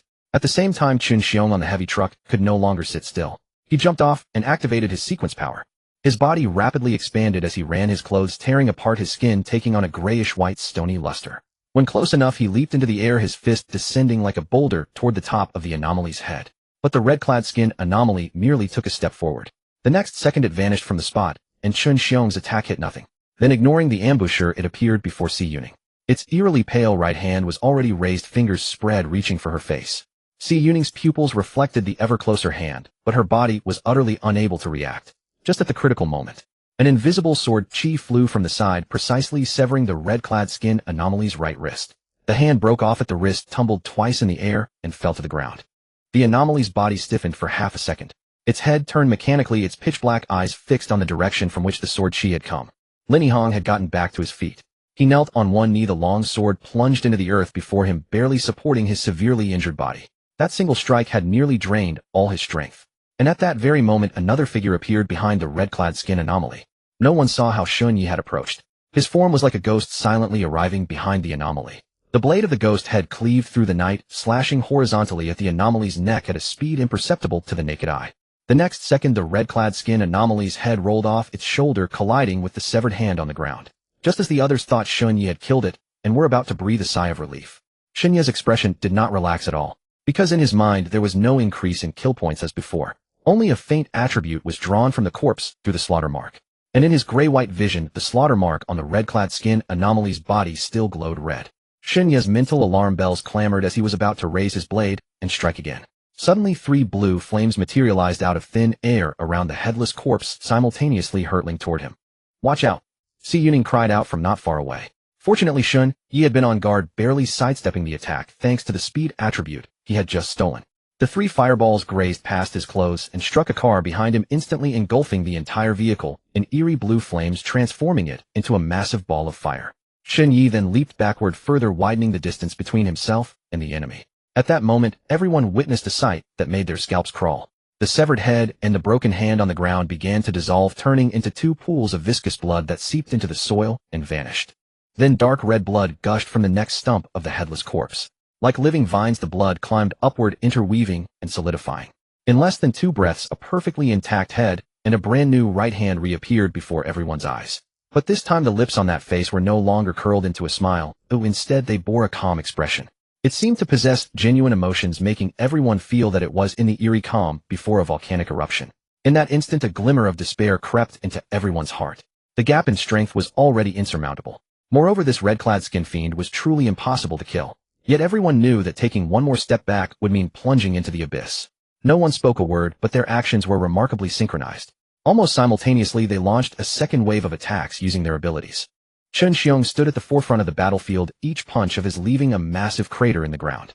On the flank, Si Yuning continuously employed the rule power of the Enforcer Sequence, repeatedly disrupting the red-clad skin fiend's attack rhythm. Even with his severely wounded body, Lin Yihong managed to pierce several small holes in the enemy's body from the side with his refined sword techniques. Shen Yi, like a bolt of lightning, darted between the red mist and the flames. With his constantly increasing strength and speed and the sharpness effect of the Guisho, he repeatedly severed the red-clad skin fiend's head, arms, and even its body. With each successful hit, he stole a fragment of attribute from the enemy's wounds, his speed and strength gradually climbing unnoticed. Yet though this creature possessed a human form, no matter how deep the wounds, not a single drop of blood was spilled, and it could regenerate completely in an instant without any cost. An ever-deepening despair shrouded everyone's hearts. Hiding inside the car, Ning kept her violet eyes fixed on the red-clad skin fiend in the center of the battlefield, desperately trying to perceive a weakness that could kill it. But she saw nothing. In her vision, the red-clad skin fiend was merely a bloated, inflated human skin, exuding an overwhelming aura of eerie energy that enveloped everyone. This scene shattered the confidence she had painstakingly rebuilt after being promoted to Sequence 8. Suddenly, after regenerating once more, the red-clad skin fiend used the moment when Si Yuning was unable to activate her ability. Its form appeared before Chen Xiong in an instant, and its right hand pierced straight through his chest. The petrified skin of the giant Sequence was as fragile as paper before that hand. In an instant, blood stained the hand, which was as white as porcelain. Chen Xiong looked down at the bowl-sized hole in his chest, then turned his head to glance at the direction of the others. His mouth opened, but no words came out, and the light in his eyes gradually faded. His body crashed to the ground. Chen Xiong was dead. Lin Yihong and Yao Mingyuan cried out simultaneously, "Uncle Chen! Old Chen!" On the battlefield, there was no time for tears. After killing Chen Xiong, the focus of the skin fiend shifted to Si Yuning. A ball of blue ghost fire shot toward her as she was caught off guard. Si Yuning dodged too late. The edge of the fireball grazed her, scorching half of her body until her skin was torn and blistered. She collapsed to the ground unconscious, her fate unknown. Zhao Gang took the risk of being targeted, descending from midair on his gourd, and snatched her onto it, carrying her away from the battlefield. In just a few breaths, the convoy had lost 2 key combatants. Shenya's breathing grew heavier. Thanks to the attributes he had continuously stolen through blood consumption, he could barely match the red-clad skin fiend in speed. But the physical energy consumed with each swing of his blade was real, while the enemy's recovery seemed inexhaustible. With this trade-off, signs of fatigue had already begun to appear in his movements. Another blue flame flew straight toward him. Shenyi wanted to dodge, but the muscles in his legs were completely stiff, unable to muster any strength. The fireball rapidly expanded in his pupils. At that very moment, a layer of gray-white spiritual mist suddenly rose from the surface of his body. The mist silently enveloped his entire body. The blue fireball collided with the boundary of the spiritual mist like a drop of water, falling onto a scorching iron plate, dissipating with a hiss into nothingness. But the spiritual mist also trembled violently from the impact, unable to maintain its form any longer, dissolving into a few wisps of residual smoke. That was Ning's spiritual mist skill. Shenyi did not look back, nor did he have despair in his eyes. Instead, they grew more ferocious. Seizing the gap, when the fireball was blocked, he pushed off the ground with all his might, charging toward the red-clad skin fiend like a cannonball. The black blade of the Guisho pierced through the skin fiend's chest once more. Such an attack was no different from suicide. But Shenyi could do no more. Struck by a fatal blow, the skin fiend only froze for a moment, then its mouth opened mechanically as if it wanted to speak. But it seemed to have no vocal cords, and no sound came out. Shenyi tried to withdraw the blade and retreat, but this time the Guisho was stuck inside the skin fiend's body, refusing to budge no matter how hard he pulled. The skin fiend slowly raised its right hand, reaching for Shenyi. Just as everyone thought Shenyi would be drained dry like the pile of dead bones, he did not let go of the blade, nor did he dodge. Instead, a grin spread across his lips. The moment that porcelain white hand was about to touch him by a mere centimeter, the Guisho embedded in the skin fiend's abdomen began to tremble violently. It was not Shunye's hand shaking, but the blade itself vibrating. Then a deep hum emanated from within the blade, as if some terrifying entity that had long slumbered had finally opened its eyes. The red-clad skin fiend was instantly rendered immobile. That invisible rule power was thousands of times stronger than Si Yuning's. Then from the wound where the Guisho had pierced, countless strands of black threads crawled out and spread until they covered the entire body of the red-clad skin fiend. The limbs of the red-clad skin fiend began to tremble violently, as if resisting, as if struggling. This time it seemed to possess emotions truly belonging to a human. Its grotesque face twisted into an expression of extreme terror. Xinyi stopped laughing and said softly, "Sorry, but Lady Luck has once again taken my side." The instant death effect had been activated. The black lines spread to the end like thousands of tiny tendrils weaving a dark net suddenly tightening. The entire body of the skin anomaly was instantly sliced into countless fragments of human skin scattering across the ground. Those skin fragments continued to disintegrate upon landing, turning into grayish-white powder that was swept away by the night wind, leaving only a stone emitting a faint green glow in its place. Nothing else remained. At the same time, the long-awaited notification sound finally echoed in Shun Ye's mind. Kill points 2577 blood food 1. Damn, that's a lot. Shun Yi was inwardly stunned. This was his first time obtaining a 4-digit kill count. Not only that, after the red-skinned anomaly was slain, a crimson thread visible only to him instantly merged into his body. Shin Yi felt his strength had multiplied several times compared to before the battle. He clenched his fists, sensing the newly enhanced power. Even if he now faced the sequence 8 of the giant path, he was confident he could kill them in one strike. What rank was this skin anomaly exactly? Not only did it grant so many kill points, but even the minor attribute boost after its death greatly enhanced him. Watching this scene, Yao Mingyuan was also dumbfounded. What just happened? That mysterious anomaly that even their entire peace convoy of sequence users couldn't handle, was it killed by Shin Yi just like that? As the eerie red mist dissipated, the others snapped out of their shock. Shin Yi, Brother Shun, Song Xia, and Ning got off their vehicles respectively and trotted over to Shun Yi, their eyes filled with concern. Shin Yi patted Ning's head. If not for her crucial intervention, he might have already reported to the underworld. Are you okay? Song Xia asked softly. I'm fine. Shin Yi shook his head. Just a bit exhausted. I'll recover after resting. Song Xia looked him over and found that he was indeed unscathed, secretly relieved. Shin Yi then seemed to recall something, glanced around, and finally fixed his gaze on Ning. Ning, help me find where that fat bastard is hiding. Although puzzled, Ning, still weary, activated her ability. After a brief search, she pointed a small finger in the direction they had come from. Brother Shun, that Zhao Gang has already ridden his gourd far away. Shin Yi frowned and cursed, damn, that fat bastard is really cunning. Zhao Gang had been riding his gourd in the sky, watching the fight all along. Although he couldn't escape, the gourd moved so fast that even the red-skinned anomaly couldn't hit him. Seeing the battle over, Shun Yi had intended to snatch Zhao Gang's gourd, but the other had anticipated his move and fled immediately. He bent down to pick up the green glowing stone from the ground. Before he could examine it, Yao Mingyuan, supporting the half-scorched Si Yuning, approached with the wounded Lin Yihong trailing behind. Seeing Si Yuning on the verge of death, Shun Yi already guessed their purpose. Miss Song, I know you are of the healer sequence. I beg you to save Yuning. She's dying. Yao Mingyuan's eyes were bloodshot, his tone desperate. Seeing Song Xia's kind heart about to step forward and use holy light of healing, Shun Yi directly placed his hand on her shoulder and smiled at Yao Mingyuan. Yes, Song Xia couldn't bear it, but he could play the villain. Captain Yao, as you know, sequence users pay a price for using their abilities. Even before the apocalypse, you had to pay to see a doctor. Coming empty-handed doesn't seem appropriate, does it? Yao Mingyuan's anger surged, abandoning all rationality. What do you mean? We're all on the human side. Every sequence user is precious. Besides, we didn't just sit idly by during the fight. Shin Yi picked his ear with an indifferent look and interrupted bluntly. Stop with the moral blackmail. This isn't the time. Your lives have nothing to do with me, and I'm the one who killed the anomaly. Otherwise all of you would be dead. Yao Mingyuan was left speechless. He had forgotten that Shun Yi was a ruthless killer. Reasoning with him was like talking to a wall. Looking at the dying Si Yuning beside him, Yao Mingyuan felt his anger turn into stifled frustration with no outlet. After hesitating for 2 seconds, he yielded. Fine, name your price. I'll have supplies sent over. Shin Yi shook his head. I don't need supplies right now. Then what do you want? I've already told you everything I know. No, you misunderstand. Shin Yi said calmly. I only want that fat bastard's gourd. Impossible. Yao Mingyuan refused outright. That gourd is Zhao Gang's life. He'll never give it to you. Besides, he's already gone and you can't get it even if you want. Seeing this, Shin Yi didn't waste another word. He grabbed Song Xia's wrist and, regardless of her willingness, turned and walked toward his RV. Yao Mingyuan hadn't expected Shin Yi to be so ruthless and decisive. They had just fought side by side, yet now he was willing to let them die. Thud. Suddenly Lin Yihong, who had been wanting to condemn Shun Yi, could no longer hold on and collapsed to the ground.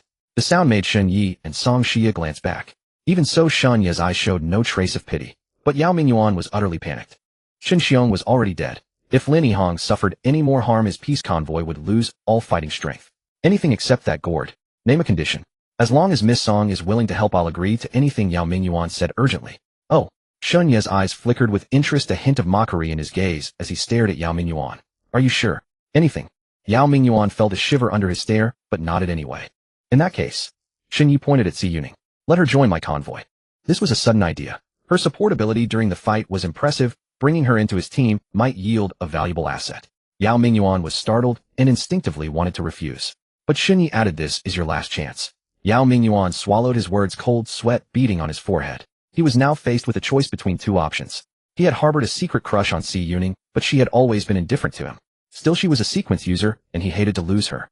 But Lin Yihong was the only remaining fighter in the convoy, a rare swordsman sequence with boundless potential. He absolutely couldn't die. Just as Yao Mingyuan was caught in a fierce internal struggle, Si Yuning beside him stirred slightly and whispered, "Agree to him." Upon hearing those three words, Yao Mingyuan froze in place. He could hardly believe his ears.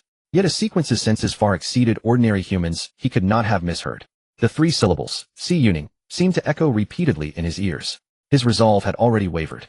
Lin Yihong's life was in the enemy's hands. Delaying further might end up costing both of them. Handing over Si Yuning could at least secure Lin Yihong's return. It was a trade-off he as the convoy leader had to make, painful as it was.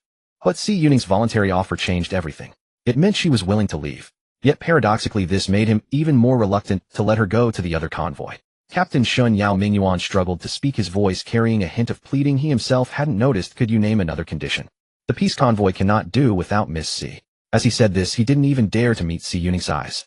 Xunyi paid no heed to his words, merely repeating his earlier statement in a flat tone, "I told you this is your last chance." With that, he turned and walked away. Though Si Yuning's consciousness was hazy, she could still sense the footsteps receding. The icy sensation of impending death crept from her scorched side inch by inch toward her heart. She had grown numb to the pain now. What truly tormented her was the agonizing oscillation between life and death. She knew better than anyone that her time was truly running out. So she struggled to lift her head. That single motion nearly drained the last of her strength. Her vision was as blurred as if through frosted glass, barely able to catch the receding silhouettes of two figures. One tall, one short, a man and a woman walking toward the RV. With the last of her remaining strength, she uttered those three words once more.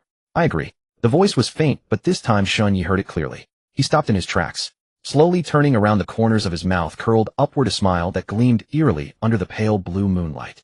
His gaze passed over the collapsed Si Yuning and settled on Yao Mingyuan, his tone laced with undisguised mockery. "It seems the bond between you two isn't as strong as I thought. You've exhausted yourself pleading for her, yet she doesn't seem to appreciate it." Yao Mingyuan's face shifted through shades of white and green. The words struck precisely at his deepest wound. He didn't understand. He simply couldn't grasp why Si Yuning would agree to such a demand. Falling into the hands of someone like Xunyi, the outcome was unimaginable. He had been trying his best to protect her. He had even prepared to give up everything. But why did she reject his goodwill? One sentence from Xun Yi had his mind conjuring up a scenario of betrayal.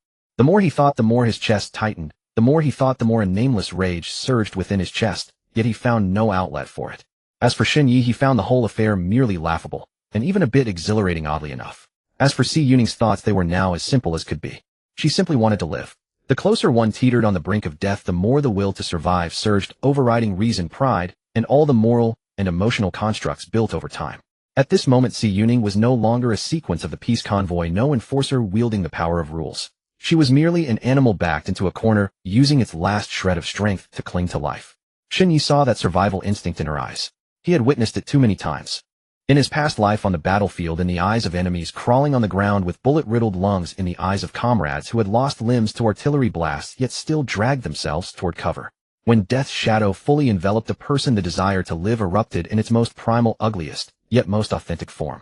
So he believed she was sincere. This time Xun Yi didn't waste any more words on Yao Mingyuan. He strode over, bent down, and with one swift, decisive motion scooped Si Yuning off the ground. Yao Mingyuan instinctively reached out to stop him, but his hand had barely risen when it met Xun Yi's utterly cold eyes. That hand hung in midair for a full 2 seconds, then fell limply. The moment Si Yuning felt herself being pried away from Yao Mingyuan, her body instinctively wanted to resist. A strong arm wrapped firmly around her waist, not gentle in the least, holding her like a piece of cargo. She tried to push against Xun Yi's chest, but her hand was so weak it was almost negligible. In her current state, even staying alive was a struggle. How could she muster the strength to resist a man who could single-handedly slay a high-level aberration? Xun Yi, of course, knew the woman was restless, but he couldn't care less. He glanced down at her, as if appraising a newly acquired item, then lifted his head to look at Song Xia, standing by the RV. "Keep her alive for now," he said in an utterly flat tone. "Then treat that Lin guy." Song Xia stood frozen, watching the scene unfold. Xun Yi, with one arm around another woman, addressed her in a near-commanding tone, as if all of this were perfectly natural. And she had driven all night, stayed in the car on edge throughout the battle, and finally rushed out after it, ended to check if he was hurt. Only to be met with this. An indescribable bitterness surged from the depths of her heart. But she was a smart woman. She knew Shen Yi was not the kind of man who would change his mind based on a woman's mood. Her emotions and attitude were utterly insignificant. They would only lower her standing in his eyes. After all they had been through, she had unconsciously become bound to this man. Her dependence on Shen Yi had reached a point where she couldn't survive without him. That was no exaggeration. If she left him relying on her own strength, she would definitely not last 2 days. So she said nothing. She stepped forward, knelt beside Si Yuning, and hovered her hands over the charred, blackened skin, activating the holy radiance. A warm white light spilled from her palms, enveloping Si Yuning's wounds like a thin veil. The spread of the necrotic flesh halted, at the edges translucent tissue fluid began to seep slowly, and new granulation tissue struggled to emerge under the light stimulation. But Song Xia only stopped the wound from worsening without spending a single extra ounce of energy to accelerate healing. As Shen Yi had instructed, she kept the woman alive. Nothing more, nothing less, and she dared not do otherwise. Then she stood up and walked over to Lin Yihong, who was collapsed on the other side. Lin Yihong's condition was hardly better than Si Yuning's. Though he had few external injuries, his internal injuries were severe. That he had survived this long was entirely due to the physical resilience of a 9th-tier sequence. Song Xia knelt down, pressed her palm against his chest, and the holy radiance flared again. Under the light's guidance, the broken bones realigned, and healed of fragments that had pierced his lung were slowly pushed back into place. The internal bleeding gradually ceased.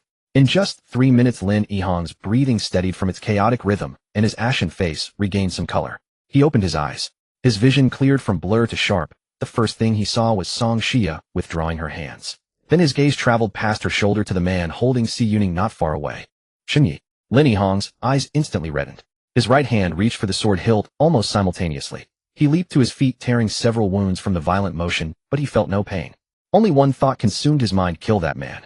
The cold-blooded man who had used his life to coerce teacher Yao and Miss Si. Xiaoheng. Yao Mingyuan moved faster than him. He lunged forward, blocking the space between Shen Yi and Lin Yihong, his hands gripping the wrist of Lin Yihong's sword hand. Teacher Yao, let me go. Shut up. Yao Mingyuan's voice was low, but it carried something Lin Yihong had never heard before. Not anger or reproach, but a weariness close to pleading. In all his time knowing Yao Mingyuan, he had never seen that expression on the face of the man who was always composed, always smiling. Lin Yihong was stunned. Seeing that he had stopped struggling, Yao Mingyuan released his grip, turned, and clasped his hands towards Shen Yi and Song Xia. His movements were stiff, his smile obviously forced. Deputy Captain Shin, Miss Song. Thank you both for the rescue. With that, he grabbed Lin Yihong's arm and walked back toward the peace convoy's camp without looking back. Back at the convoy, Lin Yihong could no longer contain himself. He violently shook off Yao Mingyuan's hand, his voice trembling with rage. Teacher Yao, why did you stop me? For a man like him, you even thanked him. I almost had him. He was so furious, he could barely form coherent sentences. Enough. Yao Mingyuan's voice suddenly rose, his hands gripping Lin Yihong's shoulders, then he forcefully suppressed the surging emotion again. Xiaoheng, do you think I wanted to end up in this situation? Do you think I didn't want to keep Si Yuning in the convoy? Do you think I didn't want to fight him to the death when I saw the look in Shen Ye's eyes? He paused, his Adam's apple bobbing. But I couldn't. If I hadn't stopped you the moment you drew your sword, Shen Yi would have had a reason to kill you. Don't forget, you're the only one left in the entire peace convoy who can fight aberrations head-on. If you die, how will the rest survive? Lin Yihong opened his mouth, but no words came. In the heat of emotion, he had indeed overlooked many things. For instance, the gap in strength between him and Shen Yi, the people behind him who needed his protection, and the fact that he still had to live to find his missing family. Lin Yihong fell silent. Even if he fought Shen Yi to the death, what would be the point? I'm sorry, Teacher Yao, he said, lowering his head, his voice hoarse. I was too impulsive. Yao Mingyuan patted his shoulder. It's all right. Being hot-blooded is fine for a young man, but remember, never let anger cloud your judgment again. With that, Yao Mingyuan turned and climbed into the heavy truck. He needed to be alone for a while. On the other side, Song Xia continued treating Si Yuning with a blank expression. Treating 2 severely wounded sequences consecutively was still too taxing for her. Sweat kept dripping from her pale neck. As Shen Yi watched in silence, He Yinping came jogging over from a distance. Captain Shun, Captain N. He stopped at the RV door, caught his breath, and began his report. In the fight, just now our convoy was lucky, only 3 dead. And they were all from Zhao Biao's old crew. He paused, wiped the sweat from his brow with the back of his hand, and lowered his voice. The peace convoy wasn't so fortunate. Their camp was too close to the aberration. When it attacked, it struck their people first. I did a rough count. They lost nearly a third of their manpower, at least 30 or 40 dead. Shen Yi listened for a few seconds, his face entirely expressionless. He felt little for the 3 who had died. The only ones he cared about were Song Xia and An Ning in the vehicle. One could provide him with healing and pain immunity at critical moments. The other could help him avoid areas dense with aberrations. In short, these 2 women were now as indispensable as his own arms. Manager He. Shen Yi thought for a moment, then said, take some men to the other side. and collect the supplies from the dead in the peace convoy. Move quickly, they might be leaving soon. He Yunping hesitated, a troubled look on his face. He rubbed his hands together, weighing his words. Captain Shen, this isn't it a bit inappropriate? They've just lost so many people, and we go to take their things. Wouldn't that be? He swallowed the word immoral. It was the apocalypse now, who cared about morality? I killed the aberration, Shen Yi said flatly, knowing what he was thinking. Those things are naturally my spoils. If they object, tell them it's my order. If they're not satisfied, they can come to me. With that, He Yunping shed all his psychological burden. A hint of eagerness even crept onto his face. He turned and called a few of his closer crewmates, each carrying empty sacks, and strode briskly toward the peace convoy's parking area. One of the young men, barely 20, looked worried. Brother, if we're this blatant, what if the peace convoy people beat us up? He Yunping grinned. Scared? This is Deputy Captain Shen's order. If they dare lay a hand on us, they'll have to answer to his blade. The moment they pried open the first vehicle's door, Yao Mingyuan and his men surrounded them. A dozen or so people, each face still bearing traces of fear and anger. They might have been meek before Shen Yi, but in front of He Yunping they still dared to speak up. What are you doing? Yao Mingyuan stepped out from the crowd, his voice icy. He had just recovered from the incident with Si Yuning, and his emotions were teetering on the edge of extreme instability. At this moment, seeing someone prying open the door of a deceased person's car was like pouring oil on the fire.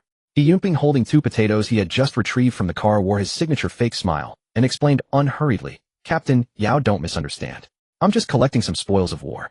Spoils of war. The moment these words left his mouth, the members of the peace convoy erupted. To them, it was nothing short of a provocation. What do you mean by spoils of war? These cars belong to the peace convoy. The owner is dead, but the belongings still belong to us. Why should you take them? Are you robbing us while we're vulnerable? You're a bunch of animals. Amidst the barrage of insults, He Yunping remained indifferent, his search not slowing down in the slightest.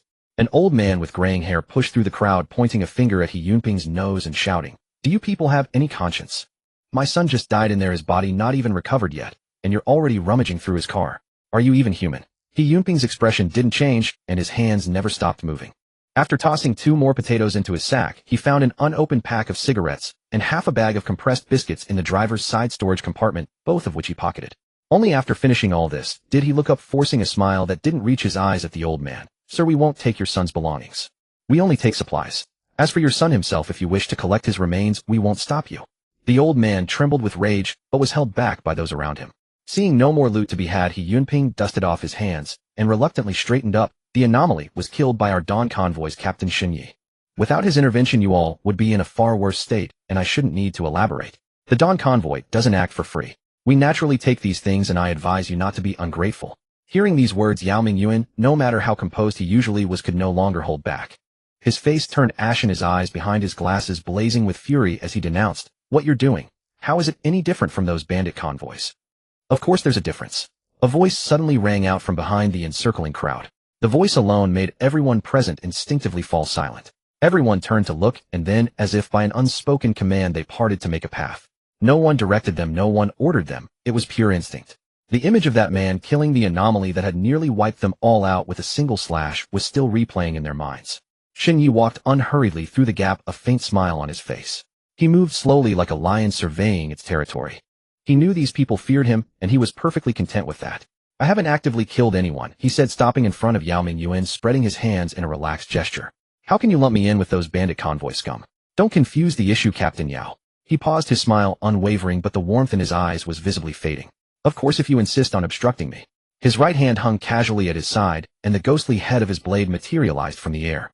The faint, ominous aura surrounding the blade made those closest to him involuntarily step back half a pace. I wouldn't mind temporarily setting aside my moral compass and acting like a bandit. At these words, the air itself seemed to freeze. Everyone in the peace convoy was furious, but dared not speak. The old man who had been cursing He Yunping now cowered at the back of the crowd, not daring to breathe. No one doubted the truth of Shen Yi's words. You, aren't you being a bit too bullying? Yao Mingyuan pointed at Shen Yi, the words squeezed out through clenched teeth, his tone filled with resentment. He stared fiercely into Shen Yi's eyes, his lips moving as if he wanted to say more, but no words came out. Shen Yi sneered coldly. Humph, the law of the jungle, Captain Yao. Surely you didn't just learn this today. Faced with such mockery, Yao Mingyuan felt a deep sense of helplessness.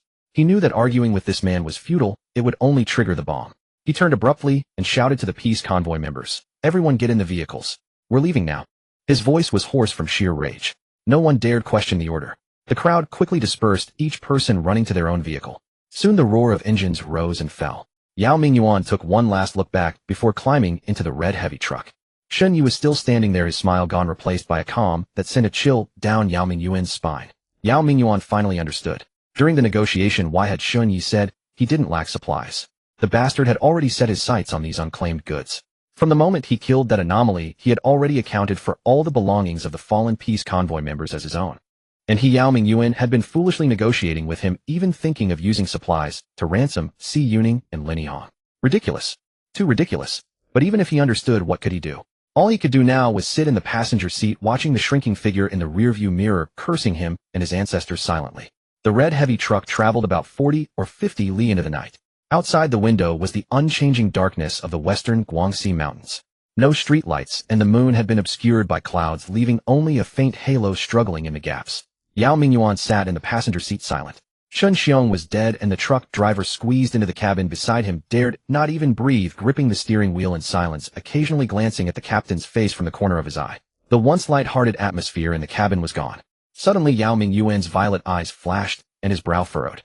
He picked up the walkie-talkie and pressed the button. Everyone stop. The convoy slowly came to a halt. Yao Mingyuan pushed open the door and jumped out, looking up at the northern sky. A small black dot was rapidly growing larger in his field of vision. Closer and closer. Clearer and clearer. When it was close enough to discern its shape, everyone realized it was a gourd. A greenish-yellow gourd glowed with a warm luster in the night, and on top of it sat cross-legged a burly man weighing over 200 jin. It was Zhao Gang, who had fled immediately after the skin anomaly died. The gourd descended silently in front of Yao Mingyuan, stopping about half a meter above the ground. Zhao Gang nimbly jumped off. Old Yao. Zhao Gang strode over, a look of relief on his face from surviving a close call, but when he saw Yao Mingyuan's ashen expression, his smile faded. He looked around, scanning the convoy once, then again. After 3 full searches of the crowd, he still couldn't find the figure in uniform. Old Yao, his voice lowered. Where is Officer C? Yao Mingyuan was silent for a few seconds, then spoke. He recounted everything that had happened after Shen Yi killed the skin anomaly. After listening, Zhao Gang's expression changed 3 times in a matter of seconds. First shock, then anger, and finally a complex mix of relief and lingering fear. I knew it. He slapped his thigh hard, his voice tinged with self-congratulation. I could tell from the daytime trade that Shen Yi was full of bad intentions, definitely not a good guy. He shook his head as he spoke, so I thought that after their dawn convoy suffered heavy losses fighting that skin anomaly, Shen Yi would come after me first once he was free. To be safe, I just slipped away. But I didn't go far. I've been lurking around nearby. See, only after your convoy left, and I was sure it was safe, did I dare to rejoin. As he spoke, Zhao Gang secretly observed Yao Mingyuan's expression. He said this, but he knew in his heart that if he had to use his precious gourd to ransom Si Yuning, he would never do it. A sequence 9 blacksmith and an anomalous gourd numbered 3,214, which was more important. He believed Yao Mingyuan could do the math. Looking at Yao Mingyuan's gloomy face, Zhao Gang felt a bit uneasy. He wasn't unaware of Yao Mingyuan's feelings for Si Yuning. From Sichuan Chongqing all the way to western Guangxi, every time they had a meeting, Yao Mingyuan would always steal a few more glances at Si Yuning. He never said it outright, but that kind of look, anyone who had been through it understood. After a moment's thought, Zhao Gang reached out and patted Yao Mingyuan on the back with enough force to nearly knock him off balance. Old Yao, I know you like Miss Si. You're too embarrassed to say it, but I get it. Yao Mingyuan neither denied nor confirmed, just stared at him silently. But old Yao, let's be realistic. She's just over 20, in the prime of her youth. You're over 40. Yao Mingyuan clearly objected. I may be older, but I've awakened a sequence path. As I advance, my lifespan will increase. Look, my white hair has turned black again. What's age? Zhao Gang snorted coldly. Oh, give me a break. Don't think I don't know. You've been trying to curry favor with Officer C, but she never reciprocated. No matter how much you do, it's just wishful thinking. Doused with cold water again, Yao Mingyuan calmed down a bit, realizing Zhao Gang meant well. Seeing this, Zhao Gang withdrew his hand and lowered his voice. Besides, you know you're a sequencer now. Times have changed. You know better than I what being a sequencer means in this world. As long as you're willing, what kind of woman can't you find? Why hang yourself from one tree? If necessary, you can have one of each type. I'll not only approve, but also help you search. Enough, I'm not that kind of person. Yao Mingyuan's face flushed with embarrassment, and he pushed him away. Oh. Zhao Gang shook his head and sighed. I know you've got real feelings for Officer C, and I'm pretty sad to lose her too. Her going to the Dawn Convoy might not be a bad thing. That Shen Yi may be a bastard, but his strength is real. Following him, at worst she'll lose her virtue, but she won't easily die to an anomaly. Don't you think? Yao Mingyuan was speechless. What kind of consolation is, at worst she'll lose her virtue? Seeing Yao Mingyuan still silent, Zhao Gang sidestepped closer and lowered his voice even more. Old Yao, put aside Officer C's matter for now. I have something serious to tell you. With that, Zhao Gang looked around left and right to confirm no one was nearby, then continued, actually, I've already found a way to advance to Sequence 8. Yao Mingyuan was shocked, really. Zhao Gang said earnestly, I may joke around, but would I kid about something like this? And I also know that after advancing to Sequence 8 the efficiency of making anomalous items will greatly increase. Then we can equip ordinary convoy members in batches, and our overall combat power will jump significantly. He paused, a glint of cunning in his eyes. And we can use this to recruit enough sequencers. When we meet that Xinyi again, we'll settle old scores and new ones together. What's that saying? Something about a gentleman's revenge, it's never too late. Yao Ming corrected irritably. A gentleman's revenge is never too late, even after 10 years. Zhao Gang nodded. Yeah, that's the one. Then we'll rescue Miss C, and you can have your way with her. Upon hearing the last sentence, Yao Mingyuan's eyes suddenly lit up, and a vivid image of Si Yuning bound, and at his mercy flashed through his mind. His original belief was that humans should help each other unite, and collectively fight against anomalies to restore peace to the world. But after today's events, his heart, without his own awareness, had begun to twist.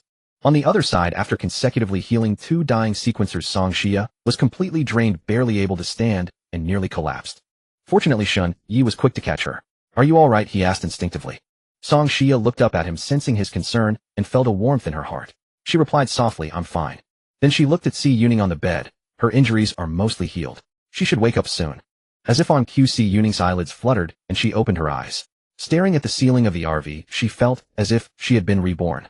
Earlier she had been on the verge of death, convinced she wouldn't survive. The fear and helplessness still lingered. After Si Yuning slowly sat up, her first glance was at Song Xia, her voice full of gratitude. I truly thank you, Miss Song.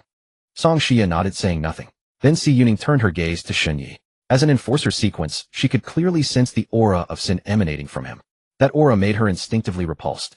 What exactly do you want to do to me, eh? Meeting his scrutinizing gaze, her tone was hostile and guarded. Xinyi didn't rush to answer her. He first helped Song Xia to a nearby sofa. Song Xia's face was frighteningly pale. Saving 2 dying sequence members in a row had nearly drained her completely. Xinyi glanced at her, confirming she wouldn't collapse, then turned and walked to Si Yuning. He stood while she sat. The oppressive feeling of looking down at her made Si Yuning's heart tremble. You don't seem to understand the current situation.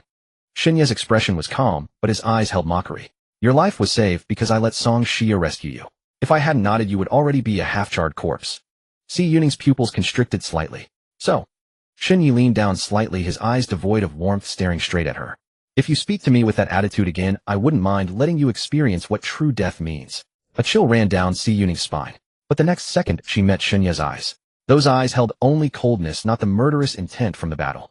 A thought flashed through her mind. If this man truly wanted her dead, he wouldn't have gone to such trouble to snatch her from Yao Mingyuan and have Song Xia exhaust herself to save her. Realizing this, she inexplicably gained a bit more confidence, though her tone was still much milder than before.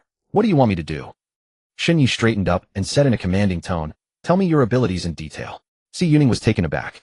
Whether before the apocalypse or after joining the peace convoy, she had always been accustomed to equal communication. Being ordered like a subordinate made her instinctively uncomfortable. Moreover, from Xinyi's words, she realized he intended to use her, just like he used Song Xia. A rebellious thought emerged from the depths of her heart. If you want me to join you, she said, meeting Xinyi's gaze with a stiff neck, shouldn't you first state your own abilities? Half of this was to gain bargaining power, the other half was genuine curiosity. What exactly were the abilities of the man who could single-handedly kill that high-level abomination? Xinyi's gaze turned cold for a moment. Do you really think I don't dare to kill you? Si Yuning felt a chill all over under his stare. Yet even in the face of such a threat, she forced a look of unyielding defiance, lifting her chin and stretching her neck. Kill me if you must. I would rather die than become a tool for your evil deeds. Xinyi looked at her chaste and defiant demeanor, momentarily unsure how to handle her. Kill her. That would waste all the effort of saving her just now. Not kill her. When had Xinyi ever been so manipulated? But reason told him that killing her would only vent his anger with no benefit.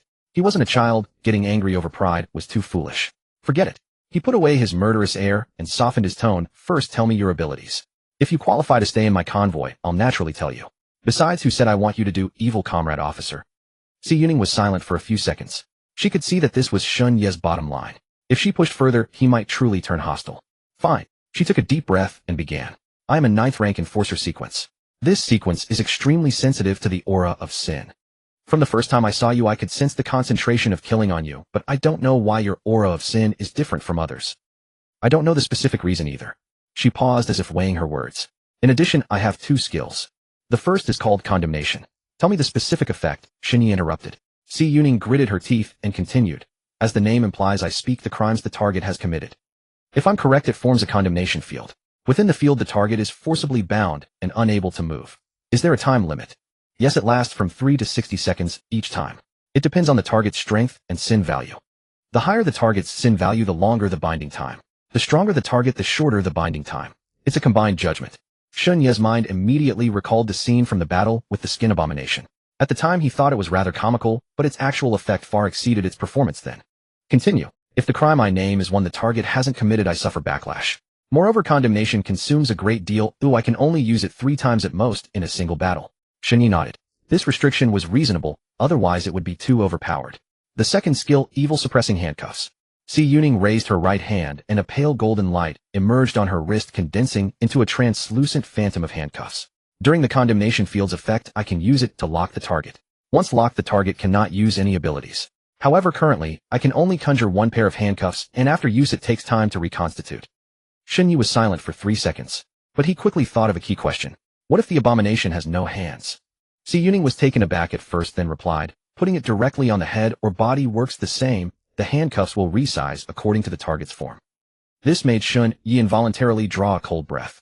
Both skills were powerful crowd control, and they synergized. He even had reason to suspect that the evil suppressing handcuffs were specifically designed to counter sequence members. Almost at the same time, he imagined a scenario if before the skin abomination appeared he had clashed with the peace convoy, and Si Yuning used condemnation on him. Given his concentration of killing, the binding time would be at least 10 seconds or more. 10 seconds at that close distance would be enough for Si Yuning to put the handcuffs on him. At that point, what difference would he be from fish on a chopping board? This made him feel a lingering fear. Fortunately, both sides had been wary during the probing. I'm done. Si Yuning dismissed the phantom handcuffs and looked at Shun Yi with burning eyes. Your turn. Song Xia and Ning simultaneously perked up their ears and moved a bit closer to the two. The two had always been curious about Shun Ye's specific abilities, but since he didn't say, they didn't dare ask. Unexpectedly, Si Yuning was so bold, constantly dancing on Shun Ye's minefield, yet not only was she not blown up, she even got through. This made them genuinely admire this female police officer. Shun Yi was not a man who broke his word. Having agreed, he did not renege and straightforwardly recounted the 2 skills of the butcher sequence. After he finished, the entire RV fell silent for a full 5 seconds. It was the first time Song Xia and Ning had heard Shun Yi describe his abilities with his own lips. Though they had harbored suspicions in their hearts, the confirmation struck them with a different weight entirely. Si Yuning's expression was the most dramatic. She had always believed her enforcer sequence was formidable enough. Back in the peace convoy, whether it was Chun Xiong or Lin Yihong, both had praised her ability endlessly. But compared to Shun Ye's butcher sequence, her modest skills were like a mere firefly before the moon. A sequence that grows stronger by killing and can absorb the attributes of its opponents mid-battle. No wonder he could hold his own against a high-level anomaly. They were nearly beaten to death, yet he bore not a single wound. Si Yuning's eyes suddenly flickered and she blurted out, since your sequence grows stronger with every kill, why not hunt low-level anomalies? The moment the words left her lips, Shun Yi shot her a look as if she were an imbecile. Think you're the only clever one. Si Yuning was bewildered, her face clouded with confusion. What's wrong with that suggestion? Shun Yi was in a good mood today. He had killed a high-level anomaly, claimed a generous amount of kill points and blood food, and even picked up an extra woman along the way. If properly trained, she might become a capable lieutenant in the future. Thus, for once, he mustered a bit more patience. Back in the peace convoy, you rarely encountered anomalies, did you, eh? Si Yuning nodded. After escaping from Yu City, I was invited to join the peace convoy. Captain Yao was very cautious, and we had the guide sequence. Other than the gray mist that chased us and the skin anomaly last night, we didn't run into any major dangers along the way. Shun Yi sighed inwardly at her words. How could the gap in luck between people be so vast? After founding the Dawn Convoy, he led only a few dozen people, yet they were either in danger or on the verge of running into it. But then again, he thought it made sense. If the peace convoy had been chased by anomalies every day like the Dawn Convoy, those hundreds of ordinary people would never have survived until now. Seeing the bewildered expressions on the 3 faces, Si Yuning was even more confused. What does that have to do with my suggestion?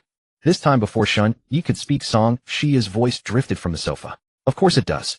Her voice was soft, but her tone was unusually grave. Because you rarely encounter anomalies, you know almost nothing about them. And Ning is a guide, she can indeed detect the distribution of anomalies. But when high-level anomalies deliberately conceal their aura, she cannot detect them, especially those that have gained intelligence. They might even use this trick to hunt humans. Moreover, every time she uses her ability, it consumes a great deal of energy, and she must sleep for a long time afterward to recover. This means we can't just go wherever we want whenever we please. When the red moon hangs overhead and anomalies double in strength, attacking them would be suicide. Daytime is safer, but we need to rest, and Ning must sleep to replenish her stamina. Besides, you can find precious few anomalies on the roadside during the day. So if we want to hunt anomalies, we have to enter villages or towns. In such places, anomalies gather in swarms.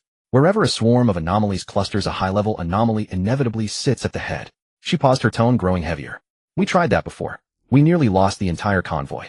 As she spoke, she couldn't help but think of her brother who had died because of it, and the others from the rock-solid convoy. She met Si Yuning's eyes directly.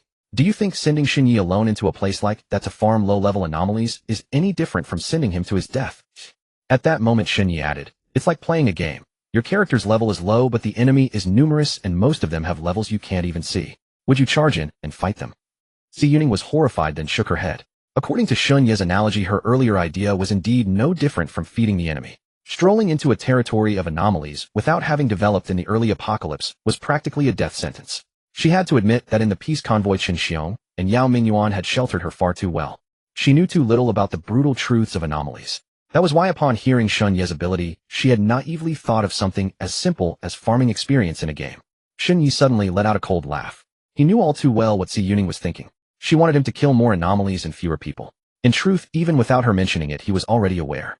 He himself was of the Asura Sequence. Indiscriminately slaughtering the innocent would only turn him into a soulless monster and deepen the side effects. So he had been restraining himself all along.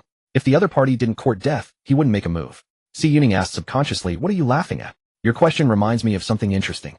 3 pairs of eyes turned to him in unison. That robe-clad skin anomaly from yesterday, Xunyi said, his voice flat and devoid of emotion, is actually an old acquaintance of mine. Song Shia's face instantly changed as if she had realized something. We once visited a village called Qinxing Village. Xunyi continued, though he didn't look at her, but the words were clearly meant for her. That robe-clad skin anomaly was encountered in a villa in Qinxing Village. If a Ning hadn't stopped me back then, I would have walked in and become a pile of bones. For some reason, it set its sights on me. It chased me all the way from Qinxing Village to here. After he finished, the RV fell into dead silence. Song Shia's eyes trembled faintly. She had seen Xunye's blade and knew how the skin anomaly had met its end through the instant death effect. But if their luck had been even a fraction worse, both convoys combined wouldn't have been enough to withstand that skin anomaly. Si Yuning's expression, however, was different. First came dawning realization, then terror, and finally anger settled on her face. You mean? Her voice trembled. That anomaly was drawn here by you. Is Uncle Chen dead because of you? And all those innocent civilians? Xunye's smile instantly turned cold. Women certainly had a knack for twisting the truth. Don't pin that on me, he roared. Even if you had taken a different road, the peace convoy would have eventually run into that skin anomaly. And when that happened, you Yao Mingyu and Lin Yihong, and all those ordinary people you speak of, none of you would have survived. Besides, your peace convoy came to us first. Wasn't this all your own doing? Seeing her choked into silence, Xunyi added, and let me remind you of your position. You are my prisoner. If you speak to me in that tone again, I won't hesitate to make you taste a little pain first. Si Yuning trembled under his piercing gaze. This time Xunyi was not joking. If she dared to utter another word of defiance, he would truly do something she dared not even imagine. Before she could even breathe a sigh of relief, in an instant, a violent vertigo surged from within Xunyi. That familiar sensation of losing control over his own body. He knew it all too well. His eyes were rapidly filling with bloodshot veins, and one of his hands shot out uncontrollably, clamping down on Si Yuning's swan-like neck. Si Yuning struggled violently, clawing at Xunye's fingers with both hands, but those 5 digits were as immovable as steel bars. She felt as if her neck would snap in the next second. Xunyi, Song Xia, and Ning both shot up from their seats. They grabbed Xunye's arms from either side, trying to pull him away. Xunye's other hand swung violently. The two were flung away. Song Xia crashed into the armrest of the sofa, while Ning stumbled several steps before steadying herself. Si Yuning's vision began to blur. Just as she felt she was about to die, in the next second the hand around her neck suddenly released. She collapsed onto the bed, gasping heavily. The air rushed into her lungs as if scrambling for entry. For the first time in her 20-odd years of life, she realized how precious breathing could be. She instinctively shrank back toward the corner of the bed. When she looked up, she saw Xunye's eyes bloodshot, his face twisted as if he was struggling against something. She was terrified, but more than that, she was bewildered. The red veins slowly receded from the whites of Xunye's eyes. He took a deep breath, turned to Song Xia, and said, "Take her and Ning to rest by the Volvo first. And call Lin Wanqiu over." Song Xia was taken aback for a moment, then understood his intention. She bit her lip and whispered, "If it really comes to it, I can do it too. Once is a stranger, twice is a habit." She was no longer as resistant to the idea of being intimate with Xunyi. On the contrary, the thought of him being with another woman made her feel a bit uneasy. Xunyi waved his hand. They had already been through it once during the day. Song Xia hadn't slept much and had just treated 2 severely wounded sequence users, leaving her body utterly exhausted. He wasn't the kind of twisted person who took pleasure in torturing others. "Listen to me." Song Xia read the concern in his eyes, said no more, and helped the still-dazed Si Yuning and Ning out of the car. Before long, Lin Wanqiu walked up. Song Xia had called her over earlier, but hadn't said what for. She hesitated outside the car for a long while, then finally gritted her teeth and pushed open the door. Just then Shun Yi came out of the bathroom. He had taken a cold shower, his hair still wet, hoping to suppress the surging urge to kill and to prepare for what he was about to do. Have a seat. He pointed to the sofa and casually grabbed a bottle of drink from the box, handing it to her. Lin Wanqiu accepted it with flattered surprise, placed it on the table, folded her hands on her knees, and asked nervously, "What do you need me for?" Shun Yi didn't beat around the bush. "Remember our last deal?" Lin Wanqiu nodded shyly. I remember. I want to do it again with you." Huh. His bluntness left Lin Wanqiu completely dumbfounded. Given that they weren't even friends, yet such a straightforward proposition made her feel uneasy and uncomfortable. Even if Shun Yi was exactly her type in looks. She was silent for a long time. "I'm not that kind of person." Her voice was soft, but the refusal was clear. Shun Yi didn't look surprised at all. He had known she would refuse. After all, their relationship had been built on mutual benefit from the start. The first time was out of necessity. She couldn't protect that eerie object, and holding on to it would only bring disaster. Trading it for supplies was the wisest choice. The second time had been her own proposal. Now she had her own Volvo, no shortage of supplies, and no lack of shelter. There was no reason to do this anymore. So he said the next line, "What if I could awaken your sequence?" These words struck Lin Wanqiu's mind like a thunderbolt. Really? She wondered if she had misheard. "I wouldn't stoop to tricking you with such means." Shun Yi's tone was calm. Lin Wanqiu looked embarrassed, mainly because she had been too excited. She extended her fair hand. "Where is it? Can I see it first?" "See what?" "The sequence potion." Shun Yi showed a look of realization, then shook his head. "Who said I was going to use a sequence potion to awaken you?" Lin Wanqiu's heart was about to sink with regret, but when she caught the meaning behind his words, her eyes instantly lit up. But before she could celebrate for long, Shun Yi poured cold water on her again. "I can't tell you the method yet, and the key item for awakening hasn't been obtained. For now, I can only promise that once I get the item, I'll help you awaken." He paused, looking into her eyes. "The price is that you become my woman and be unconditionally loyal to me." This domineering and straightforward declaration made Lin Wanqiu's emotions swing like a roller coaster. Similarly, the ups and downs quickly calmed her down, and she began to analyze every word Shun Yi had said. If anyone else had said the first half, she would have thought they were feeding her a pie in the sky. But from her understanding of Shun Yi, he was a man who strictly adhered to the spirit of a contract. What he said, what he promised, he almost always delivered. And in their transactions, he had never let her suffer a loss. But hadn't he said before that just sleeping together was enough? Why had he suddenly changed his mind and demanded she become his woman? Thinking of this, Lin Wanqiu couldn't help but blush, her mind a tangled mess. He had raised the stakes. But if she agreed once she became his woman, she would not only gain his protection, but also never have to worry about food and shelter again. Judging by Ning and Song Xia, Shun Yi was never stingy with his own. Moreover, his appearance was exactly to her taste. Apart from killing people at the drop of a hat, she couldn't find a single flaw in this man. A powerful, handsome man who could give a woman a sense of security. Even in the pre-apocalyptic world, he would be a hot commodity in women's eyes. At this thought, Lin Wanqiu felt that if she hesitated any longer, she would be out of her mind. Okay. The moment the word left her lips, she felt an inexplicable relief, even a hint of joy. It seemed they had instantly reached a certain understanding. A slight smile curved at the corner of Shun Yi's mouth, and Lin Wanqiu couldn't help but beam with delight. With the verbal agreement made, Shun Yi wasted no more words. He felt the murderous urge was nearly impossible to suppress. Then he took a dress from the bag on the table along with an unopened box of stockings and handed them to Lin Wanqiu. Looking at the flimsy fabric and the suggestive color, Lin Wanqiu hesitated only briefly before reaching out to take them. Her speed in slipping into the roll surprised even Shun Yi. Lin Wanqiu didn't keep him waiting long. About 5 minutes later, the sound of water in the bathroom stopped. Then the small door slid open from the inside, and the first thing to emerge was that pair of snow-white long legs that made countless men drool.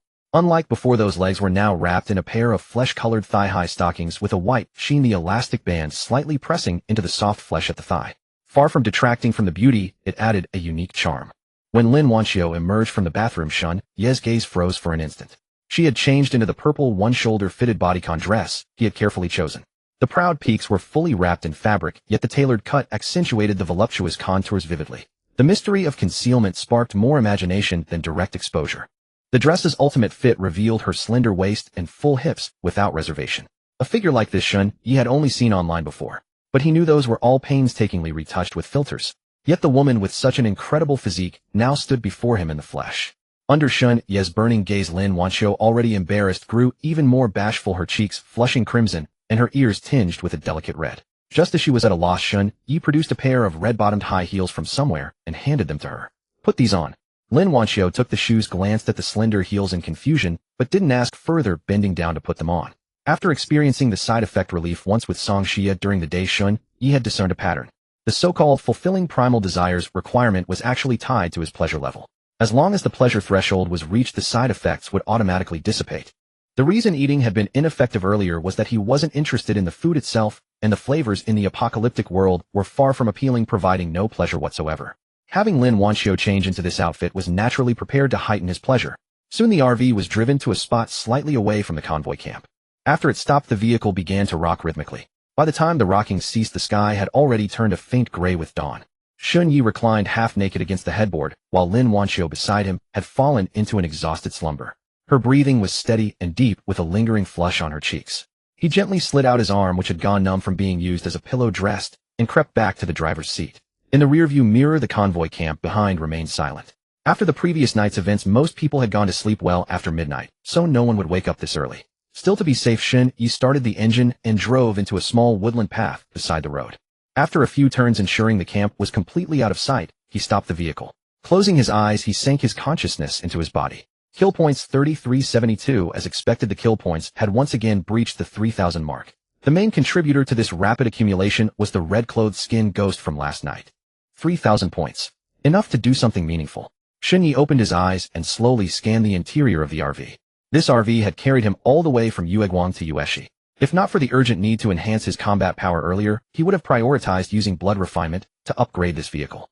Now that his combat strength was barely sufficient, he hesitated no longer.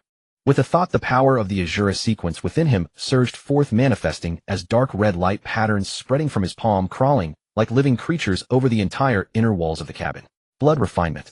This time the target was none other than the RV beneath his feet. The dark red light intensified, engulfing the entire cabin.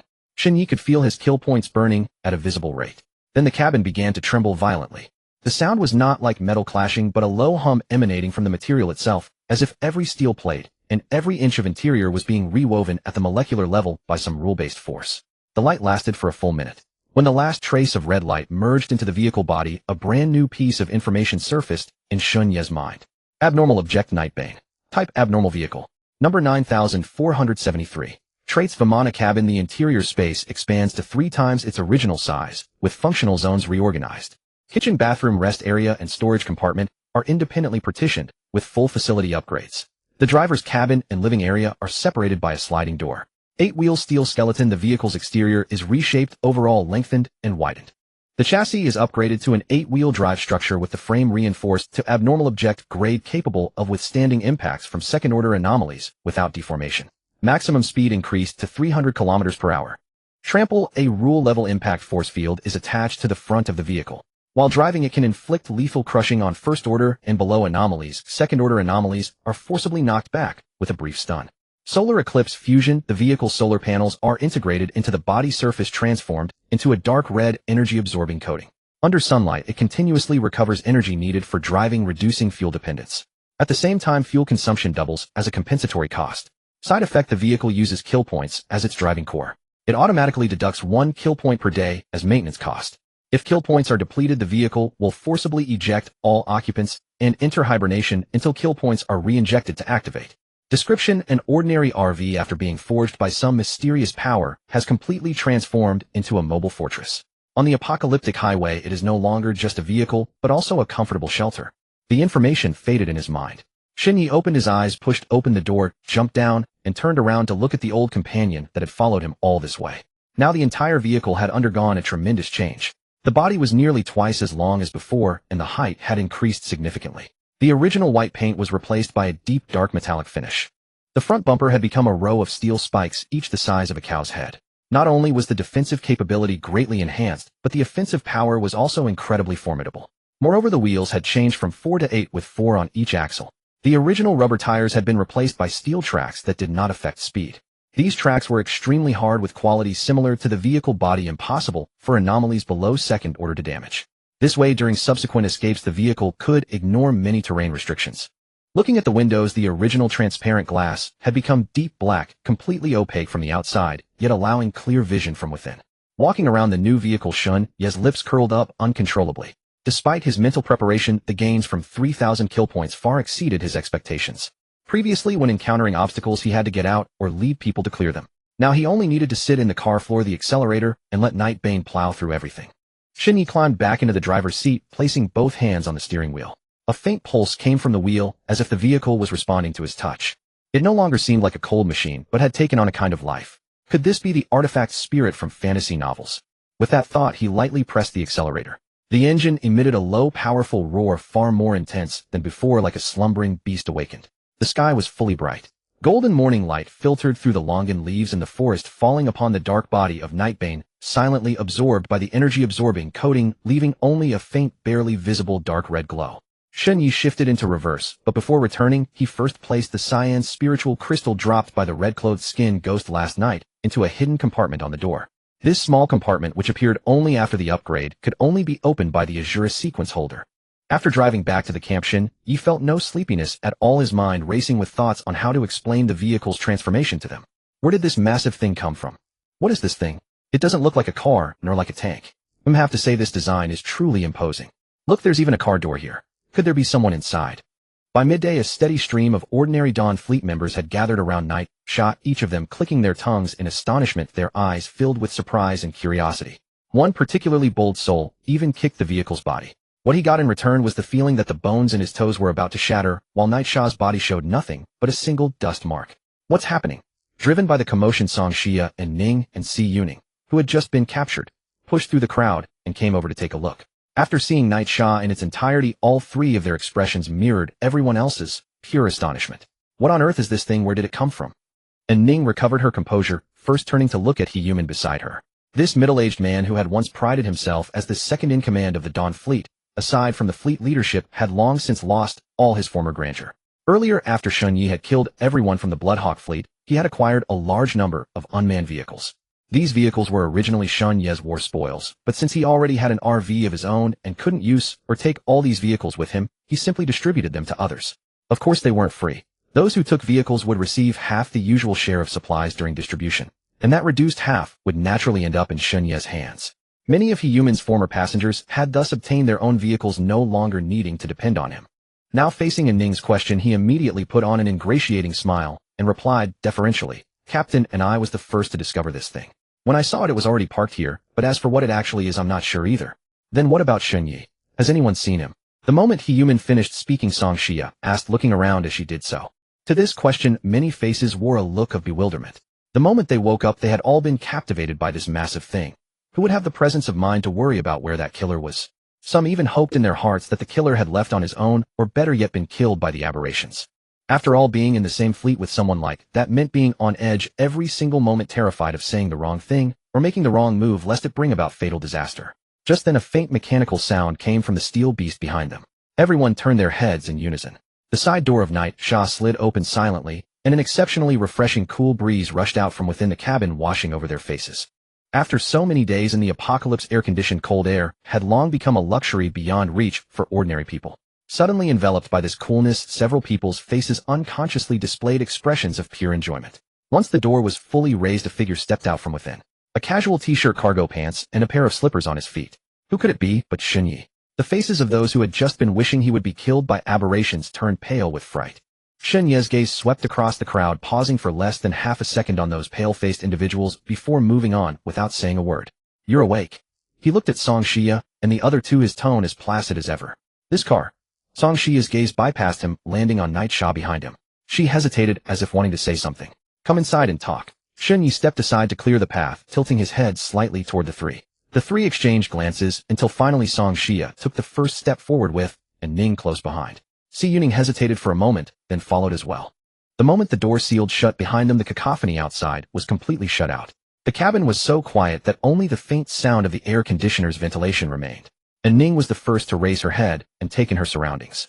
After that, she couldn't bring herself to look down again. From the outside, while this vehicle was larger than an ordinary RV, it still fell within the category of a vehicle. But once standing inside, she even suspected there was something wrong with her own eyes. The ceiling was absurdly high. She stood on tiptoes, stretched her arms upward, yet her fingertips were still dozens of centimeters short of the ceiling. This was not the ceiling height any RV should have. Even ordinary homes might not be this tall. The floor beneath her feet felt firm yet resilient, with a dark wood grain texture, but its surface was far smoother than wood, as if it were some kind of treated composite material. She stared down at it for several seconds, but couldn't find a single seam. To her right was an entire wall of cabinetry. The countertop was made of dark gray stone. When she touched it, it was icy cold, certainly not plastic veneer. The sink was made of steel with a brushed finish. Above the sink was a sealed glass window looking out onto woodland. Sunlight filtered through the dark-tinted glass, diluted into an especially soft glow. She pulled open the nearest drawer, but it was empty. The drawer tracks were smooth as butter, sliding shut on their own, with the gentlest push offering an exceptionally premium tactile experience. Soon she turned and spotted a built-in refrigerator. The moment she pulled open the refrigerator door, a wave of cold air rushed out to greet her. Neatly arranged in the refrigeration compartment were several bottles of mineral water and drinks, each bottle coated with a thin layer of mist. Just the sight alone made her mouth water. And Ning stared at the bottled milk tea, unable to look away for a long while. This kind of bottled milk tea in the pre-apocalypse world, she might not have given a second glance. But now for her, it was no less than an elixir of the immortals. Women simply have an innate soft spot for sweet things, for milk tea, cake, and the like. Shinji knew exactly what she was thinking. He spoke directly to her. If you want a drink, just take one. Shinji, is that really okay? Looking at her expression, on the verge of tears from sheer excitement, Shinji couldn't help but find it both amusing and helpless. But truth be told, after Ning had cleaned herself up, that adorable aura about her grew more pronounced by the day. This was precisely why she had always been so endearing to Shunyi. After Ning took a bottle of milk tea for herself, she quietly grabbed a bottle of green tea as well and handed it to Songxia. Songxia accepted it, and only then did Ning twist off the cap.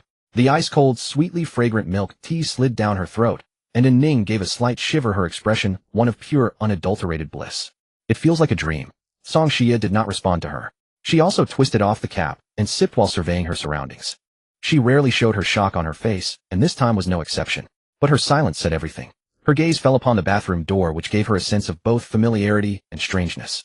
The door was half ajar, revealing inside a dry-wet separation layout, a ceramic toilet, and a not insignificant washbasin. Above the washbasin hung a mirror, its edges inlaid with a ring of plain wood grain. She carefully pushed the door open and turned on the faucet at the washbasin. It wasn't the sporadic trickle she had experienced when bathing here before. Instead, it flowed like water from a pre-apocalypse home, and what was more, the water was actually warm. But she immediately thought of how the water in the tank came from those bottles of drinking water, and Songxia quickly turned off the faucet. She raised her head and saw her own reflection in the mirror. The woman in the mirror had a somewhat pallid face, but her features looked more harmonious, more beautiful than before the apocalypse. This was one of the benefits of awakening a sequence. When ordinary people awakened a sequence, they not only gained power and vitality beyond ordinary humans, but their genes would also continuously optimize, making them increasingly handsome or beautiful. Even an ugly woman, upon awakening and advancing to a certain level, would become a beauty. While Songxia was still admiring her own beauty, Si Yuning had not moved an inch. From the moment she stepped through the vehicle door, she had stood frozen at the entrance without taking a single step. Her expression was the most complicated among the three. She had been forcibly incorporated into this fleet for less than 24 hours. In her perception, Shinyi was a demon who killed without blinking an eye. She had expected to suffer inhuman treatment, perhaps even violent violation. But none of that had happened. Instead, she had witnessed this unbelievable scene.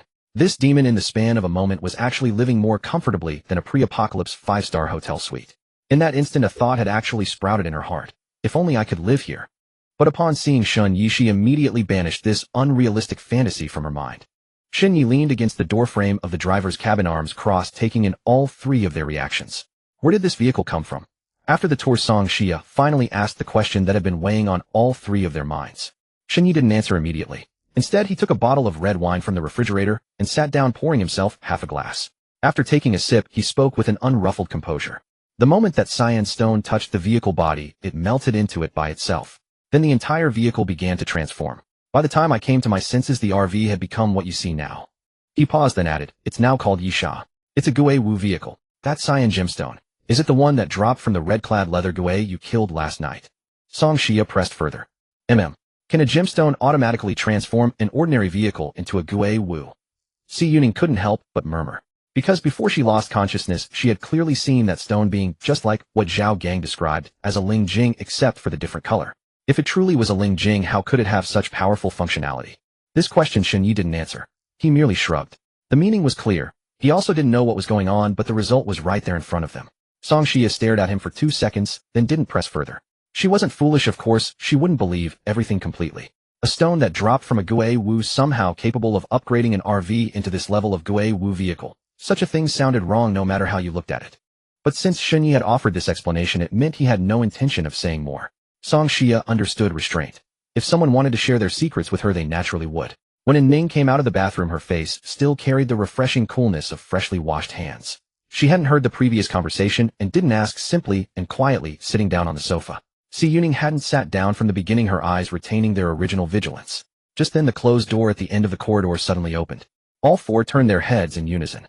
Lin Wanxiu walked out from inside. She had changed back into her own clothes, a plain-colored shirt paired with dark trousers, her hair also recombed and neat. But she clearly hadn't expected so many people outside, and her footsteps noticeably faltered. And Ning's gaze first landed on her neck. Above the collarbone near the shoulder there was a small dark red mark. Not large, but especially conspicuous against her fair skin. And Ning's face flushed scarlet. Though she looked young, that didn't mean she understood nothing. What Shun Yi had said when he suddenly lost control last night, combined with Lin Wanxiu walking out of Shun Ye's room early this morning. These pieces of information collided in her mind, and uncontrollable images began to surface in her thoughts. The protagonists of those images were Shun Yi and Lin Wanxiu. Then she discovered with tremendous shame that the woman in the image had somehow changed into herself. Lin Wanxiu opened her mouth. She was a woman who cared about appearances and now being stared at by three pairs of eyes with completely different expressions. And Ning's face was flushed crimson. Song Shia's expression was calm, but there was clearly something hidden in her eyes. Even Yuning's gaze paused on Lin Wanxiu's neck for less than a second before shifting away, yet her lips curved almost imperceptibly. Lin Wanxiu felt her ears burning. I'd like to go back to my own vehicle first. She lowered her head, speaking to Shun Yi as if seeking permission. Shun Yi considered for a moment, then nodded. When Lin Wanxiu virtually fled down from the vehicle, the atmosphere inside the cabin became somewhat awkward. And Ning lowered her head, her fingers continuously rubbing and twisting the corner of her clothes, her ears as red as fully ripe fruit. Shun Yi noticed her unusual state. Team leader, what's wrong? The words carried a teasing tone, clearly knowing full well what was happening. It's nothing. And Ning shook her head rapidly, then as if afraid he would continue asking, suddenly raised her head. Brother Shin, I've had enough rest. I want to enter the Waypoint courtyard again. She simply wanted to use this to change the topic and ease her own embarrassment. You can rest assured. I'll keep watch outside for you. He stood up and walked to the cockpit door, fully sliding it open to reveal a spacious driver's seat. Though still inside the cabin, his line of sight could just see the outside situation through the front windshield. And Ning lay down on the soft plush sofa, closed her eyes, and activated her ability. Her consciousness sank into emptiness, and when she opened her eyes again, she stood within that magnificent cathedral. The amber light remained the same, the dome that stretched endlessly upward remained the same, and those silent massive stained glass windows remained the same. Everything looked exactly as she had seen yesterday. And Ning walked forward along the central aisle, and the anticipation in her heart had already begun to fade. Still no one. She sighed, her gaze unconsciously sweeping across the first row of pews. Then her entire body froze. On the leftmost seat of the first row sat a human figure. That figure seemed to sense her gaze as well, slowly turning its head. There was no face. The body was translucent grayish-white, just like hers, a consciousness entity. But that consciousness entity had golden hair hanging down to its waist, draped in a white long dress, with a figure bearing obvious feminine characteristics. And Ning took a step back instinctively. The other party stood up, walking toward her unhurriedly. Their footsteps, too, made absolutely no sound. No need to be afraid. That was an extremely pleasant female voice, warm and gentle. This place cannot be attacked. With that, she extended her hand, making a handshake gesture. And Ning hesitated for a moment, then instinctively reached out as well. But her fingertips passed through the other party's palm, touching nothing at all. Between two consciousness entities, there was only emptiness. The woman laughed lightly. See, here we are all entities without physical form. And Ning withdrew her hand, her wariness easing somewhat. You can just call me Anna? The woman tilted her head. Though her face was a blur, and Ning somehow felt she should be smiling. Are you a newcomer? And Ning nodded. I came once yesterday, but I couldn't see anyone at the time, so I left. Yesterday? Anna murmured, then assumed an expression of sudden realization. Then you must have come in the afternoon yesterday. Before Ning could speak, she continued, this Waypoint courtyard actually has quite a few people who have entered. The first guide who entered named this place the Dusk Courtyard and organized a Dusk Mutual Aid Society with those who entered afterward. Its meaning being that at humanity's moment of life and death, everyone hopes they can help each other. We come in at exactly 8 o'clock every morning to hold our meeting. The meeting content is sharing information obtained by each of our convoys as well as what we witnessed the day before. And Ning was stunned. So it wasn't that there was no one. She had simply come at the wrong time. What do you think? Anna took a step forward. Though her expression couldn't be seen, her tone carried obvious goodwill. Would you like to join the Dusk Mutual Aid Society? To this question, and Ning was clearly taken aback. Joining. This meant they would no longer face this apocalypse alone.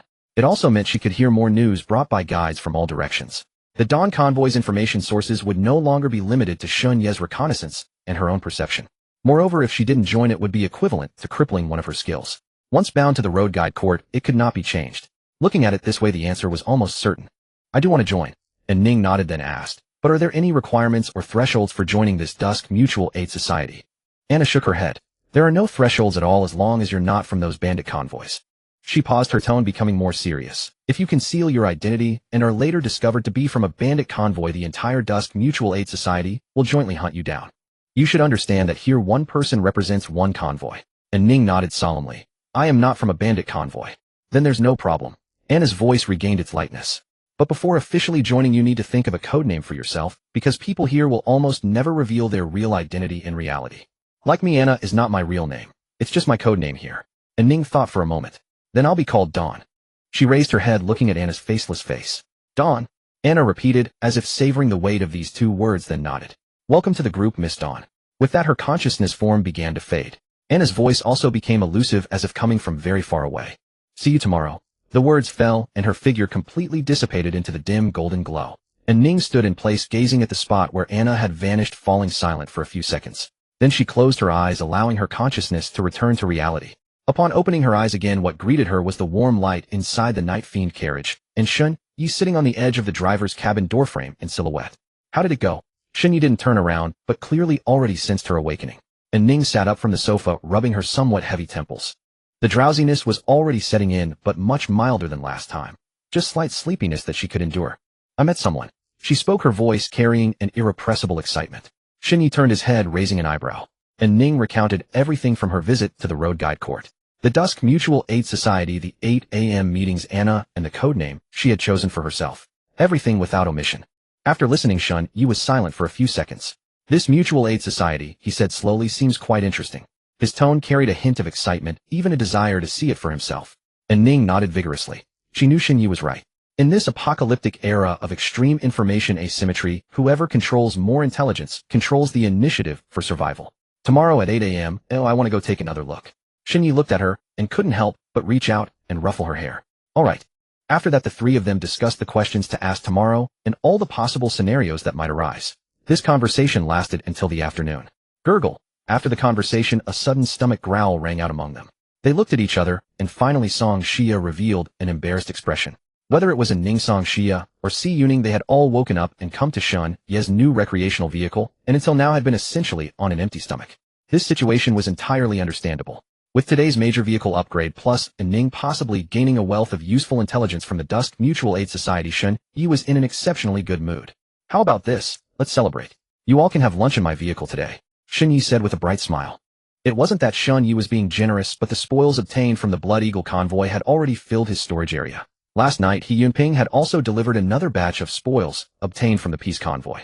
Although this batch was not as high quality as what was obtained from the Blood Eagle convoy, the quantity was considerable. He couldn't finish it all, absolutely couldn't finish it all. While others were still struggling to survive in the apocalypse, he seemed to have already begun an early apocalypse vacation mode. Hearing Shun Yi offer to treat them, the three women had varying expressions. In Ning's understanding, when everyone was still fighting desperately for a bite to eat, she really couldn't bring herself to eat something given by others. She was the first to wave her hand in refusal. Song Xia, who had chosen to join the vehicle as a driver and temporary medical personnel, had no psychological burden at all about eating Shun Yi's food. Si Yuning was in the most difficult position. She had been forcibly recruited into the Dawn convoy last night, bringing nothing but herself, and having made no contributions yet. Eating for free was somewhat awkward for a woman who had always adhered strictly to rules even before the apocalypse. Shun Yi first looked at Ning and said, "You're the convoy leader. The contributions you've made are no less than mine. Having some food is really nothing." After finishing, she turned to Si Yuning, her tone becoming teasing. "As for you, since we invited you to join our convoy, we certainly won't let you fight on an empty stomach. Otherwise people outside might say our Dawn convoy mistreats prisoners." Hearing the word prisoners from Shun Yi, and Ning and Song Xia felt an inexplicable sense of amusement, barely holding back laughter. Si Yuning, however, was so angry she could have died. Who in the peace convoy had ever spoken to her like this? You? She pointed at Shun Yi, but the words caught in her throat. What Shun Yi said was correct. She could neither run nor fight now. What difference was there between her and a prisoner? Looking at her frantic appearance and comparing it to her proud and aloof demeanor when they first met, Shun Yi couldn't help but feel a strong sense of contrast. Before he had transmigrated, Shun Yi had been very fond of this type, because for him the process of taming was sometimes truly more satisfying than simple gratification. Shun Yi ignored her, got up, and walked to the refrigerator, opened the chilling compartment, and took out a piece of pork belly. He weighed it in his hand, about 2 jin. This piece of pork was found in the refrigerator of Yang Feng's Rolls-Royce.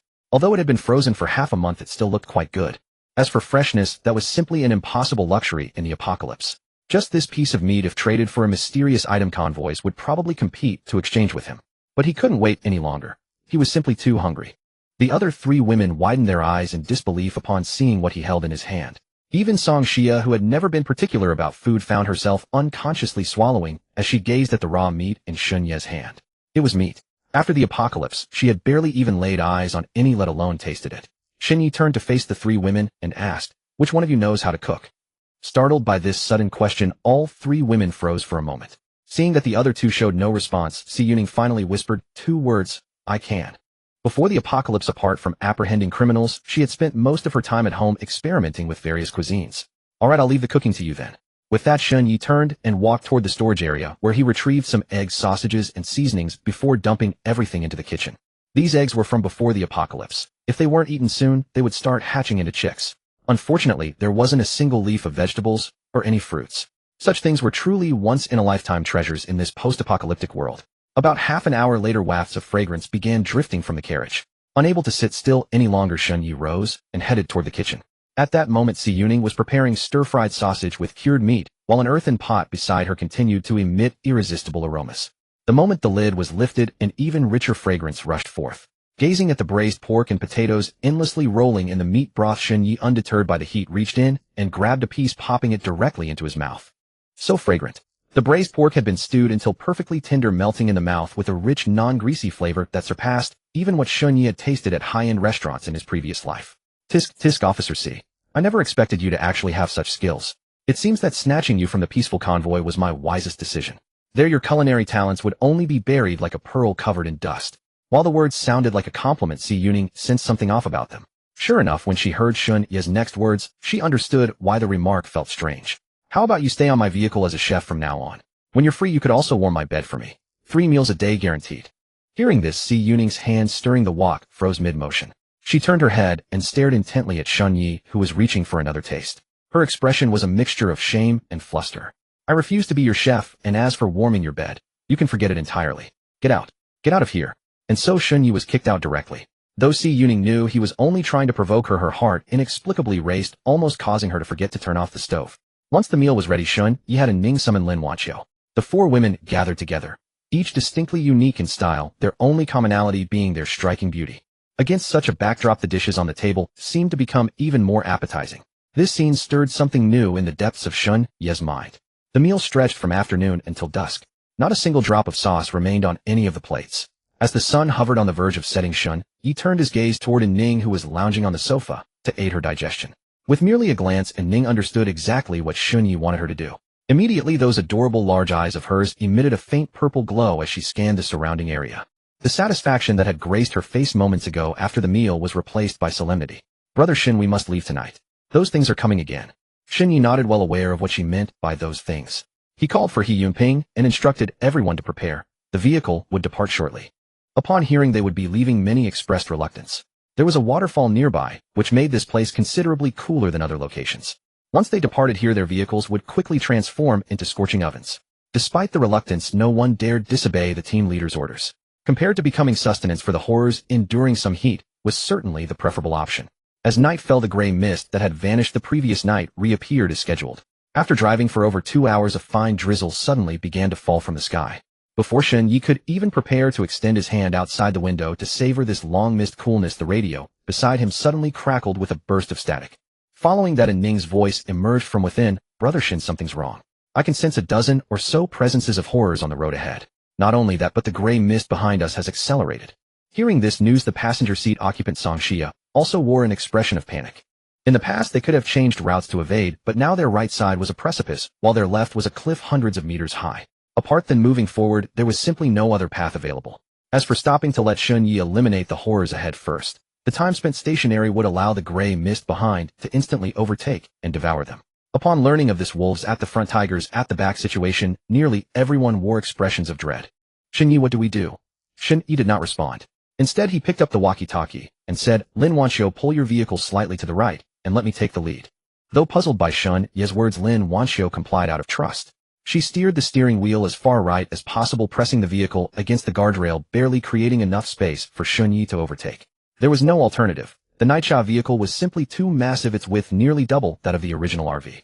By the time Shun Yi barely completed the overtaking maneuver, the position where the horrors blocked the path ahead grew increasingly close, while the gray mist behind continued to accelerate. His face showed not the slightest hint of panic. Indeed, there was even a trace of excitement. That was correct, excitement. He had never imagined that the vehicle he had upgraded just today would immediately prove useful. The gray mist behind might still require him to avoid its edge for now. Only the horrors blocking the path ahead, those in Ning could sense, were at most second tier at their peak. If that was the case, there was nothing to fear. With this thought, the corner of his mouth could no longer be restrained. It continued to rise, revealing a wild and manic expression. As he slammed the accelerator to the floor, the engine's thunderous roar erupted like the howl of a ferocious beast tearing through the night sky. The speedometer needle rocketed from over 90 to 260, and that number continued to climb. Song Xia guessed what Shun Yi intended to do, using the vehicle's front to ram the horrors. She had witnessed this before with the stone convoy. That person had been driving a fully loaded 100-ton behemoth. Yet when it collided with the first-tier horror, the entire vehicle struck as though hitting a massive mountain. The horror was merely pushed back a few steps, but the front of that 100-ton truck was completely mangled. That scene had occurred with Shun Yi present. She refused to believe he wouldn't know the consequences of such an action. Don't. She hadn't even finished her warning when under the headlights' illumination a grotesquely shaped figure appeared ahead. Since the Nightshaw's speed had already reached 300, she couldn't even make out what the figure was before the vehicle's front crashed directly into it. Slap. The dizzying impact Song Xia had braced for never came. Instead, there was only the sickening crack of bone combined with the sound of muscle tissue being shredded. The vibration from the car body was absurdly slight, far gentler than when she'd driven over a gravel road in the RV before. She opened her eyes. Within the range of the high beams, black debris filled the sky, tumbling through the rain like charred paper ash. The grotesque figure that had loomed before the car was gone. Not even scraps remained. Wait. Several patches of black organic fluid clung to the windshield, mechanically swept aside by the wipers, leaving faint dark trails that were quickly washed away by the falling rain, leaving no trace behind. As if nothing had happened at all, merely driving over a speed bump. This? Song Xia's lips parted slightly, her eyes filled with both astonishment and bewilderment. Killing points 86. Shun Yi did not look at her. His hands gripped the steering wheel steadily, the corners of his mouth stretched toward his ears in a grin. As expected, crushing supernatural creatures while driving also granted killing points. This aligned with his expectations, but the absence of a blood meal layer increase caught him off guard. For a moment, he couldn't quite grasp the specific criteria for the judgment between them. But it didn't matter anyway. Gaining killing points without leaving the vehicle was essentially like picking up free money. What more could one ask for? Hold on tight. With a successful precedent, Shun Yi's tone grew increasingly composed and confident. Ahead, more figures emerged from the rain curtain. 1, 2, 5, 10 of them. They had been standing in the middle of the highway as if part of some silent welcoming ceremony. But the instant the high beams illuminated their silhouettes, Song Xia clearly saw several of them step backward. The supernatural creatures were retreating. This was the first time she had witnessed them retreat before a man-made object. The Nightshaw's engine let out a savage roar, its 8 steel tracks churning through the slick road surface, refusing to slow down by even a fraction. The second one. Killing points 91. The crash bar on the vehicle's left side pierced precisely through that creature's chest cavity, while the crushing annihilation field spread outward, tearing the entire torso apart from the point of penetration. Crimson light patterns flickered across the car front for an instant before vanishing. The creature didn't even have time to scream before it disintegrated into a swirl of ash within the field. Slap, slap, slap. 3 more dull impacts in rapid succession, with barely any interval between them. The Nightshaw was now like a road roller, every obstacle in its path ruthlessly crushed to pieces.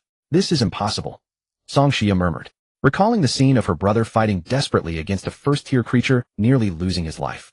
Compared to Shun Yi now, who merely pressed the accelerator and plowed through them like roadblocks one after another. The stark contrast made her feel both absurd and dreamlike. A knocking sound came from behind the driver's cabin. Si Yuning's voice filtered through the sliding door, tinged with obvious unease. What happened? Why is it so noisy outside? No one answered her.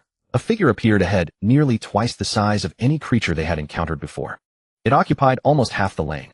Its form resembled some hybrid of humanoid and reptile, 6 stout legs deeply embedded in the asphalt, while the upper body was a distorted human torso. Where the head should be, there was only a fleshy growth devoid of any features. When the high beams struck it, a crack opened across the surface of the fleshy growth. Within it were rows upon rows of razor-sharp teeth. Shinji, be careful. There's a second-tier creature ahead of you. At that moment, Ning's voice crackled through the radio once more. Though she had been left far behind, the Nightshaw still remained within the range of her ability. Second tier. Before Song Xia could even exhale in relief, her face twisted with fear once more. She carried deep psychological scars from this level. Because her brother Song Lei had died at the hands of a second-tier green-scaled snake demon. The oppressive sensation and helplessness of that encounter. She would never forget it in this lifetime. Shenye's expression also turned grave, but instead of turning the steering wheel he issued another reminder. Hold on tight. His right foot slammed the accelerator to the floor. The speedometer jumped to 320, the needle striking the limit mark and triggering an urgent beeping alarm. 20 meters. All 6 of the second-tier creature's legs pushed off simultaneously, 6 bursts of debris exploding from the ground as its entire body launched itself toward the car front. 10 meters. Song Xia gripped the armrest, her fingernails digging into the leather. 5 meters. Boom.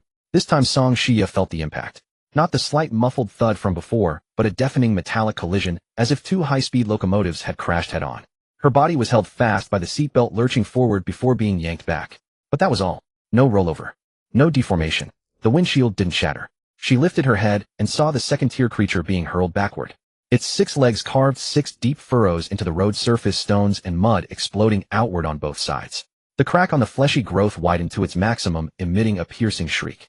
The night Sha pushed against it like shoving a boulder, the vehicle's speed dropping from 320 to 260, then further down to 180. But the second-tier creature still couldn't halt its retreat. Its legs broke one after another. Cracks began spreading across its torso. The crimson crushing annihilation field was shattering its carapace inch by inch. Shenyi yanked the steering wheel sharply to the left.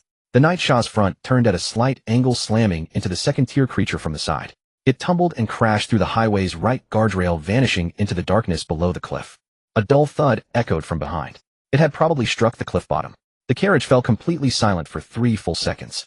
Shenyi let out a long breath, but his face held no joy of survival, only a faint hint of disappointment. Because the prompt for gaining killing points had not appeared in his mind this time.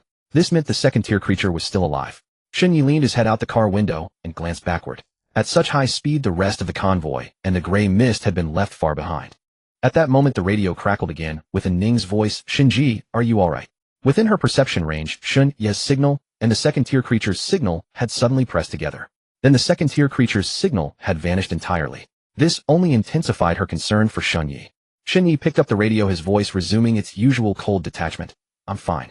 These creatures have been cleared. Pick up the pace and catch up."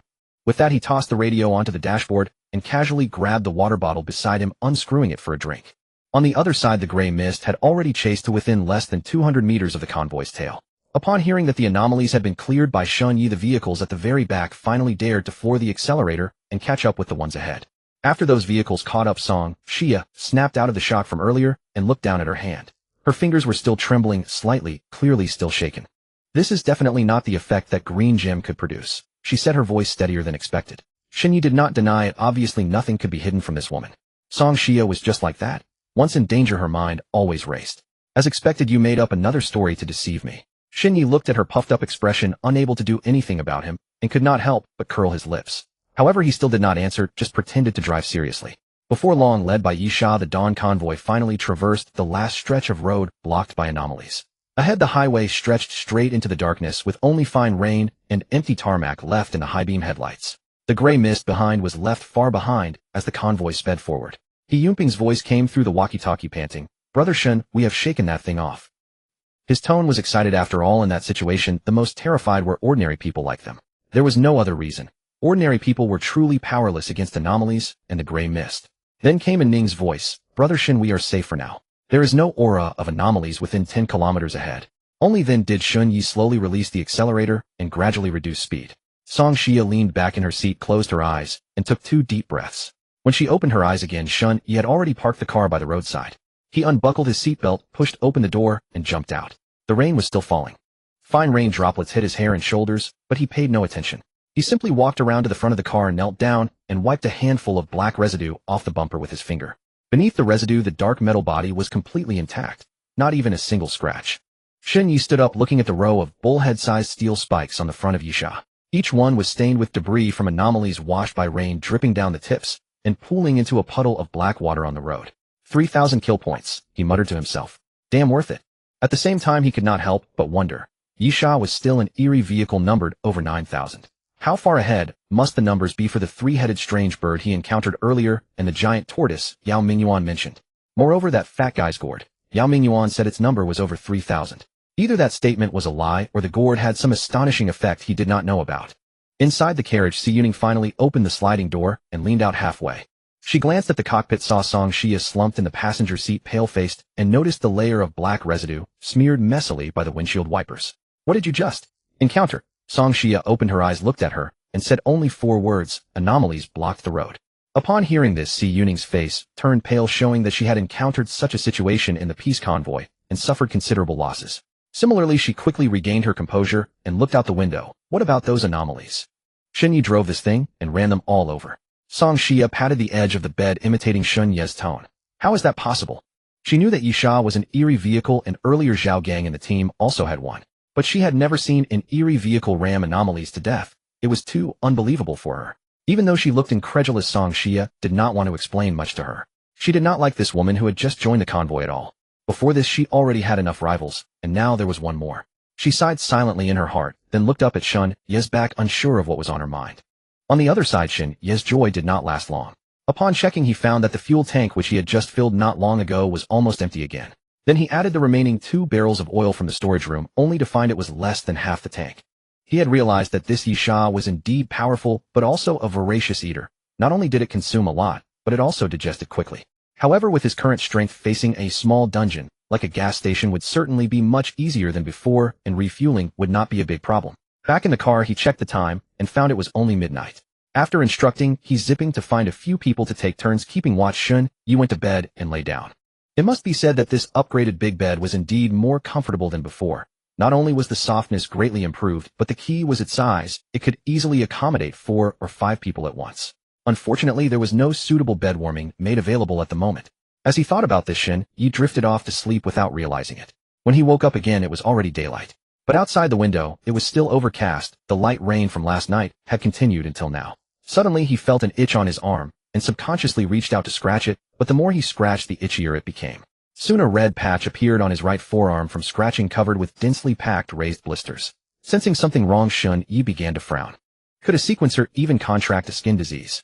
Before he could think further, a violent knocking reached his ears. Shen Yi walked over, and found that Song Xia had already opened the door.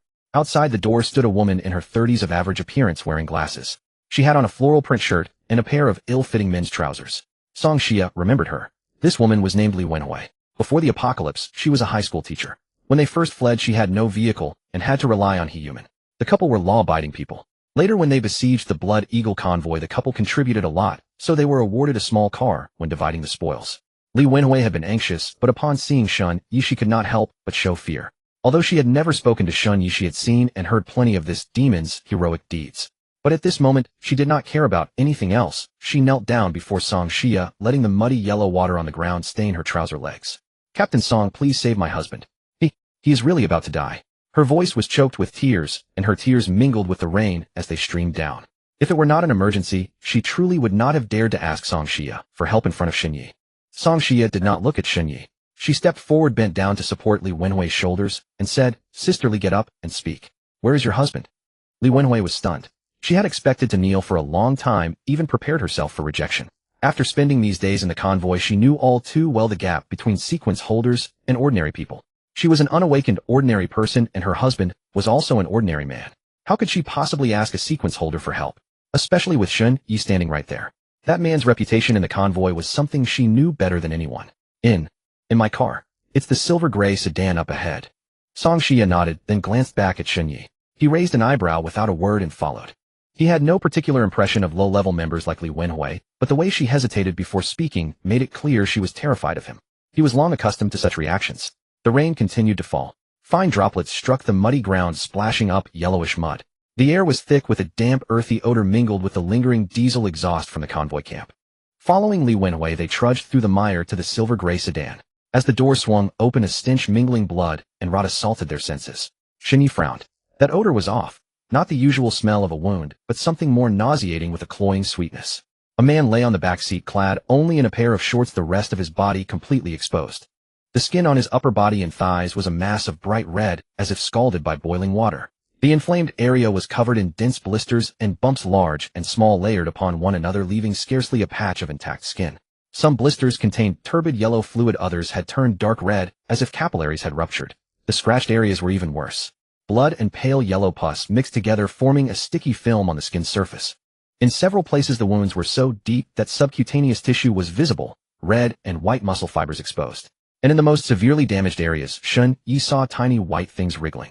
They were still alive. Song Xia gasped, instinctively stepping back, half a step her back, bumping into Shun Yi's chest. He steadied her by the shoulders.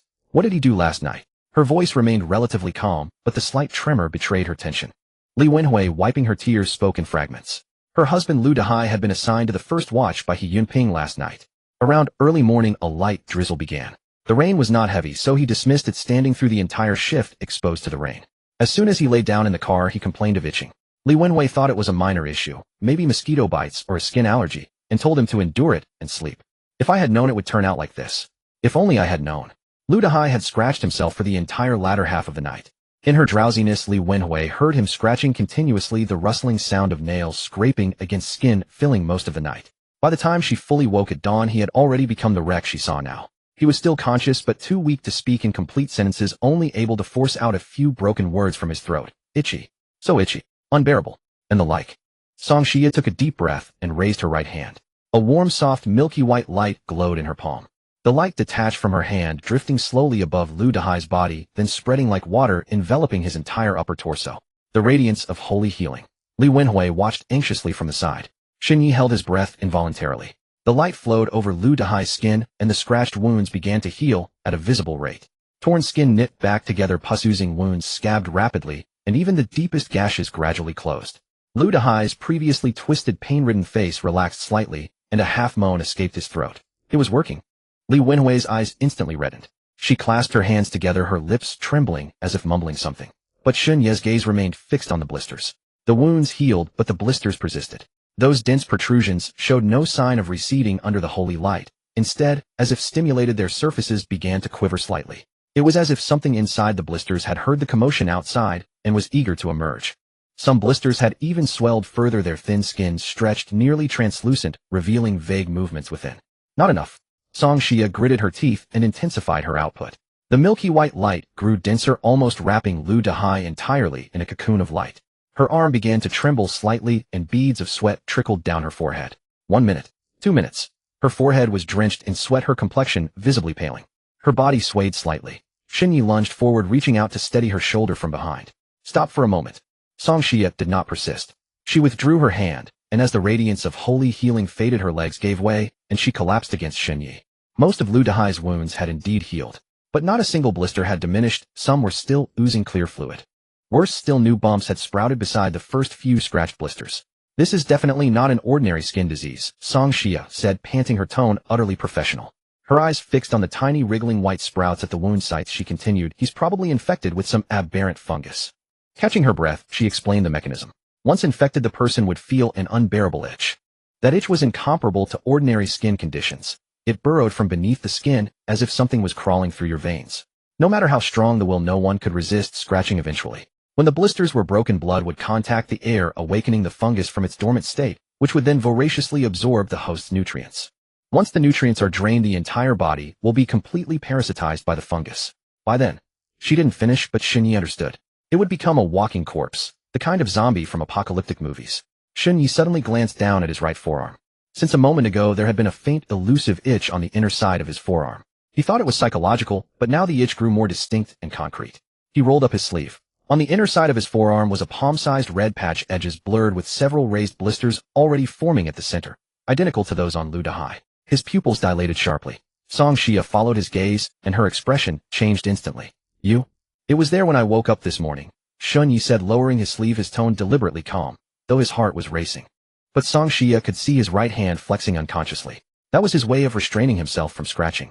His gaze fell on Lu Dehai, a chill glinting in his eyes. Song Xia knew that look too well. It was the expression he wore when he was about to kill. If a living person posed a risk to the entire convoy, he would not hesitate to turn that person into a corpse, even if the victim was innocent.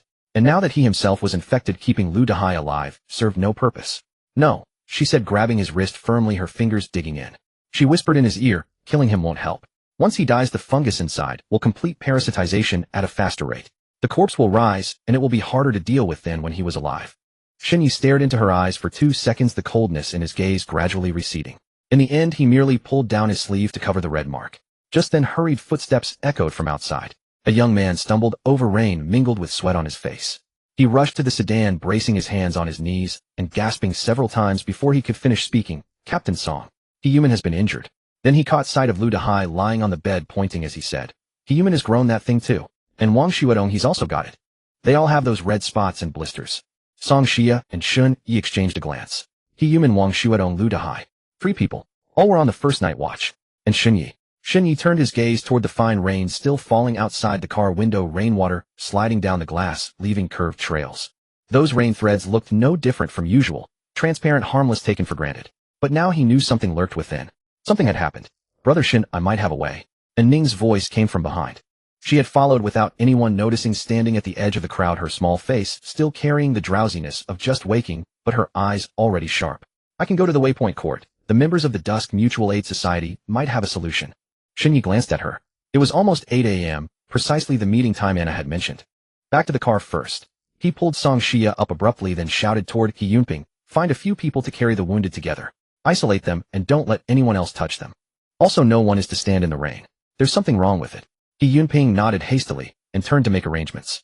Upon hearing that the rain was dangerous, several people who had been caught in it earlier turned pale. Inside the night Sha vehicle, and Ning lay on the sofa. Song Xia leaned against the other side, her complexion still pallid. The 2 minutes of holy light had nearly drained her completely. Shin Yi slid the partition door wide open and sat on the driver's cabin door frame in exactly the same position as before. Go. And Ning closed her eyes. Her consciousness sank into darkness. When she opened her eyes again, the grand cathedral dome still loomed overhead, its dim yellowish glow sprinkling down from some unknown source. Anna stood beside the altar as if she had calculated precisely when she would arrive. Dawn, you've come. And Ning walked over quickly. Anna, I have an urgent matter I need to consult everyone about. Then follow me. Anna turned and walked toward the side of the church, her long skirt's hem trailing across the stone bricks without making any sound. The president has gathered everyone. They've been waiting for you.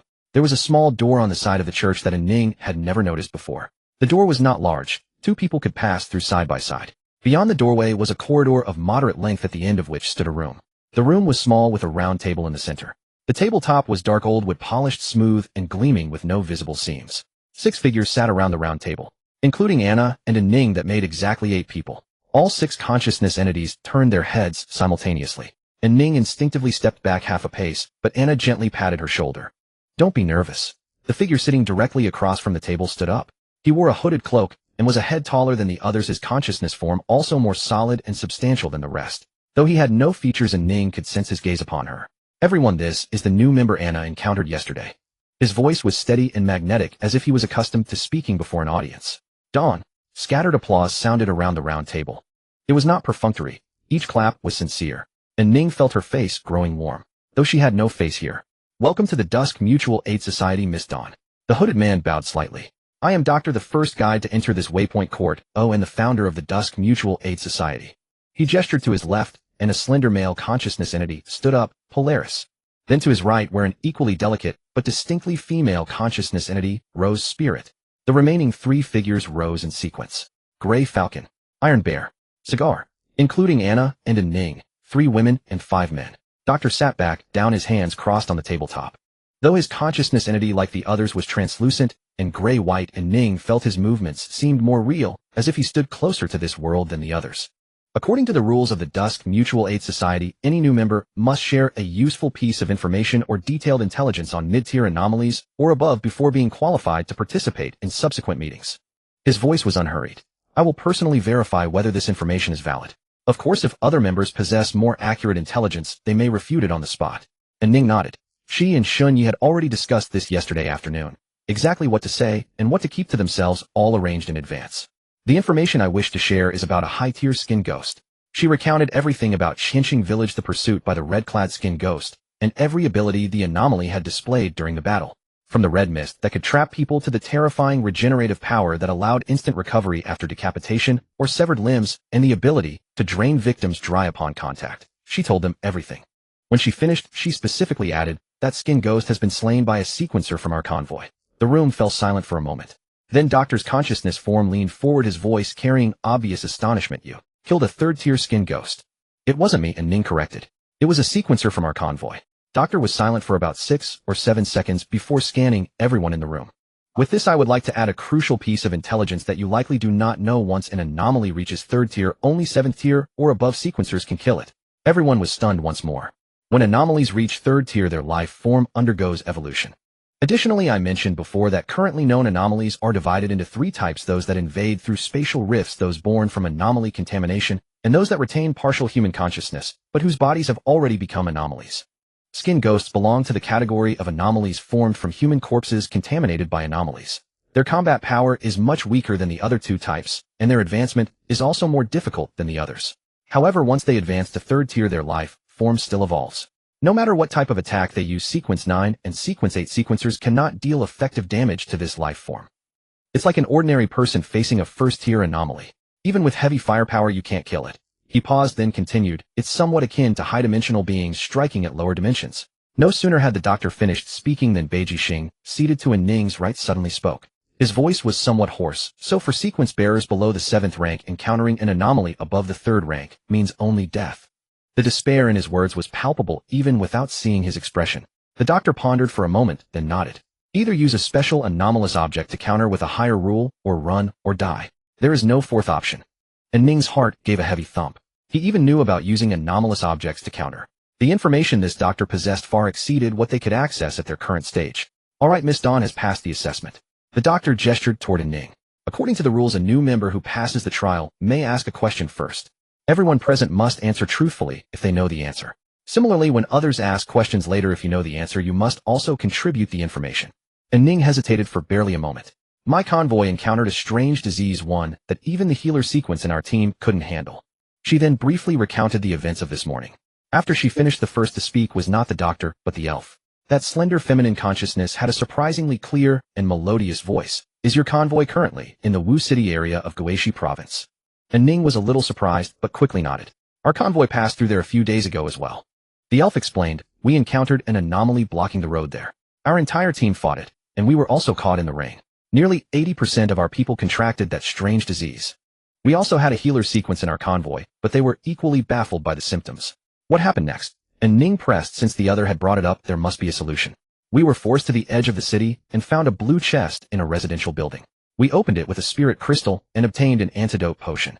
That potion can cure almost any virus or ailment below the 7th rank. Before Ning could feel relieved or ask further, the doctor interjected. Apart from the antidote obtained from the chest, once a healer sequence advances to sequence 8, they also gain detoxification abilities. That's another solution. And Ning mentally noted these key points. Then she looked at the doctor and asked urgently, then do you know how a healer sequence advances to sequence 8? Hearing this question, the others showed little interest. Actually, I already answered that question yesterday. And Ning's heart leaped to her throat. Just as she was about to feel disappointed, the doctor continued, but since you asked, let's delve deeper into the matter today. The doctor paused. In fact, one way to advance from sequence 9 to sequence 8 is hidden in the name of the sequence itself. At his hint, and Ning vaguely sensed something, but she remained silent, waiting for him to continue. Take our guide sequence for example. To advance, we must lead our kind out of danger, repeatedly guiding them to safety. The more places we lead them through, or the more times we escape danger, the more experience we accumulate. It's like a game. To level up, you need to gain experience points. Once your experience bar is full, you can advance. We sequence bearers are the same. When that so-called experience reaches its limit, we trigger the advancement condition, which I call the advancement ritual. A few days ago, after a collective discussion by the entire Dusk Mutual Aid Society, we successfully deduced the advancement ritual for becoming a mist walker. This ritual roughly requires the guide to lead the convoy members out of danger from a high-rank anomaly. During the escape, the number of losses must not exceed 80% of the total convoy size. If it does, the ritual is considered a failure. Each sequence 9 guide has only 3 chances to advance. If all 3 fail, they can never advance to sequence 8. Moreover, our guide sequence is relatively special compared to others. To gain this so-called experience, you must become the leader of the convoy. Once more than half of the convoy members trust you, you are bound to that convoy. A guide who is not bound to a convoy or who travels alone cannot gain experience. Hearing this, and Ning finally showed a look of realization. So when Xin Yi had made her the captain of the Dawn convoy, it had inadvertently bound her to it. And the reason she had suddenly advanced to sequence 8 was likely because at Qinqing village, she had led the convoy members out of the village. That village happened to contain several high-rank skin anomalies, and by sheer coincidence, she had fulfilled the advancement condition. Thinking this over, she understood completely. She asked, according to what you say, then the way for the healer sequence to advance is like a doctor. Just treat the injured or sick. And Ning's address to the doctor instantly changed to a respectful you. She now genuinely respected the organizer of the Dusk Mutual Aid Society. He not only selflessly shared such crucial information, but also knew an astonishing amount. Even in the pre-apocalyptic world, a person like this would be deeply revered. After all, selfishness is the root flaw of most people, especially in the apocalypse, where this flaw is magnified by the deteriorating environment. A person like the doctor was a rare treasure in the apocalypse. Ordinary people could only survive longer by following such a leader. The doctor nodded. In theory, yes. I call this method of gaining experience the role-playing method. It works for most sequence paths, and for those paths that are compatible it remains effective at almost any stage. However, the role-playing method is secondary for sequence advancement. The primary factor is the advancement method specific to each path. At this, everyone held their breath, waiting for the doctor to continue. The role-playing method had been shared yesterday, but this advancement method was being introduced for the first time today. After yesterday's meeting, I consulted the Sequence 8 bearers in my convoy and the advancement rituals I have for several Sequence 9 to Sequence 8 transitions. I found that every Sequence 9 advancement ritual inevitably involves an anomaly or sequence bearer one rank higher than Sequence 9. Take the Beastman sequence advancement ritual for example. To advance to Sequence 8, one must assume a fully beastly form and defeat a second-rank anomaly, all while maintaining mental clarity and not being consumed by bestial instincts. After the doctor's words fell, silence suddenly descended upon the round table. But this silence was different from before. Before it was the silence of absorbing information. Now it was the silence of shock.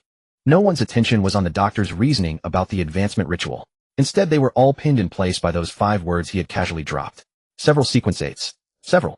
The apocalypse had only begun less than a month ago. Most survivors were still scrambling to survive, and even sequence users were rare.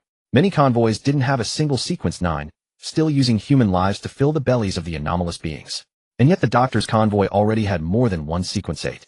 Anna was the first to react. Her voice remained relatively steady, but her pace was half a beat faster than usual. Doctor, how many sequence users does your convoy currently have? The doctor seemed unprepared for this question to overshadow his previous statement. He tilted his head slightly, as if appraising something before answering. The exact number I cannot disclose. But what I can say is that the proportion of sequence users in our convoy has already exceeded that of ordinary people. Exceeding ordinary people. Hiss. Gray Falcon and Iron Bear exchanged a glance. Even without facial features, the shock in that silence was unmistakable. But no one dared press further. The doctor's position among these people was clearly more than just founder. His authority needed no volume to sustain it. When he stopped, others waited. When he spoke, others listened. The doctor did not linger on this topic and returned to his analysis of the advancement ritual. Combining what I said about the Beastman sequence and the advancement conditions of the guide sequence, I'm sure all of you can detect a pattern. He paused as if giving others time to think. Every sequence user to advance from one stage to the next, the key almost invariably involves a being one stage higher than their current level. Be it anomalous entities or other sequence users. This time understanding dawned on everyone's faces. This pattern had actually been right there all along, just no one had ever compared the advancement conditions of all sequences together. Guides needed to lead their convoys to safety from high-tier anomalous entities. Beastmen needed to defeat second-tier anomalous entities in their beast forms. Two seemingly completely different sequences, yet their underlying logic was the same. But understanding was followed by worry. Doctor, Shueqia spoke up. His codename matched his presence at these meetings, staying in the corner rarely speaking. But every time he opened his mouth, it was with a question. If it's really as you say, then won't the vast majority of sequence users be stuck at Sequence 9 for their entire lives? His voice carried a magnetic quality very much like the blue voice that was especially popular on post-apocalypse internet streams. First-tier and second-tier anomalous entities, though only one rank apart, the gap in actual combat strength is something everyone here should understand clearly. Many Sequence 9 users would already be too terrified to move merely from the pressure released by a second-tier anomalous entity. Sending them to fight, even to kill second-tier anomalous entities. That's no different from sending them to their deaths. The atmosphere around the round table immediately sank, and everyone voiced their agreement with his words. Shueqia was right. All 8 people present were guides. Guides weren't suited for combat, and they knew better than anyone the kind of instinctive fear one felt when facing high-tier anomalous entities. That wasn't something courage could overcome. It was the crushing weight of a different life form entirely. The doctor let out a light laugh. Not mockery, nor condescension. That laugh carried a hint of helplessness and compassion. You're right. This is essentially a form of selection. Whether before the apocalypse or now the law of the jungle, survival of the strongest, has always existed. Selection. When this word left the doctor's lips, several people around the table visibly stiffened. I read some information on an old parchment earlier, and combined with my own judgment, there's something all of you need to know. The doctor's tone grew more solemn than before. The anomalous invasion we're experiencing is not a coincidence. Before Blue Star, other worlds have already suffered the same fate. Other worlds. Iron Bear's body lurched forward, his mind forms outline, blurring momentarily from the sudden movement. Other worlds. Doctor, are you saying? The universe is so vast, how could there only be one planet with life? This was something humanity was already speculating before the apocalypse. I'm only telling you what I know. The doctor placed both hands flat on the table and continued. According to the parchment, planets like Blue Star that have given rise to life essentially all contain a kind of will. You can think of it as the heaven's way often mentioned in fantasy novels or planetary consciousness. This will is dormant under normal circumstances, only awakening when the planet faces a crisis of survival or when it suffers invasion by foreign races. The emergence of sequence users on humanity, Blue Star's expanding territory, and those treasure chests that can only be opened with spirit crystals. All of these are without exception the handiwork of the awakened world will. Iron Bear contemplated for a few seconds. So the selection mechanism you're describing, was it deliberately set up by the world will? The parchment doesn't explicitly say that. The doctor shook his head. But my speculation is that this is also a self-rescue measure Blue Star has put in place. After Blue Star awakened, it began tilting limited resources toward those with the most potential. Every step upward from Sequence 9 is an elimination. However, those eliminated aren't without value. Their failures at least prove that certain paths don't work. Those who succeed gain more resources, grow stronger, then continue upward, continuing to be selected. Resources can never be infinite under any circumstances. Shueqia finished his last sentence for him. If we truly divided limited resources equally among everyone, then no one would ever make it to the end. The doctor nodded. The meeting room fell silent for several seconds. Only the dim light on the tabletop swirled silently. The elf suddenly spoke. Her voice remained clear, but her tone was unusually grave. Doctor, those anomalous entities, where exactly do they come from? Why are they invading our planet? The doctor fell silent for a while. This silence was longer than any before. After a long pause, he shook his head. The answer to that question isn't on the parchment. It only records the fact of the anomalous invasion and the general situation of the worlds invaded before us. As for where the anomalous entities came from, what their purpose was, and who wrote the parchment, it remains unmentioned. The elf nodded and didn't press further. But that question hung above everyone's head like those indistinct painted figures on cathedral domes, silently gazing down from above. Time flew between questions and answers. More details about the role-playing method, speculation about the advancement rituals of different sequences, the refresh patterns and distribution characteristics of treasure chests, the possible nature of the gray fog, and countermeasures. The doctor shared everything he had brought today. Others also began sharing new situations their convoys had encountered during exploration. No one held back, at least not on the surface. Perhaps they all knew that holding back in this meeting room served no purpose. The free flow of information wouldn't weaken any convoy. Instead, it would make the entire Dusk Mutual Aid Association stronger. And a stronger mutual aid association meant more information, more resources, more chances for survival. Those who could advance to Sequence 8 or above in such a short time were no fools. They understood this clearly. 2 hours passed in an instant. Anna looked at the mind forms of everyone beginning to slowly dissipate and said softly, "It's about time." The doctor nodded and pushed himself up from the table. "Today's meeting ends here. If you have any other questions or discoveries, you may raise them at tomorrow's meeting." Although Anna still had many questions, she was the first to stand up, bowing deeply to the doctor. The doctor shifted slightly to the side, not accepting the full salute. The other 6 figures rose one by one. No farewells, no pleasantries. One by one, the mind forms quietly dissipated into the air like candle flames being blown out, one particle at a time. Experience. Acting method. After hearing the key information about sequence advancement that Ning obtained from the Tao Guidance Court, the other sequence holders of the Dawn Convoy all showed contemplative expressions. It seemed everyone had gained different inspirations. Among them, Shun Yi was the most deeply affected. If the way to acquire experience was to act in accordance with the Sequence 9 occupation name, then his butcher occupation was undoubtedly related to slaughter. Especially last night when he drove the Night Terror and slaughtered all the way, the blood food level didn't increase, but he could clearly feel some indescribable thing filling his body. If his body was compared to a container when he crashed into and killed the last blocking anomaly, his container was already full. However, after his container was filled, a lid was sealed on it. Nothing else could enter and the contents couldn't overflow. To lift this lid, he needed a key opportunity. And this opportunity was undoubtedly the advancement ritual mentioned by Dr. Song Xia also felt the same way. After her awakening, every time she used her ability to heal her brother or assist in battle, she gained a sense of fullness. And as early as after treating the injuries from the oil shadow ghost on Shun Yi, her fullness had reached its peak. After that, no matter who she healed, she couldn't gain a similar feeling. Immediately after, Ning brought up the topic they most wanted to ask, and were most concerned about: what exactly was this so-called advancement ritual? But when they heard that the advancement rituals for almost all promotable sequences were related to anomalies or sequence holders of higher rank than themselves, Shun Yi and the others showed varying degrees of difficulty on their faces. Shun Yi was fine. With his current strength, to say that he could only put up a fight against a second-rank anomaly was an insult to a dual sequence holder. He had absolute confidence that as long as the opponent didn't have overpowered skills or traits, a second-rank anomaly couldn't withstand a single strike from him. In contrast, Si Yuning and Song Xia didn't look so good.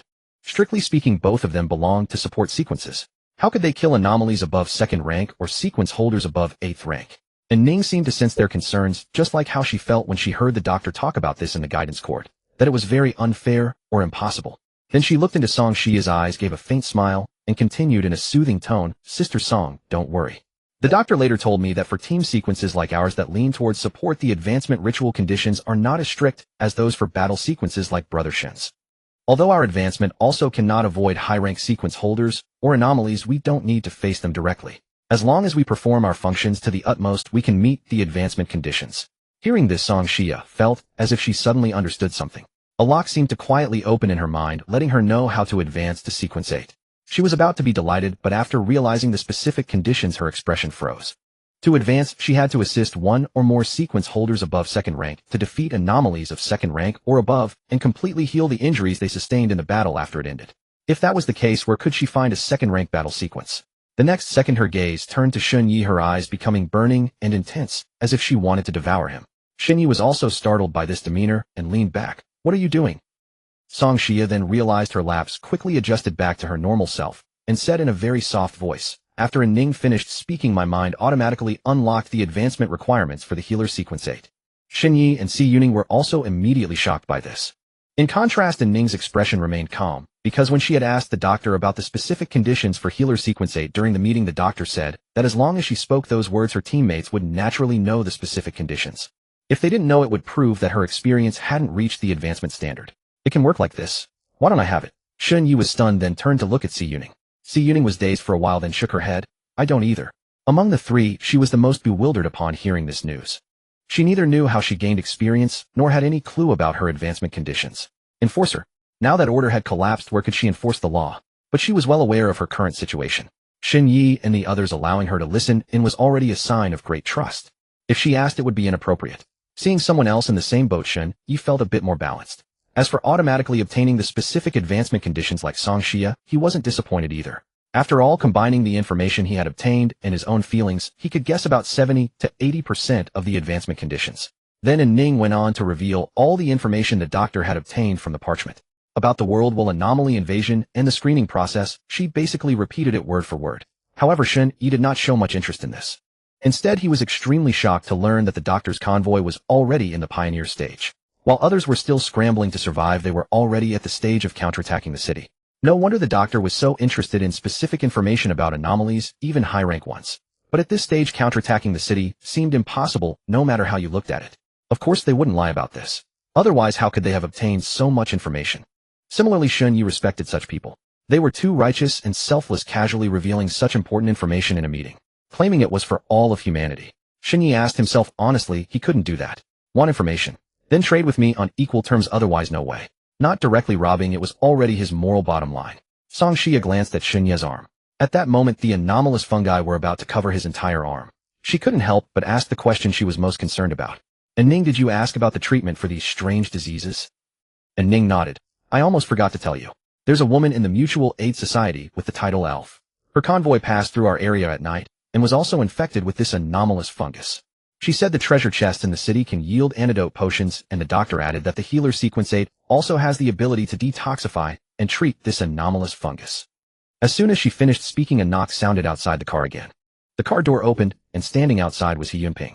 His clothes were half drenched by the rain, hair plastered to his forehead, his face pale, with panic shimmering in his eyes. "Captain, something's wrong." Shun Yi remained silent, waiting for him to continue. "Aside from the brothers who were on watch last night, I just did another sweep, and now over a dozen people have developed those red spots. I want to check, they're all fresh. The blisters haven't burst yet, but the itching is unbearable. They can't stop scratching themselves." He caught his breath and added, "Several of these people barely got rained on at all. They stayed inside the car the entire day." A moment of silence fell within the carriage. Infected despite avoiding the rain. Song Shinya was the first to react. Airborne transmission. He Yunping nodded, his expression growing even grimmer. Before coming to find Shin Yi, he had first sought out Song Shinya, but she was nowhere to be found, which led him all the way to the Yisha camp. "What do we do now?" His gaze darted back and forth between Shun Yi and Song Shinya. "Everyone with those red spots is asking if this continues the entire convoy." "Understood." Shun Yi cut him off. His voice carried no weight, but He Yunping immediately fell silent. Shun Yi rolled up his sleeve, revealing the patch of red spots on his arm. The blisters had nearly doubled since morning, spreading from his inner wrist all the way to near his elbow joint. The edges were blurred and several larger ones in the center had swelled into a semi-translucent state, with faint movement visible within. He pulled his sleeve back down and looked at Song Shinya. Sequence members have stronger resistance than ordinary people, but at most I can hold out for 2 more days. After that I'll end up just like Lu Dahai. A flicker of panic flashed across Song Shinya's eyes. Whether out of loyalty to the team, her personal feelings, or concern for the entire convoy, Shin Yi occupied an extremely crucial position. The 2 methods Ning mentioned earlier, Song Shinya spoke her voice considerably faster than usual. My ascending to sequence aid is temporarily unfeasible. To find treatment we must rely on searching for the antidote potion inside the treasure chest. She paused. Coincidentally, that blue spirit crystal in your hand can open a blue treasure chest. As soon as her words fell, everyone's gaze landed on Shun Yi. The spirit crystal was his. Whether he went or not was his decision alone. Shun Yi had already risen to his feet. He walked to the storage area and rummaged through a container, pulling out a pair of binoculars. Black in color, the body wrapped in a layer of anti-slip rubber, they had previously been found in the trunk of Yang Feng's Rolls-Royce. I'm going out for a bit. He pulled open the car door and a wave of rain and humid heat hit his face. The position where Yisha was parked was several hundred meters away from the convoy camp. The adjacent hill was not particularly tall, but it was already the most prominent high ground in this hilly terrain. Shin Yi spent less than 10 minutes climbing to the mountain peak, found a protruding rock to steady himself, and raised the binoculars. The rain had lessened considerably and visibility was still decent.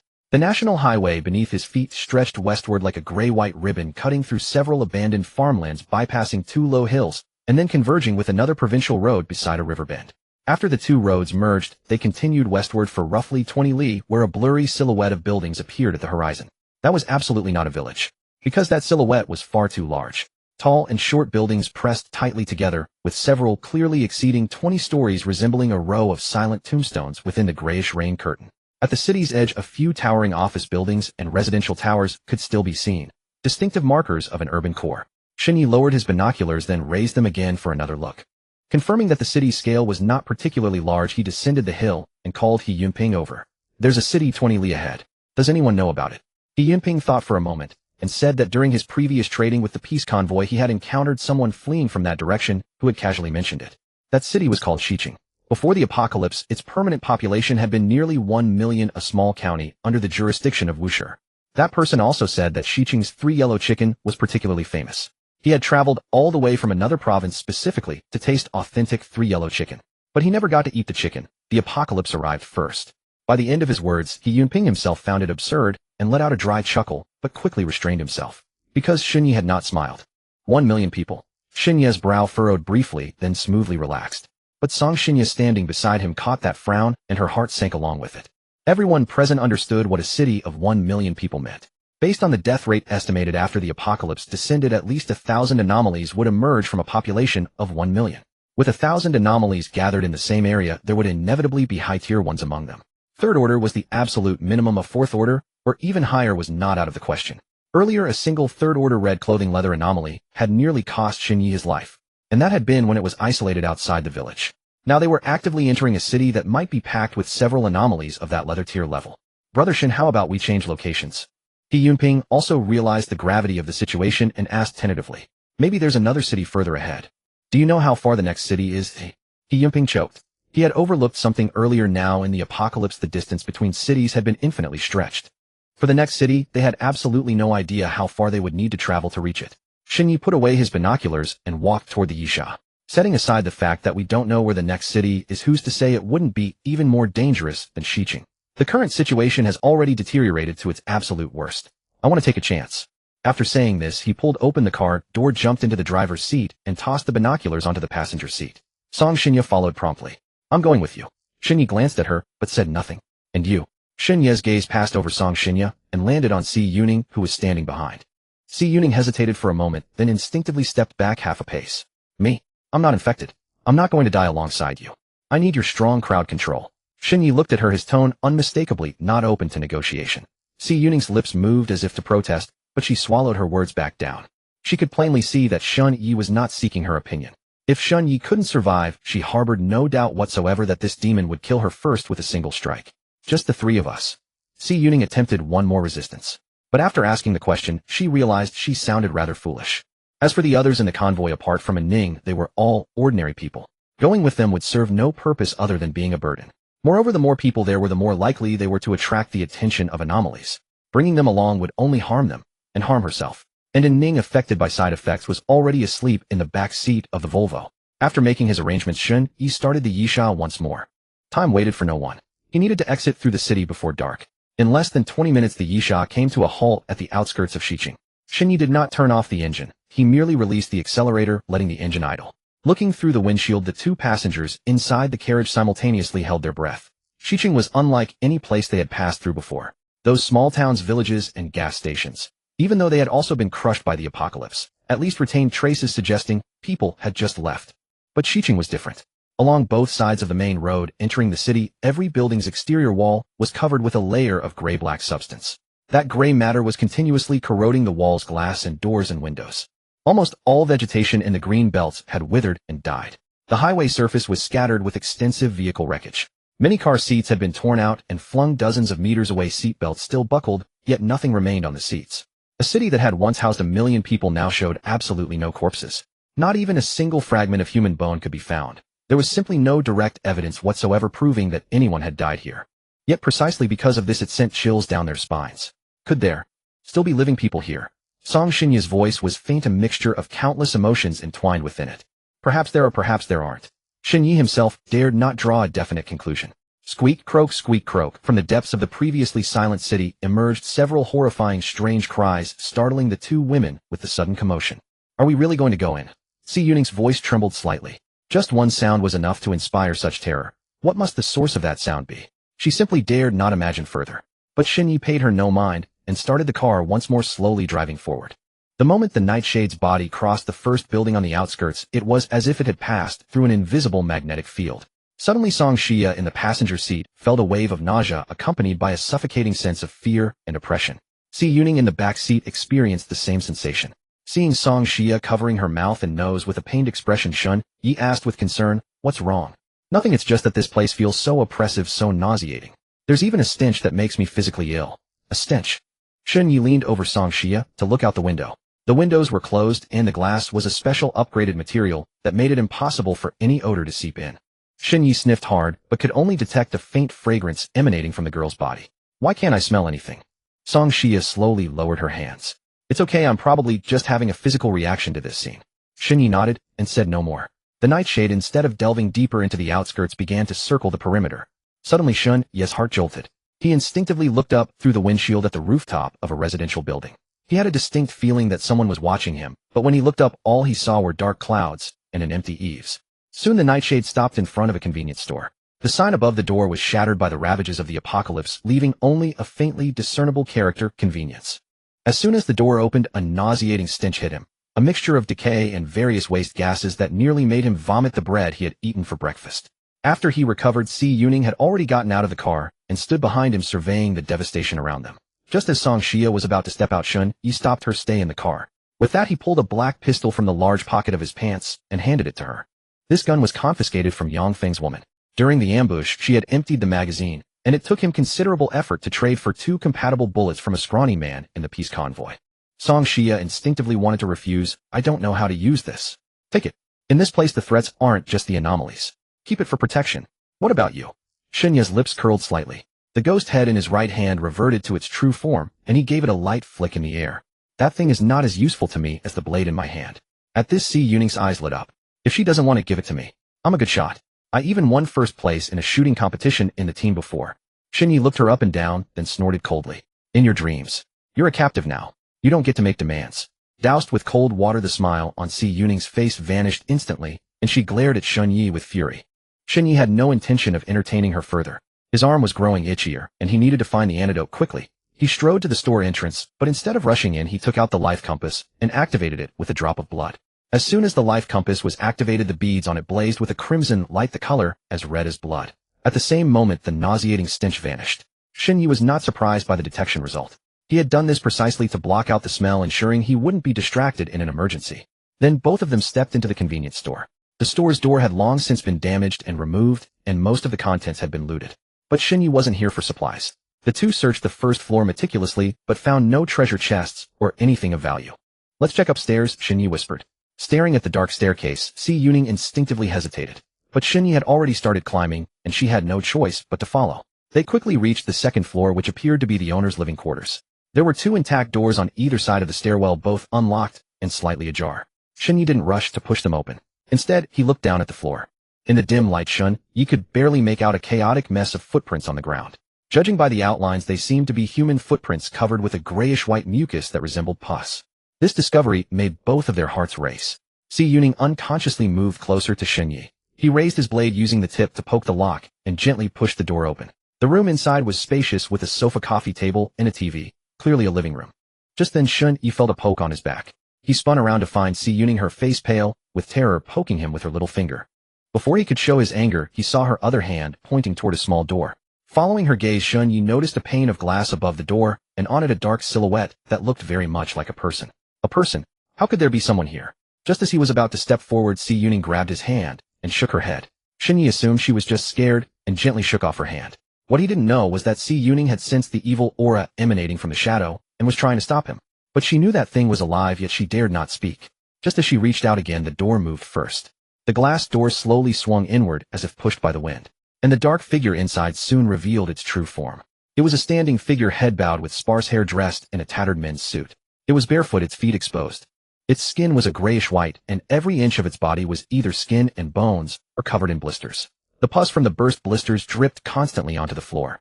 Shun Yi watched the suit-clad figure in the bathroom warily. When the door was fully open, the figure slowly lifted its head. To be precise, this thing could no longer be called a human.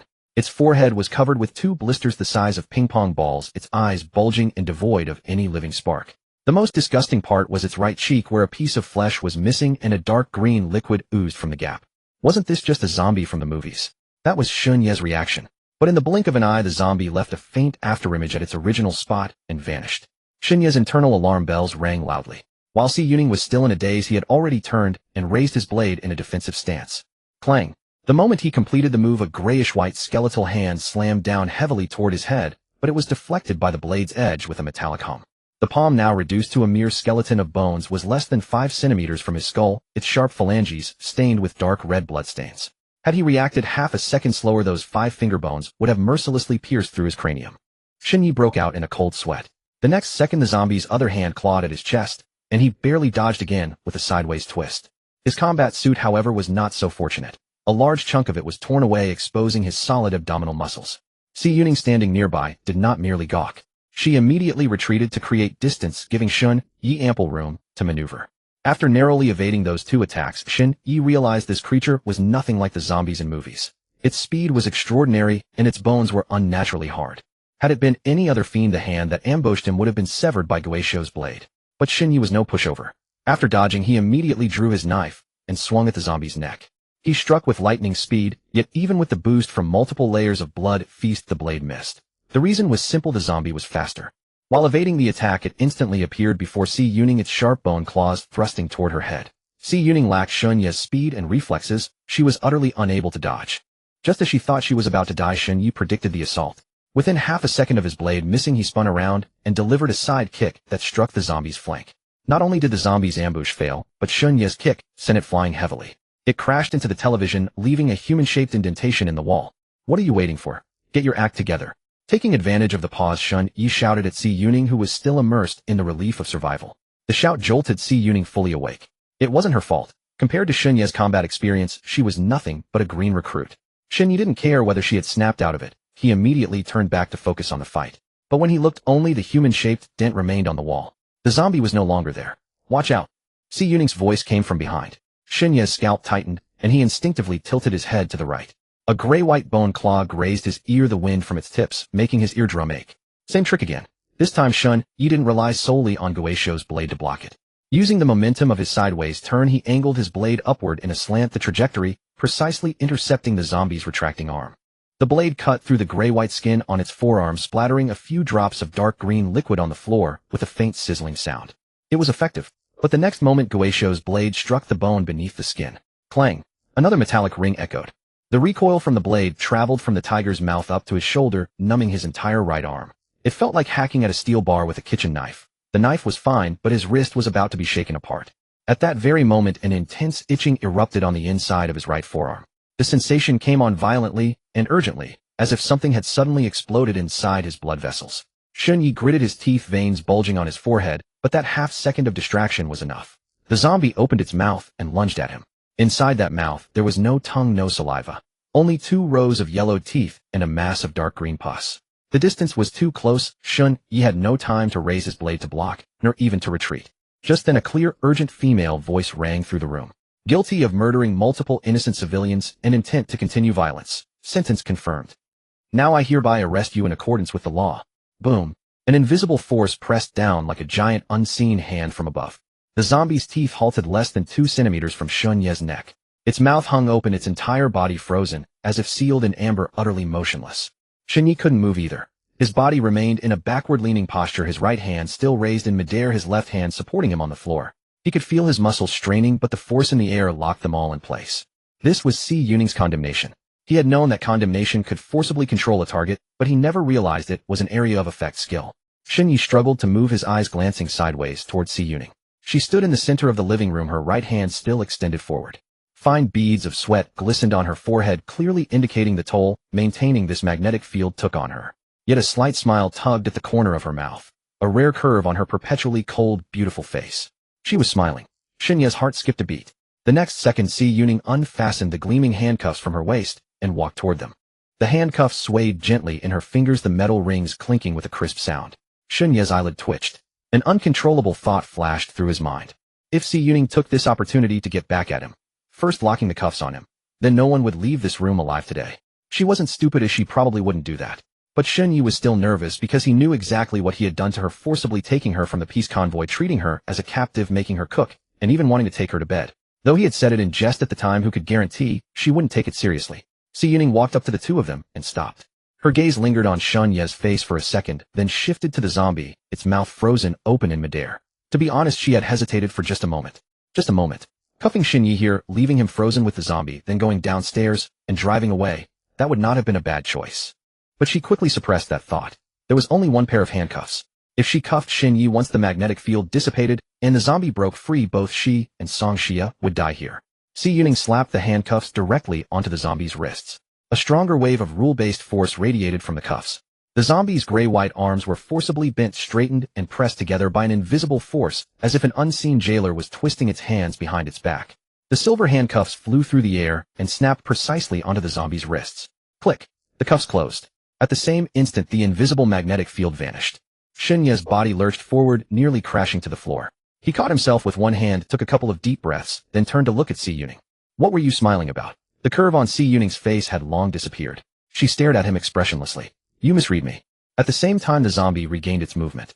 It instinctively tried to activate its teleportation ability again, but its body only stiffly swayed in place, accomplishing nothing. It looked down at its cuffed hands, struggling in vain to break free. All it could do was let out a furious roar from its throat. Stop looking. The handcuffs have already sealed his abilities.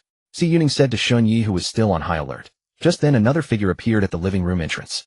Shun Yi and Si Yuning turned their heads simultaneously. At the doorway stood a female zombie clad in a floral dress, torn beyond recognition.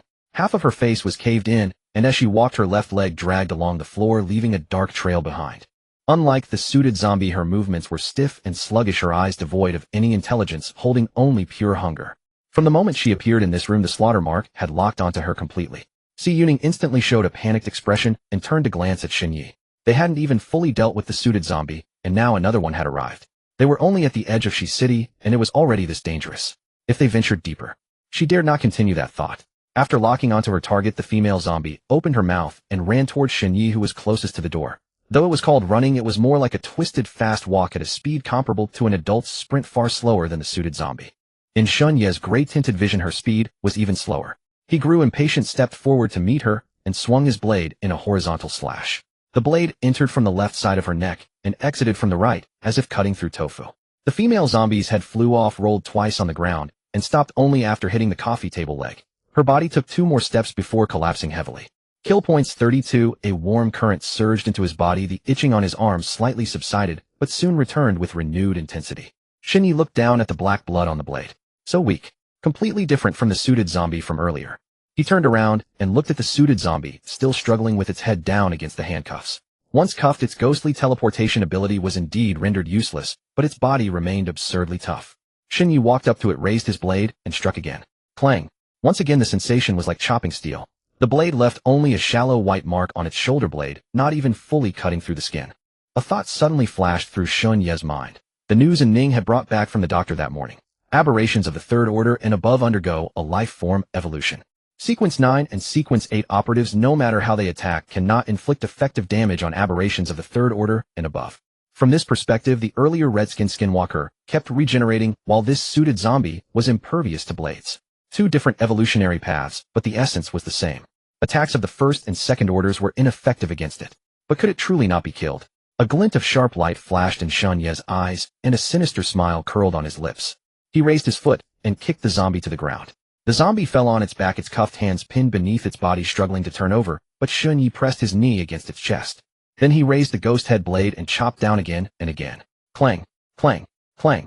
The room echoed with a series of dense metallic clangs, the rhythm as fast as a hammer striking an anvil in a smithy. Each time the blade fell, a small burst of sparks erupted from the zombie's bones, and dark green fluid splattered from the cracks in its skin, staining the gaps between the floor tiles.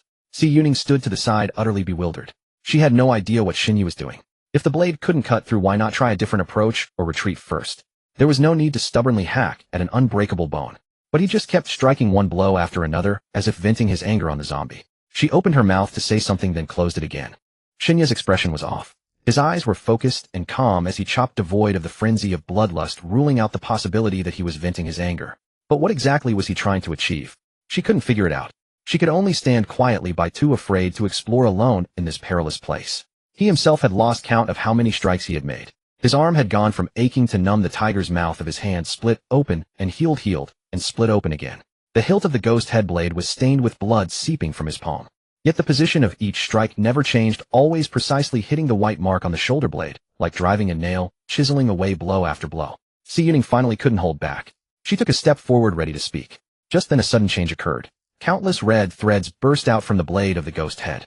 Those red threads, thin as hair and densely packed, spread from the hilt, like a woven fishing net, wrapping the entire body of the suited zombie in the blink of an eye. The zombie's originally lifeless pupils contracted sharply. It was terrified. This was the first time Xinyi had seen any expression on this zombie's face. The red threads began to contract, each one digging into its impervious skin like red-hot wires sinking into ice. Dark green bodily fluids gushed wildly from the gaps in the grid. The zombie opened its mouth to roar, but the threads had already cut into its throat. The red net suddenly tightened. The zombie's body shattered neatly within the net, cut into countless mahjong-sized pieces, the cuts as smooth as if made by a machine. The ghost head's trait, the instant death effect, had finally triggered. Xun Yi let out a relieved expression. See, I can still handle you. Kill points 5341, blood ration 1. Before Xun Yi could digest the number, he felt something break inside him. It was a shackle. The lid he had vaguely sensed before shattered instantly under the violent energy surging from his heart as a torrent of power erupted from that point. Countless streams of scorching air rushed through his blood vessels to his limbs like magma bursting through a dam. The next second, Xun Yi's consciousness was dragged into a red space. Images began to play before his eyes. In the supermarket, he sliced off Lu Bing's neck with one stroke. At the gas station, Zhao Biao's head rolled at his feet. In Xinqing village, the red-skinned skinwalker kept regenerating under his blade, only to be chopped apart again. On the national highway, the night killer crushed one aberration after another, debris flying in the rain. Every frame was a life he had taken after the apocalypse. Every moment of slaughter was frozen, magnified, and played in a loop. The pure thrill of butchery accumulated with each replay, crashing against his consciousness like waves one after another. Euphoria. Pure ecstasy. The urge to slaughter grew stronger, drowning him in it. In Si Yuning's view, Xun Yi's skin was turning red at a visible rate. Not the light red of shyness or flushing, but the deep red of blood seeping from beneath the skin. His pupils had also turned a blood red, exactly the same as that night in the RV when he almost choked her to death. More alarming was his aura. The oppressive pressure was like a boulder growing heavier, pressing down from above inch by inch. Si Yuning instinctively wanted to step back to distance herself from him as far as possible. But she was utterly immobilized, unable even to breathe. The entire room seemed frozen in time, as if someone had pressed the pause button. Even the air itself ceased to flow. After about 5 seconds, the surging momentum finally halted. Yet before Si Yuning could draw a breath of relief, the oppressive force, like an inflated balloon, suddenly burst from Xun Yi's body. The shockwave hurled Si Yuning across the room. Her back slammed into the armrest of the sofa, eliciting a muffled groan as her chest churned. Within the crimson illusion, Xun Yi, through sheer willpower and self-control, struggled to break free from the murderous urge. Had he been even 1 second later, he would have completely lost control and become a killing machine. His consciousness slowly returned from the crimson haze. His skin began to discolor. The deep crimson faded to a lighter red, then returned to its normal complexion. The scarlet in his eyes receded like a tide, and his breathing steadied once more. The moment his mind cleared before he could even feel relieved, a surge of information flooded into his consciousness. Sequence 8 Executioner. Skill 1 Death Sentence active. Effect: actively mark a target for execution. The marked target will display a dark red death mark visible only to you.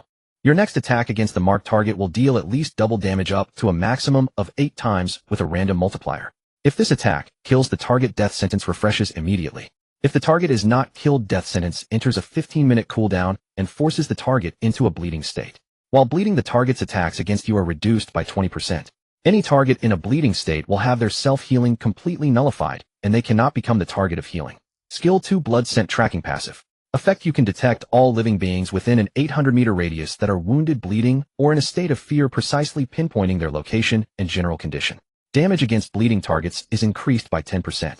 Even if the tracked target leaves the detection range, you can still sense their general direction, but the skill becomes completely ineffective beyond 2 kilometers from the detection range. Executioner's additional effect enhancement: the slaughter mark can now exist on 3 targets simultaneously. Blood food stack effect increased by 20%. Shen Yi was momentarily stunned.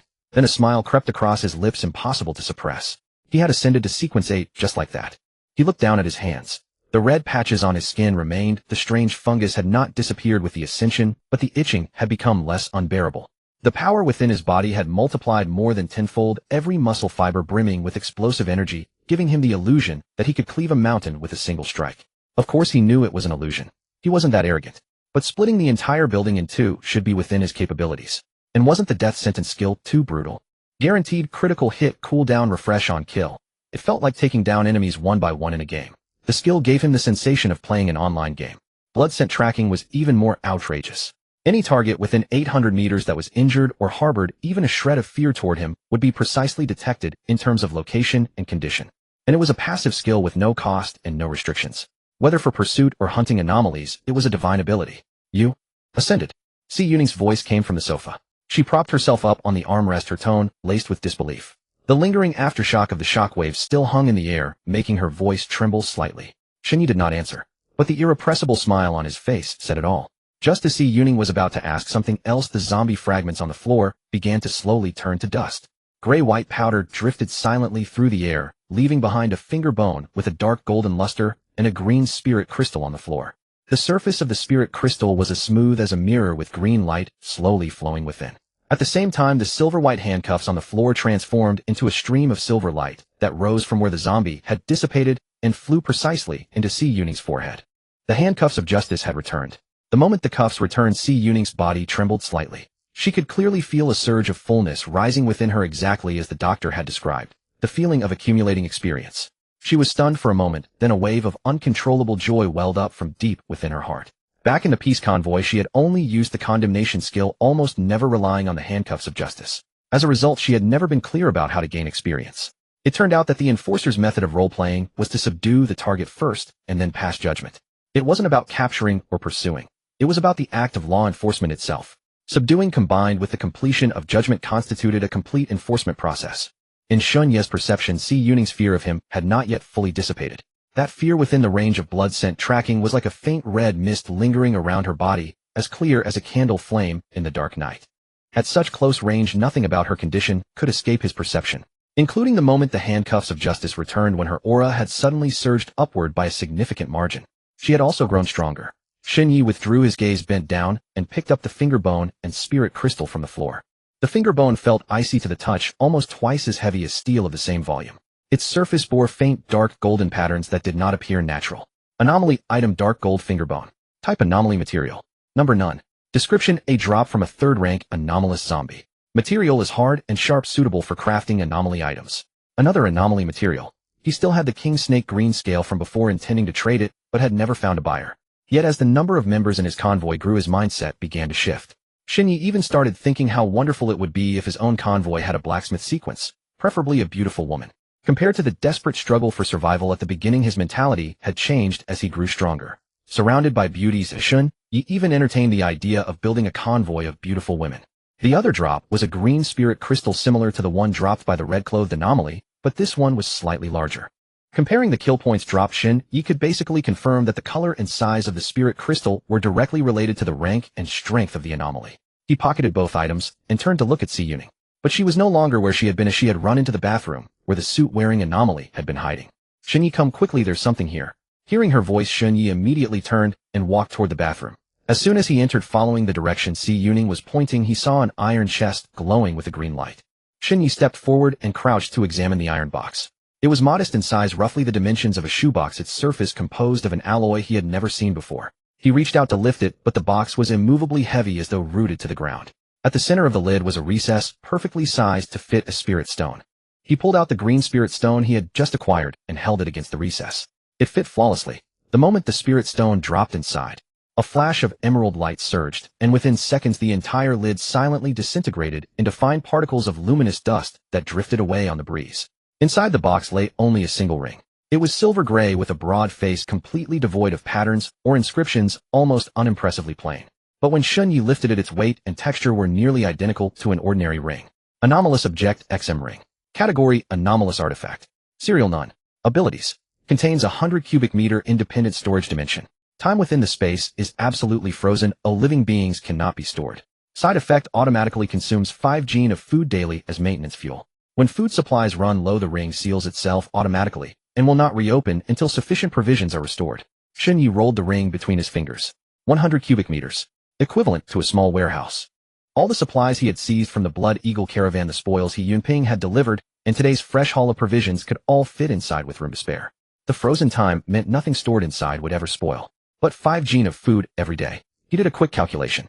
5 gene of food meant little before the apocalypse, but now most people in the caravan received only half a gene of dry rations per day. 5 gene was enough to feed 10 people for an entire day. What is that?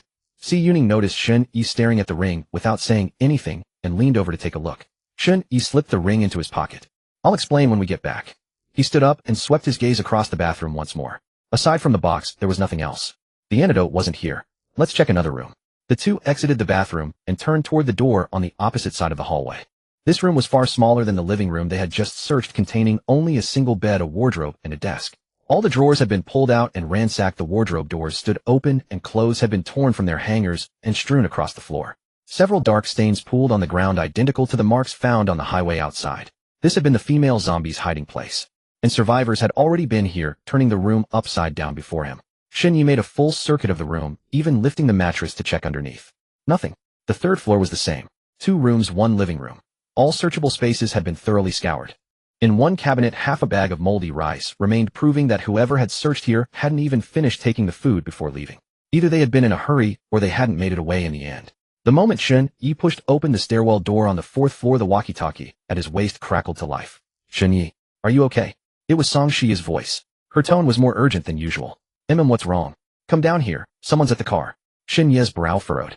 Someone. He instinctively glanced back at Si Yuning, whose expression mirrored his own bewilderment. Who else would be here? What kind of person? A 2-second silence came through the radio. A woman. She walked over on her own, a sniper rifle on her back, hands raised. She says she's here to find you. Find me.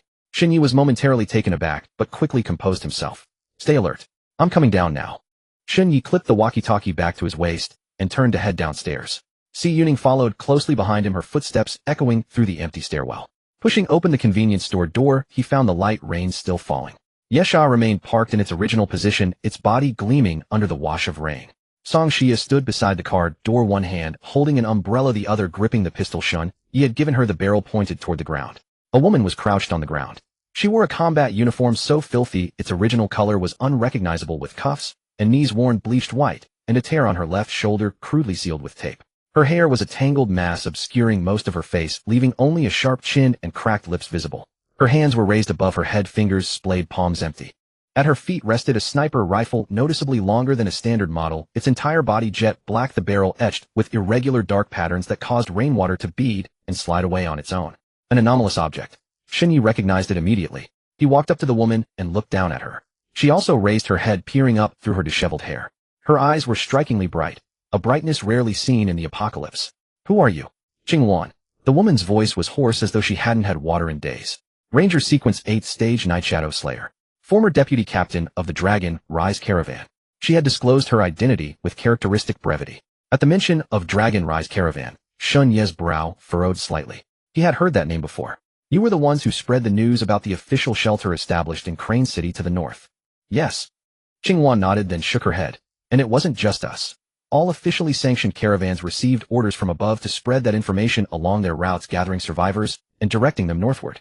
But I've been cut off from command for nearly a week now. We never made it to the north ourselves, so I have no idea what the situation is like there. Shun Yi said, nothing, his gaze shifting from her face to the sniper rifle on the ground, then back to her. How did you find me? Qinghua did not look away. I've been waiting in this area for 2 days. Hiding in the shadows, using my abilities, watching for passing caravans. But almost no caravans dared to venture into this sector. Just as I was about to give up, your caravan drove in. She paused. I watched through my scope as you killed that zombie from the second-floor window. I don't know how you did it, but taking down a third-stage zombie speaks volumes about your strength. So you had your gun trained on me this whole time. A chill ran down Shun Ye's spine. Not at all. Qinghuan's tone was calm. If I had intended to act, you would have been dead the moment you stepped out of the car and walked toward the convenience store in trance. At that range, with that angle, no cover between us, I could not have missed. She paused, her gaze dropping to the sniper rifle at her feet. I came in good faith. I only want your caravan to give me a ride until I encounter an official convoy, at which point I will leave on my own. Rest assured I won't be a burden to you. Shun Yi stared at her for a few seconds. Then he suddenly smiled. How convenient, like a pillow's being delivered to a sleepless man. My caravan only accepts full members, not temporary passengers. I have no interest in becoming someone's personal porter, even if you claim to be official. Qinghuan's expression shifted. Her fingers tightened briefly, then relaxed. I can pay. I have anomalous artifact materials and a spirit stone that I'm willing to give you. I don't need materials. Spirit stones are worthless without a treasure chest. Shun Yi took a step forward. The slaughter mark descended silently upon Qinghua. Her pupils contracted sharply. In her perception, the man before her suddenly transformed into something indescribable. Not an anomaly, but something even more suffocating. It felt like a blade pressed to her throat. The tip had already breached the skin 1 more millimeter, and the windpipe would sever. She had no doubt if Shun Yi intended to kill her, she would not even have the chance to raise Soul Eater. She was an 8-stage sequencer. Within the Dragon Rise caravan, only one person could make her feel this way. A near 7th-stage individual, and only when fully unleashing his pressure. Yet Shun Yi had merely taken 1 step forward. My caravan is called Dawn. Shun Ye's smile vanished, his tone shifting to business. I'm Shun Yi, and I am also a deputy captain. Once you join, you follow my commands. Your past rank means nothing here. Your only identity in this caravan is as my team member. Can you do that? Qinghua fell silent for several seconds, weighing the pros and cons in her heart. After half a minute passed, she bowed her proud head. I can. Shun Yi offered a faint smile, and the slaughter mark dissipated from her. Xia, check her wounds first. Song Xia holstered her pistol and crouched before Qinghua. When the white light of holy healing ignited, Qinghua's shoulder trembled slightly. Whether from the healing energy entering her wound or from the simple fact that she had not been treated as a comrade in far too long, she could not say. Shun Yi seized the opportunity to pick up the sniper rifle from the ground. It was heavier than expected, the dark patterns on the barrel growing warm under his fingertips, as though something flowed within the weapon's core. Anomalous object, Soul Eater. Category: Anomalous Firearms. Serial 8956. Abilities: Night Hunter. In nighttime or low-light conditions, bullet velocity doubles, and impacts leave a tracking mark on the target. Sniper mode triples the effective field of view. Predatory Hunt. Soul Eater's bullets ignore wind resistance entirely. Within 5 kilometers, trajectories are absolutely straight, with no velocity loss. Aim true, strike true. Effects beyond range are nullified and bullets detonate on impact. Side effect: each shot consumes 10% of the user's physical stamina. After 3 consecutive shots, a 30-second enforced weakness state activates, during which running is impossible. He returned the rifle to Qinghua. The weapon was excellent, but a gentleman does not seize another's possession. Furthermore, now that he understood its capabilities, Shun Yi was confident he could evade it when properly alert. Qinghua glanced at him as she took it, a flicker of surprise in her eyes. She had likely expected Shun Yi to confiscate the rifle. This rifle was issued by the caravan, registered with a serial number. She spoke quietly. Though I suppose nobody cares about registration anymore. Stick with me for now. This area isn't safe. We'll talk more on the way. Qinghua suddenly reached out to stop him. That red rash on your arms. It's that fungal infection, right? Shun Yi halted and turned to her. Yes. I need to find an antidote. Do you know where the highest concentration of zombies or treasure chests is? Qinghua pointed toward the cluster of tall buildings rising in the distance. Their facades were similarly coated in gray-black residue. Windows shattered, the dark openings merging into a single void against the ring. Even from this distance, movement could be seen within several of those window frames. That used to be a residential complex before the collapse. Jinhua New City. It has the highest concentration of zombies. In just 2 days, I counted over 20 second-stage ones. At least 2 third-stage ones. And first-stage zombies are countless. I can guarantee the treasure chests there have barely been touched. She pointed in another direction toward a cluster of low-rise buildings that appeared to be a factory complex. The zombies there are mostly first stage and not as densely packed. However, 2 days ago, I saw a caravan emerge from there. It's likely been picked clean already. Then Jinhua New City it is. The decision was made instantly. Qinghuan froze then frowned. Did you not hear what I just said? Over 22nd stage zombies, at least 2 third stage. We're only 4 people going in. That's exactly what I want, high stage zombies. Shenyi cut her off. At his current stage, first stage kills yielded negligible points and minimal stat gains. Moreover, based on his recent conclusions, higher tier treasure chests had a greater probability of containing the antidote. The factory had no second stage zombies at all. Going there would be a waste of time. He glanced at the red marks on his arm. The blisters had spread to his wrist with smaller ones beginning to form on the back of his hand. I don't have much time left. Qinghuan fell silent. Shen Yi turned to see Yuning. Her face had drained of color. She had heard everything Qinghuan had said.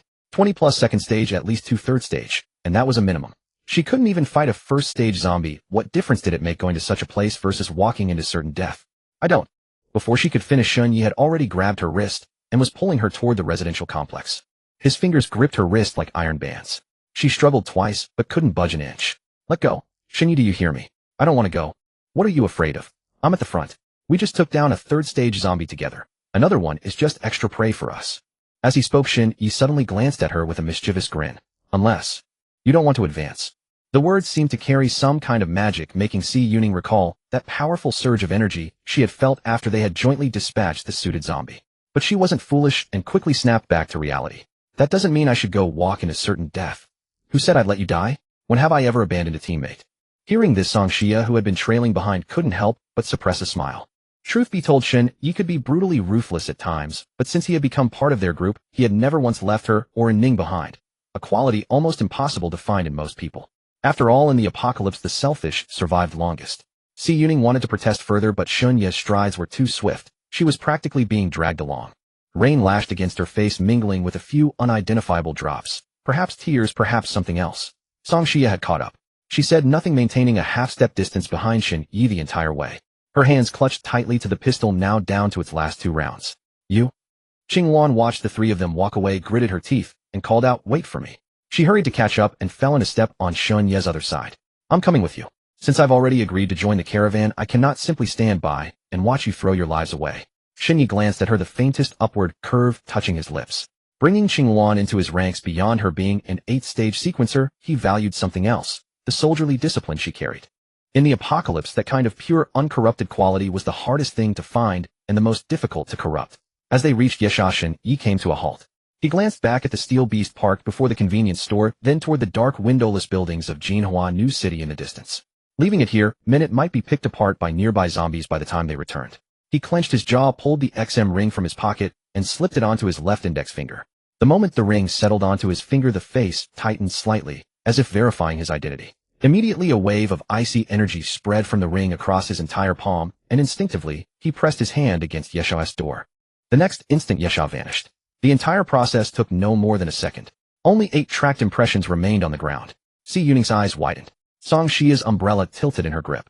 Qinghuan showed the least reaction, merely raising an eyebrow and remarking, a spatial type anomalous object. You've got good fortune. Shen Yi glanced down at the ring on his finger. A faint hunger pulsed from it, as though something inside was waiting to be fed.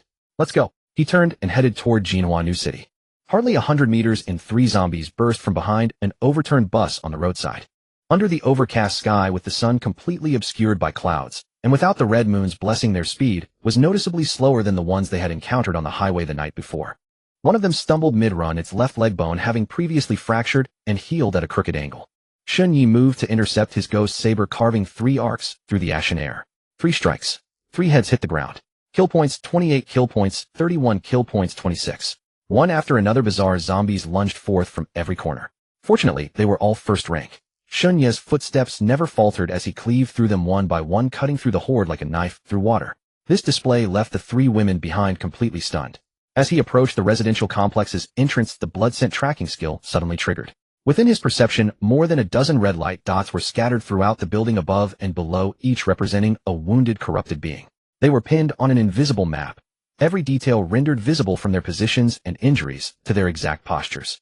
On the 5th and 7th floors respectively, 2 light dots burned far brighter than the rest, indicating severe hemorrhaging, yet still moving about. These must be second-rank corrupted beings. The building's entrance door had long since been shattered. Shinyi walked straight in. Gore. Sensing living human presence, 6 ashen figures lunged out simultaneously from different directions. These zombies had clearly been lying in ambush for quite some time. They did not attack immediately, instead waiting until Shinyi had stepped inside before launching their coordinated assault. But Shinyi, who had ascended to 8th rank executioner, felt nothing but contempt for these 1st rank corrupted's petty tricks. A confident smirk even tugged at the corners of his mouth. He sidestepped the nearest zombie blade, arcing to slash beneath its arm and cleanly carve away half its shoulder. Before that zombie even hit the ground, he leveraged the momentum to spin around the blade's flat side, smashing into the second zombie's temple and caving its entire skull into the wall. The 3rd zombie crumpled silently as Qing Wan's dagger pierced straight through its eye socket. The 4th and 5th zombies startled at Song Shia's gunshot. That half-second of hesitation was all Shinyi needed to impale both on a single stroke. When the 6th zombie lunged towards Si Yuning, she hadn't even registered what was happening before Shenye's blade had already pierced through the zombie's nape, the tip stopping less than 3 centimeters from her nose. Every single strike throughout the entire exchange was executed with flawless precision. Yet Si Yuning's legs still gave out from the shock, her back pressing against the wall. Couldn't you have warned me first? If I'd warned you, would you still have been brave enough to stand there as bait? Si Yuning was so furious she couldn't even speak. Once the corridor fell silent again, Shen-Yi noticed a chest beside the power distribution box. Roughly the same size as the one from the bathroom earlier, but this chest's body glowed an unmistakable blue. The azure light seemed especially conspicuous in the dim corridor. He retrieved the blue spirit crystal he'd looted from the Bloodhawk convoy and inserted it into the slot. The chest opened and a cluster of blue light flew out, scattering across the ground into quite an assortment of items. Chickens, ducks, fish, pork belly, carrots, eggplants, bell peppers, napa cabbage. A plastic bag held 2 bundles of leafy greens still glistening with water droplets, as if freshly pulled from the soil. Various ingredients piled together, no less than 20 gene in total. Wow, these are actually fresh ingredients. Song Shia exclaimed in surprise. Shenyi was speechless, but he crouched down to search through the pile and found 2 potatoes and a chunk of ginger at the very bottom. Still no antidote. A hint of disappointment flickered across Shenye's face. It's completely normal for blue chests to contain stuff like this. Qing Wan leaned against the wall nearby, wiping her dagger with a torn cloth she'd ripped from a zombie, her tone utterly indifferent. Corrupted artifacts and antidote solutions only have a small chance of appearing in blue chests. Moreover, below the blue tier exists the purple chest, which yields mostly ordinary ingredients and daily necessities. And it can be opened with the lowest grade purple spirit crystal. The lowest grade is purple. Weren't we told that only 2nd rank corrupted drop blue spirit crystals? Qing Wan replied coolly, partially correct. Purple spirit crystals are only dropped by 1st rank corrupted that came from outside. Shinyi found this unexpected. 1st rank corrupted drops spirit crystals. They do. The odds aren't great, about 1 in 10. But they definitely do. Did none of you know about this? Shinyi fell silent for a moment. Previously in Ning's intel from Yao Mingyuan had only mentioned using spirit crystals to open chests, never once touching on the correspondence between different colored crystals and chests. This kind of information gap was likely only known to people like Qing Wan, who had connections to official organizations or major convoys. He swept all the ingredients into his storage ring without ceremony. Fresh ingredients like these, regardless of quantity, were extraordinarily scarce resources in the outside world. Even someone like him, who had never worried about food and drink before, couldn't claim to eat meat at every meal, let alone such premium cuts. There's nothing else here. Let's head to the 2nd floor. At the stairwell, a 2nd rank zombie happened to be descending from above. Its build was noticeably bulkier than the 1st rank specimens from before, a rotting clavicle still dangling from its shoulder. As it walked, the bone clattered with each sway, producing a crisp, unsettling sound. It seemed to have sensed Shunye's group from quite a distance away. The moment it laid eyes on the 4 living humans, it leaped directly at them. While it was still mid-air, the slaughter mark had already locked onto it. Shunyi raised his blade in a horizontal slash. The edge cut clean through from its left waist and exited at the right shoulder. The entire zombie split diagonally in 2. As its upper body slid off, its jaw remained frozen, mid-gape, yellowed teeth clamped around a severed human finger. Slaughter points 472. After the corpse dissolved, a blue spirit crystal remained on the floor. Shinyi pocketed it without a word and continued leading the group upward. The 2nd floor proved slightly more dangerous than the 1st. 5 1st rank corrupted zombies, plus 2 2nd rank as well. Shenyi, being the strongest, took point at the front, while the newly joined Qing Wan voluntarily stayed at the rear. The 5 1st rank were cleared within 3 minutes. The 2 2nd rank required a bit more effort. One of them had ribs abnormally hard as steel, taking Shun-Yi 2 strikes to break through. After clearing them out, Shun-Yi discovered a purple chest at the corridor's corner. Smaller than the blue and green chests he'd seen before, purple light swirled gently along its inner walls. He glanced at it and walked away. Without a purple spirit crystal, there was no point even looking. Si Yuning found another blue chest tucked away in a corner at the end of the corridor.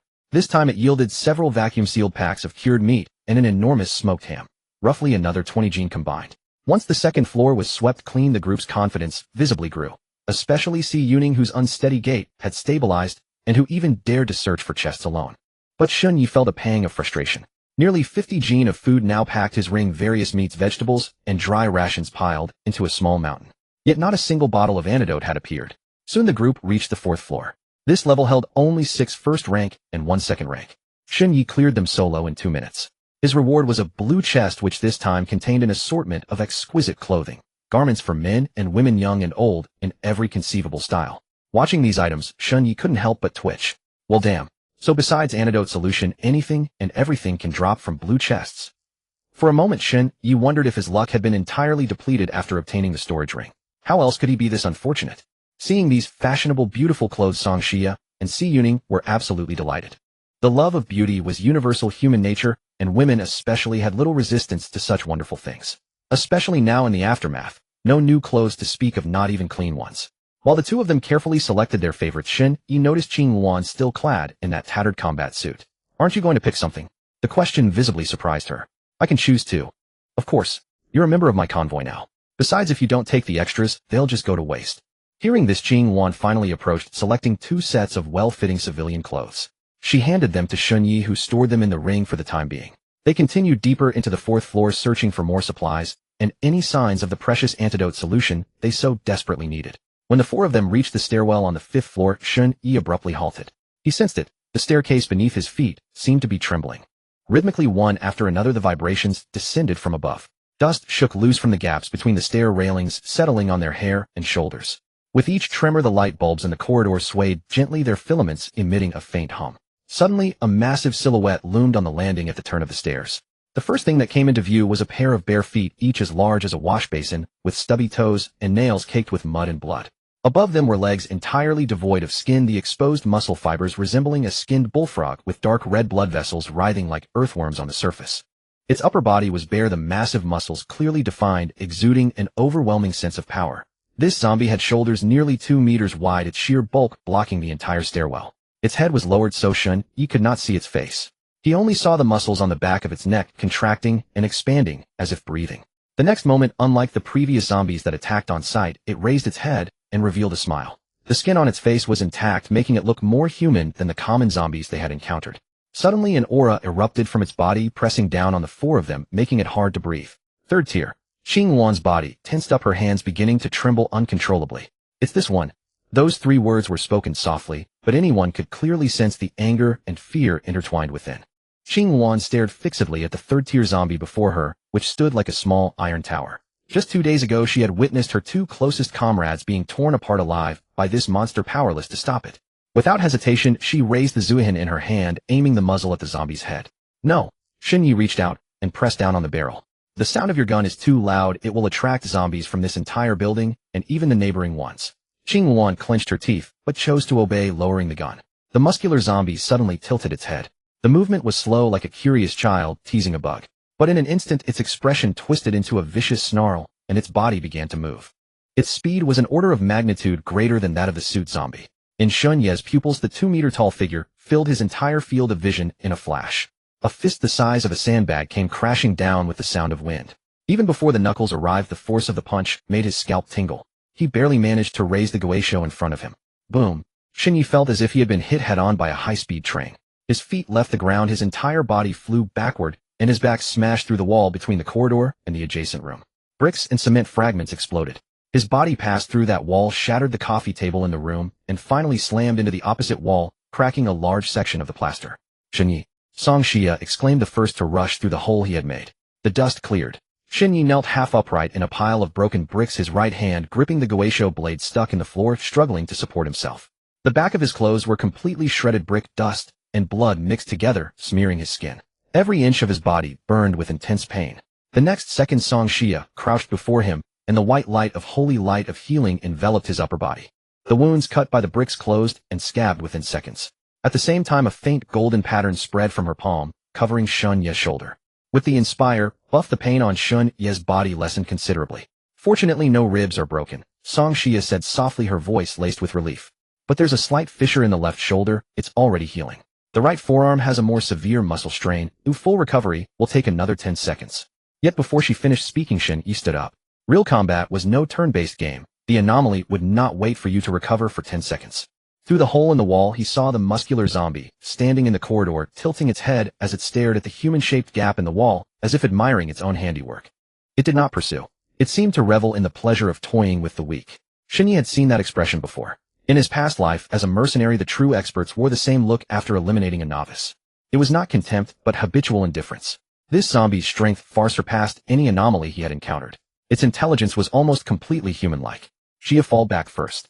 Shen Yi's expression turned serious. Song Xia wanted to say something, but meeting his eyes, she swallowed her words. Those eyes held no anger, no fear. Only a calm, focused intensity. Just like when he faced the red-clad anomaly by the waterfall. Slaughter mark. Death sentence. 2 dark red marks of different shapes landed on the muscular zombie. At the same instant, Shen Yi's figure vanished from where he stood. His speed was extreme. This was the first time since advancing to Sequence 8 that he had unleashed his full velocity. His body tore a gray afterimage through the wall hole, the blade slicing horizontally, aiming straight for the thinnest part of the zombie's waist. The zombie's reaction was far faster than the suit zombie's. When the blade was still less than 5 centimeters from its skin, it sidestepped, lowering its arm and using its elbow to block the Guisho's edge. Clang! A metallic ring exploded.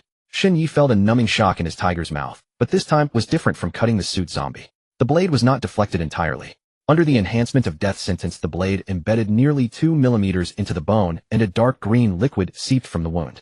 The zombie glanced at the wound on its arm, then looked up at Shen Yi. That smile vanished. It threw a punch, but Shen Yi did not try to block this time. He used the recoil from the blade to step back, the wind from the fist brushing past his nose. At the same time, a number flashed in his mind, the multiplier of death sentence. 8 times. The red number flickered in his vision like a judgment from another dimension. Shen Yi did not hesitate. He stomped hard on the ground with his right foot, shattering the tiles. His entire body shot forward, the blade striking the same spot for the second time. The zombie raised its arm to block. SSSHHH. This time there was no metallic ring. Instead, the blade sliced straight through. First the skin, then the muscle, then the bone. Under the 8-fold critical strike, the impenetrable defense was torn apart like paper. The Guisho entered from the zombie's left waist, following the exact trajectory Shen Yi had aimed for, horizontally, traversing the entire abdominal cavity and exiting from the right waist. The cut was as clean as if machined by a precision tool. The zombie's upper and lower half slid apart. The massive body crashed to the ground, and dark green fluid gushed from the severed section, splattering half the wall. The 2 severed legs stood upright for nearly a second, then bent at the knees and fell. A pool of liquid quickly spread on the floor, emitting an indescribable stench. Qingluan stood at the stairwell entrance, her mouth agape in shock. Even the hands holding her gun trembled involuntarily. Is he really just a Sequence 8? Qingluan had previously watched Shen Yi chop a 3-tier suit zombie through her scope, but that time she was nearly 900 meters away and didn't see the details. This time she was just 10 meters away, witnessing with her own eyes as Shen Yi cleaved a 3-tier zombie in 2 with a single stroke. When she was with the Longting team, the strongest strike she had ever seen was the captain's full-powered slash that split open the skull of a 2nd-tier weird zombie. At that time, her captain was quite different from Shen Yi. He was only 1 advancement ritual away from becoming a 7th-tier Sequence. And Shen Yi, if she hadn't misjudged, he was merely a Sequence who had just stepped into the threshold of the 8th tier. And that strike from Shen Yi just now was incomparably more powerful than her captain's many times over. At that time, when their entire team faced this muscle zombie, only the captain could barely leave a few slash marks less than a centimeter deep on its body. It's not over yet. Shen Yi's voice pulled her back from her shock. The 2 halves of the body on the ground did not immediately turn to ash and dissipate like the 1st and 2nd-tier zombies that had been slain before. Instead, after a few seconds of stillness, they began to move again. It was not the convulsive twitching of a dying struggle, but a purposeful movement. The upper half crawled with its hands, dragging itself toward the waist's severed edge. The legs of the lower half kicked aimlessly, also drawing closer to the upper half.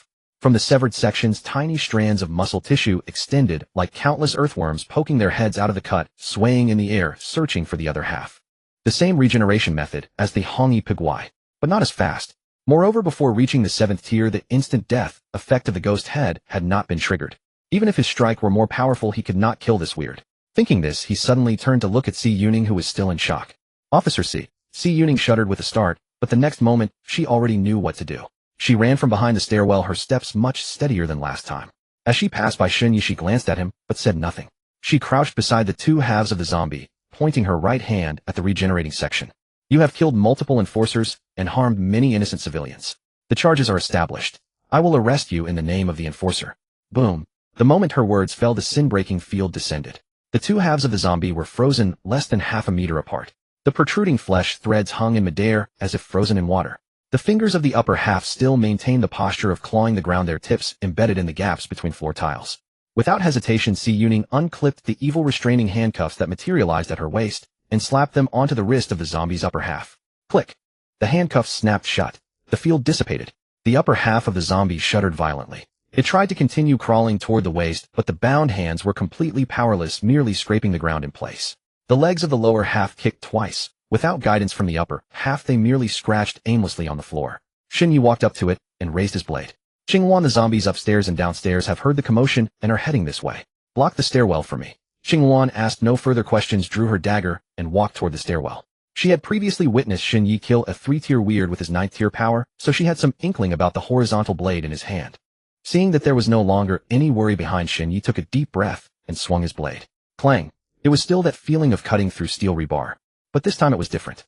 After absorbing part of the muscle zombie's attributes and advancing to sequence 8, he could sense that the blade's mark on the bone was deeper than when he had cut the suit zombie before.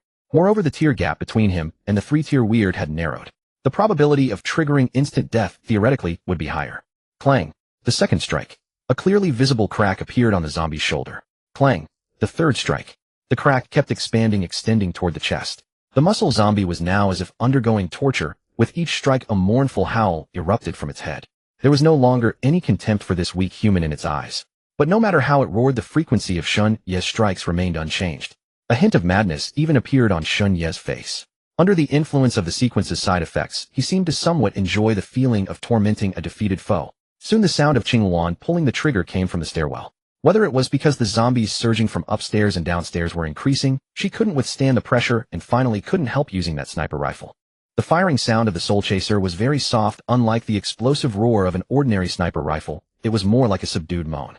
The pitch-black bullet pierced through the chests of 5 zombies in succession, and just as it penetrated the waist of the 6th, it suddenly exploded.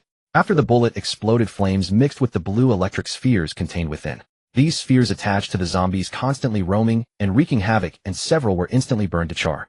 With just one shot, over a dozen zombies were taken down. Of course, this was not entirely the Soul Chaser's merit. Part of it was mixed with Qingluan's sequence ability. Xinyi. Song Xia called from the other end of the corridor. Not good, 3 of them are coming at me. Bang! Bang! 2 consecutive gunshots. The 2 rounds from the pistol were instantly emptied. But the pistol bullets merely splashed 2 blood blossoms on the zombies, utterly unable to stop their charging steps. Seeing the 3 zombies getting closer, Song Xia had no choice but to draw her blade and prepare for close combat. Move aside. Qingluan's voice came from behind. Song Xia instinctively took 2 steps toward the wall. Bang! The sound of the Sin Soul rang out again. The pitch-black bullet trailed a black light and pierced straight through the 3 zombies in the corridor. Before the group could catch their breath, the commotion in the entire building grew louder. More footsteps climbing the stairs kept approaching their floor. At this moment, they were completely surrounded. After Qingluan's Soul Chaser fired 3 shots, it entered cooldown. Helplessly, she picked up the dagger again, glanced toward Shun Ye's direction, and then charged forward. On Shun Ye's side, after the 7th strike fell, the zombie's neck had been severed halfway, its ferocious head tilted to one side, but its murky gray-white eyes were still rolling. Si-Yuning stood by, somewhat at a loss, as this was also her first time facing so many weird. However, before this muscle zombie was dealt with, her ability could not be used. Watching without causing trouble was already the greatest help she could offer Xinyi. Rip! Qingluan at the stairwell, in a moment of carelessness, was clawed across the back by a zombie from behind, and the combat suit on her back was torn open with a large gash, revealing her fair back and a scarlet scratch mark. This caused her pain and a chill in her heart. She said, gasping for breath toward Xinyi, "Not yet. I can't hold on much longer." After finishing off the zombie that had ambushed them. As soon as she spoke, Shun Ye's 8th slash landed. Immediately, countless red threads burst forth from the blade of the demon-headed sword. Those red threads exploded from the hilt like blood-colored lightning, spreading along the zombie's skeletal lines and covering its entire torso in the blink of an eye. As before, the red net tightened, cutting into flesh and bone. This time, the muscled zombie's murky eyes finally showed fear. With its final roar, the red net suddenly tightened. The zombie's entire upper body was sliced into countless fragments, along with its 2 still kicking, severed legs, all reduced to powder within the net. Gray-white dust scattered in the air, leaving only a faintly glowing cyan spirit crystal on the floor. Kill points 8,164. Blood meat 1. As a warm current flowed into his body, Shun Ye looked down at his hands. The increase in strength and speed could be felt with just a gentle clench. Every muscle fiber in his body trembled with satisfaction at this moment. The attributes given by this muscled zombie were a whole tier higher than those of the suit zombie. Judging by the kill point ratio, it was only a step away from the 4th stage. Shenyi. At that moment Song Shia's startled cry came again. Shenyi turned his head. A golden pillar of light descended from the ceiling above Song Shia, enveloping her whole body squarely.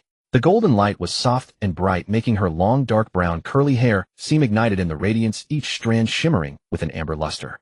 Qingluan turned back from the stairway, and when she saw the light pillar there was no surprise in her eyes. She's in the midst of advancement. Come help me first. Hearing that Song Shia had advanced, Shun Yi finally breathed a sigh of relief. Without even picking up the cyan spirit crystal on the ground, he grabbed his blade and rushed toward the stairway. His arrival was like a tiger among sheep. These ordinary zombie aberrations. None could withstand a single slash from him. Without exaggeration, once he closed in, any aberration below the 3rd stage was basically instantly killed. Even if another 3rd stage aberration appeared now, as long as it had no special tricks, he could take it on alone. As for Song Shia, the golden light lasted nearly 10 seconds, then slowly contracted, finally condensing into a thin line that vanished into her brow. When she opened her eyes, a faint golden light flickered deep in her pupils. As that light completely faded, her entire aura underwent an indescribable change. Then a stream of information unfolded in her mind. Sequence 8, Holy Healing Priest. Holy Healing Baptism active. Consumed 30 life force to summon a golden beam, descending vertically from above, enveloping the target's entire body. While the beam covers the target, any negative status effects not exceeding the caster's own rank will be forcibly cleansed, including but not limited to viruses, fungal infections, toxins, curses, mental contamination, and low-rank aberration parasitism. After purification, the beam will leave a faint golden blessing aura on the target's body surface, lasting for 24 hours. During the blessing period, the target automatically gains immunity to some curses and poison effects of the same rank. Life aura active. Consume 50 of life force to expand a circular aura field with a radius of 20 meters centered on oneself, lasting only 60 seconds. Within this field, the caster can actively mark up to 5 targets, including self, within the aura range, and the marked target's injuries will recover at an extremely fast rate automatically. Additionally, even without any treatment operation, the marked targets will continuously receive nourishment from life energy as long as they stay within the aura range. The healing effect is evenly distributed and will not be diluted by an increase in numbers. During the aura's duration, the caster cannot move. Once movement occurs, the aura is immediately interrupted and the consumed life force is not refunded. This skill can only be used once per day. Side effect: life vial passive. The maximum life force stored in the vial is increased from 100 to 300 points. The daily automatic recovery of life force is also increased from 100 to 300 points. When life force is depleted, continuing to use skills will deduct the user's lifespan proportionally. After receiving the information, Song Shia looked down at her own hands. The white light of holy healing glowed in her palms, but this time the white light contained a faint layer of golden veins like the veins of light. At that moment, Shun Yi had just killed the last zombie surging up. The entire corridor fell silent instantly. Song Shia walked over to Shun Yi without a word, and after moving her lips, a beam of golden light fell upon Shun Yi. As a soft and sacred light shone on him, the blisters on Shun Yi's arm began to shrink at a visible rate. The raised surface also began to collapse little by little. The translucent skin dried and peeled off, revealing the newly grown light pink skin underneath. That piercing itch changed from burning to stinging in seconds, then from stinging to tingling numbness, and finally disappeared completely. Shun Yi looked down at his arm. The blisters and red spots were all gone. The skin had returned to its original state. Song Shia withdrew her hand, and then placed her palm on Shun Yi's shoulder. The wounds previously scratched by bricks and stones vanished directly under the upgraded holy healing light, leaving not even a scar. In just 3 seconds, Shun Yi's entire right arm was restored to its original state. So this is the effect of advancement? Shun Yi asked. Yes. Song Shia's tone was somewhat proud, with a confident gleam in her eyes. Seeing that she was about to say more, Shun Yi interrupted. We'll discuss the details back at the convoy. First, help Qingluan and Si Yuning get treated. Song Shia nodded and turned to walk over to Si Yuning. Si Yuning rolled up her sleeve. The red spots on her forearm were much fewer than Shun Yi's, but 5 or 6 blisters had already begun to swell. Another golden light fell, and the blisters and red spots on her hand disappeared completely in just 2 seconds. Finally, it was Qingluan's turn.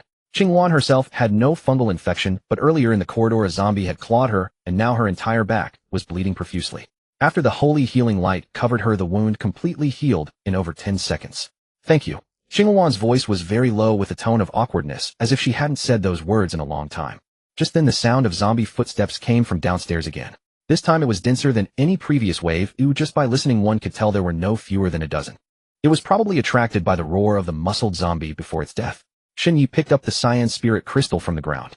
It was a full 2 sizes larger than the one from the skin aberration, with a deeper hue. The cyan luster flowed slowly like liquid inside the crystal. According to Qinghuan, the deeper the color of the spirit crystal, the higher the level of the treasure chest it could open. The muscled zombie was only a step away from the 4th stage, so the value of this crystal might be higher than the previous 2 combined. After a glance, he immediately stored it into his ring of Sumeru. Go downstairs first, don't let them come up. Shinya's confidence was not arrogance. The ordinary zombies were indeed no match for him. But he must not forget that this was a city. If he stirred up the great terrors lurking in the depths, even 10 lives would not be enough to save him.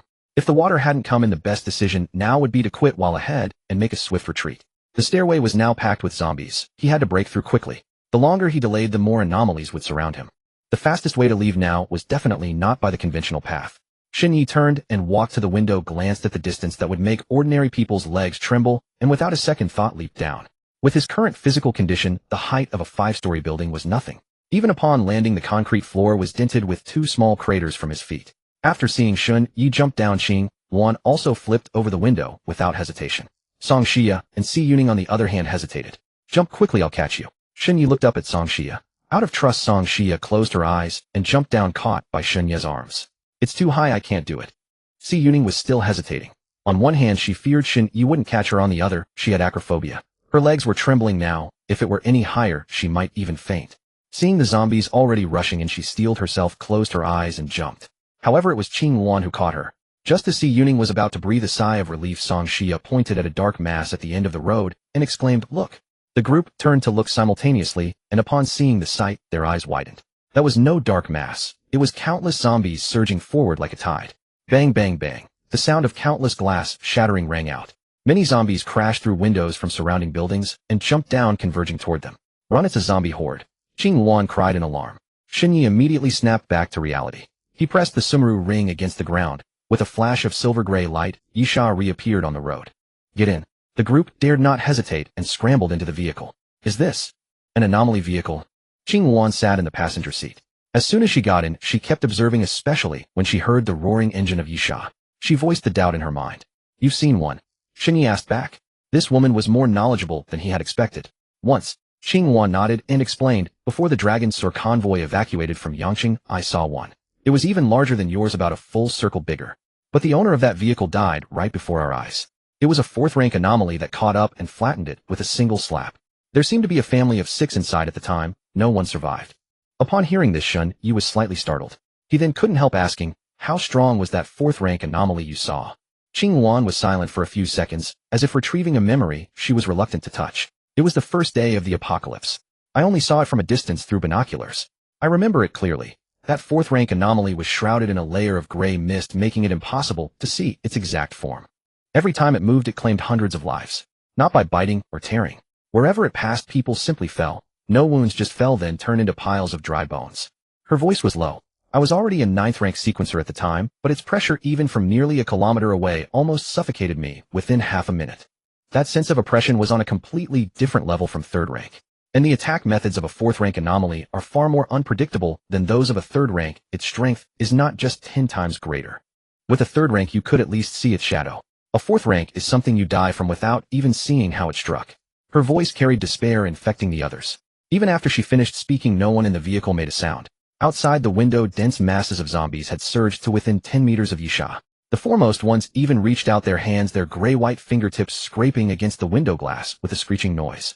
Shinyi released the handbrake and floored the accelerator. Yisha's engine let out a low roar again.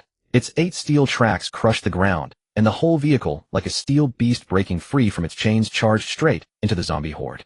Smack! Smack, smack, smack. The crushing force field was fully activated. The row of bullhead-sized steel spikes at the front plowed a straight path through the zombie horde. First-rank zombies hitting the front were like tofu against a sledgehammer, instantly shattered into fragments and black blood. Dark red force field runes flickered continuously on the vehicle's surface, each flicker accompanied by a dozen zombies being ground to dust. Kill points: 31 kill points, 28 kill points, 35 kill points, 29 kill points, 33. The kill point notifications densely scrolled in Shun Yi's mind, but he couldn't be bothered to look. In less than 2 minutes, Yisha burst out of the zombie horde's encirclement and turned onto the national highway they had come from. In the rearview mirror, the zombies were still chasing, but their speed was completely inadequate. Soon they were reduced to a blur of gray shadows. Shinyi, however, did not smile. He held the steering wheel with one hand, and pulled out a few spirit crystals from the Sumeru ring, with the other placing them one by one on the dashboard. First was the cyan spirit crystal dropped by the muscle zombie earlier, its color deep with a luster that slowly flowed within the crystal. Then came another cyan spirit crystal taken from the door's hidden compartment. Its color was noticeably lighter. That was the one dropped by the skin anomaly. Next the ring flashed, and 4 blue spirit crystals appeared on the dashboard, all spoils from the second-rank zombies he had killed today. The 6 spirit crystals were lined up, emitting a mixed cyan and blue glow on the dashboard. I encountered too few treasure chests today, Xinyi said with undisguised regret. These spirit crystals haven't had a chance to be used. Qing Wan, sitting in the passenger seat, glanced down at the row of spirit crystals. The corner of her mouth twitched uncontrollably. 2 days ago, when her convoy was still intact, the entire team had opened fewer than 5 treasure chests in 2 days. 3 of them were even purple. Xinyi alone had obtained 6 in half a day, starting from blue, including 2 cyan. And he still thought it was too few. What kind of monster's vehicle had she gotten into? She wanted to say something, but hesitated. The next second, however, her mind involuntarily replayed the scene of the 2 third-rank zombies being strangled by the red threads emitted from his blade. After a few seconds of silence, she suddenly spoke. Chun, Yi, Moi. Her tone was hesitant, as if making a difficult decision. I know a place. There are many unopened treasure chests. Just from what I can see with my own eyes, there are 2 cyan treasure chests. Shen Yi turned his head to look at her. But there is an anomaly guarding that place, its strength infinitely close to 4th rank. It is bloodthirsty and extremely territorial. Any life that approaches its territory will be indiscriminately annihilated. It doesn't even spare its own kind. When I scouted before, all life within a kilometer radius was completely wiped out by it. She paused as if to confirm her wording. Xinyi did not answer immediately. He slowed down a bit, letting the engine noise drop to a level where conversation could be heard clearly. That anomaly is the other one that destroyed your convoy, isn't it? Qing Wan's expression flickered with panic. She instinctively wanted to deny it, but in the end she nodded. Her voice was dry. I admit I have selfish motives, but I swear on my life every word I said is true. Xinyi looked at the road ahead, was silent for a few seconds, then the corner of his mouth suddenly lifted. Lead the way. Qing Wan was stunned, thinking she had misheard. You...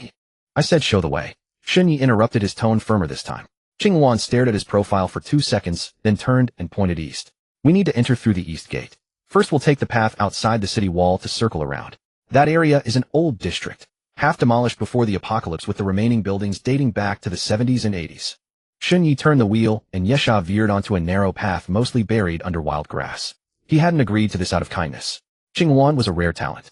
A ranger at Sequence 8, with a background in an official convoy, she possessed a wealth of information that wild teams like his could never access. The entire hierarchy of treasure chests and spirit crystals. If she hadn't explained it today, he might still be using blue spirit crystals to open purple chests. Moreover, there was something about this woman, a soldier's essence. Once someone like that truly acknowledged a person, their loyalty was more reliable than any bond forged by interest. The best way to win her over completely was to help her take revenge. No other way. Plus, the first cyan treasure chest today had given him a Shumi ring, and now his expectations for cyan chests were sky high. If he couldn't use the 2 cyan spirit crystals in his hand today, he wouldn't sleep well for days. An opportunity was right here, and if he missed it, he might never know when the next one would come. Of course, he understood that opportunity and danger went hand in hand. Qing Wan had just said that the aberration was infinitely close to the 4th stage, but hadn't truly crossed that threshold. With his current strength plus Si Yuning's Duanzue hard control, he was confident he could kill any 3rd stage aberration. Even if he couldn't, he was sure he could get everyone out alive. And most importantly, that aberration was a lone wolf. As long as it didn't trigger a zombie horde like before, and as long as Si Yuning didn't mess up the control, he could do whatever he wanted to it. Yesha followed the narrow path for nearly half an hour before finally stopping at the east gate entrance. The scene here was even more desolate than the south gate. On both sides of the main road into the city stood old buildings half torn down, with steel bars protruding from cracked concrete slabs, like bones jutting out of a rotting corpse. There were no vehicle wrecks on the road, and the black marks on the ground were far fewer than in the south gate area. Dead silence. Not the quiet of an uninhabited place, but the stillness of something that had been thoroughly cleared out. Not even any zombies. Xinyi put Yesha into the Shumi ring, and his blood scent tracking automatically spread out. Within a radius of 800 meters, there was only one red dot. It was at the 7th floor window of the old building directly ahead. He looked up and met a pair of gray-green eyes. Those eyes were set in a withered face, watching him through a cracked glass window. No expression, no anger, no curiosity. Just watching. The thing had sensed their presence so quickly. Shenya's fingers unconsciously tightened around the handle of Guisho, a chill running through his heart. Fortunately, the creature was wounded and had been detected by the blood scent tracking otherwise he might have been stumbling around like a headless fly for a while. Soon the eyes vanished silently. Behind the window glass there was only a dim, empty room. Wind blew out from the broken stairwell carrying a faint smell of rust. It's found us. Qingluan's voice was barely a whisper, trembling with fear. Shun Yi drew Guisho the blade, reflecting a faint cold gleam in the dim light. All the better, saves us the trouble of hunting it down. Shun Yi forced calm into his voice. The four of them didn't rush into the building. Shun Yi compressed the perception range of his blood scent tracking to the vertical area of this building. The red dot was still on the 7th floor, motionless like a stain of blood nailed to the wall. It didn't move, didn't disappear, just hung there waiting. Do you know its specific abilities? Shun Yi asked. Qingluan swallowed her words, coming fast. It can turn invisible, not the optical camouflage kind, but real disappearance. After entering stealth, its scent, sound, breath, even footprints on the ground vanish. Ordinary perception skills simply can't detect its existence. My convoy took a heavy loss from that move. Shun Yi frowned. The blood scent tracking could sense it, meaning its invisibility couldn't fool passive tracking. But if it had some way to temporarily block that perception, they'd be in trouble. Anything else? And its claws. Qingluan instinctively touched the torn hole on her left shoulder, sealed with tape. Its claws can tear through the armor of an armored vehicle. Our Dragon Sir convoy had 2 military armored vehicles back then. With one claw each, it sliced them from roof to chassis. Nothing could stop it. Also, when it opens its mouth, it emits a very low-frequency sound. Hearing that sound plunges you into hallucinations. One of my teammates mistook another teammate for a zombie in the illusion and shot him through the head. Shun Yi was silent for 2 seconds. What were the hallucinations about? Or did it just make one person see another as a zombie? It's different for everyone. Some see their worst fear, others see their deepest desire. And you? Qingluan didn't answer. She just moved her hand away from the tear on her shoulder and gripped the handle of Zuin tightly. Shun Yi didn't press further. Si Yuning, how many times can you still use Duanzue? Off. Si Yuning startled at the sudden question. Only one last time today. Good. Once we go in, don't act rashly at first. This aberration can turn invisible. Your Duanzue must be used only when it reveals itself and is close enough, otherwise we'll lose a crucial trump card. Qingluan, you keep watch for us with your dagger. Xia, stay behind me and be ready to heal at any moment. Each of them nodded. After deploying his strategy, Shun Yi pushed open the unit door and stepped into the stairwell first. This building was older than the one in Jinhua New City. The walls were the old cement-plastered kind, blackened with age, with gray-green mold growing in the corners. The stairwell lights had long since died. Only the daylight filtering through broken windows faintly illuminated the steps. The air was thick with a mix of disinfectant and rotting meat, as if someone had repeatedly scrubbed something in a room with antiseptic. The red dot in the blood scent tracking began to move. From the 7th floor downward, not fast, but each step was steady. Not the staggering gait of a zombie. It was 2 legs alternating step by step down the stairs. The rhythm was exactly like a living person walking. Shun Yi tightened his grip on Guisho. The dot reached the 6th floor, stopped. Then it vanished from the blood scent tracking. It's invisible, Shun Yi whispered. I can't see it now. Everyone fall back to back. Clearly this aberration was more cunning than they had anticipated. The 4 quickly drew together, each watching a different direction. In the stairwell, only the sound of their breathing and the wind whistling through shattered glass could be heard. After about 10 seconds of silence, Shun Yi suddenly felt goosebumps rise on the back of his neck. It wasn't the blood scent tracking sensing something. It was his instinct. The instinct for danger he had developed during his days as a mercenary. Without looking back, he lunged forward. FSHH, a sharp cold wind grazed the back of his head, slashing exactly where he had been standing. On the cement wall, 3 parallel cuts appeared, each nearly 2 centimeters deep with edges as smooth as if carved by a stone-cutting machine. Shun Yi rolled on the ground, crouched, and looked up. The thing was standing about 2 meters behind where he had been. It had become visible, whether voluntarily or forced out of stealth by the attack, he didn't know. Its body was much smaller than a muscle zombie, standing about 1.70 meters, slender and elongated. The proportions of its limbs were off. Its arms were noticeably longer than a normal person's, with fingertips reaching its knees when hanging down. Its hands were not hands, they were claws. Each finger bone had extended nearly 20 centimeters sharp and curved, covered with a layer of dark green cuticle with a few drops of viscous liquid hanging from the tips. Its face was withered skin stretched tightly over cheekbones and jaw, as if something had drained all the moisture from within. Those gray-green eyes were set in sunken sockets, staring at Shun Yi. Shun Yi broke out in a cold sweat from that attack. But the next second it suddenly tilted its head, exactly the same motion as the muscle zombie, and then vanished. It left no trace, as if it had never existed. It was leaping between the 3rd and 4th floors. Blood scent tracking recaptured that glimmer, but its position was flickering wildly. The corridor on the 3rd floor, the stairwell on the 4th, the window between the 3rd and 4th. Each flicker occurred in less than half a second, so fast that Shun Yi's naked eye could not keep up. Qingluan, to your left. Qingluan was quick to react, but still a beat too slow. That claw suddenly emerged from the air to her left, aiming for her neck. She sidestepped and parried with her dagger. The blade clashed against the claw, sending sparks flying. The force knocked her back 2 steps, her back slamming into the wall. The claw did not pursue. One strike without success and it vanished instantly. It shows no reluctance to engage such formidable combat instincts. Shen Yi stared at the wildly jumping light in the blood scent, tracking, marveling inwardly. It's probing our reaction speed and attack range. Once it figures us out, it will go for the kill. Then what do we do? Let it probe. Shen Yi held the ghost head horizontally before him and closed his eyes. He no longer chased the light with his gaze. Vision was a burden against such speed. He slowed his breathing, using blood scent tracking to lock onto each landing point of the light. Third floor, fourth floor, end of the third floor corridor window ceiling. The light stopped directly above him. Shen Yi opened his eyes and slashed upward. The blade collided with the claw. This time there were no sparks, but a grating metallic screech. Shen Yi felt a heat at his tiger's mouth. Something had snapped. He looked down at the ghost head in his hand. The tip had broken off. A whole metal fragment detached from the blade tumbled twice in the air and clinked onto the ground. The ghost head had actually broken. Item 8763, its tip severed by this aberration's claw. This blade, acquired from Lin Wanxiu, had been a bane to any aberration in his hands. Even against the iron bones of the suit-wearing anomaly, it had not chipped after countless strikes. And he had been using sharpness all along. Was this the terror of being infinitely close to fourth tier? Yet this blow was blocked and the aberration had now revealed itself. Its claw was knocked back, a crack split at the tiger's mouth and dark green fluid dripped down the finger bones. It looked down at its own claw, then tilted its head. That gesture held no anger, no emotion. It was simply observing, like a child examining a broken toy. Then it opened its mouth. Not a roar. A very low, almost inaudible sound, so faint that Shen Yi's ears could barely hear it, only feeling the air vibrate. His vision began to blur. The walls of the corridor melted like flowing water. The ceiling and floor started to invert. He saw Lu Bing's face, Zhao Biao's head rolling on the ground, Song Lei being torn apart by the serpent demon, and Lin Wanxiu stepping out of the bathroom. No, it was an illusion. Lin Wanxiu was not in this scene. She should be at the camp now, waiting for him beside He Yunping. Shen Yi bit his tongue. The metallic taste of blood flooded his mouth. Pain washed over his face like a bucket of cold water. His vision wavered, then refocused. He found himself on his knees, the ghost head lying beside his hand, its blade stained with blood from his own mouth. Shen Yi. Song Xia was calling him. But she dared not approach, for the aberration still stood less than 3 meters before him, watching him. I'm fine. Shen Yi picked up the ghost head and stood. The tip was broken off less than 5 centimeters. The blade had no cracks, still usable. It's testing. First speed, then strength, now mental resistance. Shen Yi wiped the blood from his mouth. It wants to know how much I can endure. If I'm not mistaken, it will go for the kill in the next round.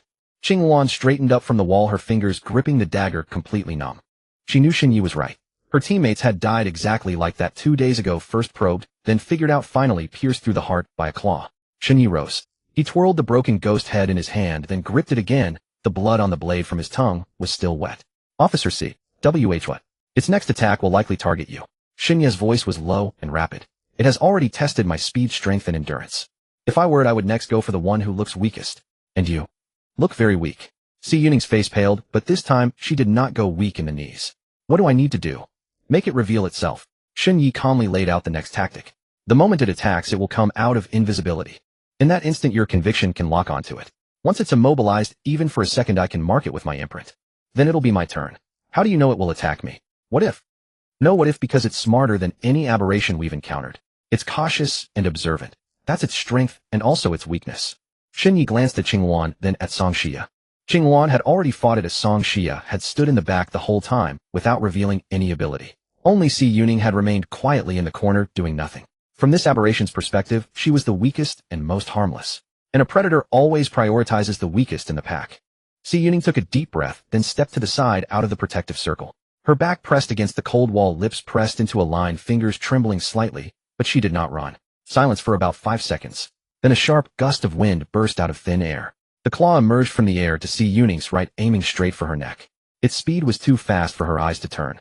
But she heard the wind and remembered Shen Yi's words. Instead of dodging, she reached out in that direction the moment the claw appeared. You have murdered multiple innocent civilians and assaulted law enforcement officers. The charges are established. I now legally arrest you. The conviction magnetic field crashed down. The claw stopped less than 5 centimeters before Si Yuning's neck. The entire aberration was frozen in midair, its claw still poised to strike. Its gray-green eyes for the first time were no longer calm. It rolled its eyes, saw its own halted claw, and then Si Yuning's pale but unyielding face. Shen Yi's death sentence had already landed on its chest. A dark red death mark pulsed on its withered skin like a heartbeat. At such close range, Si Yuning did not give it a chance to break free as she slapped the handcuffs of restraint onto its wrist. With a click, the claws that could tear through armored vehicle shells were bound together. It tried to turn invisible again the moment the magnetic field dissipated, but its body only shuddered. Nothing happened. Now, Shun Yi struck a horizontal slash. It was a full-powered strike. The lock of the slaughter mark combined with the multiplier of the death sentence, the blade traced a dark red trajectory through the air. The ghost head blade with its chipped tip landed solidly on its waist. No metallic ring. The blade cut in. Six-fold critical hit. But the multiplier was insufficient to sever it in two, only carving a wound over a dozen centimeters deep into its waist. Dark green fluid gushed from the wound, splattering half of Shun Ye's arm. The anomaly let out a piercing shriek. Not the low-frequency sound waves from before, but a true cry from its vocal cords. Its shackled arms struggled violently, its claws gouging deep furrows into the ground. Its invisibility flickered repeatedly, each flash leaving a blurred afterimage in the air like a faulty projector. Shun Yi gave it no chance to struggle. The second strike hit the same spot. The residual effect of six-fold damage was still active, and this blow expanded the wound to the point of piercing through the entire abdominal cavity. The third strike severed its spine. The fourth its neck. The ghost head seemed enraged by being chipped, and red threads surged from the blade. The slender red threads began to split endlessly, countless filaments burrowing into every inch of its skin. Xingluan's hand trembled on the dagger. Even knowing the anomaly was doomed, she still thrust the dagger into its forehead with all her might, even as the tip barely sank in by less than a centimeter. But that was enough. When the red threads covered the anomaly's entire body, it suddenly smiled. Unlike anyone or any anomaly killed by the instant death effect before. It showed no fear, no anger, but instead seemed relieved. Just as its smile fully bloomed, the red threads abruptly contracted. Kill points 9,351. Blood food 1. No spirit crystals. No materials. Nothing remained. As if its strange invisibility ability had created an illusion that it had never existed. Shun Yi stood frozen for 3 seconds before slowly coming to his senses. Because in its dying moments he saw a glimmer of emotion in the anomaly's eyes that only a human could possess. He looked down at the chipped edge of the ghost head blade, then at the anomaly's corpse gradually turning to dust, and let out a sigh. No loot was fine, but so many kill points were a pleasant surprise.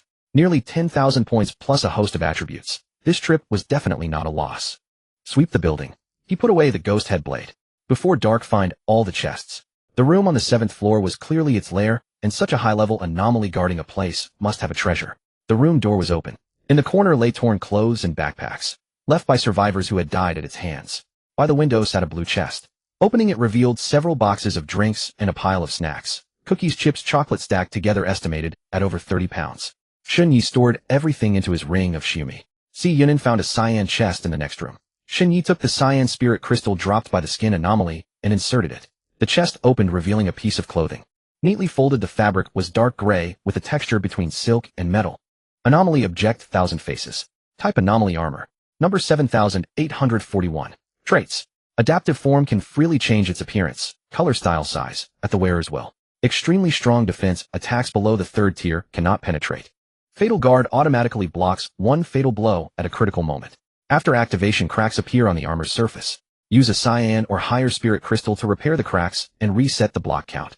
Self-cleaning automatically removes stains after battle. Side effect: after each battle, the armor must be soaked in ice water for at least 10 minutes. Otherwise, the armor will generate intense heat up to 300 degrees and cannot be removed during the side effect. Description: a battlesuit with self-awareness. It chooses only a battle-hardened warrior as its master. It remembers the location of every fatal wound and the name of every master. Shun Yi picked up 1,000 faces, turned it over twice, and handed it to Song Xia. This is for you. You're the weakest in defense on the team. What? For me? Song Xia thought she was hallucinating. When had Shun Yi ever been so generous? Take it. With that, Shun Yi thrust it into her arms. He had his reasons. With his physical attributes boosted by so many layers of blood food, both his defense and speed were at the level of a 3rd-tier anomaly. 1,000 faces would benefit him less than it would Song Xia. Moreover, as long as Song Xia was behind him, no matter how severely he was injured, she would exhaust herself to heal him. That was evident from when she rushed toward him without hesitation after he took a punch from the muscle zombie. Song Xia's fingers brushed the fabric as she took it, and her eyes lit up. It wasn't the joy of seeing new clothes, but the feeling of Shun Yi's trust. Her cheeks flushed slightly. Thank you. With that, she instantly infused her will into it. The surface of 1,000 faces flowed, the dark gray fading to cream white, and the cut changed from a male style to a female one fitting her figure. Watching this, Si Yunin was speechless with envy. But this act also changed her impression of Shun Yi considerably.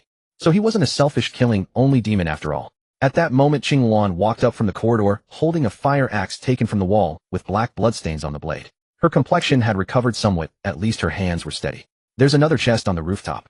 Soon they reached the rooftop. The wind was strong, and a light rain was falling. The anomaly's corpse had apparently been on the rooftop too. The ground was covered in deep claw marks, some even cutting through the waterproof layer, exposing the steel bars below. Beside the water tank in the center of the rooftop sat a chest. It was the same cyan color as the one on the 7th floor, but with a deeper hue. Shinyi took out the spirit crystal dropped by the muscle zombie and inserted it. As the chest opened, a musty smell wafted out. Inside was no anomaly object, no food, only a rolled-up piece of parchment, yellowed with burnt edges tied with a dark red string. Shinyi untied the string and unrolled the parchment. It was covered in dense text, but not Chinese nor any language he had ever seen. The characters resembled a variant of cuneiform with sharp, crowded strokes, as if carved with fingernails. What script is this? Shinyi handed the parchment to Qingwan, who had the most knowledge. Qingwan glanced at it and shook her head. I don't recognize it. It's not in any writing system recorded in the official database. She returned the parchment to Shinyi. But I've heard a rumor that might be related to this. What? This kind of foreign script can only be translated by sequences of the scholar path. And I heard last week that a scholar from a certain convoy obtained core information about a sequence path from a parchment scroll. The others fell silent. Shinyi, who had been somewhat disappointed, immediately became serious. He carefully rolled up the parchment again and stored it in his ring of shumi. The scholar path. He had no one like that in his convoy. But the Dusk Mutual Aid Society might have one. He could ask Dr. to inquire at the next standing meeting. He looked up at the sky. The clouds were still low, but the western horizon was slightly brighter than before. It was almost dusk. They had to leave the city before dark. Nighttime Creek City and Daytime Creek City were two different concepts. On their way downstairs, they briefly searched every empty room on each floor they passed, still hoping to find any missed treasure chests. However, aside from a blue chest in a second-floor room that yielded some food, seeds, the entire building offered nothing else. Shinyi was not discouraged. Today alone, he had harvested an unimaginable number of kill points, acquired a shumi ring and chinmian from spirit crystals, and obtained a piece of parchment. Such gains were beyond anything he could have dreamed of before entering Shi City. Of course, the greatest credit for this harvest went to Si Yuning. Without her powerful crowd control, he wouldn't have even made it past the first suited zombie. Looking back, his decision to forcibly bring her from the peace convoy had proven incredibly wise. Pushing open the unit door, they found the rain had stopped. The sky was noticeably darker than before, with clouds pressing so low they seemed ready to unleash another downpour at any moment. The four of them had just stepped onto the main road when they all halted almost simultaneously. At that same instant, every one of them felt a sensation of being watched. That gaze did not come from a single direction, but pressed down from all sides. Hair stood on in the back of the neck tightened. For no reason, every living creature instinctively wanted to flee at that moment. Shinyi turned back.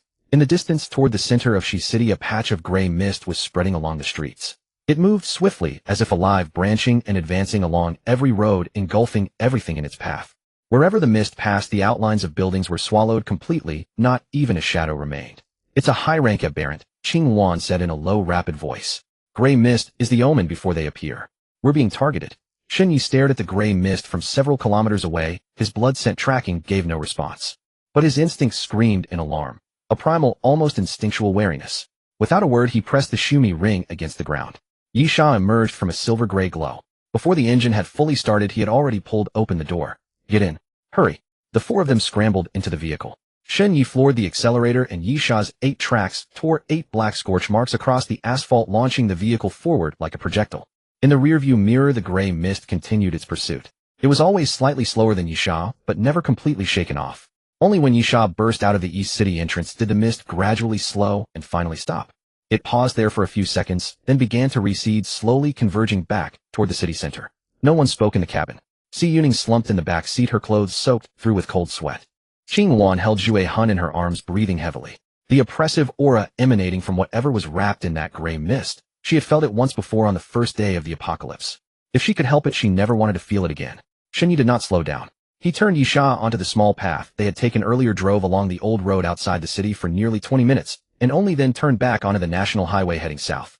From here, it would take at least another half-hour to return to the Dawn Convoy's temporary camp. Between the eastern and southern parts of the city lay a stretch of hilly terrain, with the only road curving in a huge arc along the foothills. The sky grew darker and eerie wails began to emerge from the woods, a sign of aberrant activity. After about half an hour of driving, they spotted some vehicle wreckage on the road ahead. They weren't crashed, they had been pushed to the side of the road, neatly arranged as if someone had cleared them. Shinyi slowed down. He remembered clearly that this section of the road had been clear when they came. In the apocalypse, a road cleared by human hands was more dangerous than one piled with corpses because the act of clearing itself was a signal. On a rocky hill less than a kilometer from Yisha, 2 figures crouched behind a protruding boulder. One held a broken umbrella, the other raised a telescope, the lens focused on an approaching dark armored vehicle. What the hell is that? The man with the telescope gaped. It's not a car, not a tank taking up the whole lane. Old Zhang, look at those steel spikes on the front. Who the hell drives something like that? The umbrella man snatched the telescope, took one look, and nearly dropped it. Quick, go down and tell the boss. Fat sheep, definitely fat sheep. Whoever drives a vehicle like that is either from a big convoy or has found some treasure. Either way, today they're staying with us. The two scrambled down the hill. At the foot of the hill, a dozen vehicles were parked haphazardly in a clearing. The convoy members were lounging around, some sitting or lying down, a few gathered around a campfire boiling water, the contents of the pot looking like rats. The man called Old Zhang trotted over to a black SUV, bent down, and knocked on the window. The window rolled down, revealing a scarred face. The scar ran from the left brow to the right chin, crossing the entire face. It seemed poorly healed, with the flesh turned outward like a centipede crawling across his face.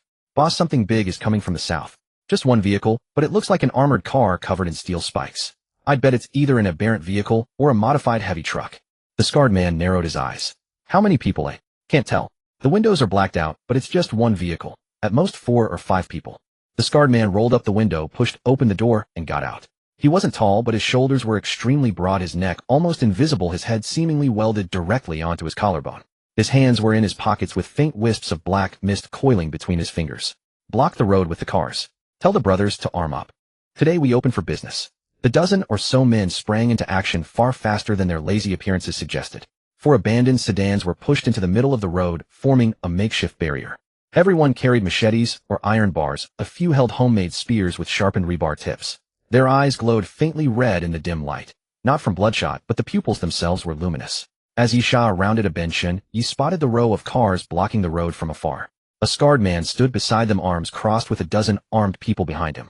The most striking figure was the hulking giant next to the scarred man, at least 2 meters tall, looking like a mountain of flesh among the crowd.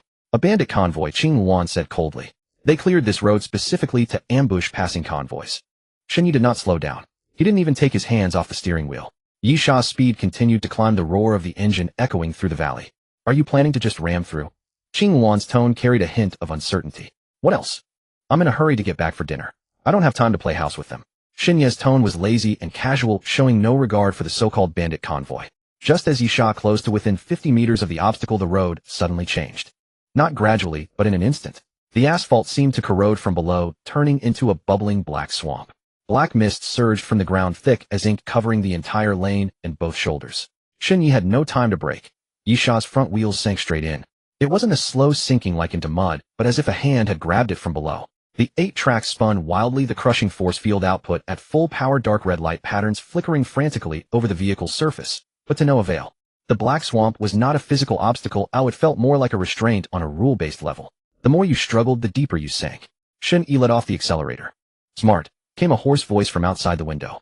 Once you're stuck in my abyss of evil swamp, don't bother struggling. The harder you gun it, the faster you sink. The scarred man stepped out from behind the barrier, standing at the edge of the swamp, looking down at the trapped steel beast. His eyes were filled with satisfaction, as if this iron monster was already his prize. The dozen or so men behind him also gathered around, their glowing red eyes particularly striking in the dim light. Get out. Don't bother struggling.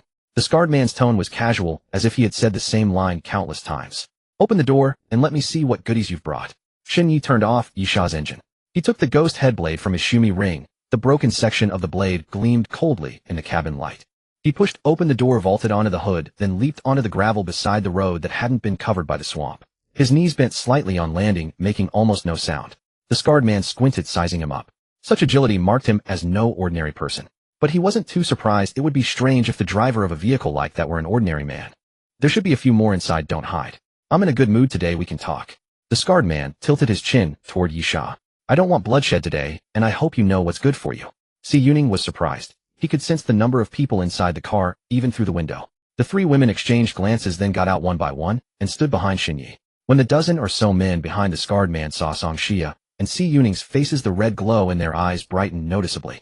A few unconsciously licked their lips, shifted their machetes to one hand, and used the other to tug at their belts. You've got quite the luck with women, the scarred man said, his gaze sweeping over the 3 women before settling back on Shun Ye's face with a grin. Tell you what, I can see you're a sequence user. I'll give you face. Join our Julong convoy, and we'll call today's matter a friendly meeting. He paused, then pointed at Yisha and the 3 women behind Shen Yi. But this big treasure and these women are mine. You stick with me, and there'll be plenty of benefits down the road. Has your final testament been delivered? His voice was soft. His tone was as calm as if greeting an acquaintance passing by. but his eyes were exceptionally cold, as if regarding a corpse still standing. The centipede-like scar stretching from his brow bone to his chin twitched. Behind him, the 2-meter-tall muscular man had already taken a step forward, his skin beginning to split, revealing the wildly expanding muscle fibers beneath. His body expanded from 2 meters to 5 meters in just a few seconds, and his arms turned silver, not metallic, but more akin to a mixture of bone and steel. When his fists clenched, the muffled sound of air being compressed could be heard. Giant sequence, and at least sequence 8 or above. Qingwan suddenly stepped forward 2 paces, reaching up to brush aside the tangled hair plastered across her face. She stared at the scar-faced man, a cold curve forming at the corner of her mouth. Miao Long, do you still remember me? The scar-faced man's gaze fell upon her face. That half of her face obscured by mud and hair slowly overlapped in his vision. 2 sword-like eyebrows, a high bridge of the nose, a delicate oval face. It's you. The next second, hatred and rage burned his entire face red. Miao Long's eyes turned red. Not the kind of red that glowed in the pupils, but the red of blood vessels bursting one by one in the eyeballs. He stared fixedly at Qingwan, and the centipede scar running across his entire face began to glow faintly, as if reminding him of who had destroyed that face. I've been thinking for 2 years in prison. How to find you after getting out, how to torture you. His voice squeezed out word by word from his throat. Today you come to me yourself. You wait. Once I kill this brat, I'll rape you, and then kill you. Then we'll see if you have the ability. Qingwan's voice was very calm, but her right hand holding the dagger tightened unconsciously. The score between her and Miao Long had long ceased to be just about a scar.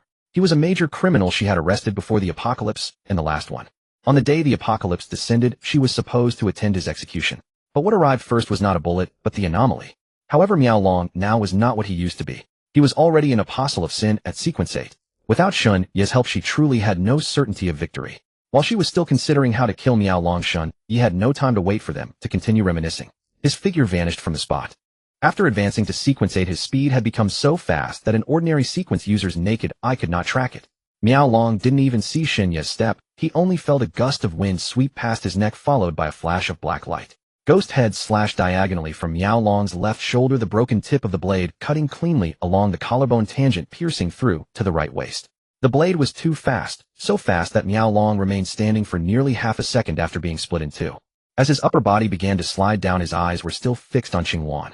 Kill points 8-27. Miao Long's 2 halves fell to the ground, black mist seeping from between the fingers of his hands, finally dissipating with the wind.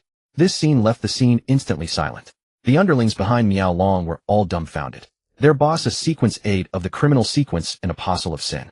He was killed with a single slash before he could even finish unleashing his skill.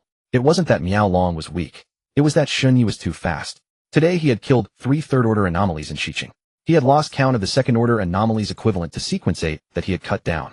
Scum like Miao Long, who made a living by robbing lone caravans, were not even an appetizer in front of him. Boss! The silver-armed giant let out a deafening roar, his 5-meter-tall body stepping forward as his silver fist wrapped in the sound of wind smashed down. Along the trajectory of the fist, the air was compressed into a visible white mist. Shen Ye sidestepped slightly. The fist grazed his shoulder and slammed into the ground, sending rubble flying and leaving a crater nearly a meter in diameter on the road. He stepped on the giant's still retracting arm, using the momentum to leap, flipping half a turn in midair, and instantly arrived above the giant's head. The slaughter mark landed on the giant's chest first. Then came the death sentence, a dark red death mark flickering at the location of his heart. 5 times critical hit. The broken blade cleaved straight down from the center of the giant's crown, cutting along the spine, all the way to the pubic bone. The 5-meter-tall silver giant was split from head to toe into 2 halves. His body, weighing over 2,000 jin, crashed down, splitting into left and right pieces on the road. Blood and entrails spread across a large area of the gravel road, the dark red liquid flowing along the cracks to lower ground. Kill points 6-31. Blood food 1. The 9 underlings behind were all stunned. The few who had been adjusting their belts moments ago now felt a warm stream uncontrollably flow from their crotches. A few more clever ones had already turned and run toward the roadblock, fingers gripping the car doors, trying to push the obstructing vehicles away. The team's second strongest, the sequence 8 silver-armed giant, who was said to have invincible defense, was also one shot. If they didn't run, they would be the ones to die. Si Yuning took a step forward. She raised her right hand, pointing at the group of people scattering in all directions. You are suspected of illegal murder. As soon as her words fell, the judgment field descended with a roar. All 9 were simultaneously pressed down by that invisible force. The 3 weakest were directly forced to the ground, their faces against the gravel, struggling even to breathe. The remaining few could barely stand, but their legs were trembling and the knives in their hands had long fallen to the ground. Si Yuning walked up to Shun Ye and held out her hand. Lend me the blade. Shun Ye glanced at her. Within the judgment field, her face did not have the exasperated expression she had shown when Shun Ye teased her earlier. Those eyes held a very quiet coldness, a stark contrast to her tsundere demeanor in the peace convoy. He handed the ghost head to her. Si Yuning took the blade, turned, and walked toward the first immobilized criminal. The man watched her approach with the knife, wanting to shout, "Spare me," but under the pressure of the field, he couldn't even open his mouth. Si Yuning stabbed the blade through his heart, then pulled it out and moved to the next. Her movements were not fast, but each one was steady. It was not the frenzy of killing with bloodshot eyes, but an enforcer carrying out a sentence. 9 ninth-rank criminals, 9 stabs. Shen Yi watched from the side. He noticed that each time Si Yuning killed a criminal, the aura within her rose a notch. She probably felt that sense of fullness herself. Earlier in Xiqing, when she had used the evil restraining handcuffs, she had gained some experience. Now executing them personally, the effect was stronger than cuffing them. As the final stab fell, the judgment field dispersed. Si Yuning looked down at the ghost head in her hand, stained with black blood, and her hands suddenly began to tremble. It wasn't fear, but a physiological reaction after the intense mental strain of the past few minutes. She wiped the blood off the blade with her sleeve and returned it to Shen Yi. "Thank you." A slight curve appeared at the corner of Shen Yi's mouth. Keep up the good work. I'll leave this kind of scum for you to farm experience from now on." Si Yuning's face flushed as she retorted, "I'm not a murderous maniac like you." Behind them, Qingluan was still standing beside Miao Long's corpse. She stared at the two halves of the corpse, still twitching slightly on the ground, silent for several seconds. 2 years. From the first time, she had pursued Miao Long for 3 full months in the border rainforest to eventually leaving a scar on his face in an abandoned factory, and now today watching Shen Yi split him in two with a single slash on an apocalyptic highway. She bent down, fished out a black token from Miao Long's pocket on which were carved some twisted patterns like some kind of identification. She put the token away and turned to walk back to the yesha. "Get in the car. It's getting dark." Shen Yi pushed aside all the blocking vehicles on the roadside, clearing a path barely wide enough for the yesha to pass. He sat back in the driver's seat and started the engine. The tracks rolled over the gravel road, turning onto the national highway. In the rearview mirror, the wreckage of the Poison Dragon convoy was soon swallowed by the night. Those dozen or so vehicles were still parked at the foot of the mountain with supplies inside, but Shen Yi had no time to collect them, though he figured there wouldn't be much loot anyway. The sky was almost completely dark and the gray mist could reappear at any moment. The cabin was quiet for a long while. Si Yuning leaned against the sofa almost as if she had collapsed. She had used the judgment field to its limit today, executing 9 criminals, and the feeling of advancement within her was stronger than ever before. The atmosphere in the temporary camp of the Dawn convoy had been sinking steadily since the afternoon. First, the red spots on Lu Dehai's body spread to his neck. Then yellow fluid began oozing from He Yumin's arm. Later, Chen Laoxi's entire leg swelled up. He Yunping rummaged through every available medicine, fever reducers, anti-itch creams, anti-inflammatories, and searched the medical kits seized from the Blood Eagle convoy at least 5 times. None of them worked. By dusk, the number of infected had exceeded 20. Lu Dehai, the first to fall ill, was already slipping into a haze. His eyes were half open, and when someone called his name his pupils would move slightly, but he could no longer speak. The air in the camp was even more oppressive than in Xiqing. In Xiqing, at least one could run. Here one could only lie down and wait for the red spots to crawl from the arm to the face. Has Captain Shen's team returned yet? This question had become the most frequently asked in the camp. From initial hope to later anxiety, and now to silence. Each time someone asked, He Yunping could only say no, then turn his head to glance at the end of the national highway. There was nothing there. "Do you think Captain Shen might have already?" A middle-aged man huddled by the car door stopped mid-sentence, afraid to continue. But everyone nearby knew what he meant. The city was a place even before the apocalypse. People said cities were forbidden zones for the living. The most monsters gathered there, and 9 out of 10 who entered never returned. Shen Yi had driven into Xiqing at noon, and now it was almost dark. Could he still come back? And his arm was still afflicted with that strange disease. A man infected with a strange disease in a city full of zombies. How long could he last? Impossible, He Yunping said forcefully, but even he could hear it was just self-reassurance. Shen Yi was too important to the Dawn convoy now. If he died. He shook his head, not daring to think further. At the edge of the camp in a gray sedan, 2 young men were whispering through the car window. One was named Li Hong, who had worked in a repair shop before the apocalypse, doing sheet metal work with some strength in his arms. The other was Zhou Ming, a fellow villager of Li Hong, and they had joined the Dawn convoy together with He Yumin. "Brotherly, if Shen Yi really dies, why are we still hanging around here?" Zhou Ming's voice was very low, his eyes constantly scanning the movements outside the window. Li Hong didn't answer.